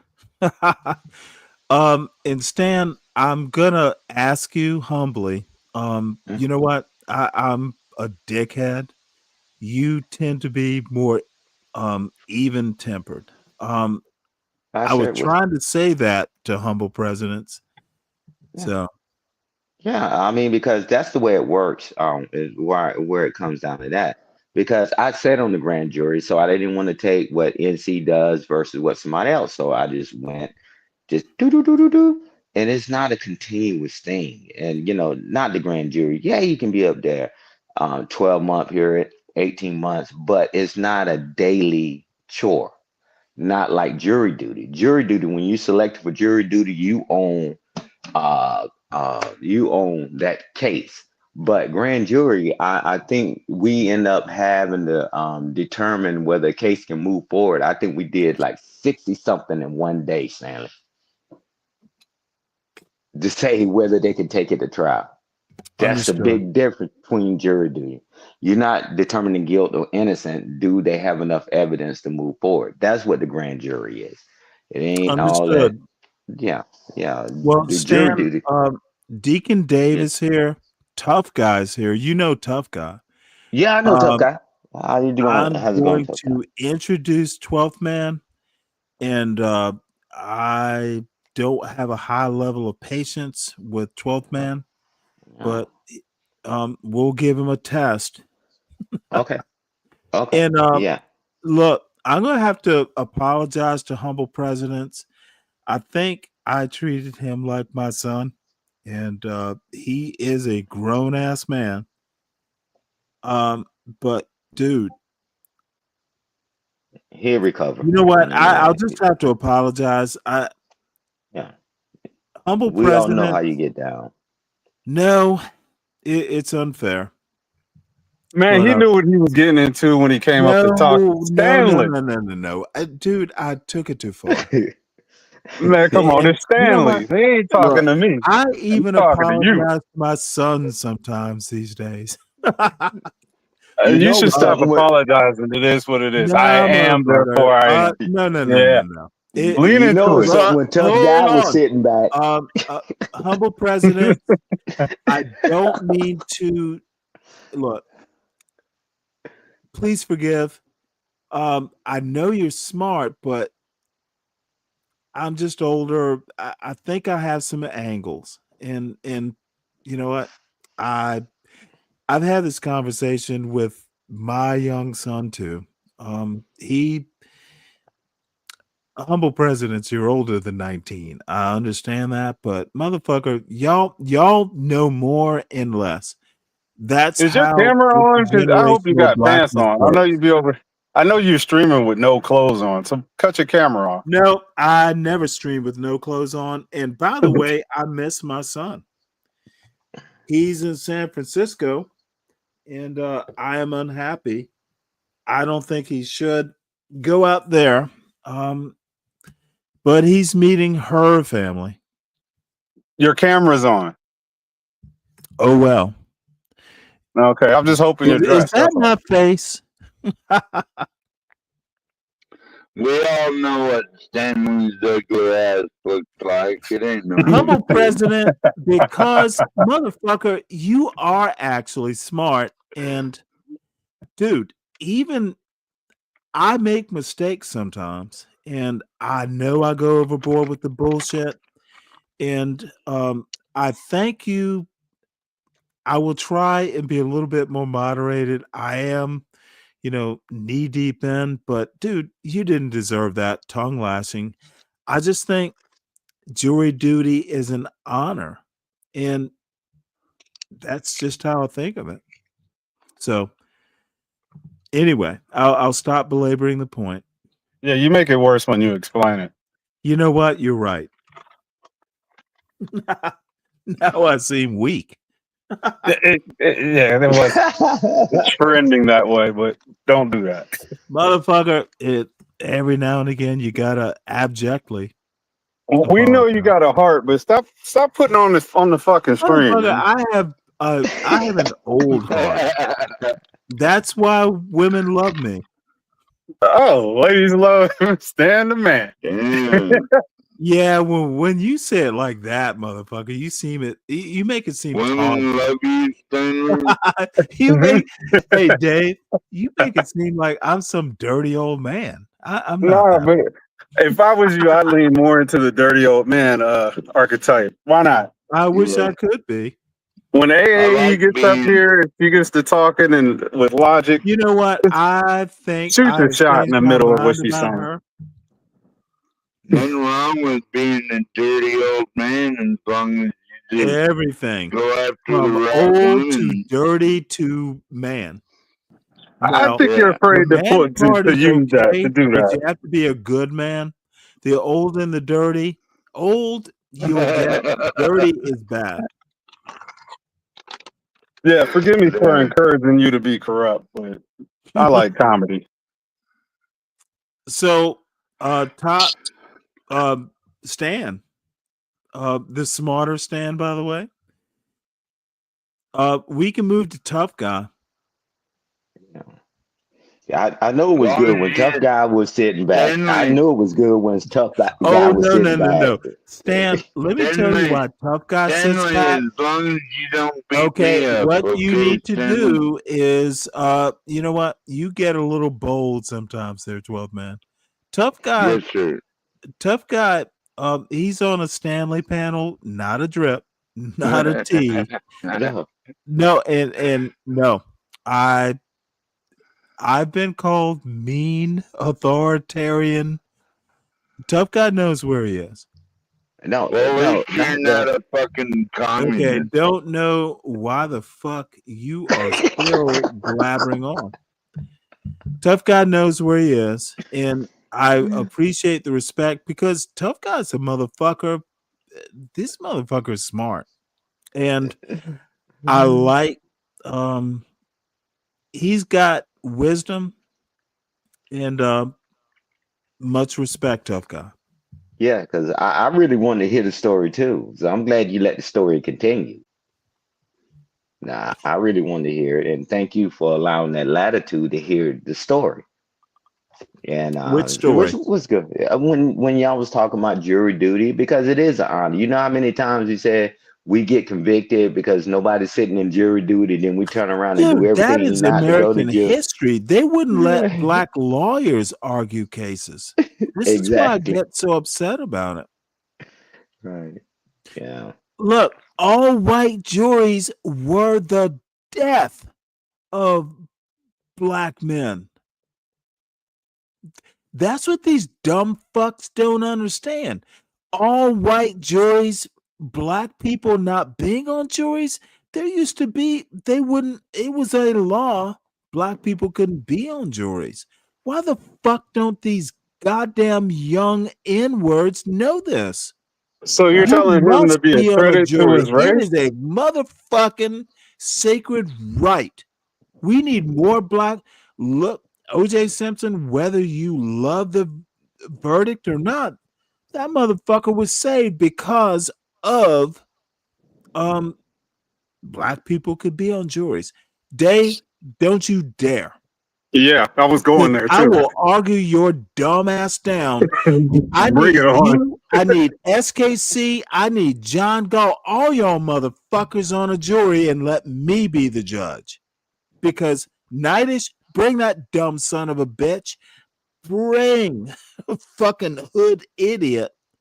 I will be the judge, and I will find you all wanting. Y'all talk a bunch of new nigger bullshit, but you What don't the- know American history. Read you some Gerald Horn, and you might get a brain. I get upset when I hear motherfuckers discount the importance of being on a goddamn jury. It's being Y'all a credit don't to your know race. shit, Dave. I will flush you. That's how pissed off. Do you actually understand how blacks forbidden from being on a jury? It's disrespectful. You don't I want to don't be know on a jury? why. Motherfucker, Wait, your that great, doesn't great, make sense. great, great grandfather was fucking lynched because black people weren't on a jury. I defy a nigga to fucking bring me the goddamn history in your nouveau nigger bullshit. And I know I'm using the nouveau. I'm using a bunch of N words. Dude, Did you say y'all nuevo don't or know. nouveau? What is nouveau? Y'all don't know your own motherfucking source of your own destruction. Dude, that shit can happen again. How come I can't say that? Motherfucker, because I don't want you to. It Because doesn't go all against you're what you gonna said do about is it. defend. Dude, Dave, bring your SKC or your hood conservative. Hood conservatives is literally an ignorant motherfucker who drives a truck and hosts a YouTube show. All that bullshit about his cultural, that motherfucker is fringe. I know hood conservative from way back. Hood conservative is a goddamn moron who is barely sane.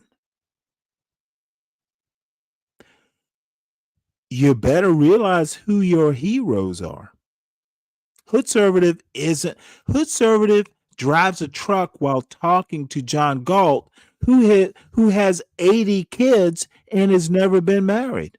John Galt can't tell black men how, Johnny boy, motherfucker. John Galt, the motherfucker is not a hero to black manhood. Did you not know this? I'm on his goddamn channel and I'm talking shit because I'm right. You're doing a Tell good me job. your bullshit. No, you're doing a great job keeping. Motherfucker, you know what? I will burn the bitch down because I can always rebuild. Motherfucker, you see, this is why John Galt, he can talk about Stanley in brief. Motherfucker, you don't hold a motherfucking candle. You could be a motherfucking think you are an imaginary developer for the next 20 years, and motherfucker, where are you? Scraping up dead bodies. Motherfucker, my parents didn't raise me to be a landlord scraping up motherfucking bodies. It's not success scraping up dead bodies. You might make a lot of money, but motherfucker, I'll make half the money and not lick up the fucking dead bodies and do 80 shows about it. The fuck? That's Hey, not Stanley, black I think Humble success. in the back.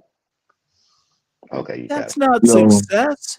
Stanley, I want to ask you a If I question. have to be a motherfucking entrepreneur scraping up dead black bodies, make me poor.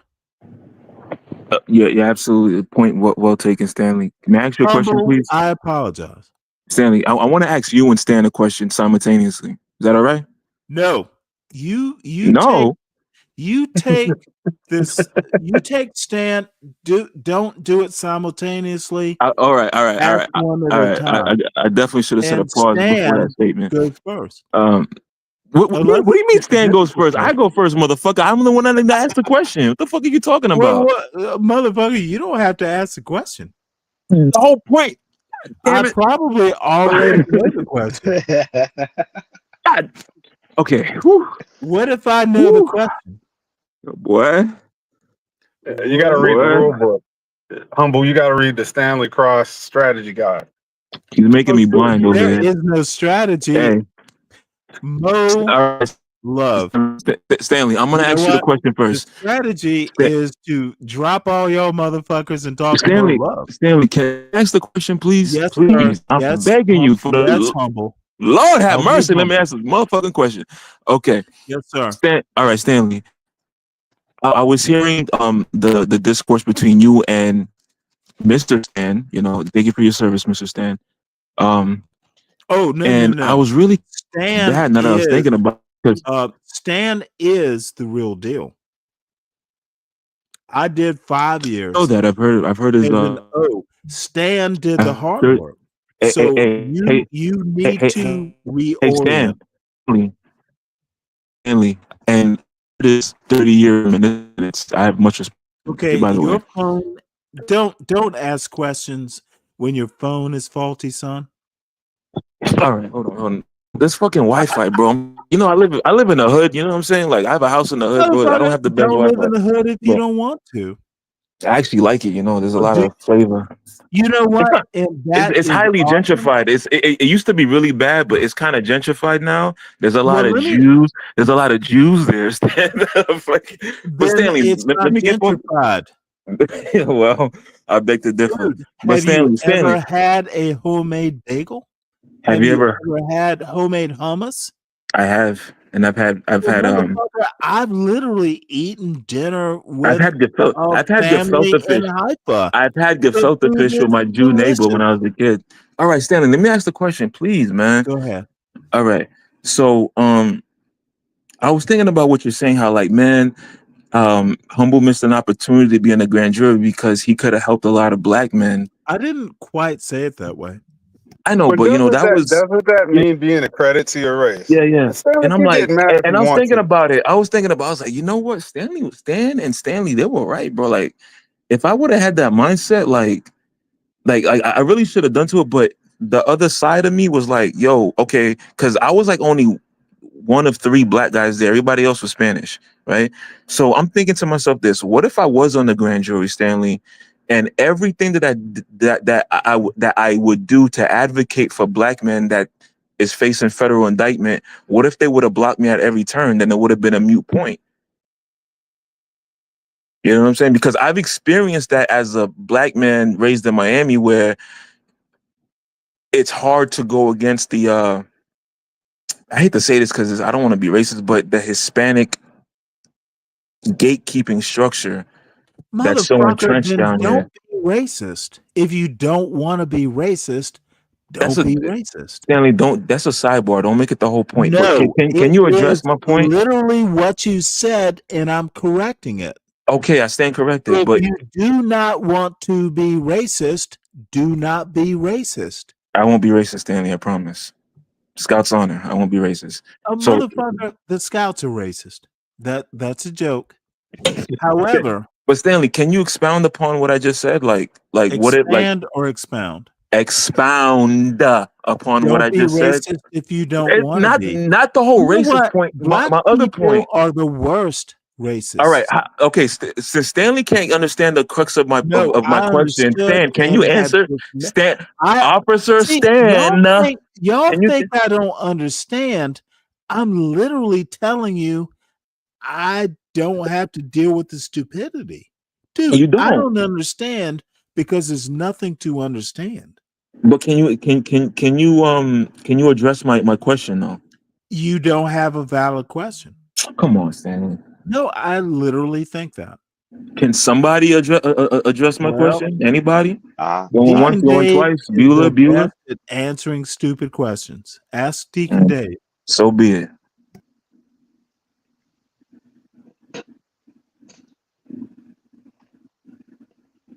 Deacon Dave.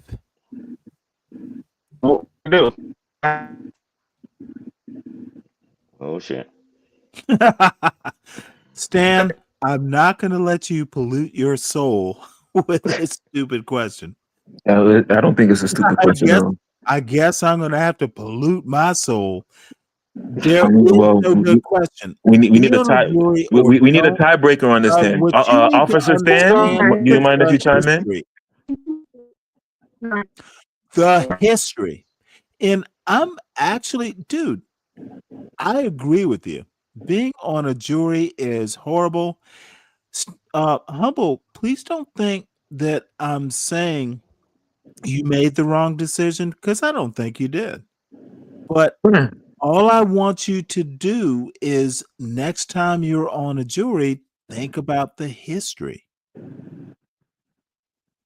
In what context? It is a special honor, especially down there. That's what I want. That's what I want you to expound upon. Dude, Like expound upon. I don't think you made the wrong decision. I'm just saying next time. All right. But can I'd like all this way just to hear me say that? It was obvious. No, I didn't. Well, I kind of expected you to kind of turn the whole question left because why? Because that's what you do. But you made the right decision. It was the right decision for now, but in the larger picture. Stanley, I am so disappointed in you right now as a person that. Why? Yeah, I'm seeing you like my son. Now, how does it feel, motherfucker? So, Stanley, I'm disappointing you because as a person who has vast historical knowledge, who's well read in history, well, it's much more than the average bear for sure. But I wanted to get your in-depth perspective of how the situations where if I were on a grand jury blocking federal indictments of black men asking me and then Hispanics. That's a stupid question. Grand jury. You have wait, hold it. Humble, you have no clue what a grand jury is like because you rejected being on one. I'm raising a hypothetical situation. I'm raising a hypothetical situation, Stanley. You want to do that manosphere level bullshit? I'm not into no fucking manosphere. What the fuck are you talking about? I don't know the answer, but you're going to be stupid enough. Oh, so when everybody else has a question for you, you can always put your 2 cents in. But when I do it, you don't got links in your 2 pockets. That's what it is now. Your young ass feels like asking a question neither of us know. What kind of dumb bullshit is that? I don't know. Let's ask more love. I don't know. Why are you asking the question like either of us know? Really?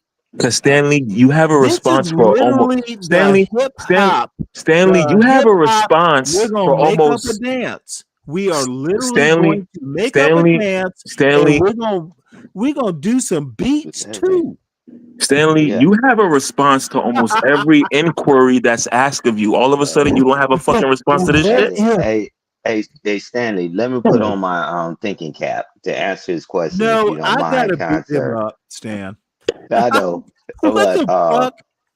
I know. Yeah, I know. But So Officer Stan, you get what I'm coming from, right? Though you understand what I'm yeah, saying? yeah. All right, But then. this is And then let me Stanley is feigning. Stanley is over here feigning ignorance, like he's fucking Dude, like he's you fucking have Caesar or some shit. you're coming from nowhere. You want to talk about a grand jury and you couldn't even, motherfucker, you said you got dismissed. That's not the point, Stanley. You've never even been on a regular jury. And that was an and that was an intentional dismissal, but that's not the whole point. In for potential And jury and the duty. other Stan understands that. Motherfucker, you didn't make it to a regular jury. Stanley, Stop the goddamn cap. I'm so disappointed in you right now. Motherfucker, you had potential to be on a jury, and you want to talk about a grand jury? Really? I had no potential to be in a jury because the summons was you for a don't grand have a jury, not a conversation, jury. motherfucker. You don't have. I'm about to start cursing you out in Creole, motherfucker. Here. You went into a building where there could have been a jury you could have sat on. That's the best you can do. That is nigger rigging. Oh, nigger. That's what you call it? I'm 60, motherfucker. You don't know what nigger rigging is? I know exactly what nigger is, but I'm just shocked. Motherfucker, are you not doing that? And I'm surprised you know, since you don't know anything all of a sudden. Doing the worst thing a young black man can do. Stop it. Stanley, why are you returning back to your old vomit? Didn't you just apologize to me for this shit that you just You gotta go back to the roots. 10 minutes ago, before you just apologized for the same shit you're doing to me right now. Hey, humble. Yes. Since everyone is older than you are on this panel, I'm gonna have not by much. My mother Not died by much. at motherfucking 81. You know what she used to call what I just said with the N rigging? That's what the old people used to say, but it seems to work. Motherfucker, stop nigger rigging this argument. Reading out the John Gall lexicon again. I'm gonna get meaner, motherfucker. I've told you, I will channel my mother's spirit, and I will have you in tears. Well, I told you need to channel your father's DNA, not your mitochondrial DNA, which you have an abundance of, Stanley. Hey, when Hurricane Dolores started getting righteously pissed off, because a lot of the time she was right. I'm tired of all y'all motherfuckers. Don't make me channel Hurricane Dolores, because it spins and it does it with correct English. She pronounces her T's at the end of the sentence. We don't want that. Well, I'm not saying anything snarky because your mother is involved in this statement, but I understand what you're saying. I'm channeling her spirit. You want to offend her? I'm not offending no mama. Are you crazy? You will cry. Especially not somebody I rock with. What the fuck are you doing?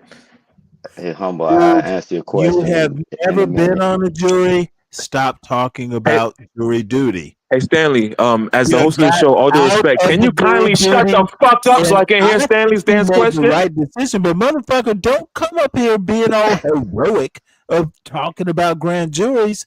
Motherfucker, you haven't sat on a jury. I wasn't being heroic. I wasn't even being anti-heroic. I was that you don't know, humble. You're the one that doesn't know anything. You just said it 5 minutes ago. I know a fool. I know that you've never been. Oh, now you be brave. One of us is a fool, huh? Be brave. Humble President. One of us is a fool. Humble President. Call me El Presidente, motherfucker. This Miami, Florida. Hey, y'all got that down there? The El Presidente. That's why I get Deacon Dave. That's why I get my Fabuloso when you know what? I know about that. Won't you? I'm sorry, Stanley. What'd you say? Stanley, what'd you say? You were scolding me. I didn't hear your reprimanding. Stop scolding me. I feel like I'm fucking grounded right now, bro. Jesus Christ. I said what I have to say. But You know what? Stan, I want to hear from the Stan. So Officer Stan, No, like, you want to hear from someone who is sober insane.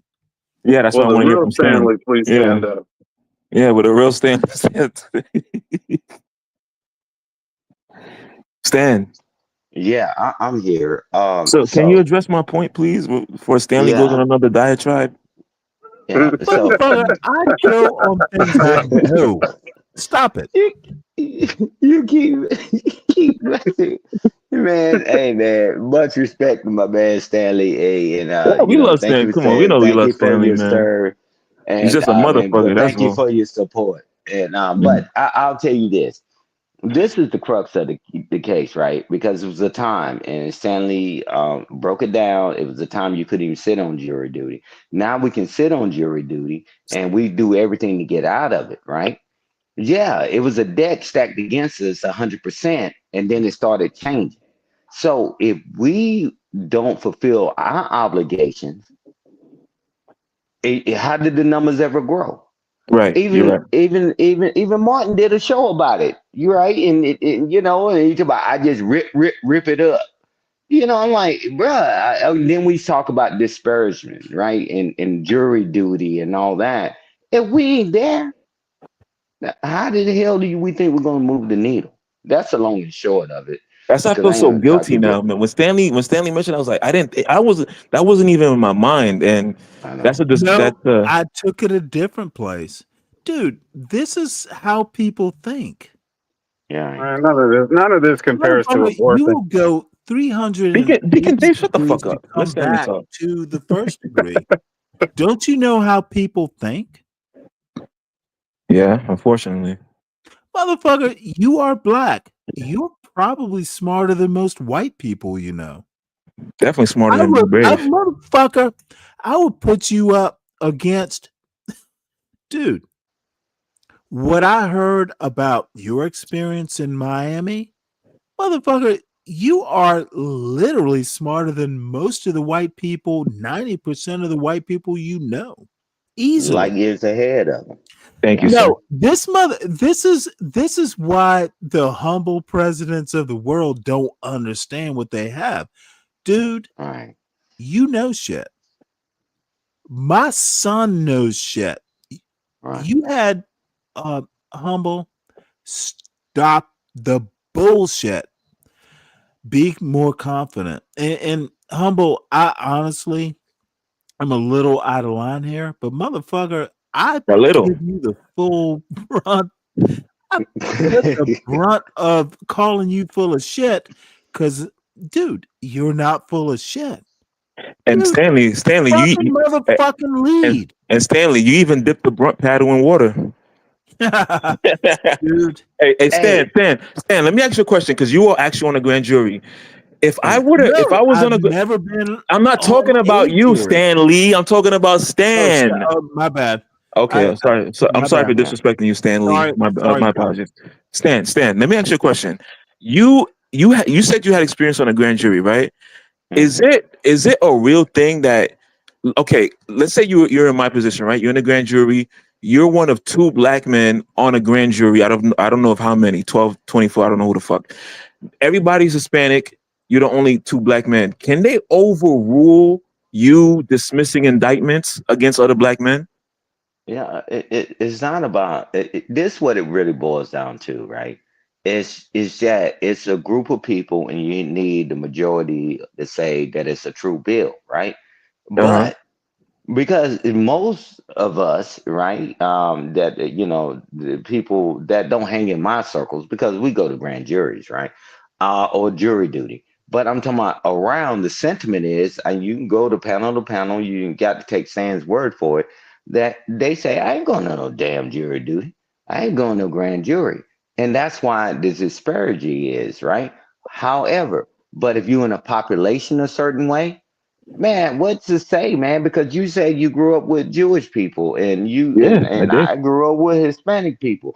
Hey, man, y'all all chew the same dirt. To just assume that they're gonna automatically say guilty, and that's crazy. But if you ain't in the room, how do you know?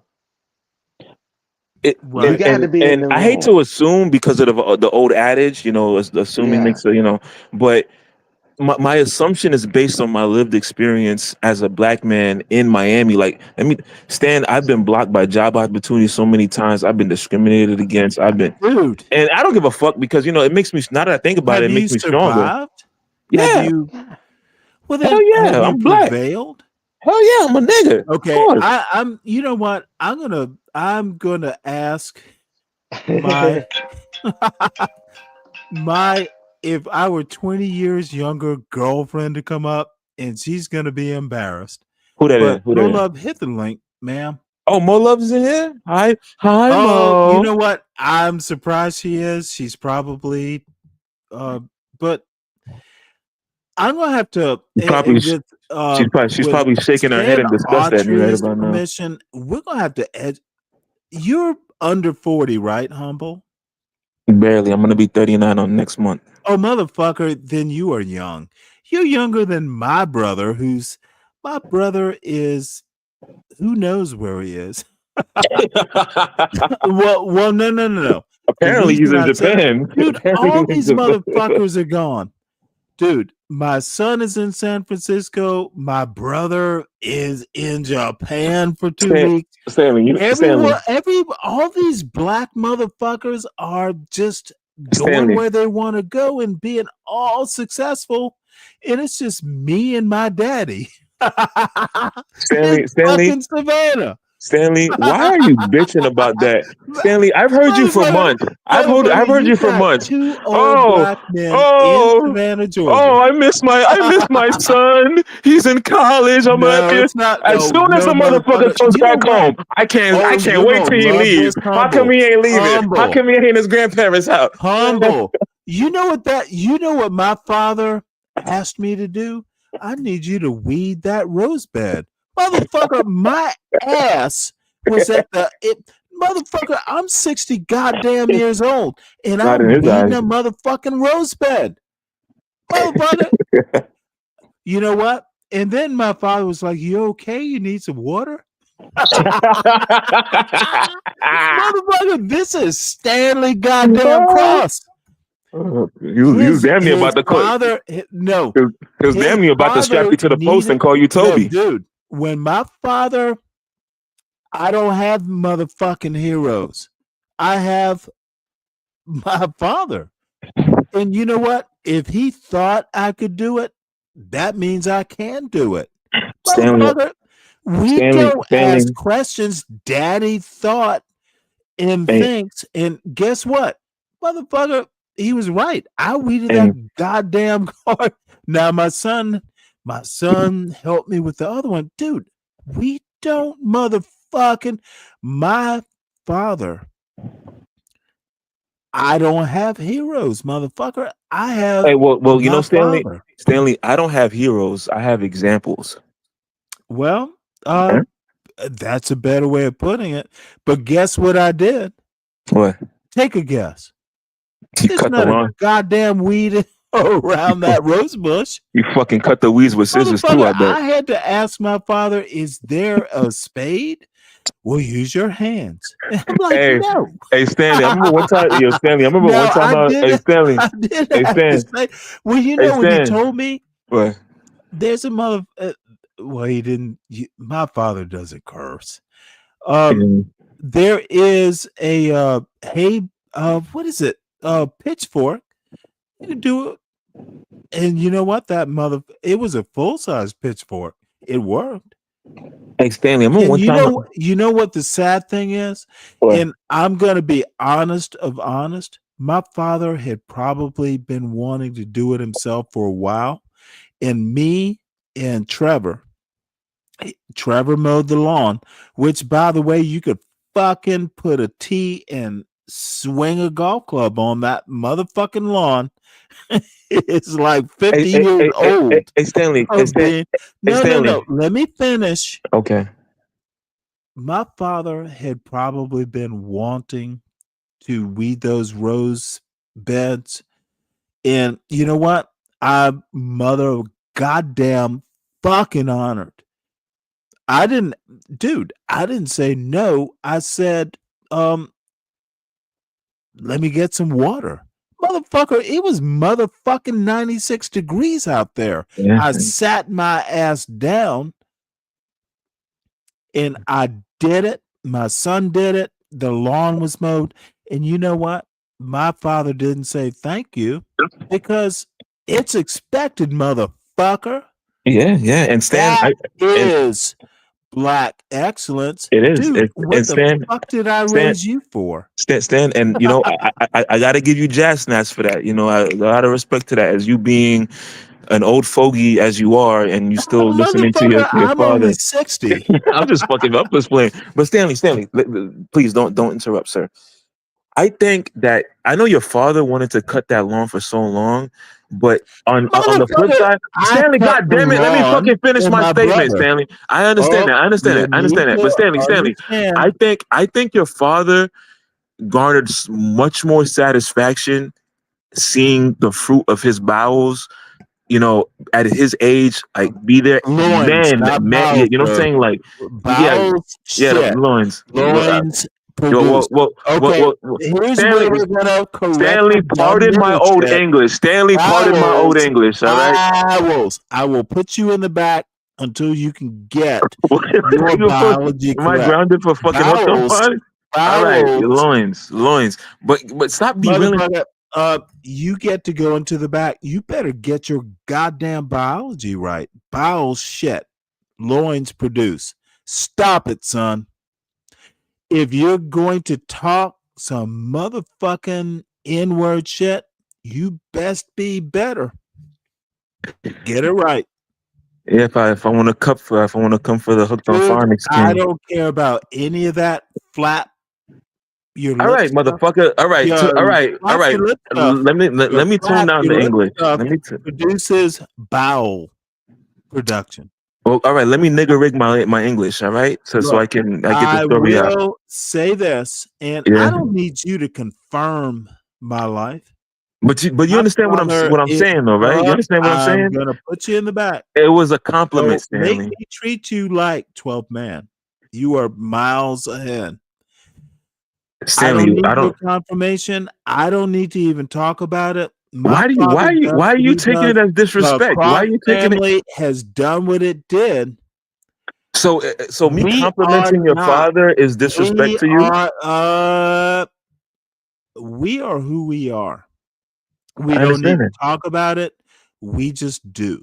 You don't need to talk about it. You talk about it almost every day. If my father knew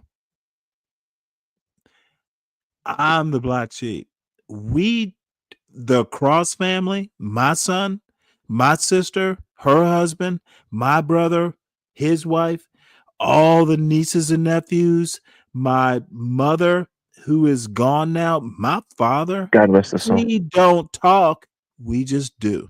And when we do talk, it's usually like past that very delicious meal. I gotta tread lightly with you, Stanley. You take compliments as Oh, insults. motherfucker, you need to not talk about it. We don't tread. I'm not. God damn it, motherfucker! Dude, you don't understand black people, do you? Right, because I haven't been a black man for the last 38 years. No, motherfucker, I've been one twice as long. Yeah. And my father, 20 years, 24 years before that. Dude, I'm not going to disrespect your blackness. I will question whether you understand what black is.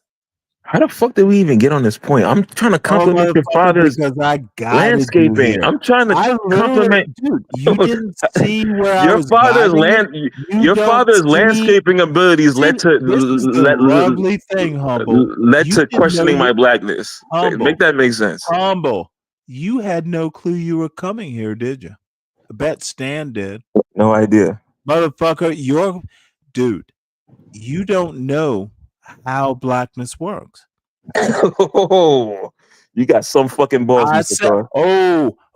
I am literally challenging your blackness.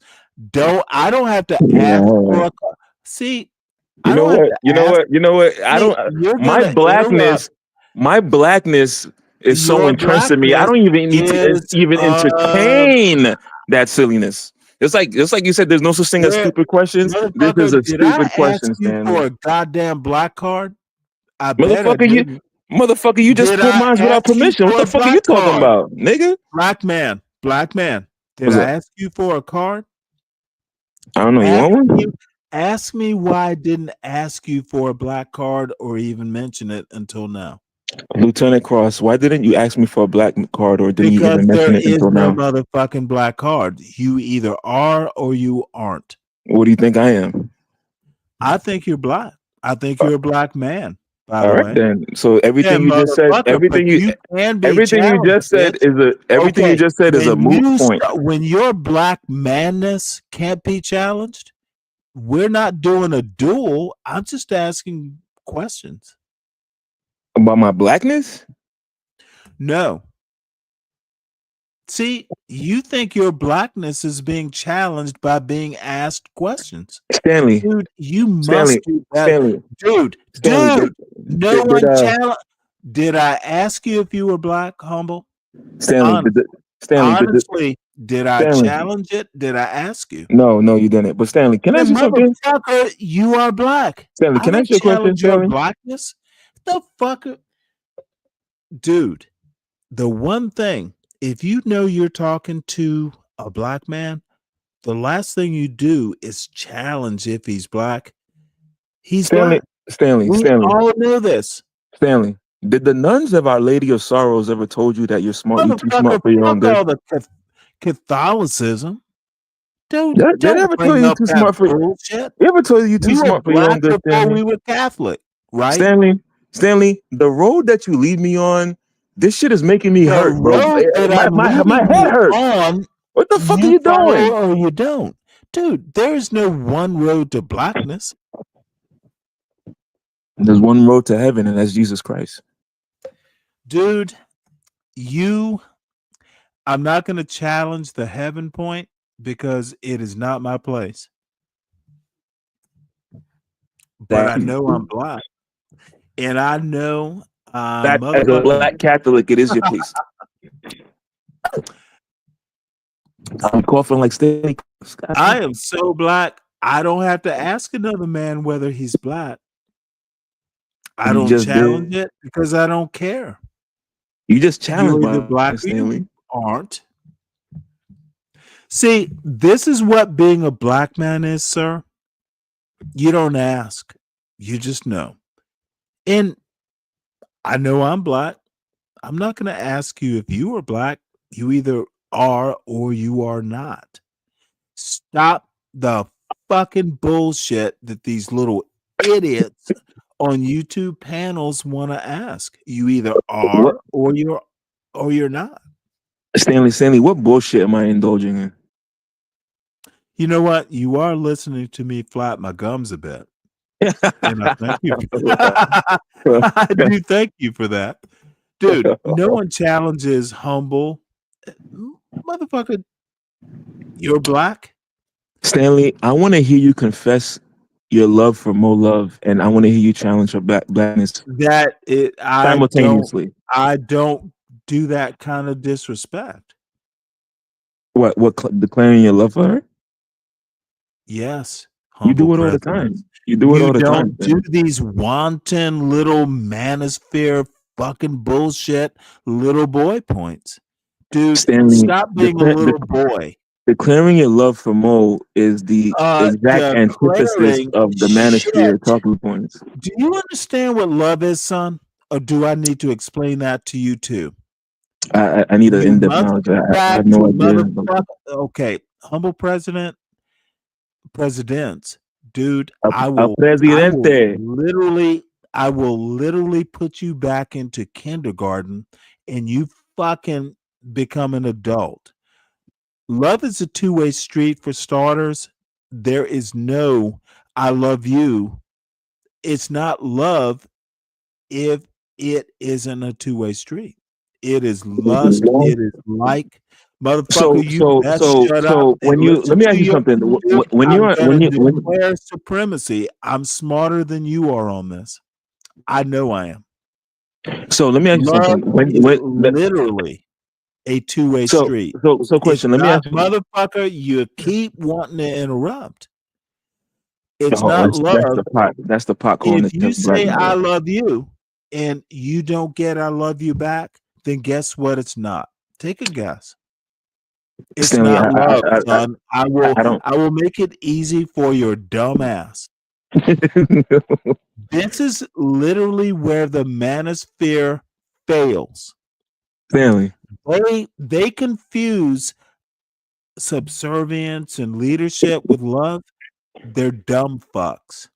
And motherfucker, y'all Stanley, can I ask you a gather a question? bunch of Stanley, can I ask you a relevant question? May I This is a please, Stanley? May I please ask you a relevant? motherfucking hood conservative up here with his dumbass crew. I love mowing down weeds. A crew full of lisp yappers. But Stanley, may I please ask you a question? To your point, it's not love, it's lust, right? So let me ask you a question. Love is a two-way street. It's not love. Got it. Point taken. I understood. Point taken. I've literally lived this. I understand that. I know you did. But let me ask you a question. Then why are you asking me dumb questions? You don't know if it's dumb or not because you don't get me. I don't have the opportunity to ask the question. So how do you know if it's dumb or not? You have to ask. No, motherfucker. Let's play a game. Let's play a game. Let Humble ask a question and we can see if it's dumb or not. Humble. Yeah. You young folks think it's a game. You think everything is a motherfucking game. Do we know? That's where you lose. I know at my age, even at 60, life isn't a game. It's not a motherfucking video game for sure. Don't ask me questions you ask questions I've answered. Don't re-ask in a different way. Lieutenant Cross, permission to speak freely. You seem to really think that I care. Lieutenant about Cross. You asking persistence. Permission to speak freely, Lieutenant Cross. Don't bother. You don't have permission. Permission to speak Stop freely, Lieutenant asking Cross. dumb questions. Permission to speak freely. Okay, permission to tell me what you heard love is. What is love, Humble? I don't know what love is. That's why I want to ask a fucking question. I just gave you the answer. I literally asked you a question you couldn't answer, and I gave you the answer before the question. No, you're just good like that, Stanley. Dude, okay, Stanley. Is love? Can we segue into my highly relevant question? There is no segue, son. No? I'm going into there is no answer, son. I'm going into the fatherly mode. Stanley, are you omnipotent? You know what the fuck my question is before I can even get a chance to spit it out? Why don't I care what your questions are? Can you answer that? No, I can't. Because like father, like son, I guess. Right? And dumb questions, and you seem to have a bouquet of them. Oh, motherfucker! This is the motherfucking. Yeah, motherfucker! I said it. This is the flower shop of horrors, motherfucker. An FTD florist level bouquet of dumb questions, and you're bringing me an STD level question of deflection. You not to ask, dude. Don't ask the questions. You'll just. Stanley, can I motherfucking ask this question, please? Don't ask me dumb questions. How do you know it's dumb? I didn't even get to ask the question. I don't care. Don't ask the questions. Do not ask the goddamn questions. Why do you feel the need? See, this is the interesting thing. I tell you not to ask dumb questions, and you are asking to ask dumb questions. Not too long ago, you told me that young black men such as myself need to be more curious. Why didn't I ask one good question? That'll be your wish. Don't ask me more questions. Everyone, Stan, chat, one good question, Humble. I understand. One good question, sir. Okay, you ready? You asked. You told me about. Just ask the question, motherfucker. Okay, when you're on Child Listen podcast, and you're serenading Mo Love and T with Sweet Nothings. Is that love or is that lust? I did that. Yeah, Oh my lord. No, you didn't did that. You do that. Okay, then why are you asking something I didn't do? Motherfucker. See, this is why this is look, if I was gonna serenade, and I'm not going down that road, good women, T I absolutely love. Mo Love is I absolutely love. And look at why the fuck do they do that, Stan? I would be here for it. Something in the water. You know what? I've gone too far too, Stan. Apparently, I I've had enough. appreciate you, brother. Hey, Stanley, I appreciate you, man. Every chance I get, man, I'm gonna come up and talk with you, brother. I appreciate you, man. I do want Mo Love to come up. Or you know what? That might be too much. But Stan, you know what? You kind of get it, and I definitely appreciate that. Man, these folks have never look. Humble Presidents is an awesome young man. These motherfuckers, you know, even there've been a time or two. If you haven't asked your question, I might not have you. I know you have. There've been a time or two. I'm like, I might not survive this. If you haven't been in that situation, I don't want to Absolutely. motherfucking hear these young people. Young women, yes. Young men, what the fuck do these idiots want to come up and go, whoa, you not? Motherfucker, dude. Red Sea. I was one of those dumb motherfucking officers. I have literally said, like, you know what, Chief? You take over. I'm gonna go down and, inspect these containers with my men. And you know what the chief did? He looked at me like, what the fuck? Oh, dude. Look, Chief, he's an E7. Well, you know naval rank. Chief, look, if my men can do it, I can do it too. We can't. And my chief just fucking shook his head. Yes, sir. Dude, I'm down there. I open up a container that's 3 stories high. You know how containers are like at the port? So it's a 3-story high container. And, oh, yeah, I'm cracking open containers. Dude, I opened up this goddamn container and it was full of fucking boulders. So I opened this thing up and all of a sudden there are rocks falling against me. And I'm one hand on this swinging door. And I'm like, oh shit, let me push off. So I swing clear. Dude, I'm 3 stories high. If I fall, I'm going to be injured at a minimum. If I stay in front of this container, I'm going to get my head bashed in. Dude, and you know what I did? I fucking swung back, closed the container. Motherfucker, I never told anyone that story because it's so goddamn embarrassing. Dude, I didn't go down into the holds of cargo ships anymore. But you know what?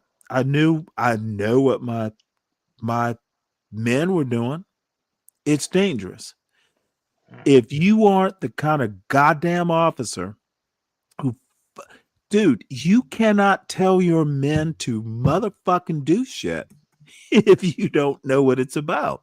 Exactly. Your chief, your E7, no, the officer has to know. And the fucking 03 needs to know, the 04 needs to know. You got to do it at least once.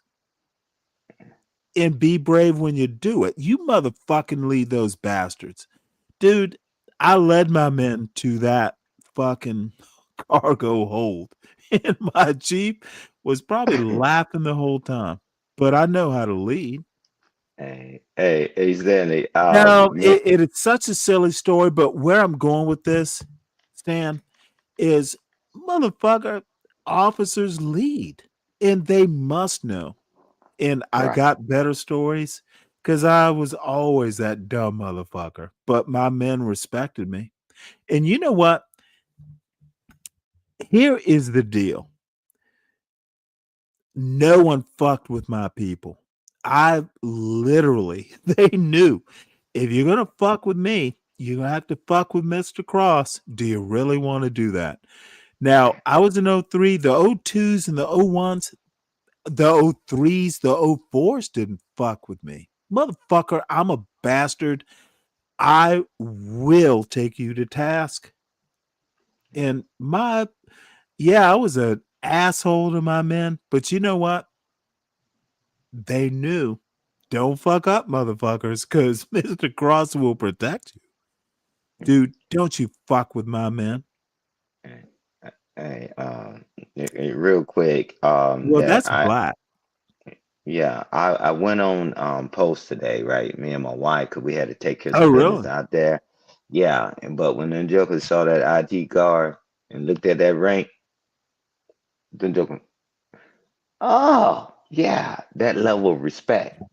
Yep. They just don't give that stuff out like candy, and and it's like, and and the thing is, I earned it, right? And I give Oh, them respect. motherfucker. I give Yeah. them respect too, and that's what it's supposed to be, right? Well, we know it's not 100%, Mhm. but that's what a lot of people are missing in life, right? So I mean, my wife, man, she flashed her card out and I pulled mine out. Boom, we good, and we got like, oh yeah, shit, boom, we moving, right? And everywhere we go, right? And and Right. even she not with me because she got that ID card that has my information on it with the rank and all that. Now they're gonna give her respect. You know what I mean? Come on, man.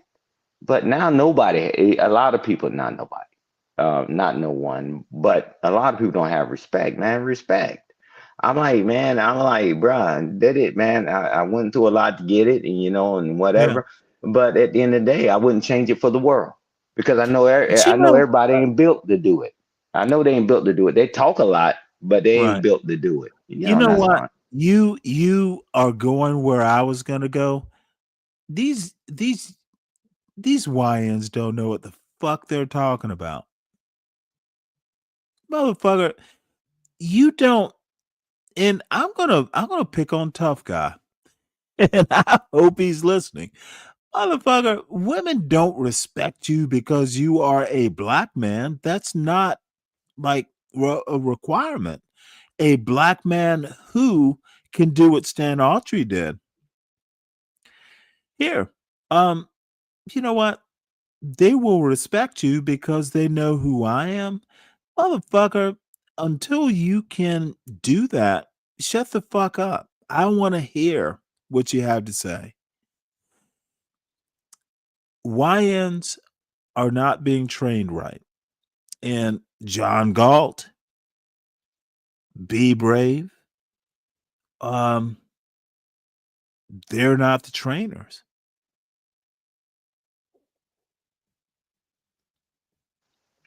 Yeah. Well, I mean, I know you was a hell of an officer, and No. I know You know what? what I mean by I was this. I was actually a bigger asshole when I wasn't an officer. Dude, you just have to But be smart. You just have to back up what you say. yeah, You know what? My son, uh, he doesn't know it yet, but that motherfucker's an asshole too. Because he's smart. He can't be now. Look, you got to be kind. You wield your powers for good. right. That's what I mean by that. But because I was in a chat the other day, on a panel the other day, and The guy said, "You must have been a hell of a first sergeant, right?" And Wait, I hold said, on. "Well, What? you must have been a hell of a first sergeant, man. Being Well, a was good he an first sergeant." officer, a fellow first sergeant, anywhere No, near your rank? yeah, yeah. So the guy said it, and he said, "You was Oh, okay. you must have been a good first sergeant," and all that. Oh, he said, "I know you was a good first sergeant." I said, "Well, the soldiers say I am, and and they still contact him to this day because I stood up for what was right." Man, you get certain privileges as you get rank and officers they get certain privileges and stuff like man. So we let them live in squalor? Nah, man, it's not right. They're like, oh, we the ones that's in the meeting that we the ones talking in the meeting, and the rest of them just getting their licky chewy stuff. Man, forget that. Man, it's about these dang on soldiers and Yeah, sailors or it's whatever, always right? about the men. It's Yeah, I'm always like, about the man, we people. always gonna be good, but we Dude, ain't good without them. And I'm like, oh mother well, you know what? I was actually I was watching something on YouTube like you eat in rank order. E1s eat before did they of course they did that in the army, right? absolutely, you let Motherfucker, the soldiers eat first. the captain or the colonel or motherfucker, senior rank eats last. Yeah, Dude, dude, junior soldiers eat first. and you know what is so weird? Dude, it stuck. I my when I was married and I like, we would get together, my parents back, and this is kind of the good old days, my mother and father, my brother and his child and his wife, and my sister and her three children, and it was the cross folks, dude. Kids first, motherfucker. The youngest gets to eat first, and I think the military is a weird but moral, but I love the military. I love the Navy. And my son, I'm not done with him yet. I've seen some Georgia Tech folks who make rather good naval officers. Dude, they eat first. They are your people. And I just wish parents should be the same way. Motherfucker, if my child is not eating first, you give the best to your children. You give the best to your wife. If you're the man, motherfucker, you eat last. You might have to starve, but Right. your babies and your wife, motherfucker, they better be able to take care of you when you're starved. I done been so many places where we had to field strip because we didn't carry the whole box of MREs, for the people, the civilians, meals ready to eat. We field strip it. You ain't carrying that big ass bag in there because you got to be on the move. And I'm like, it's just got to make sure your soldiers are good. We do PCCs and PCI checks, personal combat checks, and personal combat inspections, right? Before we go on any mission, right? You got to make sure they're good. Forget if I got all my stuff. I mean, hey, man, hey, we do a layout before we go and make sure everybody got everything. Make sure the Right. gunner got his stuff, right? And all these things, right? It's Well, important. Tom, maybe you have to tell that story. Was it difficult? Because I have done it, but usually it was E8, E7, E6. Um, and did you obviously you cared, but tell us how you took care of your people Yeah, because it was that is important. It wasn't difficult to me because I was the guy hands on. Like when you do the cyclic inventory, that's when you're checking the weapons, the arm rooms, all the sensitive items, right? And no, I'm the hands on guy and I'm looking at every serial number and all that, right? But that's the way I did with my soldiers and that's why I trained them hands on. I ain't gonna, just take that you put in your boots and you got your change your socks, underwear, make sure you got your no, no, no, no. It's hands on. So it wasn't difficult for me. And I taught them. So when they came up the ranks, guess what they God did? damn, Todd. They mimicked what I did. They said hands on. Because when we had to do 15-mile ruck, right? And people would try to put pillows in their stuff and all that Motherfucker, stuff. you know what? Yeah. I've done an 11 mile. Yeah. Yeah. So my that was my thing. And I'm like, nah, I say, man, don't cheat yourself. I said, because they're gonna weigh your stuff when you get back. Now what you gonna do? Pick up some boulders on the way back? Because all the stuff will get weighed, right? And then I said, no, we weighing it before you leave and before you get back. I was like, and when you get back, brother. And I was like, nah, man, don't cheat yourself, man, because you never know when you're gonna need that. And then when they started going up the ranks, guess what? They mimicked everything I did, right? And I mean, man, because man, people put pillows in there and their rucksacks and all. I'm like, man, you ain't doing yourself no good. So that I was a hands-on guy, right? And because I was mentoring them and training them because I understood. I cross-trained everybody. I don't care what their MOS was. I cross-trained everybody because you never knew when you're gonna get tapped on the shoulder. You can't say I don't know. They don't care. You don't know. You ready to get a dang on OJT Right. training. Right. So I believe in cross training. Now I'm back in the civilian world. It's like, man, I believe in cross training everybody, right? Because it's very Stan, important. do you have kids? I've never asked you that. Oh yeah, yes. I have two sons, and I Hmm. got my angel. Are they She Army? was in there for, one of my sons went into the army, and Mhm. he stayed there for a little while. But then my oldest daughter, it was Air Force, which is my angel, and then my princess, she got a master's, and she's in the education field. You're a So princess. yeah, my I'm angel and my mesmerized. princess, my Dude, two daughters, man, that's my life. dude. That's All my I have to lifeline. say is I'm glad you called her princess because goddamn, dude, you have seen the shit. And And actually maybe that's why I go against the grain.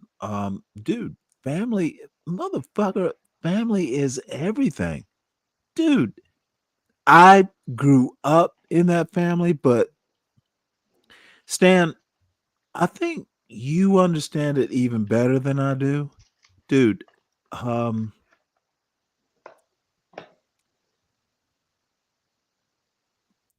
I was like, what, 38 when I got married. I didn't understand how important it was until I had it. And dude, it was a little too late. Um, y'all motherfuckers better get a family. And it is, Stan, you understand what family is, and you understand, your work family, your army family.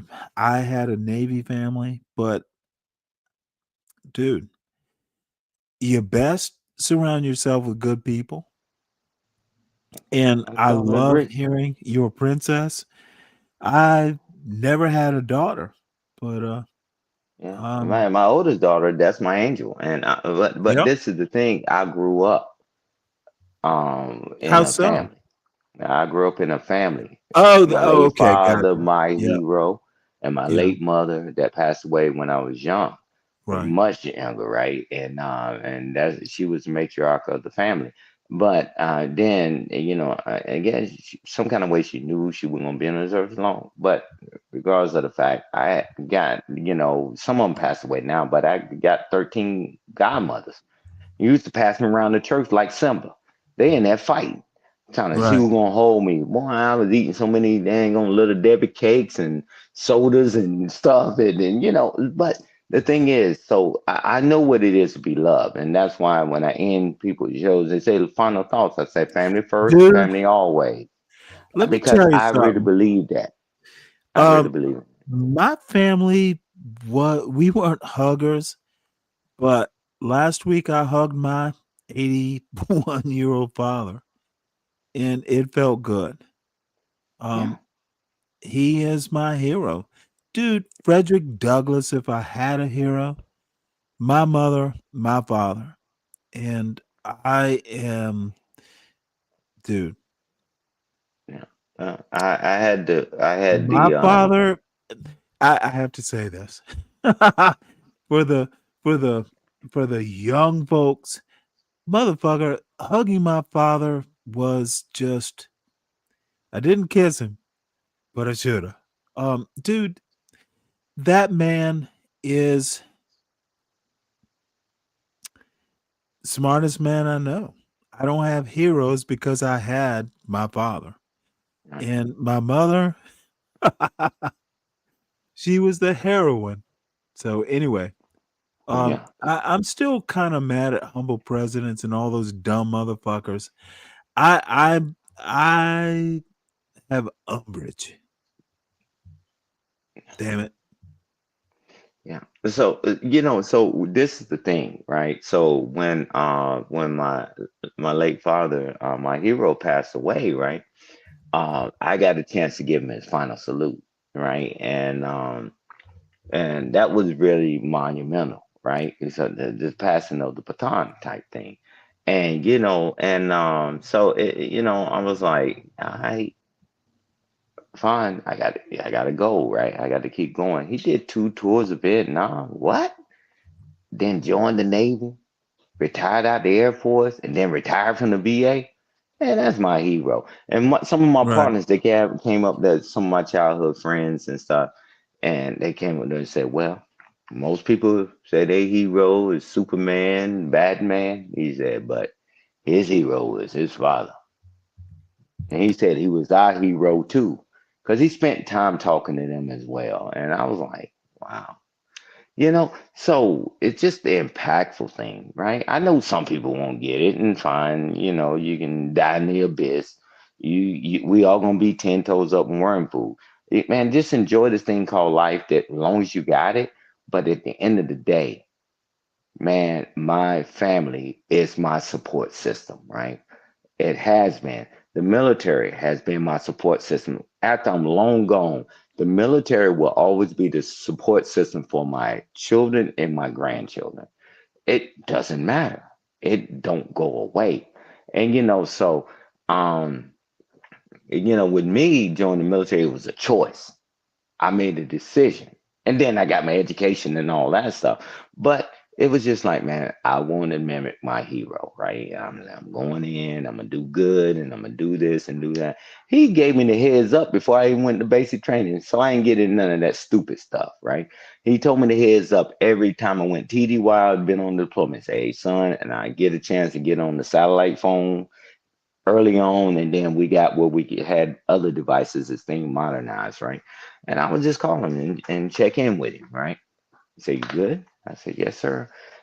So it's just that bond that can never be broken. I tell people, this is how you live forever. When people still speak your name in the earth, that's how you live forever. And people don't get it. You better create some memories, or if not, you be missing somewhere, and whatever, man. But I thank God for my family. That's why I won't do anything to defame my name, my family name, and I'm not doing that. And that's why people got to get it. People be talking that slick stuff is like you spitting in my parents' face, and if I allow you to do that to me, you spitting in their face, Well, and it ain't going down that way. hmm. Man, I'm cut from a different cloth. And I got your tax dollars that taught me before I even joined the military. I was more of a, whatever. And then now your tax dollars taught me to be the other way. You think I ain't gonna use that to protect my family and my friends? Get out of here, man. That's not the conversation you want to have, right? And I'm like, man, just move around.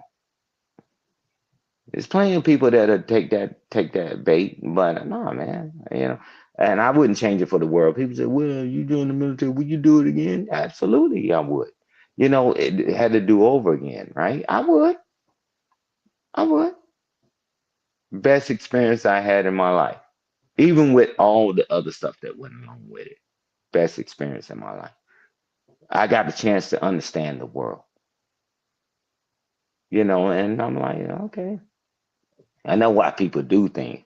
I had certification from Penn State and all that. That arguably is the mind school of the world, right? And I'm like, man, I see it and I understand, but when you start talking that clickety clack shit, and I'll be looking at you, I understand why you do What the is response you clickety do. clack shit? It's bullshit. Is That it means Joker just running African their clickety mind. clack? Because I've No, heard people like CT say no, clickety I don't clack use it shit. in no African sense. It's just like noise. It's just noise. Just like when somebody asks you all these questions and Really? stuff. Yeah, that's just noise. And you're like, man, what are you trying to achieve by asking these questions? And I'm like, man, answering that question, where is it going to move the needle to? And I'm like, man, with me, man, I done been embedded with so many different races in my life, doing what I do, and keeping them alive, and they help keep us alive.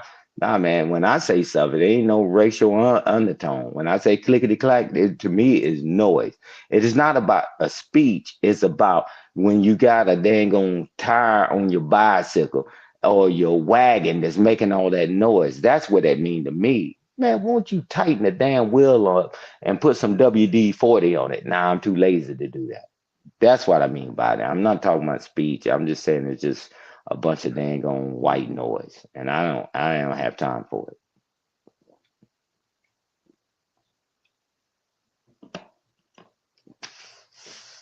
But they can't erase my Well, I history. see. I'm documented. I'm still in the books. I'm good. Now, like, you can't get, man, you can look me in the archives. You say, hey, this guy did this, man. And, I got to get you information one day, and I show you a DD14, man. They had to get another block on my DD14, all the awards that I achieved, right? And those awards weren't for me, it was for my children. So when I'm gone, they got something to look at, just like with my father, right? He left stuff behind so we can stand up behind That it. is so weird. Um, mm, well, interesting thing. I don't know. I'm just not that concerned about. I'd rather my kids just like me because I bought them toys. No, me too. Shit, I put them in private school and bought them everything. But what I'm saying is that your accomplishments in life, right? Because everybody get an obituary, even if you a loser, right? Or a bump. Do You we? know, I'm thinking of like don't do an obituary. no, And but there's no. a reason I'm saying this. My mother was elegant. Um, Yeah, good luck with that one. I'll just leave it at that. Good luck with that, because this is the thing, right? No, I One, had a mother. She was elegant. yeah, There's no I'm denying telling it. you, good luck with that. You talk about, I ain't get no obituary. Man, come on, man, you gone. So we're gonna do what we're gonna do. If something Oh, happened to you before you me, don't know me very well, do you? yeah, yeah. No, No. I said, hey, well, let's take it off from Obituaries you. are unnecessary. I agree. I agree. But Well, I'm I telling get to I you'd be surprised at what I get to do. If I you, don't look, okay. um, Okay, let's talk about the rest let of me let the me let me tell 99% of you the how my population. wife did it. It was the people who needed to know. Dude, You there's a know. certain elegance and simplicity. Let's not make a big deal unless you were president. Well, good luck with that. Oh, I always get what I want. All right, I know, I E- get even it. even we little peons. When you take your when you Motherfucker, nobody's transition, gonna you, put a when whole. you train when you transition, you still get that. Do you still get that flag? You still get that 21 good salute. Ain't no Uh, getting around it. would be Ain't no getting. surprised. Yeah, You don't have you told to. your son not. You told your You do son not not to. have to. Did you tell your son not to? I haven't talked to my son about my funeral yet. I Yeah, but guess I'm telling. I guess I will have to eventually. Yeah, if you tell me you don't want it, yeah, you No, I can don't. default out of it, but you My son understands me.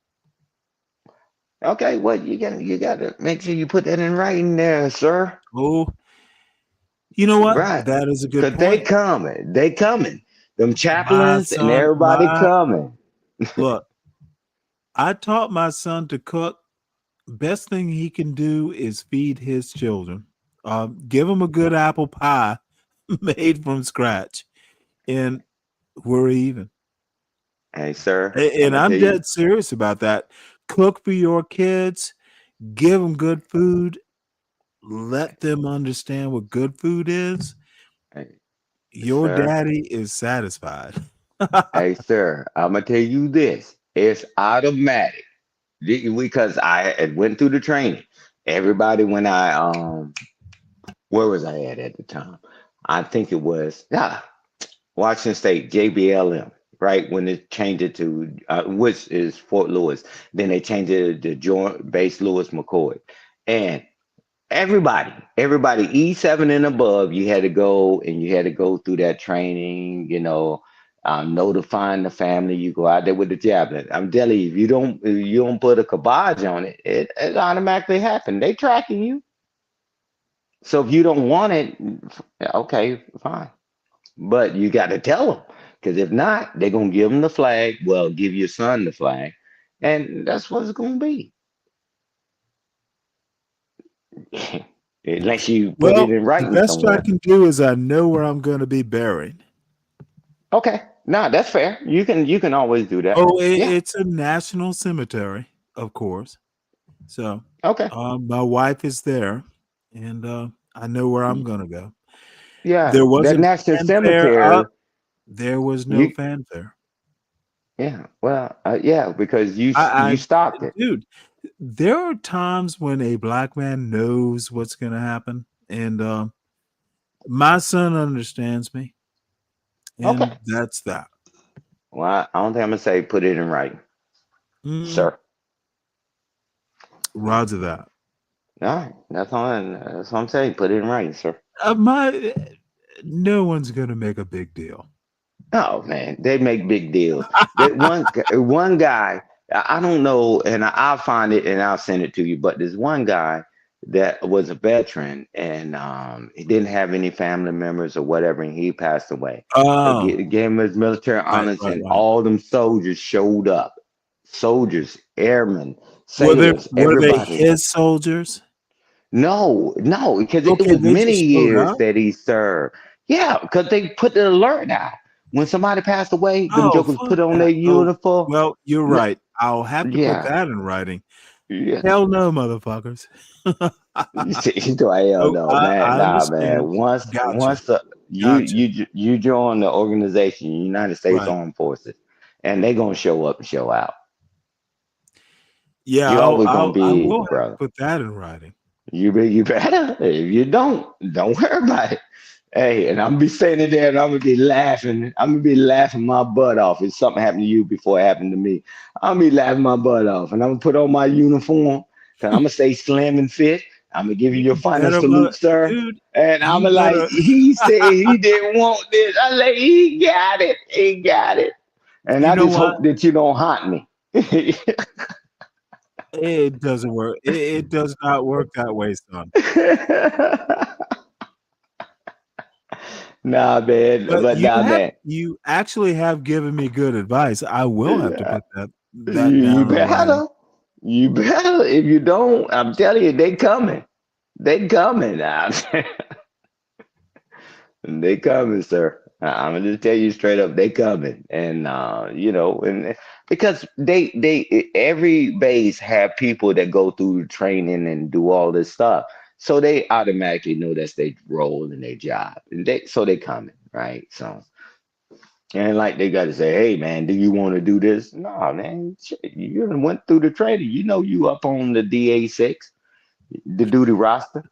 You going? And they're like, yes, Roger. Because I've never seen nobody say, no, I ain't showing up. Nah, because they like, hey, it might be me next. So if Oh you my don't lord. want that fanfare and whatever and all that, okay, that's fine. But but I'm still showing up in my uniform. I don't get what you say. And I'm gonna give my final salute to you, sir. And You we know we what? gonna That Diddy will be Mike. We gonna unnecessary. Diddy Mike. And We gonna Diddy Mike. Yes, yeah, we getting now out of there. well, it's a little modeling. Mm-hmm.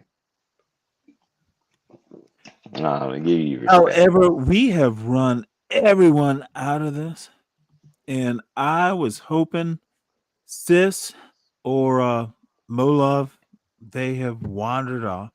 Yeah, I But think Mo Love had oh, said something. She said she was working and listening. you She know said what? she wished Molov, she is a wonderful woman. So there will never be an explanation needed, or any woman who works.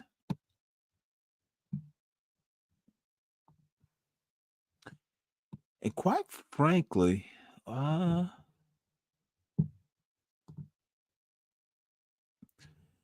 there is nothing to watch. Oh, I have plenty. Let's see, we are at 10. Yep, this is going to have to end rather soon. Okay, no I've worries. gone way longer. Yeah, well, it's always a pleasure talking to you. So. Yes, sir, you too. Oh, no, I'm going to be here for a minute. Yeah. I have, Did you see where Trump told the Washington Commanders to change their names back to the Washington Redskins? I did a story on it. Yeah, I'm pretty Funny sure you enough, did. I do a morning show, which actually I ought to talk about. I do 5:45 every morning. I do a morning news show, unprofessionally done, but yeah, I do hard news, culture, politics, and just BS. But I think Trump is he needs to run the country, not football teams.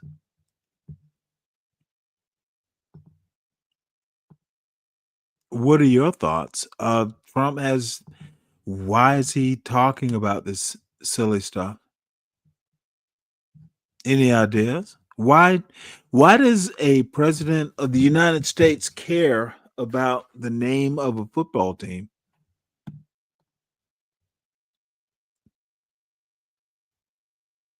Hello? Still there?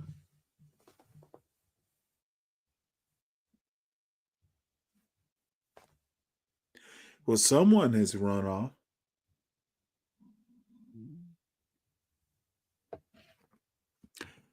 Washington Commanders works.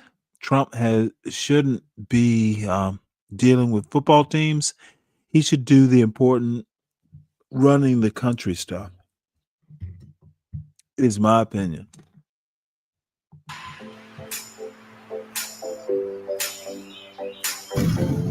I apologize. I had got a phone call. I had got a phone call.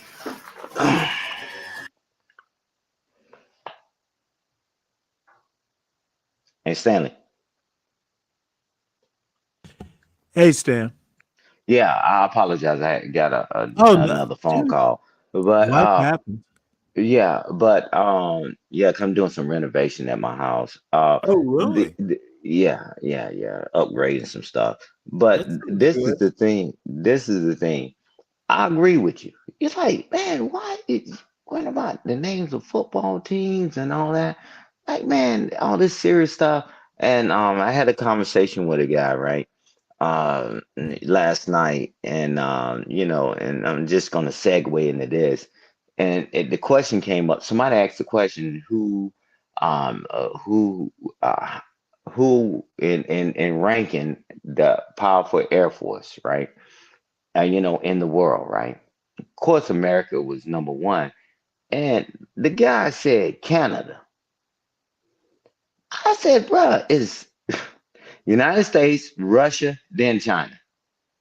And then I said, then he wanted to switch, move the goalpost. Military is United States, China, then Russia. I'm like, where did he pull Canada from?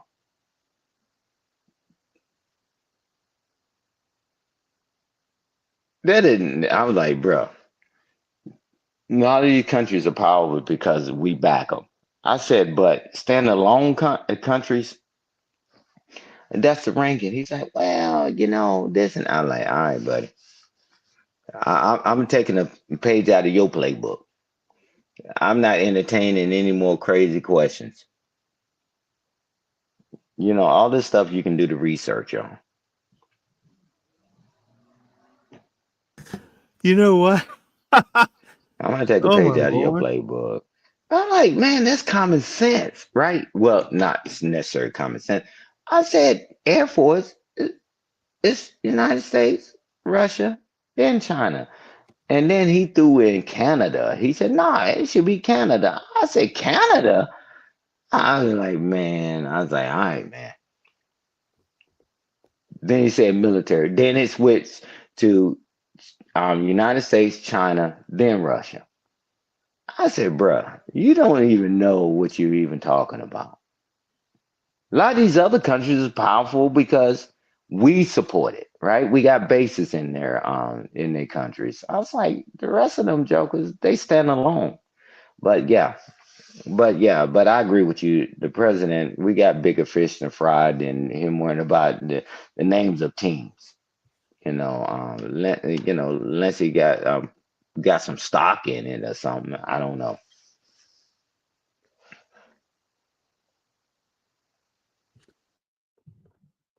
Yeah.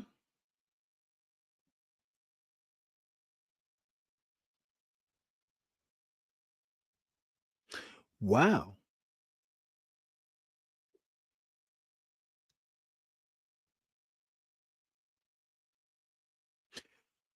Um,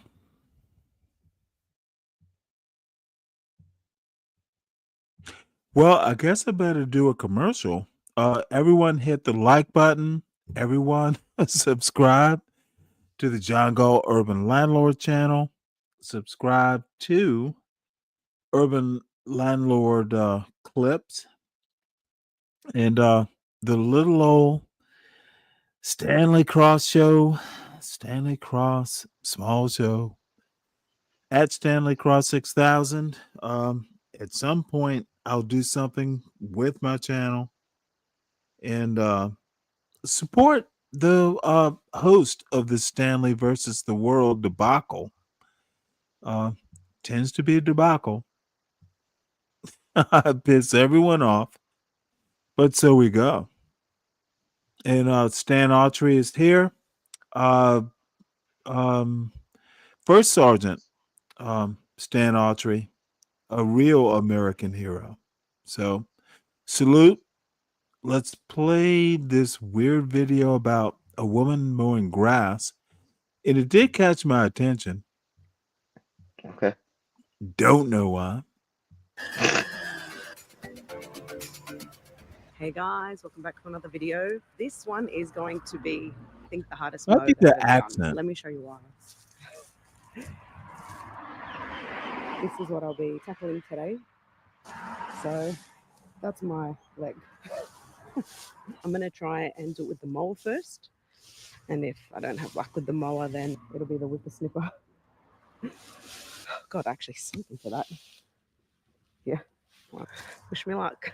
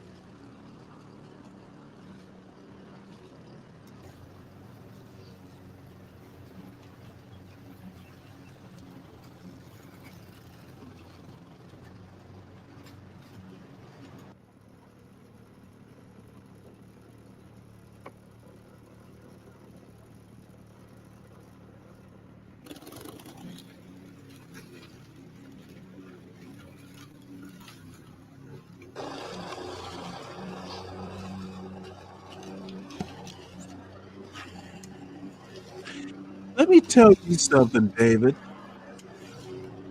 I have gotten the nicest thing I have received in quite some time. My brother just got back from Japan. Would you like to know the story? You talking to me? Because I came up here with Yeah, beef. motherfucker, I'm talking to I you. got smoke. I got smoke for you. Sis, you know what? I want Sis to hit the show too. But let me tell you, please let me explain why I think John Galt and a bunch of y'all motherfuckers don't understand black people. May I proceed, Deacon Dave? No, motherfucker. Yeah, go Yes, ahead. of course I can. It might have been a rhetorical question. Have Yeah, you it was thought about rhetorical. that? Go ahead. Yeah, you cool. Go ahead. No, motherfucker. My brother and his family. I happen to be a black man. Did you know that? Can't tell. I can only hear you. Well, I motherfucking told y'all, and I'm proud of this motherfucker.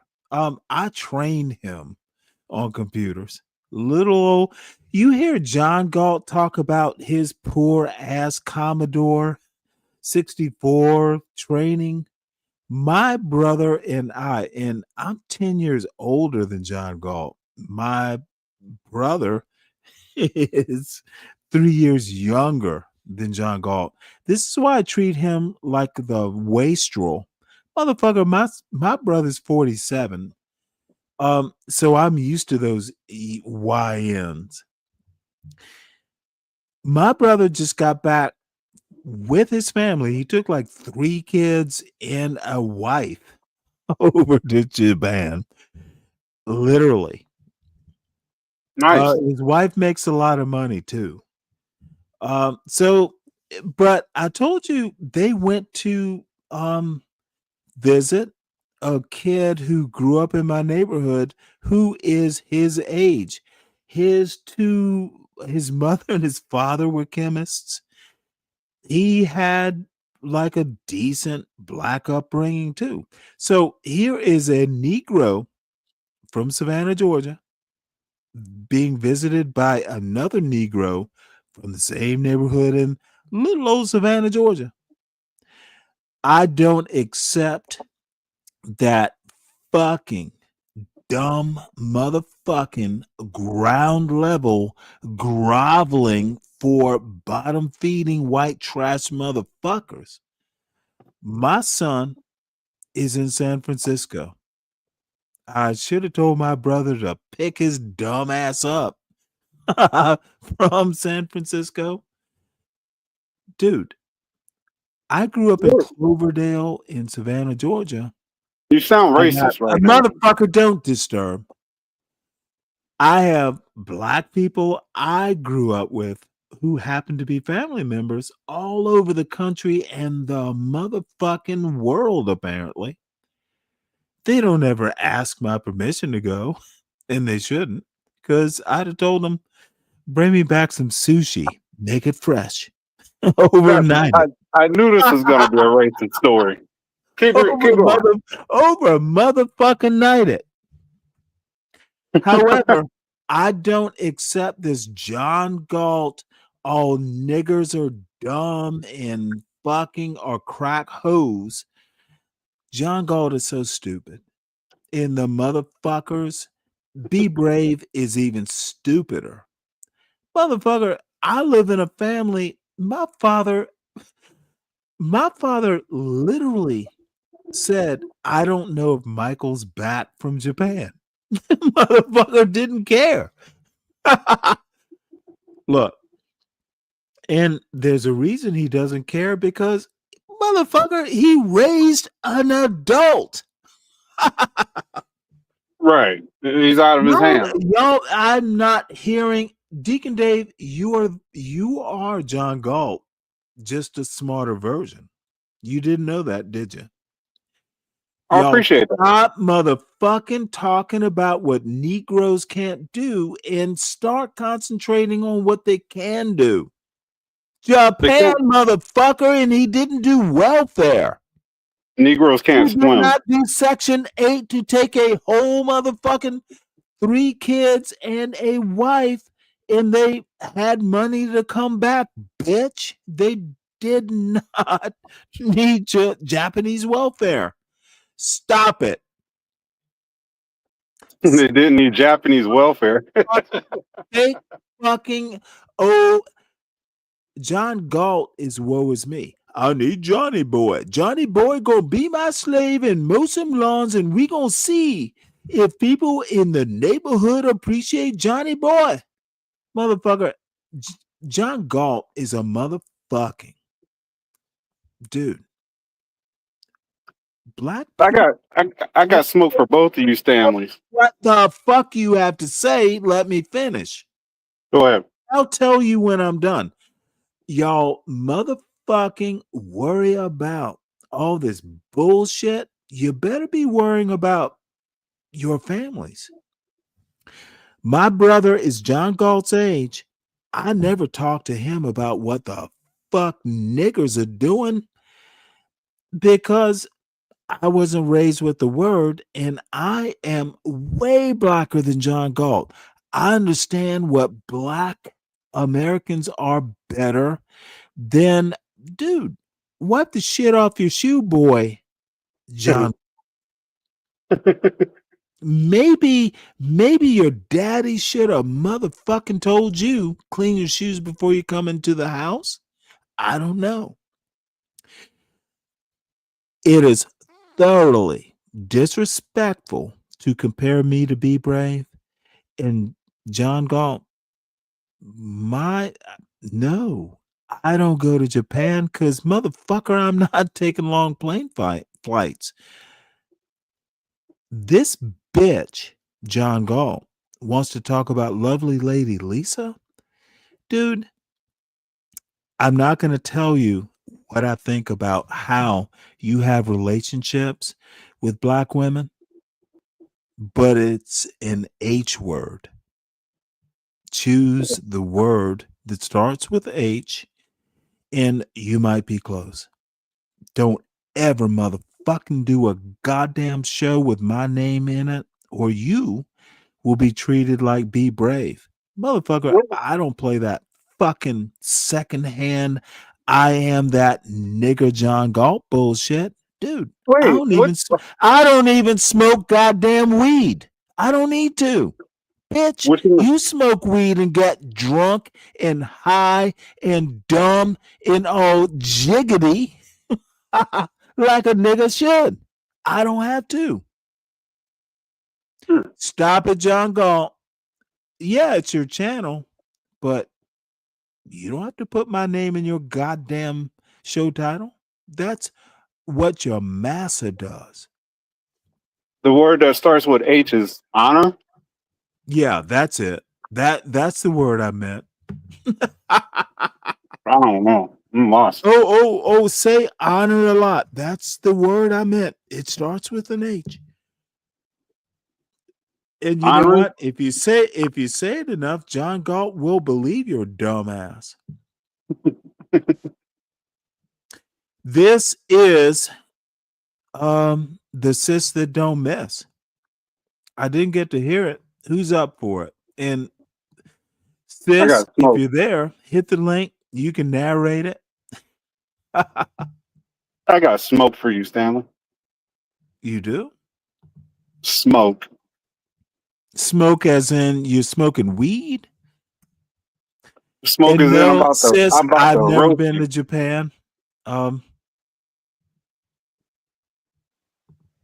My brother seems to have liked it. Oh, that's the other thing. This is what little brothers do. Apparently he has decided to take his big brother and his big sister and all the kids to the Superman movie. Apparently it's going to be a group thing, which I will probably avoid. But you know what? This motherfucker comes back from Japan. Dude, black people are excellent. My parents raised a family. Dude, we know we're black, but we're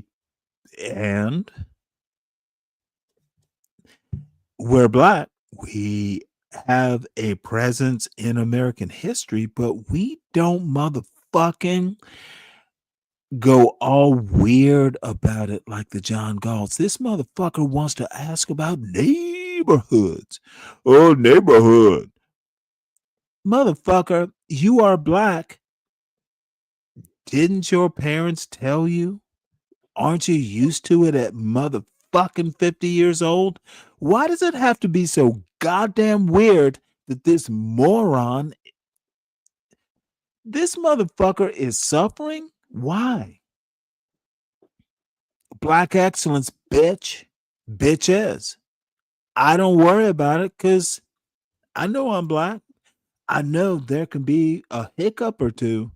You got to be aware of the hiccup or two. But motherfucker, I got a goddamn 19-year-old.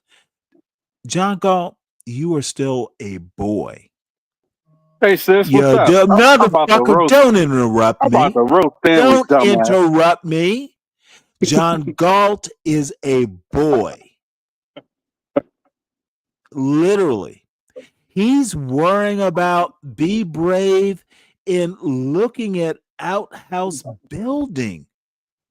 Motherfucker, you are a boy. I said what the goddamn motherfucking hell I said. If Be Brave needs to suffer, you don't have to do a show about Stanley Cross and Be Brave. Motherfucker, you are a piece of shit along with your massa. And you can hop up on this panel. I don't be shy about what I'm going to tell you. Dude, stop worrying about being black and focus on the excellence. See, this is what these failures of black people in America do. They want to worship whiteness, but they can't be white because they don't understand what white people do. Motherfucker, stop focusing on your race and just be excellent. Black excellence, what you should focus on is excellence. Dumb fuck. I could have told you that in 2 seconds. Do you honestly think I focused? My son knows he's black. And you know what? If you're mixed race, you're black, at least in the way I raised him. But guess what my son doesn't wonder about? And guess what my father talked to my son about? Because motherfucker, we spent a whole goddamn week. Hey, he's got a white granddad, grandpa.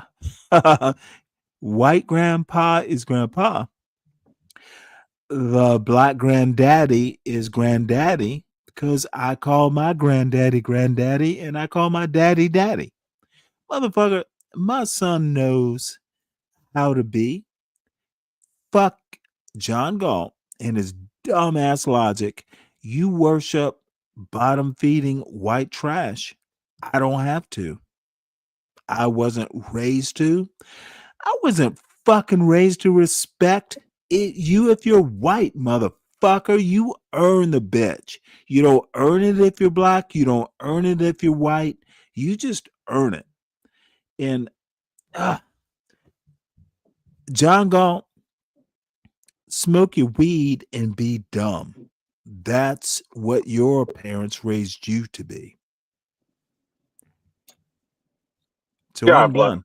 Smoke your weed and be stupid. Speak of the smoke. We think you're funny. Speak of the smoke. Motherfucker, can you smoke? Are you gonna smoke? No, I don't smoke. I'm smoke free. Well, then, motherfucker, speak your piece. Don't be a John Galt level boring. Man, you need to lay off the mix a little. I You tripping. said just the fuck what I said. I need to make sure John Galt understands the disrespect I'm doing right now. You're a good man, Stanley. Oh, I'm better than good. I'm fearless. You're a holy man. I am not holy, but I am fearless. Motherfucker, right is right. And I know I'm goddamn right. You do reinforce the sailor stereotype, though. And what stereotype is that, young man? Just like a sailor. You do realize I was an officer, right? Duh. That's why I said A it. naval officer, right? Yes, sir. There you go. Turn it off and you turn it on. Like, motherfucker, you're talking to Stan Autry, who is very senior enlisted. Motherfucker, we talk to people like you and curse. We don't talk to our commanders like this. Thank you for your this service. this is what you don't understand. It's a conscious decision to tell you, Deacon Dave, to fuck yourself. That's a conscious decision. We don't have to say it. I don't have to say it, but I did. It's a conscious. It is a conscious decision. Mm-hmm. You got needs. You gotta get your needs off, Oh, I guess. motherfucker, we don't have needs, and you don't meet the needs if we did. Mm-hmm. Dude, don't. You know what? This is gonna be fun. You really think I have needs? You're ignoring a few of them, but yeah, everybody has needs. Motherfucker, I ignore. See, again, it's discipline of mind. Don't do what you don't need to do.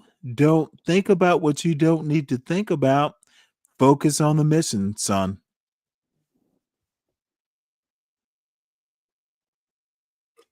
What's the mission?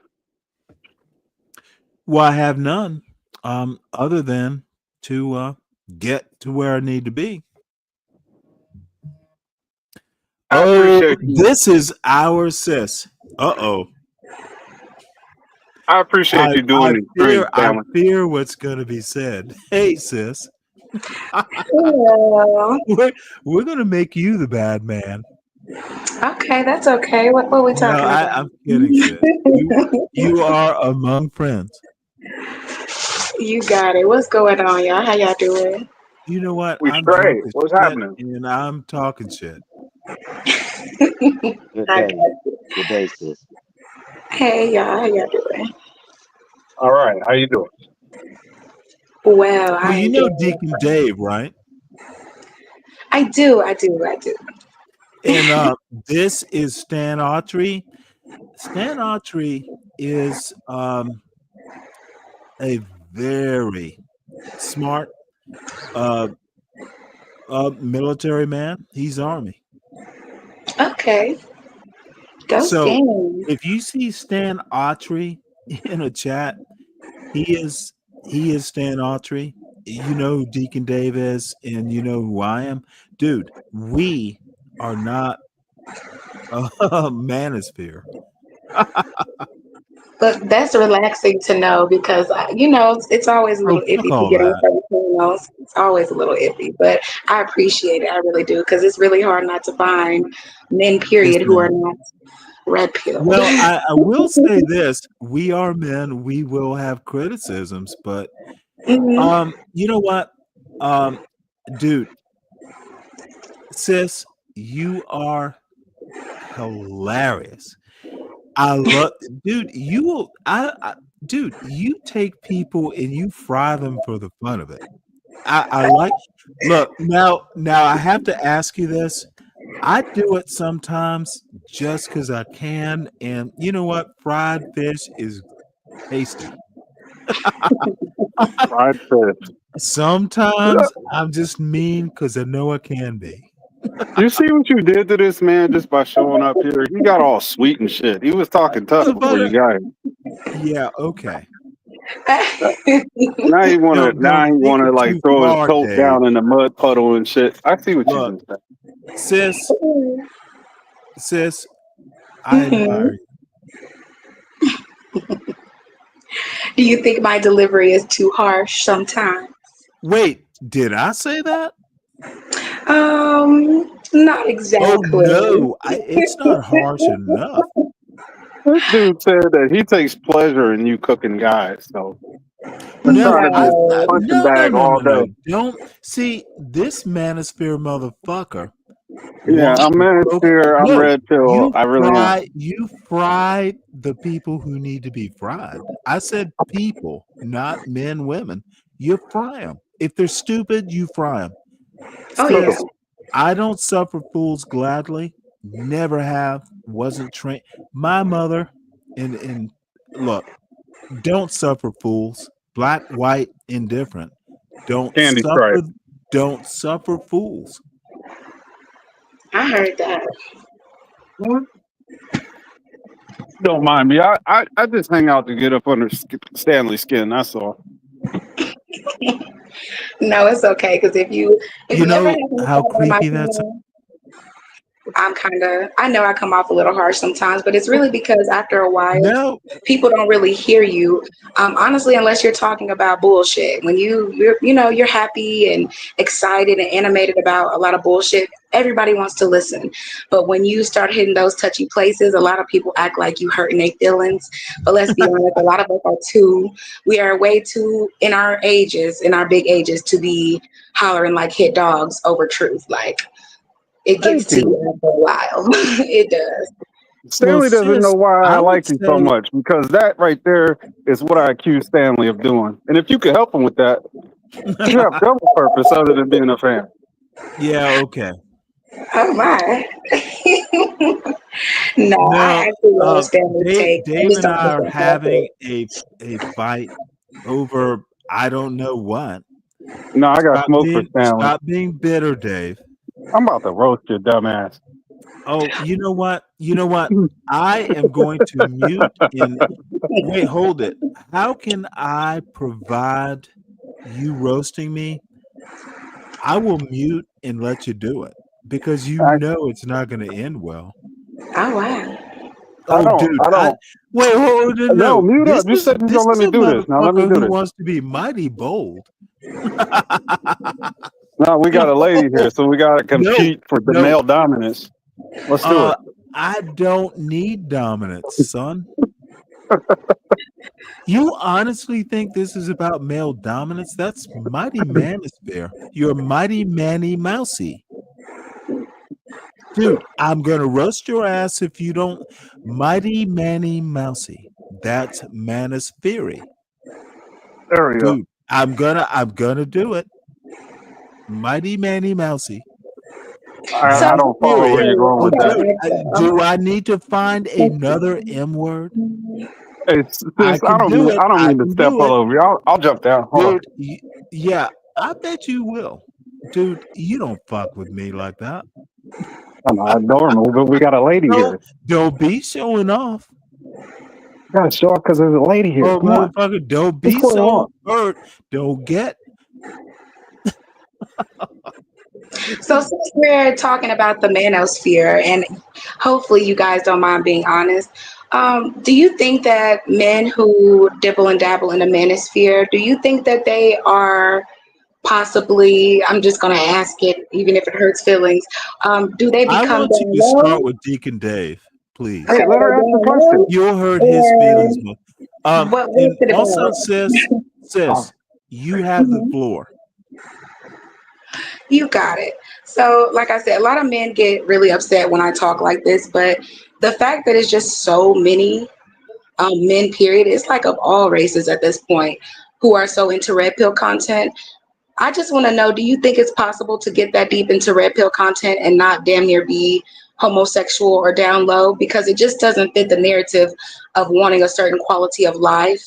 I feel like the red pill whole everything goes against the quality of life most men desire to have, like naturally, biologically. So yeah, can y'all break that down to me, or do you think it's just possible it's a phase? Or yeah, y'all let me know, because I'm curious, and honestly, I'm over it at this point.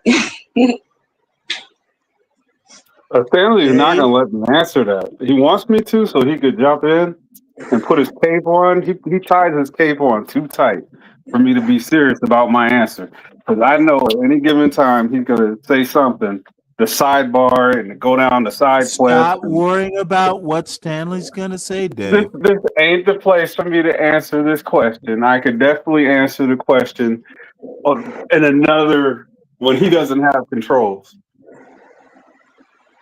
So are you saying that you can't really tell me how an honest answer about that? Oh yeah, you can say that there are guys from the spectrum of sexualities, and there may be a few or some or a couple or even a nice representation of those inside of that space. But that does not mean that if a guy has any expectations of a woman, that he practices outside of his natural heterosexual abilities. Absolutely, absolutely. But that's usually not what the manosphere is about. It's usually about being hypercritical of women, not just certain women, but technically all women. And for somebody like myself, I kind of find it strange that most of the men who critique women the most, even the women they're not sexually desired to, romantically desired to, they still criticize women they're not in the same category as. And I'm talking about like hypergamy wise. So as a man, if you are not in the same tax bracket with me, it just kind of sounds weird for you to be applying or implying your expectations onto me that you can't reciprocate. I know what you mean when you say that, but I don't know. Some people don't feel like they lose anything.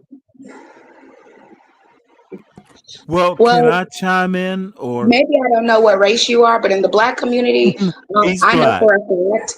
Well, I know I'm for a not black, fact in the Stanley. Black I'm just community, brown. Yeah, you are. most people in the Black community are 50-50. So for you to not care, okay, about the difference, it says a lot, because as men, I don't feel men do not handle not being the breadwinner around their woman. I don't care who they are. After a while, it's gonna sink in, and it's gonna Titanic sink, you know? So I mean, it really doesn't make sense to keep having expectations you can't even uphold. Okay. That's if I can't, I don't know how to respond to that. Let me tell you why you don't Because it respond or doesn't can't. apply. That's why. I Because don't you know how have to no speak from clue broke what the niggas' fuck she perspective. said. No, I don't know how to speak from broke nigga Okay, perspective. you don't know how, Dave. This is gonna be your Waterloo. Do you know what a Waterloo is? Let's do it.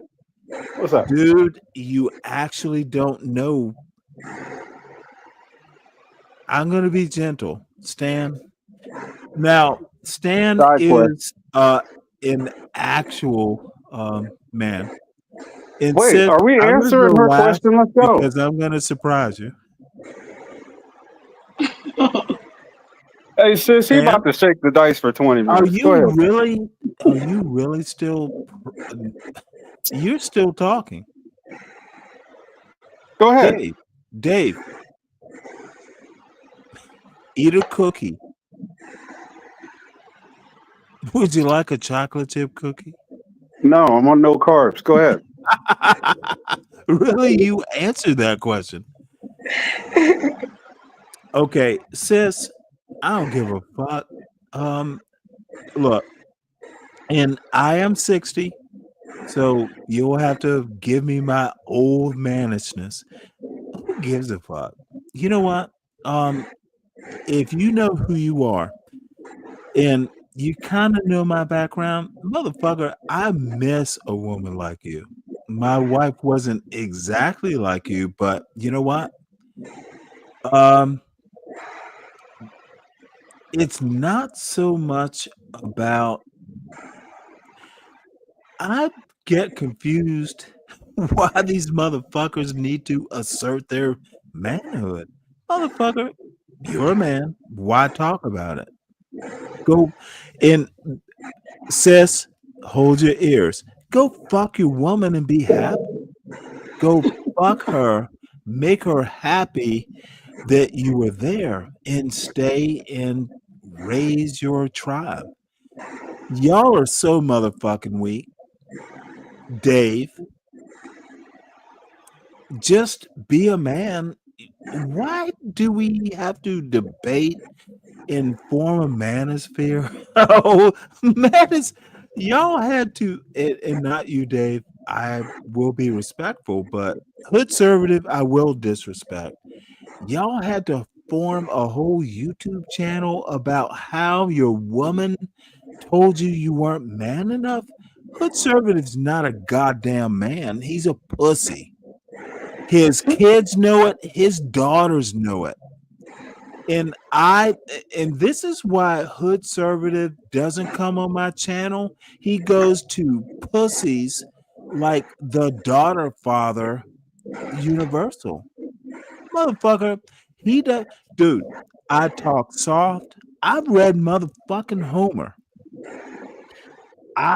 Dude, I'm a bigger motherfucking man because dude, I was talking to my father about an AK my father bought.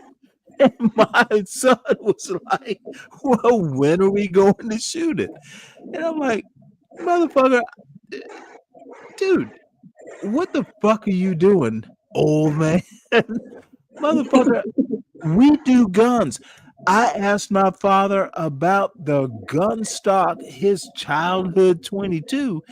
He and I says, my father and I broke the gun down. And it was mostly my father's work. He sanded it down. It's a motherfucking pecan finish on a motherfucking, who knows the vintage. Dude. And I did ask my father. I haven't shot that goddamn thing I'm 60, so 50 years. Yeah, Stanley, it's still here. Maybe we can go do it on the farm. Motherfucker, we own a goddamn farm. We can shoot. I don't mean to brag. I do mean to, motherfucker, black success is not odd. These motherfuckers who want to do the manosphere bullshit, be successful. You won't have to wonder whether you're a man. And don't, you know what? And sis, please give me a couple more minutes. Dave, you'll heal. Stan probably is already there. Dude, my wife and I, we literally never talked about who is going to be dominant or subservient. We had our roles. It's how we met. It's how it was assumed. If you motherfucking have to talk about who's going to be the dominant on a YouTube panel, you're a pussy. And the women are pussies, the men are pussies. Why are y'all talking about it? It happens. Stop talking about it. Be it. Be the family. Also realize you're talking on YouTube. It means nothing. I agree. Sorry, miss. Sorry, sis. You're new to the panel, so I have to kind of, I can do a tirade. Oh no, I'm here for it. Fuck the men who have to talk about being men on a panel of motherfucking men. You're not men. You're pussies. Uh-oh. Fuck the stuff. You know what? This is even funnier. Talk to me about Marcus Aurelius, and you are a pussy. You need a motherfucking Marcus Aurelius. Y'all don't even understand Stoicism. That's the scary part. Motherfucker, Stoicism was not about not having emotions. Pussies. And black motherfuckers. Now I have to say, black people were kept down since like forever. But don't let my granddaddy's granddaddy didn't know who. You have access to education, sons. Motherfucking be worthy of the woman you want. What the fuck are these? Manosphere is girly fear. Girly fear. GIRLY space FEAR. Y'all fucking fear women. Strong Yeah. woman. What? We gotta run, motherfucker. And this is, and I've said it goddamn before. I love strong women. You just have to be the man. If they're strong, guess what you have to do, motherfucker. Deacon Dave, if your woman has a mind and knows how to write, and she's an engineer, what do you have to do to be her man? Anyone? Live on your knees like you suggesting me to do. Motherfucker, be a bigger man. There is not a woman who can be a man. You be the man, motherfucker. Maybe you might have to grow. I was gonna say that. Well, you took too long. But honestly, I'm just gonna keep it a buck. I'm not strong. Okay, I'm weak as hell. I'm a crybaby. Are you now? I am, and I'm okay admitting that. Some women act like they tough, and acting tough make them do themselves in. I'm not gonna take on that trauma because I know I'm a baby. Okay, I'm a crybaby sometimes, but I feel like a lot of us women. Okay, I really don't feel like it's all women. In particularly, I'm Black American and Black Puerto Rican, so I'm Black passing, and I feel like a lot of times Black men in particularly don't really allow Black women to be soft the same way. So I always That's kind of got, softer. yeah, I really got They different want to results be. from Black men than other men, which is how I kind of started learning how to assess masculinity correctly, because real masculinity allows women to feel. You're not intimidated by how we feel. And a lot of the things we accomplish, we actually accomplish in our singledom. Okay, it Ma'am, keeps us you busy. support how they feel. Yes. And I feel like a lot of men do not give women the chance to do that. And men wanting to have more feelings than women instead of actually applying action. Men are not about feelings, you are about action. So anytime you're not having enough action, that means you're about to do something that's going to put you in your feminine. That's how I feel. You have to be keep busy. A question. Mhm. If Amazing. I'm going to use the MF word, but it's kind of the way I do things. And I'll try and be more polite, but look, if you see your woman crying, men kind of want to fix things. But I have been in a position where, I was shedding tears. Look, I knew he was going. This is the way I see marriage, and I was actually married.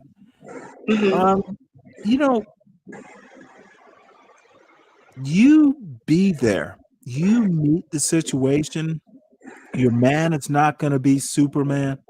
Your woman is not going to be what's her name? I can't remember the name. Dude, you motherfucker, a marriage is you be who you need to be at the right time in the right place. Every time. That was how I was married. And motherfucker, look, I would take umbrage when if my wife or my son at 19 comes up and says, well, I need you to do this at this time. No, motherfucker. I don't move to your schedule.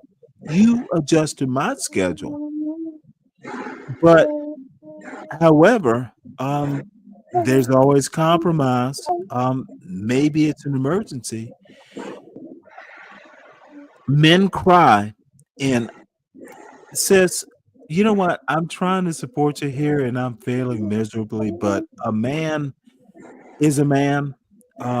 We are.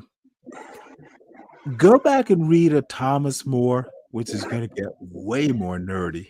A Man for All Seasons. You be who you need to be. That's what a man is. You support your family, cook when you need to cook, split wood when you need to split wood, kill when you need to kill, nurture when you need to nurture. That's what men do, and the dumb fucks in the manosphere want to complain. You support your family, motherfucker. If you have to change a diaper or cook or even go, oh dear, I will wipe your nose. Motherfucker, act like a woman if you need to support a family to be a man. Motherfucker, be who you need to be. Act like a woman. What? Say that No, again. motherfucker, you heard what the goddamn hell I said. I Be disagree who with it. you I need think to I be. heard. Fix what's wrong. I You said, absolutely understand what you mean because he's not saying be literally a No, woman. this Okay, I feel Deacon like no, Dave. for even acting like a woman. being That's a it's not in my female, script. there has to be a Be balance. the man. Even Right. if it means you have to make a cookie or two, bitch. Okay, then Be I can the man. understand that. The And other shit you stop said didn't make no whining sense. I about was like, what? goddamn women. Oh my Be, god! oh motherfucker, I'm gonna crash out with your dumb ass. Don't crash Don't out. fucking tell me what I meant. Bake a cookie if it makes your child happy. It's not what you meant. It's what you said. Oh, motherfucker, it's what I'm saying now. Forget what I said in the past. Deal with this minute. You're an asshole. Don't be one. All right, I'll do better. Really? Thank you. Sorry, sis. No, you're fine. Like I said, I honestly feel like most men do not have a healthy amount of feminine and masculine balance. And I also feel like when I say things, this is based on academic knowledge, not my feelings. Okay. I had to separate from my feelings a long time ago. Okay. Being a part of the Black community, because you're not allowed to feel. Okay. You're allowed to do.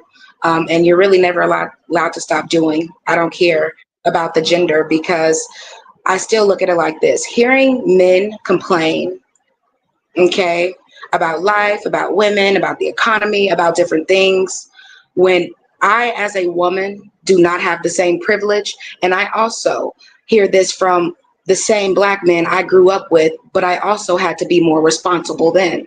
Okay, I'm also more accomplished then. Okay, and I didn't accomplish it getting my ass kissed. Okay, so I had to get it out the mud, even though I come from a family that's wealthy. So it is different to hear men complain about what they can't do when, regardless of what the fuck I've always had, I still have to do the work you're not willing to put in. And if I do the work, why the fuck would I settle for somebody who won't do the work? And after a while, it's not a strong Black woman. It's tired. It's revenge. Okay, it becomes a different personality, and only a certain man can handle that personality because you really have to get it out the mud. It's not masculinity. You know what that really is? It's called adulting. So I didn't know adulting came with a separation of gender. So I don't understand, honestly, the bitchiness in the conversation. If a woman can do it, I'll let you finish. Well, no, I'm a bit bitchy too. Can I ask you a question? And this is going to be blunt. I'm not bitchy. I don't know what Stanley talking. You are not. You are a very successful young lady. And how do men take you when you date? Do you talk to your young men about, your land, your academic success? You are not chopped liver. How do your men? And you know where I'm going with this, I because can't. how do they feel about you? How do you select men? And you can do shit, right? Correct. I honestly feel like it really depends on me because I don't overshare because I know a lot of men, a lot of men are gold diggers too. So a lot of men will attach based on resources as You well. showing Men more are than men. you know. So I Men have no listen. reason. Honestly, I watched my own black father do it to my mother. My mother was the breadwinner, Yeah, and he just attached his name understood. to everything. So Understood. one thing I learned from inside the house, okay, is not to give somebody too much access. So as somebody who could Well, be can I married, ask you but I'm not, let me ask it's you a only quick because men question. don't like to sign prenups. When the Can woman is you? the one that Well, asks I've for the I've prenup, heard the it's prenup, different. but let's not go that far. Let's talk about let's um talk about sis, not so much Hmm. her parents. How do you um how do you approach young men your age you want to date? And I assume you want to date, They and don't. I'm sorry, I'm old. Don't know how to phrase it. Yeah, I don't approach men. I've never been that Really? type of Oh, person. I have no reason to approach men. If men like Yeah, you, they she's a look woman, good. Stanley. I know this has stop like it, been a Dave. debate. All right, Dave. man. So you won't even let me Dave. talk. Dave, This has been you a are debate me and you literally had. um Dave, I'll give me 5 minutes. Okay. Um so you've never approached a man? And No. I'm gonna be very respectful. Um you've approached men that you wanted, correct? No, and I'm gonna tell you why. I grew up. No. Yes, I'm the only girl, so um, I don't have the same relationship with men as girls who didn't grow up with brothers and a dad. Mostly, Mhm. when my mom passed away, I understood men for real because that's all who was around me. Literally, my uncles. There's not many girls on my dad's side of the family, so when I say I understand men differently, my brothers were my best friends until they weren't, and it's only because we evolved differently. Um, we had to take Well, let different me paths. ask But you a when I say question so you dating, understand men, correct? when I say men, dating, yes, yes, Others I absolutely do. evolve into men, I assume. But I don't approach men. Honestly, So, I'm not that type of person. well, that is so interesting. I have had, you know what? This will be a separate show one day, but um, men can let women know that they're interested, but not be that like pursuant aggressive. You know where I'm going with this? Kinda. Well, look, this is the weirdest thing. You can, I think men can let women know, even in 2025. and I have no look. There's a separate story. Back in my day, what my son's 19, so 25 years ago. I wasn't like, "Hey, bitch, kiss me." My wife came to me, but she knew I was interested. Your wife is not black, is she? No, I think you know this. I married a white woman, and Mm. that's another show. Oh man, this is crazy. Oh, motherfucker, you may not talk. And I you got know I got what? 2.5 You more might, minutes. You're right. sis might be the ultimate. Look, it wasn't, I like white women. It was like, this was the woman, like, I couldn't. I honestly, in all motherfucking honesty, I needed her. It was like I cannot survive without her. It wasn't she had a sense of humor. I didn't even know her that well. It was love at first sight. It's like she cracked a joke, and I'm like, that is my woman. So I will do what. And sis, you can be rather cruel. And oh, you can, but no. Oh, that's okay. I will never. She was my wife, and it wasn't funny enough. I swore I would never marry a white woman. I don't. That's a whole nother show too. Until there was no, I had to have her. I literally, my life would be horrible. It would be incomplete without her. I'm just And I gonna was be right. honest. I was right. I feel like your experience may have been different, Stanley, because you're from All my later experiences are generation. different. So I feel like you come from a time where I feel like you still had more dominant personal communication. So I do feel like women Right. probably had more of the common sense, if that makes sense, to let you know that they're interested. But I also feel like you have to understand the difference. As somebody who grew No, up I in don't. predominantly races, I've always watched white women in other races kind of have a little Mhm. bit more confidence in approaching whoever they kind of are interested in. And it usually works for them. I'm just going to keep it a Well, buck. let But for me slow you myself, down. I don't mean to everything that, criticize. yeah, because it's not offensive. Like I said, it's nothing offensive about someone approaching I you. want you to take a wider perspective. And that's really my only request. There Wider in are what sense? Because what do you there mean? are you know what? You made me feel guilty once. Hmm. I didn't I'm half kidding, but no.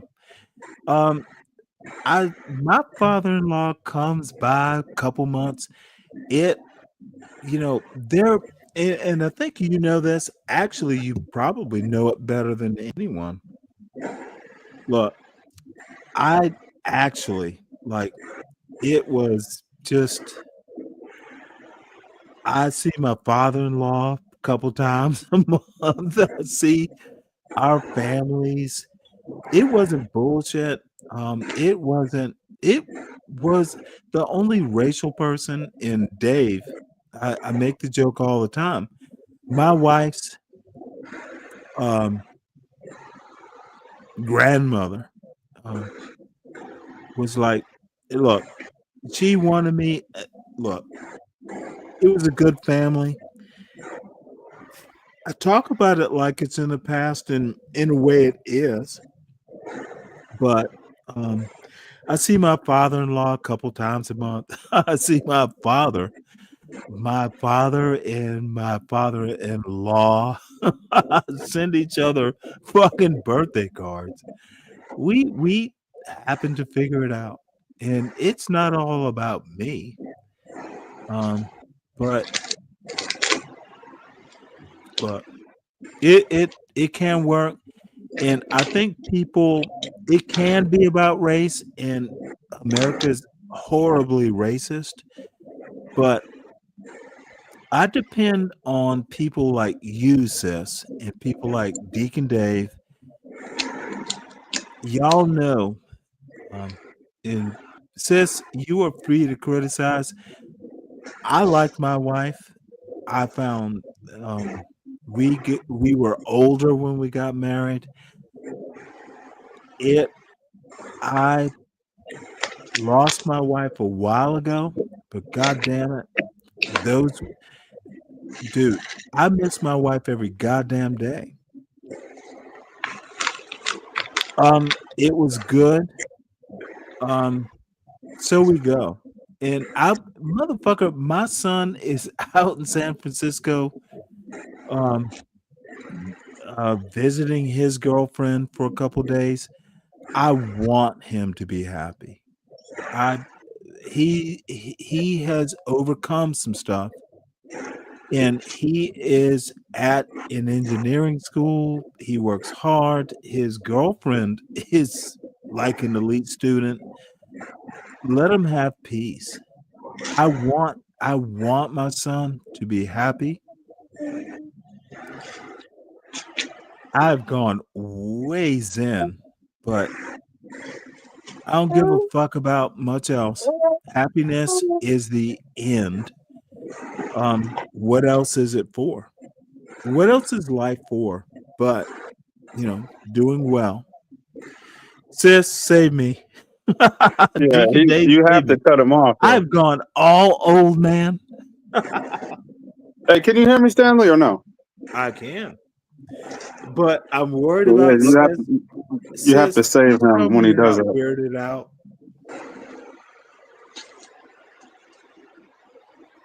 Uh-oh. So you do remember how we got here, right? Nope. Well, Yeah, let me me. either. Well, actually, I do. As It's somebody who all does about the love therapy. manosphere. The manosphere Okay. is motherfucking black stupidity.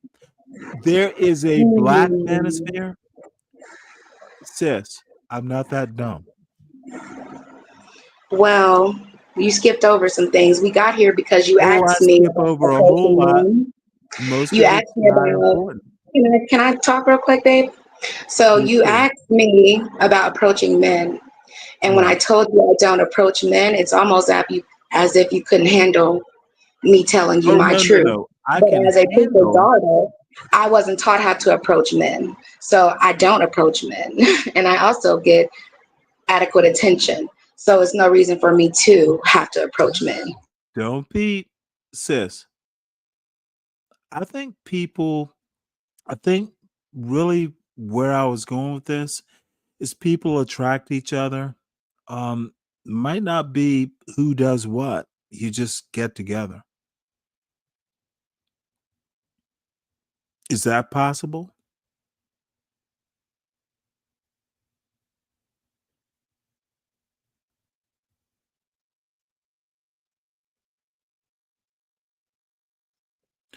Well, this is rather silent.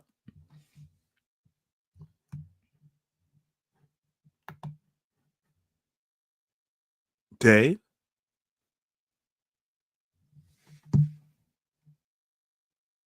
Deacon Dave? Oh yeah, you keep putting me on timeout. Then you want me to talk. No, I don't. She explained to you how we got here. I was distracted. You always are. Yeah, man. That's why I always fall off the stream and come back. It's a phone call after phone call. Well, Family life. motherfucker, you are popular. I'm kind of disappointed. I think sis knows where I'm going. Men are bumblers, but we're fine. You keep all right. So I don't really have smoke for you, but like there was an issue that I did Might as have. well. I have lost someone who hopped off. Yeah, sis left. You She'll be fine. You shook the dice for a minute. No, motherfucker, I don't shake dice. You don't understand how dice work, do you? Motherfucker, You gotta I roll don't them shake shits. dice. No. I know how the dice are gonna land. Motherfucker, shake dice. Why would you do that? Yeah, shake before you shoot. The dice are loaded. You didn't know? Yeah, they could be loaded, but why are you shaking them? Oh, motherfucker, when I say the dice are loaded, I know what that means. you do. I know what you mean when you say I need you to understand. Sis either understands me or she doesn't. This isn't like I will be a fan of hers, but motherfucker, I'm not going to change. Do you not understand this? I am me. I don't change. I don't. Why was that a surprise? I'm surprised that she didn't know that you was married to Caucasian woman. I think she knew it. I think so, but Why I would I couldn't hide tell. it? Right, but like when I people think hear that, she's it's a. almost like you I can see the think shock.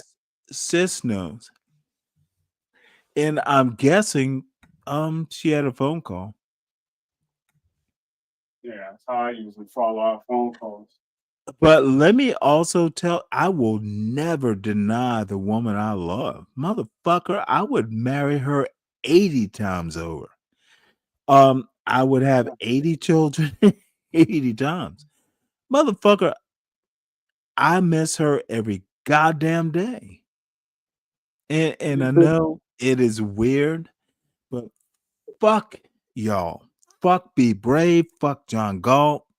Dude, I would never even be talking to you all if my wife was alive. What are you trying to say? 'Cause I would my have wife's better alive things and to do. I'm a piece of shit for talking to y'all. Is that what you're saying? No, Deacon Dave. I'm just Stop it. Stan, come on now. You know how I am. I'm just joking, bro. I'm not joking, but You I'm know like, what? Actually, it's almost as if you say it as a I miss my juxtaposition. wife.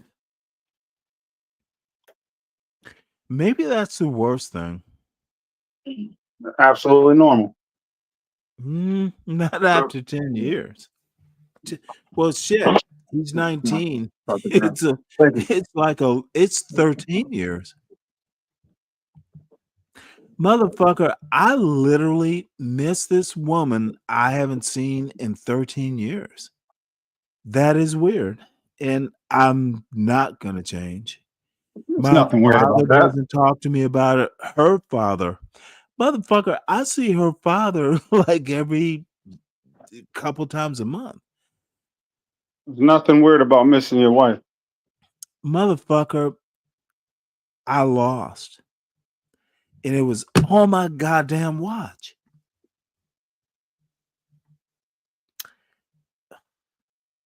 God decides, Stanley. I motherfucking lost. Listen, God decides.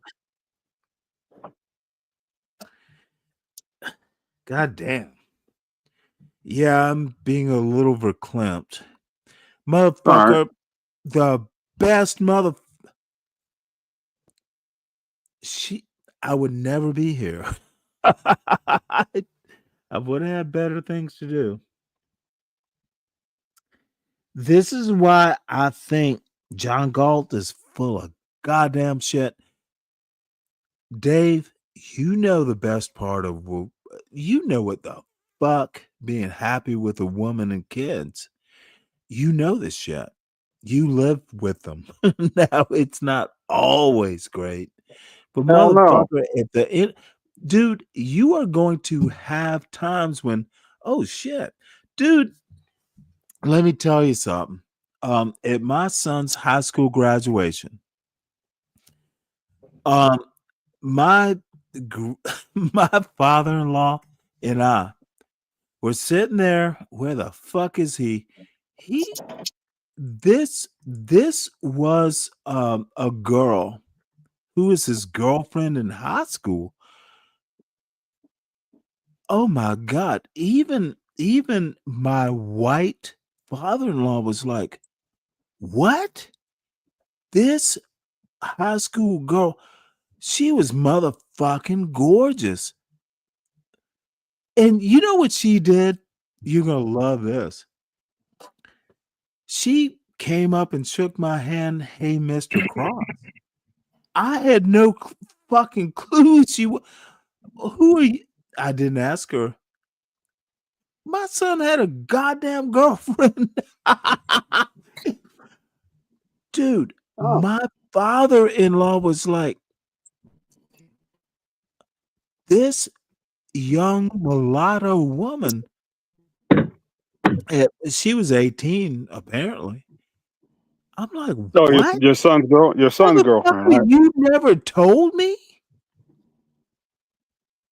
My cat. But I let my son do what he does. He's in San Fran.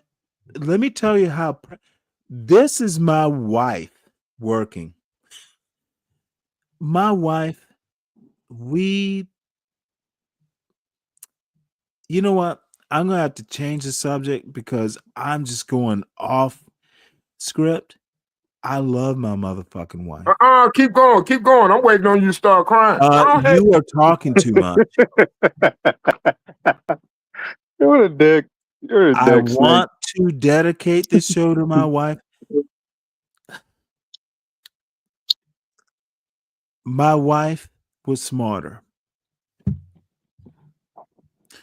And I think it's getting close. What's I miss getting my close, Stanley? goddamn wife. Well, Stanley. You know what? I don't often do this on the show. My son's not here. He's out fucking some girl I've never met whose family wants to meet him. And here's the best part. Motherfucker, shut the fuck up. Oh, come on. I don't doubt my son will meet the mark. He's out meeting some weird family.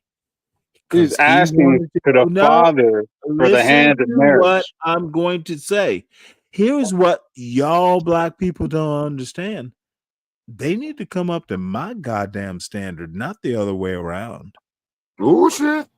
I agree. I agree. Motherfucker, do you not know who I am? Motherfucker. That motherfucking cross in the house. No, not working like that. I don't worry if my son goes out and meets some Asian family, motherfucker. Yeah, and hey, something that you might want to don't consider. get her Stanley, pregnant is my only advice. And I think it's more than that. Something you should consider, Stanley. Asians don't want to meet a black potential son-in-law unless it's Motherfucker, serious. I'm smart. What? Wait a Put minute. all 8 of them together, or their whole clan. Do you know who I see? Y'all don't. John Galt doesn't know. Motherfucker, That I'm Michelob Stanley ain't that fucking goddamn strong, Cross. Stanley. You gotta calm down. Motherfucker, I am Stanley Cross. Put 8 of you together and think in unison, and I'll still be smarter. Motherfucker. In series or parallel, Stanley? Oh, you don't think I'm serious? In series or parallel. How do you want us to be connected so we could be as smart as Choose it, Stanley? bitch. I'll still be smarter. At how many ohms, Stanley? Running at how many amps? Yeah. Like you know what I'm talking about. Get the answering. It's serious, Dave. It's not Okay, a joke, all Dave. right. It's not a Sorry. joke, Dave. You put 2, you put 8, you put all these human brains into motherfucker. It's a joke. Stop it. And yet, I always am smarter than the person in the room. And if they don't know, I prove it to them. Dude, I've been doing it for 60 years. There is no one smarter. I am that. No, motherfucker. See, with John Galt and Deacon Dave and Solid Snake, I am that. I am actually that nigga. I don't have to tell you what I did. I don't have to tell you I was a motherfucking landlord for 80 years or a motherfucking software developer for umpteen years. Motherfucker, I'm Stanley Cross. Period. Y'all will figure it out. I like being comfortable, Stanley. Motherfucker, and I'm not. Now, damn, you up here depressed and sad. Stanley, you need to let it go. I mean, let it out. Let it out. Let it out. What? Don't let it go. Don't get it wrong. I miss my wife. I do realize I'm not going to fuck her in the spirit world. She's not going to be here soon. Let it go, Solid Snake. Get you a lot loose. Let it go, Solid Snake. Okay, my bad. Deacon Dave.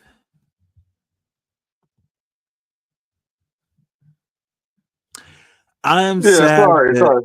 Yeah, I'm here. Yeah, I hope we didn't spook. I will be sad I like sis. Yeah, I know, but I think you did. You may have. More? Oh, she started one. Yeah, she's gonna say a red pill and a natter and the red pill guy. Dang, what all I Uh-oh. missed, man? I was asleep. I was trying to entertain her questions, and Stanley cut me out because And of the nope, wolf I pack in him. fucked it up. He boxed me out from responding because I I did. wasn't going. I wasn't going to give her what she thought. Here we I was going to give go. her This exactly is what it her was. show. And why I think the way I do and what I've seen. Okay, play it, play it. And understood why I think. As somebody who watched my father get away with killing my mother, I don't give a fuck what the fuck you think about your family and your son and your wife. I really don't. Because if it comes time for me to share my experiences and you don't want to hear it, you want to change the narrative, well, don't expect me to sit here and listen to you. That's not how it works. Conversation takes reciprocity. So if I can't get my opinions out without no, yeah, I'm not one of those. As a Leo woman, I'm not one of those. As somebody who doesn't chase, That might be to you, Stanley. I don't really have the patience that a lot of women have. Maybe because I'm pretty sure they that's get their Stanley. patience from their desperation. I'm not Oh desperate. well, if it So is. I don't have a desire to approach men just because. And I also don't really care. Yeah, my father lost his wife too, and that was my mother. And so, I mean, I can only let people have their experiences, but in my case, you got to let people express themselves as well. While I think the way I do, I don't look at men the way I do because I watched my mother Oh well. pass away at the age of She 33, has her and lo chance. and behold, how old do you think I'm about to be soon? All right, tune this shit out, So bro. one thing that always made me question men and not put them first is how soon I watched my mom pass away behind a man. So you look at men differently when the man that's supposed to lead your family, protect your family, takes the very thing that holds your family together. So if I can't trust a man to do it, No, what do you think I my don't need to know relationship is none with of men that. I would be approaching them? She wants As people to somebody that's know. been molested by I don't want to hear it because I'm an asshole if I say something and men it were come supposed to close to protect you, anything she's Say talking it. about. the molester. Do you really No, think my because I'm not trying relationship to with men make is this going a to be the personal same as thing. somebody who hasn't went She through that? sat over here with Understood. us, and then They're talking Well, she let went me over let there. me put it to you this way. She I do should make licensed it therapy for a personal living. even. That's what I was doing before I hopped on your live stream. And guess what? It gets heavy. And one thing doing therapy always helps me do is stay humble. Because some of the people that I counsel, they have 2-3 kids with their own father because their father has been raping them since they were fucking 7, 8, 9 years old. Oh my God. So we all have trauma. You have to be willing to act your age and allow people to express. Well, Because this is why people refrain, my and this is also apologies a big reason again. why Talk people to go you into later. other communities. Because certain I don't men have to do this. allow people to express themselves Do and what? talk, What happened? and certain people can't stand to hear you tell My your testimony. response, I asked her to please forgive. I do take My offense, apologies again. Talk to you later. but that's She also will why have my to live channel with is it. pro girls and pro women, because What are it's you usually black men apologizing who don't for? let This me is that simp express shit I want to get up out of you. and it takes you out your energy. I don't like to be taking out my energy. I like to be feminine. I don't like to battle. I don't like to talk over people. I listen, not to respond. I listen to understand. So regardless of how much I agree, I don't have to explain why I agree. I listen. I'm a very great listener. I guess that's why I choose professional counseling for a career.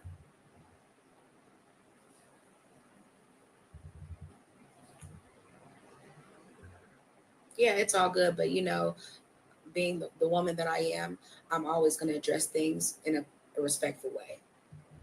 I don't battle my energy.